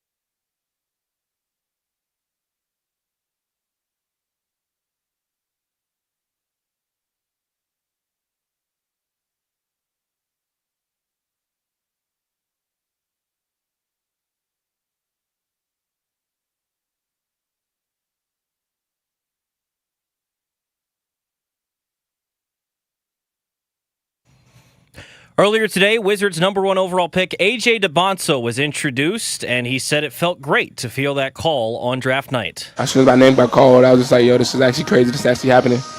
But then that night, everybody was just celebrating my success, so, it definitely felt good. I was live on B. Mitch and Finley earlier today. If you missed any of that interview, make sure to go check it out on the podcast or on YouTube. In hockey, the Capitals have been busy with trades. Today, another one. They traded away forward Hendrix Lapierre to the Penguins, getting back a 2027 third-round pick and a 2028 fifth-round pick. Coming up next, Capitals coach Spencer Carberry going to join Grant and Danny. World Cup action tonight. United States in action against Turkey, their final group stage game.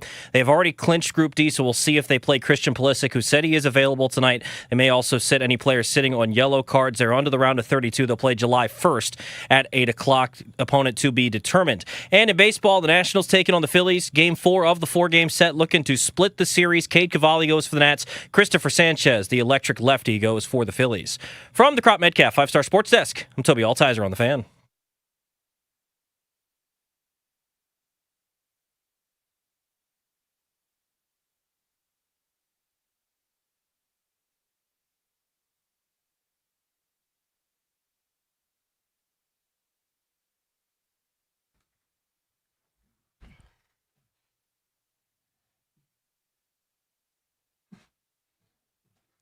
Welcome back, Grant and Danny on The Fan. We told you we'd be joined by the head coach of the Washington Capitals, fresh off of a multi-year extension, and one of the star coaches in the National Hockey League, Spencer Carberry, and he's on the Ruud guest hotline. Ruud, the most reliable heating and air conditioning products in the DMV. Carbs, it's awesome to catch up with you. Thanks so much, and congrats on the extension. Appreciate it, guys. Thanks for having me on today. Our pleasure. Absolutely. Man, you guys have been busy. I don't know how many texts and calls you've got from Mac and Chris Patrick the last few days, but I'd imagine that the group thread's been pretty lit. Yeah, there's been a lot of communication back and forth. It's been a busy, call it 72 hours. How long can you keep up a trade per day pace? I don't know. I bumped into Chris this morning and I said, wow, what a 48 hours. And I sort of joked with him, could it be 72 hours? And what do you know, another deal today. Yeah, we're at 3 days in a row where the Caps have been involved in pretty significant trade news. So let's just work our way back through chronologically. I want to start with the deal for Jordan Kyrou coming over from the Blues. The first of two 30-goal guys that you add. He's gone for 30-plus 3 of the last 4 years. What are you getting in Kyrou? Yeah, so it's tough. Connor McMichael, who's sort of homegrown, has grown up in the organization and been a really good player for us. And Hershey won a Calder Cup, and the last few years has done a real good job as sort of a two-way guy. Now, Jordan Kyrou comes to us, and he's more of a dynamic, fast, can break you down one-on-one. You mentioned the goal-scoring ability and the production that he's been able to achieve through his career. So we're getting a real dynamic offensive player that can really skate, can shoot the puck, and make a ton of plays. So on Kyrou, we spoke to him. He was awesome with us, coach. But there's that one awkward question in there where you're going, so look at the goal totals, well over 30, well over 30, well over 30, and then half that, and you kind of have to go, what happened last year? Yeah. So in your estimation, as you're looking at it from afar, what happened? And you guys obviously have confidence that it's not a repeatable thing, that he'll be right back on the good foot there. But what did you see, and why do you feel confident he'll be just fine here? So we look at a bunch of different things. So number one, his underlying analytics, meaning the numbers, like how was he generating offense? Was the puck on his stick? How were his controlled entries? Did he touch the puck as much as he normally? And that stuff was all pretty solid. The finishing went down, which that can fluctuate. Sort of Mikey went through that a little bit this year. Is his finishing rate went down, and now all of a sudden your goals go from 25 down to 15, and people are going, what the heck happened? Well, usually, and you hope that that's just an off year, and the way what gives you confidence is Jordan's been able to do it year after year after year. I think last year the team as a whole in St. Louis sort of struggled a little bit offensively. So if you look at their whole team's numbers are a little bit down. So that kind of tells you another little tidbit of probably just an off year for the group. And hopefully, he can pick right back up to what he's shown his whole career here in Washington. Yeah, I love the trade. I wanted goal scoring and I wanted someone dynamic in that top 6 skill, and you deliver it in this deal, obviously. But I think there was initial sticker shock or maybe just some disappointment for Caps fans, as is always the case when a fan favorite leaves town. And you mentioned Mike Hughes, 25 years old, and has been here since you drafted him with the 25th overall pick in 19, and people really like what he became. You know, he himself, going back 2 seasons ago, scored 26 goals. What was it just that there's a little more ceiling to the offense and the finishing of Kyrou, or kind of take us through where you were on Mikey as an organization when you decide that he's got to be part of this thing? Yeah, I think that's just it. I think Connor McMichael is going to be a tremendous player in this league for a long time. I think just Jordan is a little bit more at this point. Who knows, you know, in 2, 3, 4 years, maybe Mikey can reach the 30 goal, the 75 point. Time will tell. But Jordan at this point in his career has just shown it. He is able to score 30 plus goals, generate 70 points, and he's done it multiple times. And so it's that's all it is a case of really getting a player that has already arrived right in the prime of his career. And I don't want to get too much GM here because it's not my field and not my area, but you have to also know, as Mikey's now in the new cap era, so he's an RFA, so he's looking for a new deal, which is probably going to come in at a higher number than what usually or what people are accustomed to. And Jordan is on a long-term deal right now that we have for 5 more years, and that number won't change. So in this new cap era, with the cap continuing to climb, guys that are signing new deals, i.e. Alex Tuch, they're significantly higher because the cap's gone up, and that's how the agents are negotiating as, well, the cap's gone up, so does the salary per year. You may not want to put the GM hat on, but you sounded good wearing it there. I believed you. Good information from Spencer Carberry, the 44-year-old head coach, former Jack Adams Award winner as the coach of the year, has had the Caps in the postseason 2 of his 3 years, kind enough to join us here on Grant and Danny. So then day 2 of the wheeling and the dealing for Mac and Patrick was Alex Tuch, and he's most famous for Caps fans right now for being the guy on the wrong end of the business end of Braden Holtby's the save in the Stanley Cup for the Vegas Golden Knights. But what a good player he's turned into over the years. And like Kyrou, 3 times over 4 seasons, 30-plus goals. He's actually topped 35 goals 2 times during that span. What do you make out of this addition and the size he brings? He's massive. Yeah. 6'4", 220. It really plays into our identity, especially as a forward group of we are a big, heavy, hard group up there that's a lot to handle. And Alex kind of fits right in line with Pierre-Luc Dubois, both Protoss brothers, Tom Wilson, Dylan Strome, these 6'3", 6'4", 220-pound forwards that can really cause opponent, especially defensemen, a lot of issues. And he combines that with a skating ability. He can create off the rush. He usually generates, I was reading some numbers the other day against us. He's like, call it 14 games. I think he's got like 10 goals against the Caps. So he would always find a way to get a breakaway or 2 against us and put it in the back of the net. And so you're getting another dynamic player, just maybe a little bit bigger, more physical, plays on the inside a little bit more so than Jordan. Coach, educate me here. You've obviously forgotten more about hockey this morning than I'll ever know. And I know it's not, the positions aren't as sacred as they are, say, in baseball, where a shortstop is a shortstop and et cetera. But there are a bunch of right wings on this roster that have some pretty good pelts on the wall, be it Tuch, be it Wilson, be it Kyrou, et cetera. Good problem for you to have, but how does that affect your line combos and the way you're kind of going to deploy these guys? Yeah, so in your baseball analogy, I think it would just be moving a guy from short to second. You get 2 shortstops, and is it different? No doubt, but have they played second base before, or a third guy going to first, which I've seen in the past? Like it's a lot of guys can play their off wing. The harder change would be going from a winger. Like I'll give you an example. Like Jordan is not going to play center for us. He hasn't played center. He's a winger. That would be a massive change for a forward and a significant change to what your game would look like. And so you rarely see that, but a winger moving left to right to his offside is quite common. So let's talk about the departure of Hendrix Lapierre. You guys trade him today for 2 draft picks. Lapie's another guy, 24 years old, who frankly, he didn't really connect the dots. And you'd have to tell me why. I was always so high on him as a prospect, and he flashed like a strobe light, but he didn't put it together. Going to Pittsburgh's the one part of this that bothers me, just because God, would it suck if he turned into a 25-goal guy or big time player with the Penguins. Yeah. But man, did you guys get good value for him?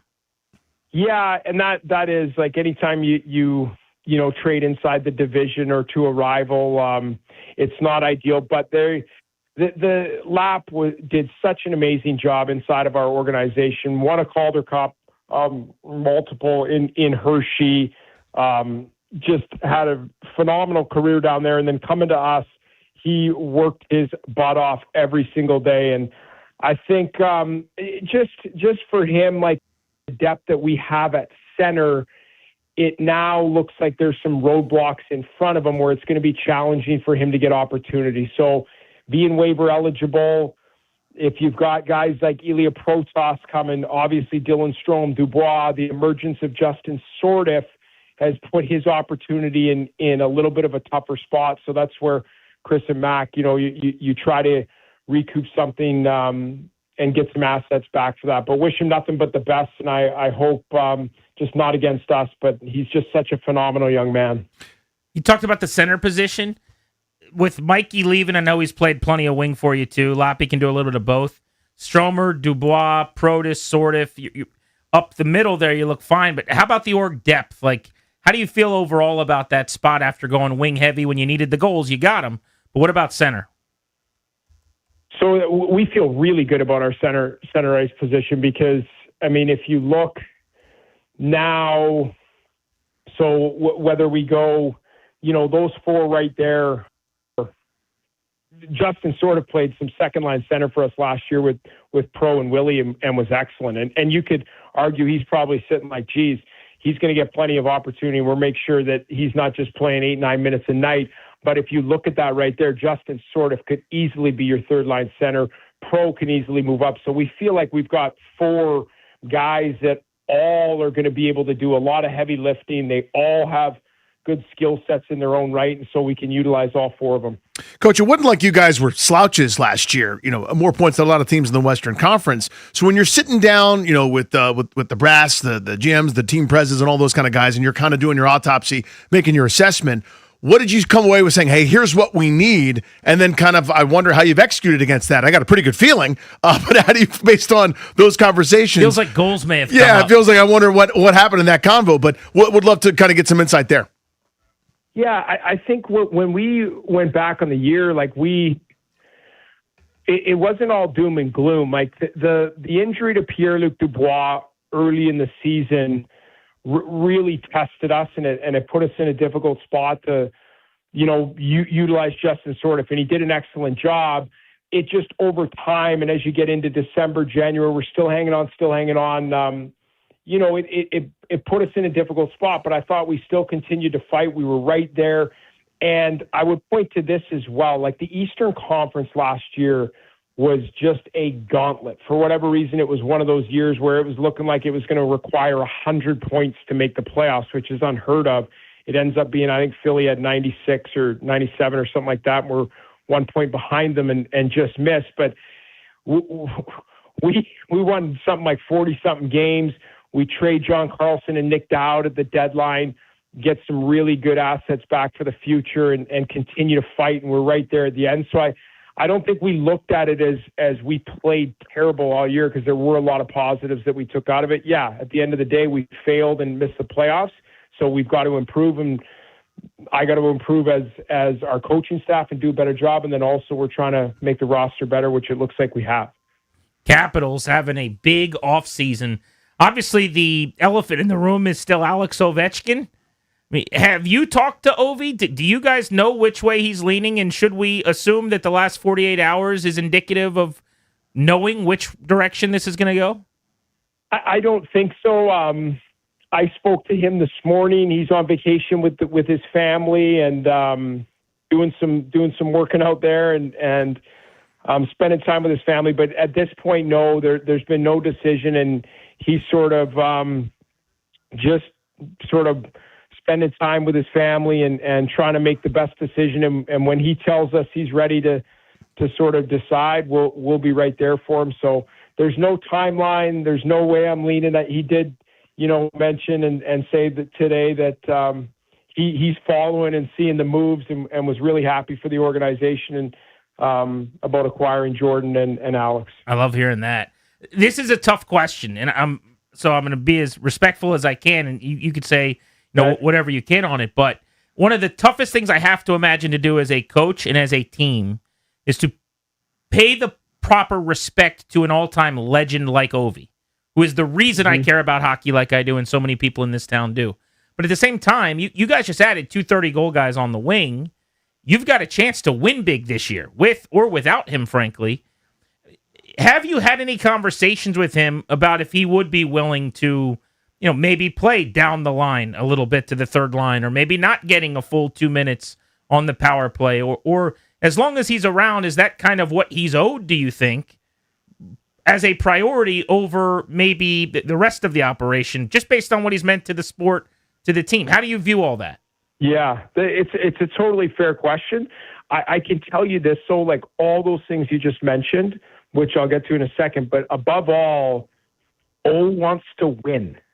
I know sometimes we lose track of that because the goals and the individual accolades, and he's 41 years old, and you're like, he genuinely wants to win. So as we improve the forward group, if now all of a sudden we've got 2 more 30-goal scorers, and that means O plays a minute or 2 minutes less of 5-on-5, and we're a better team, he is going to raise his arm and go, yes, I love this, because he wants to win. And it's no different on the power play as well. And I think that's where we'll try to utilize of improving our forward group the way that we have, is really leaning into our depth and being able to, okay, even Pierre-Luc Dubois, even Tom Wilson, his minutes got high last year. Like, can we now bring those down maybe 2 minutes a game, maybe bring O's 2 minutes a game down, and now he's much more effective and efficient as opposed to having to play 19, he's playing 17, and those 17 minutes are higher quality. So a little bit more quality versus quantity, and I think now you get 12 forwards that are continue to roll out there, and you get to utilize and are maybe playing 1 minute less, but you've got way more effective minutes. Coach, with Rasmus Sandin's injury, do you guys need to maybe add a defenseman there, or what's the prognosis? Yeah, I think so. That's one of our targets, July 1, of trying to find a defenseman, because with Sandy probably being out for the first part of the season, the left side of our D-core is real solid with Cole, Marty, Declan Chisholm, Jacob Chikrin, and probably going to need to add one defenseman July 1st. Carbs, I don't know that you guys get enough credit, and you specifically deserve a lot of credit for this too, because I think the major flag in the ground for me was when you took over and this really started to happen at the NHL level. But the development of some of the blue chip prospects while trying to win, it's hard to rebuild. Really hard. Without, we see teams that have to tank or detonate it and be bad. Yeah. You guys did it on the fly. Cole Hudson looks like he could be a superstar. Like, that dude could play for Team USA in the future, maybe. We know about Ilya Protas coming on and Ryan Leonard. I don't know if there's still room for guys like Miro or Andrew Cristall to help this team next year or what, but how are you guys able to do both at the same time? Yeah, you literally hit the nail on the head. It's the most difficult part of my job every single day, because you're trying, so young players, they need 2 things. They need opportunity, and they need a coach that's willing to let them fail, because they're going to make mistakes. Usually that doesn't work in a winning environment, because mistakes don't fly. We need to win. We need you to be able to make that play. We need you to be able to read that assignment. So the delicate balance between giving that opportunity and letting players fail in a winning environment, I'm not saying I haven't mastered at all, because it's a challenge every single day, but that's the hardest part. Exactly what you said, because you're trying to win every night, but you have to understand that young players are going to make some mistakes, and you got to be able to let them go out there again. Now, there's a line to that, because again, we're trying to win every single night and trying to get into the playoffs, but that's the delicate balance and why it's so difficult to develop young players when you're trying to win a Stanley Cup. It's hard to rebuild and win the cup in the same year. Coach, awesome with us as always, and we'll probably just talk to you tomorrow after the next trade. Thank you. I love it. I love it. Thank you, Spencer. Appreciate you, Coach. It. Yes, anytime. Great chat with you guys. You as well. Coach Spencer Carberry, excellent. Thanks to Coach for a few minutes there and the Capitals making him available. It's been a busy 48 hours. There's a reshaping of that top six. I want to react to what he just said about Ovi. We'll do that next on The Fan.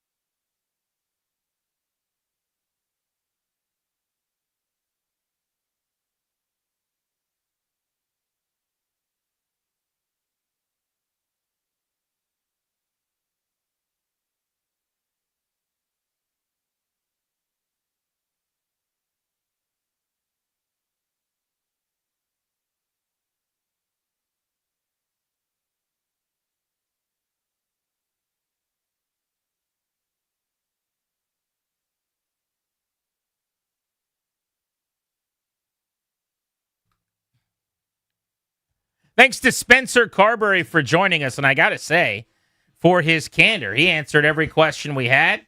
Both He's on the best. Why they traded Connor McMichael and Hendrix LaPierre. Obviously, you knew you'd get detailed breakdowns on the new exciting pieces coming in, but on Alex Ovechkin as well, and just reading between the lines and him talking about Ovi's willingness to possibly take a lesser role to win and that he would be on board with that, that's very different than saying, hey, he's Alex Ovechkin. He's going to be on the top line. He's going to be on the top power play. I have thought all along, like you have, that he's coming back since the start of the offseason when he almost said as much, I thought, in his last press conference before he left town. Yep. I now think maybe it'll be cheaper than we thought, and maybe he will take a lesser role, especially after you just added two guys who play his position that are going to be in the top 9 and should be in the top 6 probably. This is Carbs from minutes ago, as just heard on Grant and Danny. I don't think so.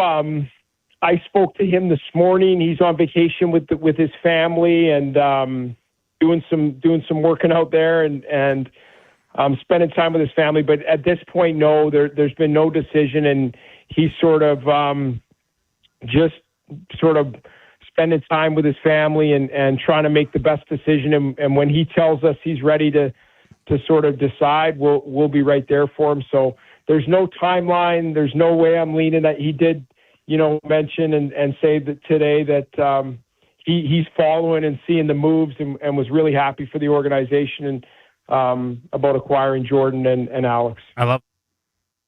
And then the next question I want to, where Carberry addresses a smaller role for Alex Ovechkin, because I think that's the key. That is the key. So we've talked about this. There's 3 different prongs or 3 different sort of possibilities in this choose your own adventure. 1, Ovechkin doesn't want to play anymore and he retires. Done. Okay. Now we get that. We know how to categorize it.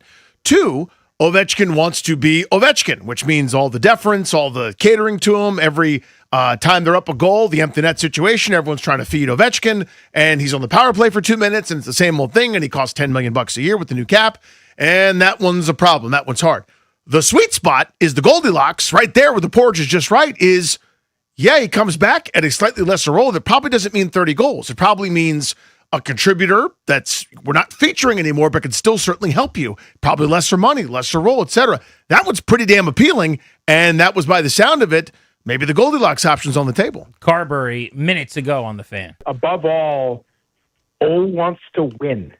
I know sometimes we lose track of that because the goals and the individual accolades, and he's 41 years old, and you're like, he genuinely wants to win.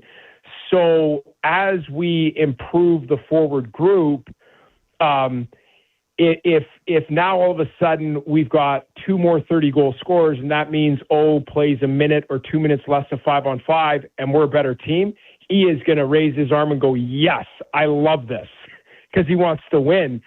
And it's no different on the power play as well. And I think that's where we'll try to utilize of improving our forward group the way that we have is really leaning into our depth and being able to, okay, even Pierre-Luc Dubois, even Tom Wilson, his minutes got high last year. Like, can we now bring those down maybe 2 minutes a game, maybe bring O's 2 minutes a game down? And now he's much more effective and efficient as opposed to having to play 19, he's playing 17. And those 17 minutes are higher quality. So a little bit more quality versus quantity. And I think now you get 12 forwards that are continue to roll out there, and you get to utilize and are maybe playing 1 minute less, but you've got way more effective minutes. I think he's coming back, and it sounds to me like maybe they are having some discussions on role. Now, he didn't go into detail or tell us that, but they went out and they signed 2 guys to massive contracts.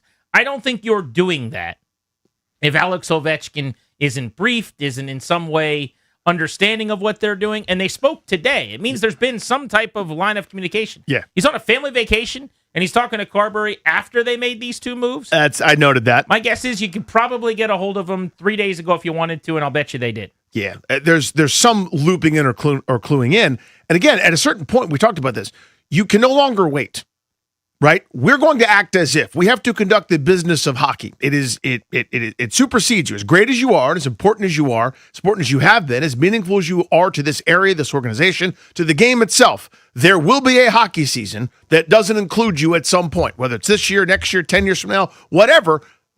The league will continue.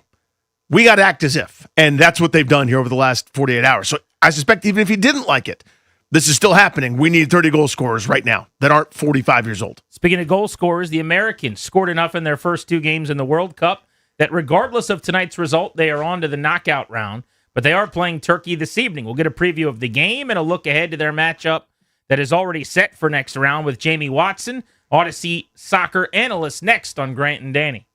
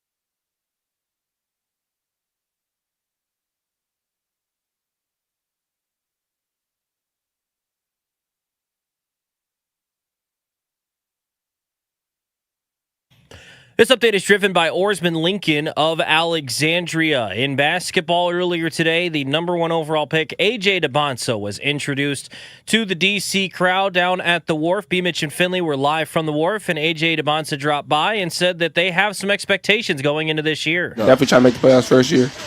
Might have years away to win the championship, but that's the goal for sure. He announced that he's going to be wearing number 4, so if you want to get your A.J. DeBonsa jerseys. In hockey, the Capitals traded away forward Hendrix Lapierre to the Penguins, getting back 2 picks, a 3rd in 27 and a 5th in 2028. Tonight, USA back on the field to take on Turkey. Final group game. They have already clinched Group D, so we'll see who they play. They're already on to the round of 32, which will take place on July 1st at 8 o'clock at Levi's Stadium. And in baseball, the Nats taking on the Phillies. Final game of the 4-game series, 6:45 right here on the Fan. Cade Cavalli takes on Christopher Sanchez. Oarsman Lincoln of Alexandria keeps their customers happy by offering great deals in the area's best selection of new Lincolns, each backed by the Oarsman Lifetime Edge, featuring up to $1,500 in extras. As they say at Oarsman Lincoln of Alexandria, let's ride together. From the Crop Medcalf 5-Star Sports Desk, I'm Toby Altizer on the Fan.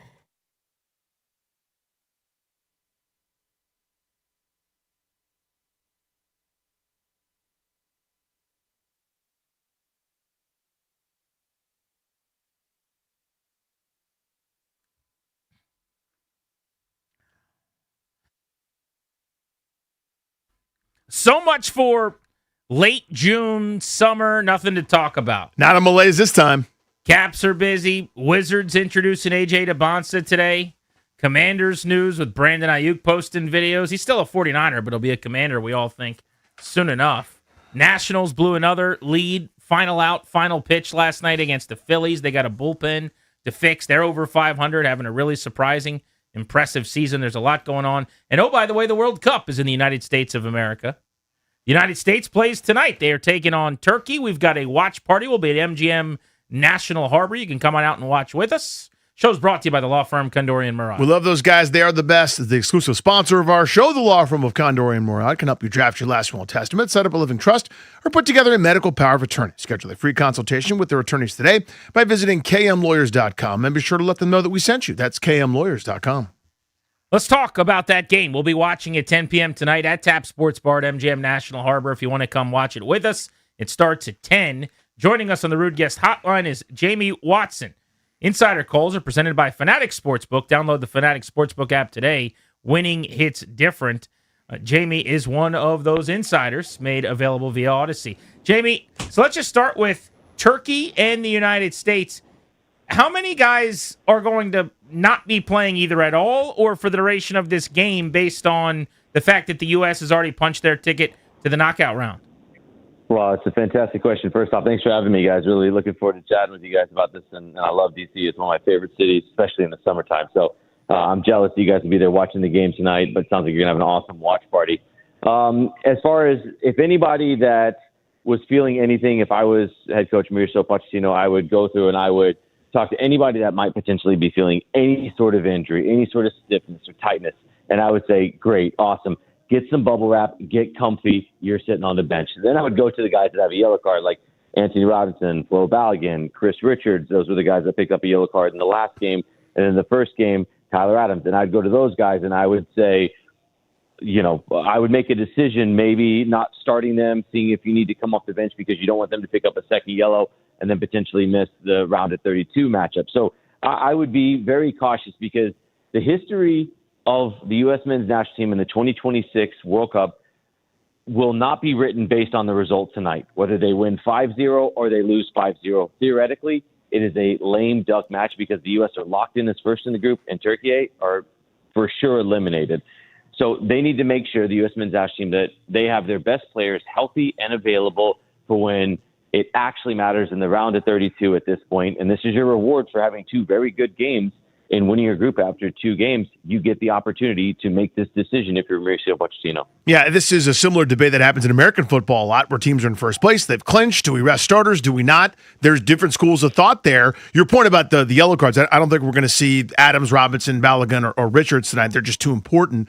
You can't risk them picking up another yellow, even inadvertently. So I think those guys are done. Pulisic's another variable. I want to get to that in a second, Jamie. I thought, can you guys clarify something, though? I thought I read that the yellow card thing, each round goes away. So, like, you're not still compiling them throughout the tournament. Is that not correct? And if you pick up a second yellow in these 3 games, then you would be suspended for that following game, the round of 32. But if you only have 1 through the first 3, then that's where it clears up, and then it goes back to not having a yellow as well, too. So it just prevents somebody from just basically being a hack and kicking every game with no consequence, right? So Right. there was an example where a guy from South Africa picked up a yellow in the first 2 games, and then he was suspended for the third game. So it's just a little technicality, but I would not even take the chance and not even risk them picking up another yellow or anything crazy happening, you know? Right. So, but to finish the thought, Jamie, and I want your reaction. Is there any danger of rust now? Because some of these guys won't have played for a couple of weeks against it looks like a Bosnia team that's pretty hungry and good defensively. We'll get to them in a second. But is there any risk of rust there, or is it just health and not risking guys getting booked?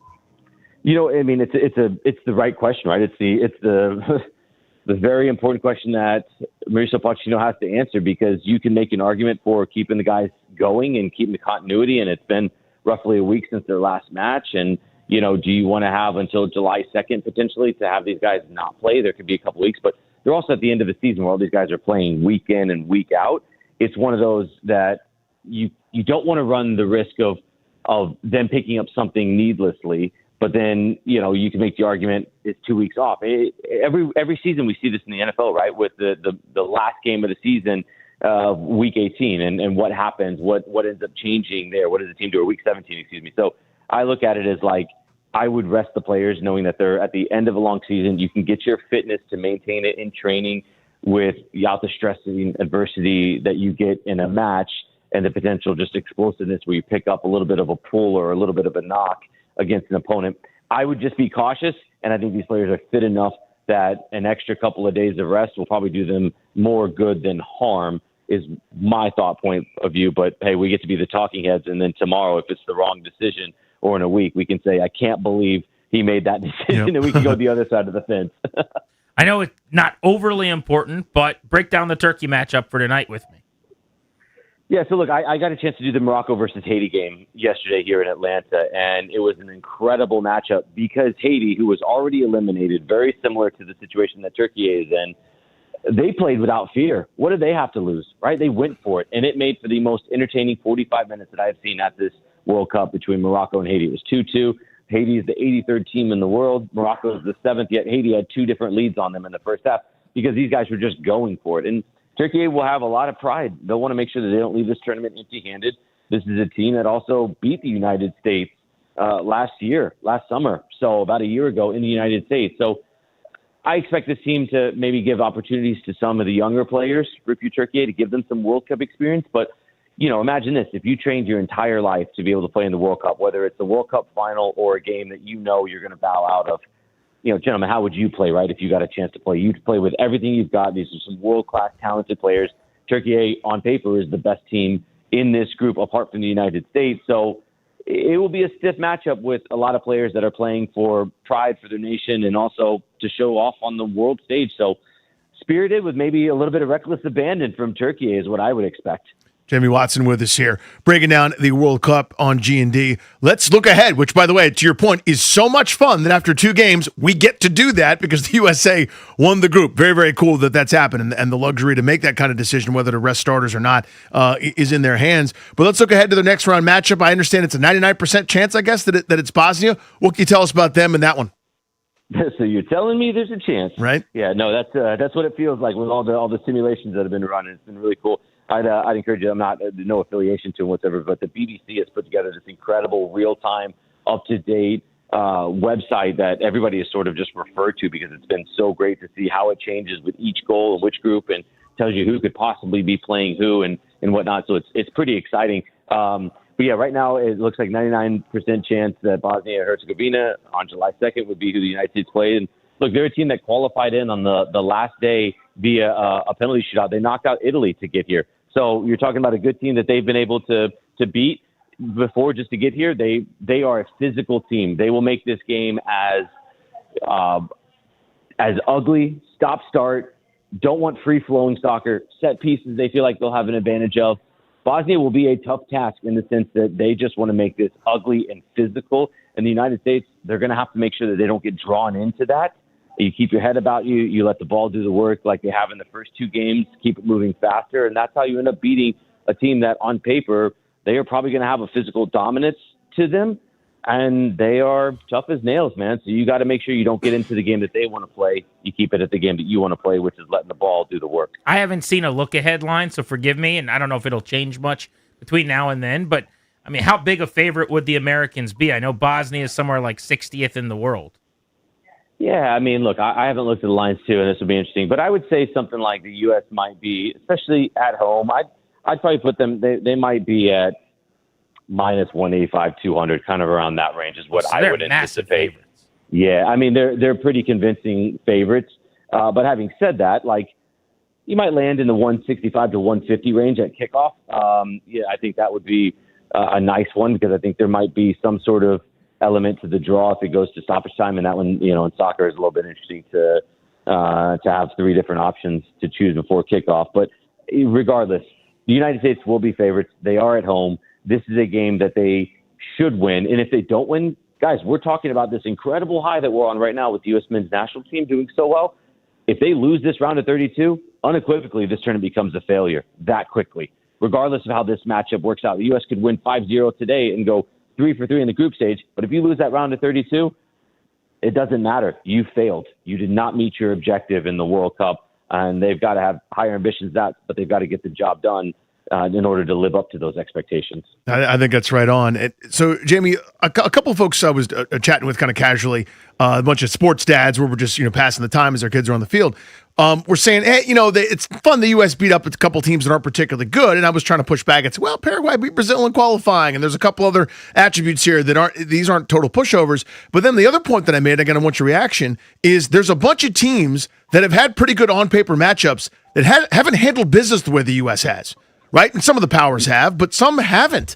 And they're fighting for their lives. You look at Belgium with, I think, third place in their group, for example, a top 10 team in the world. Not everybody has taken care of business the way the U.S. has, and that's actually encouraging to me on this stage. Your thoughts? Yeah, you're absolutely right. And that's that group of dads that you've got, Chad, and it sounds like you guys know what you're talking about, right? Because you're right, Belgium sitting in third place in the group with Egypt, Iran, and New Zealand in fourth. I mean, you look at it, they're not even guaranteed with passage. They're going to have to get a result. And, that's a top 10 team in the world, as you alluded to.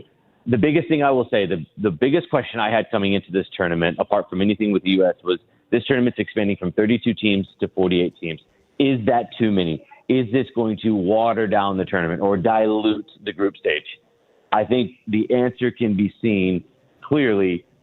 No, it has not, because you've got some wonderful stories like Cabo Verde, who tied Spain, the number 2 team in the world. You've seen some incredible underdog stories. Then they tie against Uruguay as well, too. Cabo Verde has to play Saudi Arabia with the chance to be able to, heck, even win their group. That's how crazy this could be. I mean, it really could go that way for them. It's just been an awesome tournament, and I think that there is a real case that this tournament has expanded. It's given teams opportunities that maybe didn't have them before, and it has shown that there is a value and a place for this 48-team tournament.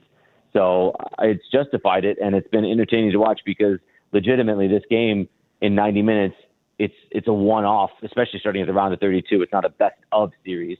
So you get these exciting matchups, these David versus Goliaths, and we know how that one goes, according to history, right? So it's been the best part of this World Cup, and without a doubt, this has been the most entertaining World Cup from the start till now that I've ever seen in my life.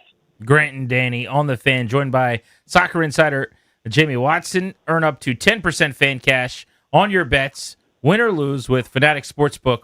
Winning hits different here. So you talked about how if you lose to Bosnia, it kind of all comes crashing down, and this was all exciting for nothing.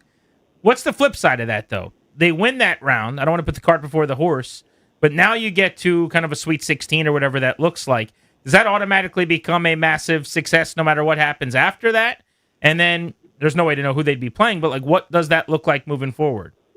Well, I think the rational, less exciting and sexy answer is you make sure that you don't alter expectations from what it was before the tournament started. The U.S. coming into the tournament were 17th overall in the world. Getting to that round of 16 puts you right about where you are at expectations. Now, if it shapes out the way it's supposed to, and according to this website we're looking at, they could be playing the winner of Egypt versus South Korea, which inevitably will shift, and there could be, a different opponent that they end up facing if they get beyond Bosnia. Then the expectations might be, hey, this is a match we should win because things played out in our favor and we got a more favorable matchup in the round of 16. So, yeah, then you would expect, okay, this is a game that we should be winning. But coming into the tournament, I felt as though if they got to the round of 16, and if you had to play against a very difficult opponent in the round of 16, at least you have to give a very good showing, account for yourself, prove that you can play on this stage, do it in an entertaining way that gets new fans. And if you do that, that's meeting the expectation. If they get a more favorable opponent, then we might expect something a little bit better. If you get to the quarterfinals, you're on house money at that point, fellas. Then you're looking at it going, this has been amazing. It's been entertaining. We're having these conversations. They're happening in the sports dads and moms groups all around. And then hopefully fans are sitting there going, now everything's all done, I want to go watch DC United or I want to watch the Washington Spirit play. That's what the ultimate goal is hopefully for this. Because the U.S., much as I would love to see it, they're not lifting the World Cup trophy on July 19th. I hope I'm calling you on July 20th going, boy, was I wrong. Yeah, that'd be fun. But I don't see that happening, right? You got my word. If that happens July 20th, I'll call in the show personally and apologize for that wrong take. Yeah, we wouldn't hold you to it. No apologies necessary. To your point, though, through group play, I mean, it's 2-3 matches, depends on who you are. Who has looked like a champion to this point through a few games? France. They look unstoppable. They could put two teams in this tournament and probably make at least the quarterfinals with both teams. You can't discount Messi. He's playing at the level that he's at. He's been simply unstoppable. Those two, for me, my hope is that we get a rematch of the World Cup final. If it can play out that way, France versus Argentina, that would be something truly special. But this time, I could see Kylian Mbappe at 27 years old. I could see him being the one that ultimately gets a chance to lift the trophy. And if Messi goes back-to-back, don't ever put the conversation of Cristiano or Messi in front of me ever again, because that one would be solved unequivocally, case closed. Before we let you go, as you heard, we got our watch party tonight. We'll be over at MGM National Harbor at TAP Sports Bar for people who want to come watch U.S. soccer with us in the World Cup. Give us a couple players to key in on this evening. Oh, man, it'd be interesting to see if he gives an opportunity. I actually think this could be an opportunity for Haji Wright to start if Flo Balogun doesn't start. I think he's more like we saw Ricardo Pepi start against Australia, but that's because I think it's a good complementary piece to Flo Balogun. But if you don't start Balogun, I could see Haji Wright being the player that leads the line. And, I would take a peek at that Fanatic Sportsbook and see what it is for him for an anytime goal, because he is a goal scorer for Coventry. He did really well this season, helped them gain promotion to the Premier League. He's been scoring a lot of goals. He's been fun to watch. And Alex Freeman, he scored in the last game. He has had an incredible last 12, 18 months where he was starting with Orlando City before going to Villarreal. He's a right back.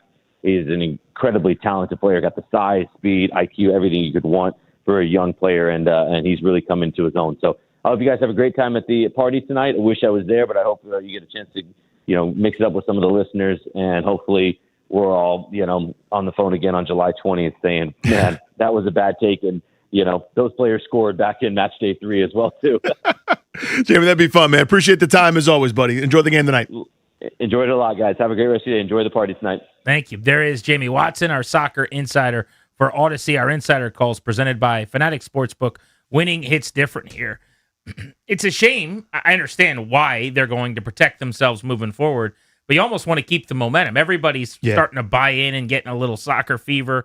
My mom texted me today, and she goes, "What time's the game tonight? Where's your watch party?" And she's asking me these questions. She watched the last game and got really into it. Now, I could tell her, hey, a lot of guys may not be playing, but she's just going to turn it on and see, oh, we're down 2-1 if that's the case. Sure, it is what it is. You want to continue the positive momentum. So it's double-edged, no matter how you do it, right? There's risk and reward. There are some guys that are probably going to need to play at some point that are going to get a chance, right? You saw what happened when, Gio Reyna, for example, came into the game in their first matchup against Paraguay. He scored a couple minutes in, and they may have to call on a Tim Weah, a Haji Wright, or some of these other dudes that will be coming off the bench here. You absolutely have. So the 4 guys that have yellow cards are so unbelievably essential to this operation. They cannot play tonight. We didn't really get to Pulisic, who's nursing an injury. He's essential to the operation. I got to shut him down too, in all likelihood. Maybe he plays 20 minutes, you sub him out just to try to get away with it. The idea, at least yesterday, it sounds like that he wanted to play in this game. And it might make some sense just to get him back on the grass because he didn't play last game. Which I get. I don't hate that. But you're still going to see some guys that are going to contribute at some point, hopefully, if you make a little run in this tournament. But again, I don't want to overstate this. The idea that the U.S. wrapped up the group after 2 games and we're having fun conversations like who should play and who should not is awesome. Because there are a bunch of teams that are really good, better pedigree than the U.S., who are not having those conversations. G&D on the Fan. A.J. DeBonsta met the media in D.C. today. We'll give you some of the best of that conversation he had next on the Fan.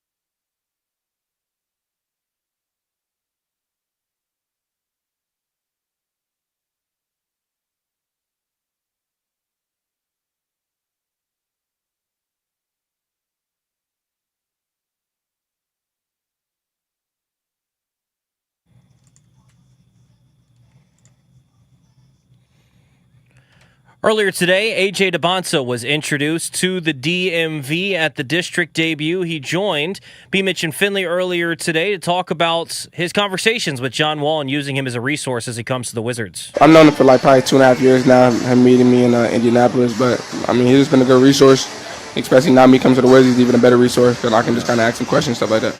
DeBonsa going to wear number 4, so get your number 4 DeBonsa jerseys getting ready for opening night. In hockey, Capitals traded away forward Hendrix Lapierre to the Penguins, getting back a third-round pick in 2027 and a fifth-round pick in 2028. Tonight, Soccer World Cup, United States back in action taking on Turkey at 10 o'clock tonight. Make sure you check out the watch party with Grant and Danny over at Tap Sports Bar at MGM. United States has already clinched Group D, so we'll see who does play tonight, although Christian Pulisic does say he could be available for tonight's game. Baseball, Nationals wrap up their 4-game series with the Phillies tonight, looking to even it back up at 2 apiece. Cade Cavalli starts for the Nats, Christopher Sanchez for the Phillies, 6:45 right here on The Fan.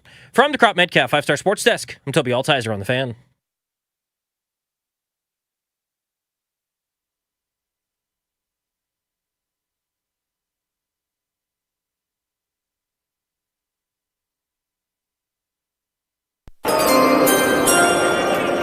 With the first pick in the 2026 NBA Draft, the Washington Wizards select Anise DeBonsa Jr. from Brigham Young University.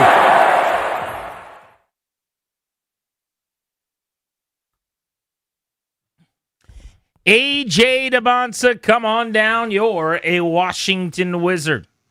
What a week to be a Wizards fan. They had the number 1 pick in the draft for the first time in 16 years. Welcome back, Grant and Danny on The Fan. I just got this sent to me in the old DMs. Grant H. Paulson on Instagram. Somebody sent some thing that was circulated on IG, but it's actually funny.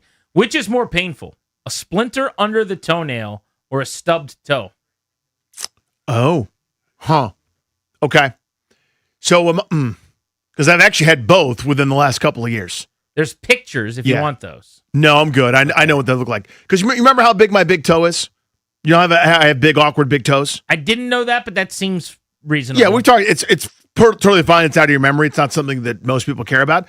But I have a bad spatial analysis when it comes to it. I have stubbed my toes trillions of times. I think the stubbed toe in the moment, it might be worse, but that comes and goes within a few minutes. The splinter in the toe, that doesn't go anywhere. That, because it's so tender. Yeah. Do you know what I'm saying? Like that stubbed toe is just awful, and you're keeled over, and you hate it. That splinter is so uncomfortable, and then you got to look at it, and then it gets infected. The whole thing's a mess. I'm going to go with the splinter. Splinter. Master Splinter, who taught the Ninja Turtles. Sounds like we're pro stubbing toes. Like that's a nothing burger. But I do it so often. I don't get splinters that often under my toenail. Yeah, which is a good thing. Yeah. My kid got a splinter under their fingernail the other day. Oh. And I got to say, that was debilitating. The whole day changed in that moment. I was like, oh, well, this day's over. You try to help a toddler with something like that? Yeah. Like, let me reason with you. Give me your hand. I'll get that splinter out. No, it hurts when you do that. The guy that didn't know what he was in for the next hour and a half. Let's take a peek at some of the best audio of the day from AJ DeBonsa's introduction over on the Wharf. We'll start with Will Dawkins, who talked about the next steps for DeBonsa. It's all been a whirlwind, couple of days of just shaking hands, meeting people, but eventually they're going to get down to business. This is what lies ahead for the rookie. I think getting him a jersey number, taking some time, getting him in the gym and working out. But for us, we went about on this journey trying to find like-minded individuals and people and finding guys who care about basketball and who are passionate and are team players. And he has that. And that's kind of how he's going to lead and put his imprint on the organization. But I think he's starting to learn his group of guys. I think there's a lot of characteristics in our 94 by 50 that we look for. And he brings that with size, versatility, dual impact, being able to play on both ends. So we want to get the group together, continue to learn each other, and really just get more and more of a competitive environment. I think that's important for us right now. He started by saying finding him a jersey number. We now know he's going to be wearing number 4, which I love. Why? That's Chris Webber. That's Antoine Jameson. That's a good number. Okay. I think it's a good look. Like if he, let's say for the sake of argument, he was like 17. I'd have been excited about that too. Like I can't imagine. There is just was there a negative reaction? I'm sure no matter what. I mean, me and Toby were talking yesterday about what number he might wear. I think, Tobes, you thought he might go with 1.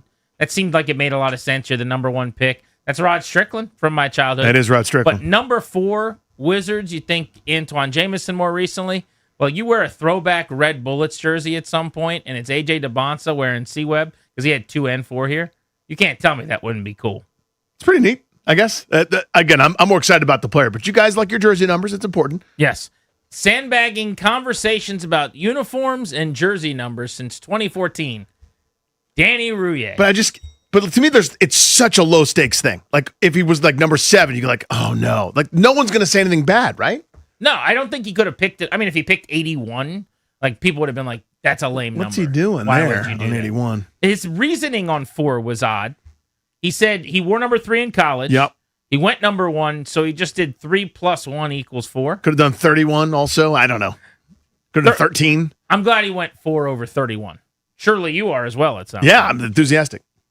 A.J. DeBonsa on the reaction back home. I don't know if you've seen the viral videos of his elementary school, but they went absolutely nuts. He was only in elementary school like 9 years ago.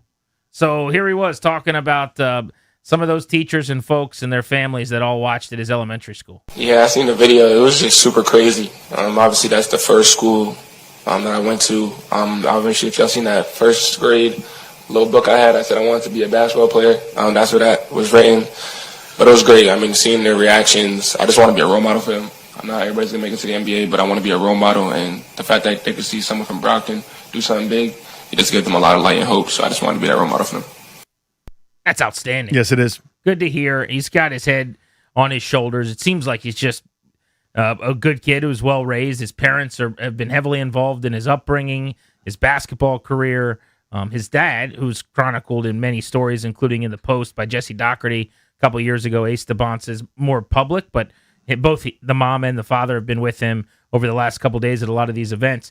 DeBonsa, we've talked about, is more than just a player, though. This is a guy who's going to get a lot of marketing opportunities. He's going to be doing commercials and things. The guy that's running his marketing firm was Shaq's marketing guy.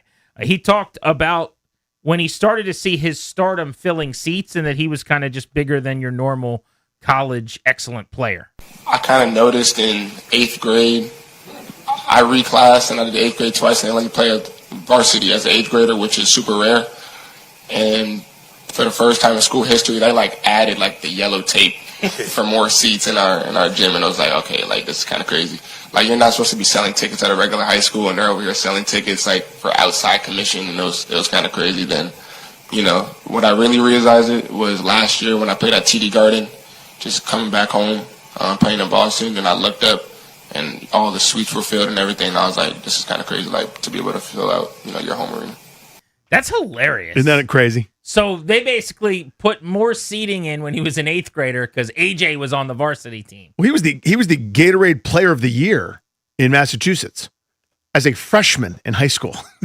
That's okay. I guess maybe he's different, or a little bit more special than most. I'm sure everyone's had that kid. Oh yeah.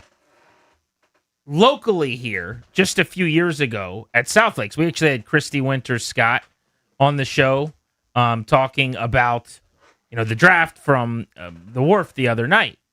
Well, her son played at Michigan State and played at South Lakes, where they won multiple state championships in a row, and was the belle of the ball. Everyone from around this area went to go see him. Or Bryce Eldridge at Madison's another one where, Bryce Eldridge is there? He's playing? Okay, he's going to be a first-round pick. I'll go watch him.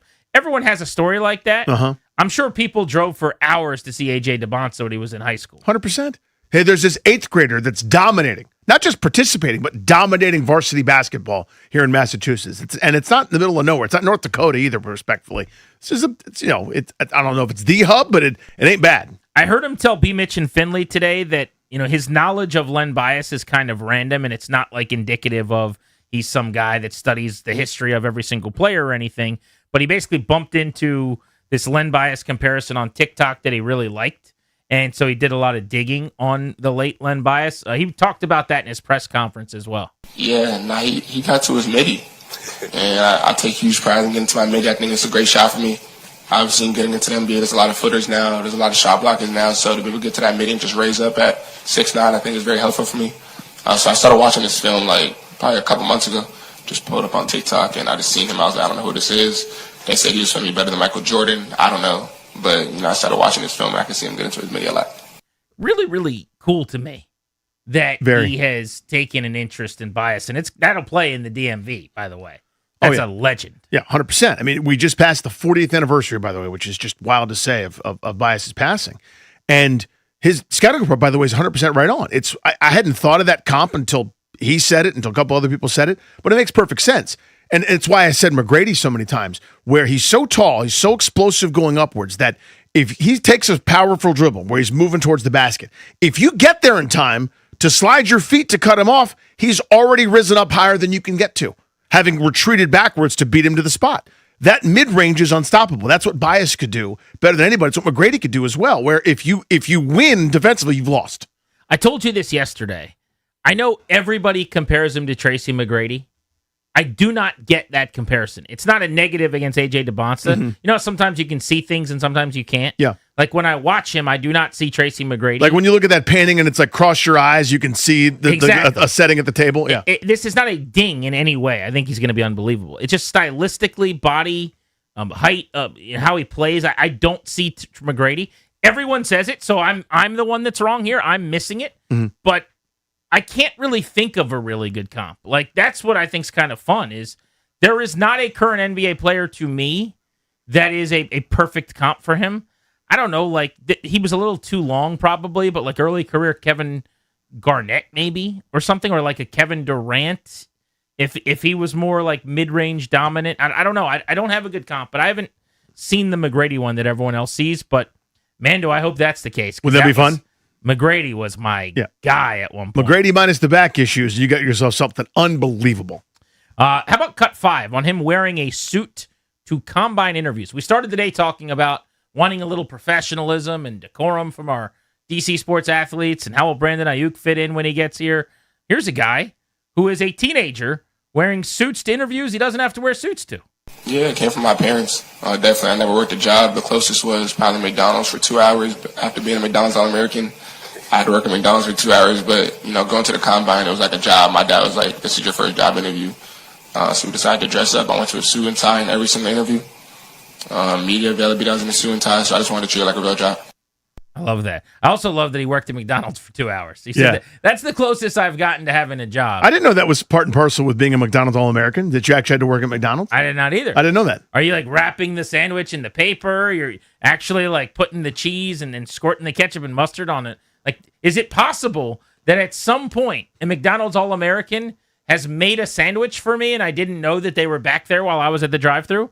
Or is it just for like a video? I think you might have noticed, like if some 6'10" dude is walking around back there and everyone else is normal sized. You don't see inside the back of the McDonald's when you're in the drive-thru. In the drive-thru you don't see. You get a little glimpse in the window maybe, but not enough. I haven't been into a McDonald's, I don't know about you, in many, many years. Oh, that's a window situation. You're exclusively drive-thru. Now, if they're handing me, look, if Antonio McDice is handing me my burger out the window or something, I would probably figure that out. Why does that producer room sleep on Antonio McDice so hard? Every single one of them. Oh, such a slumber. They all do. What do you make of A.J. DeBonsa so far as he indoctrinates himself to Washington, D.C.? We'll take your calls at 800-636-1067 next on Grant and Danny.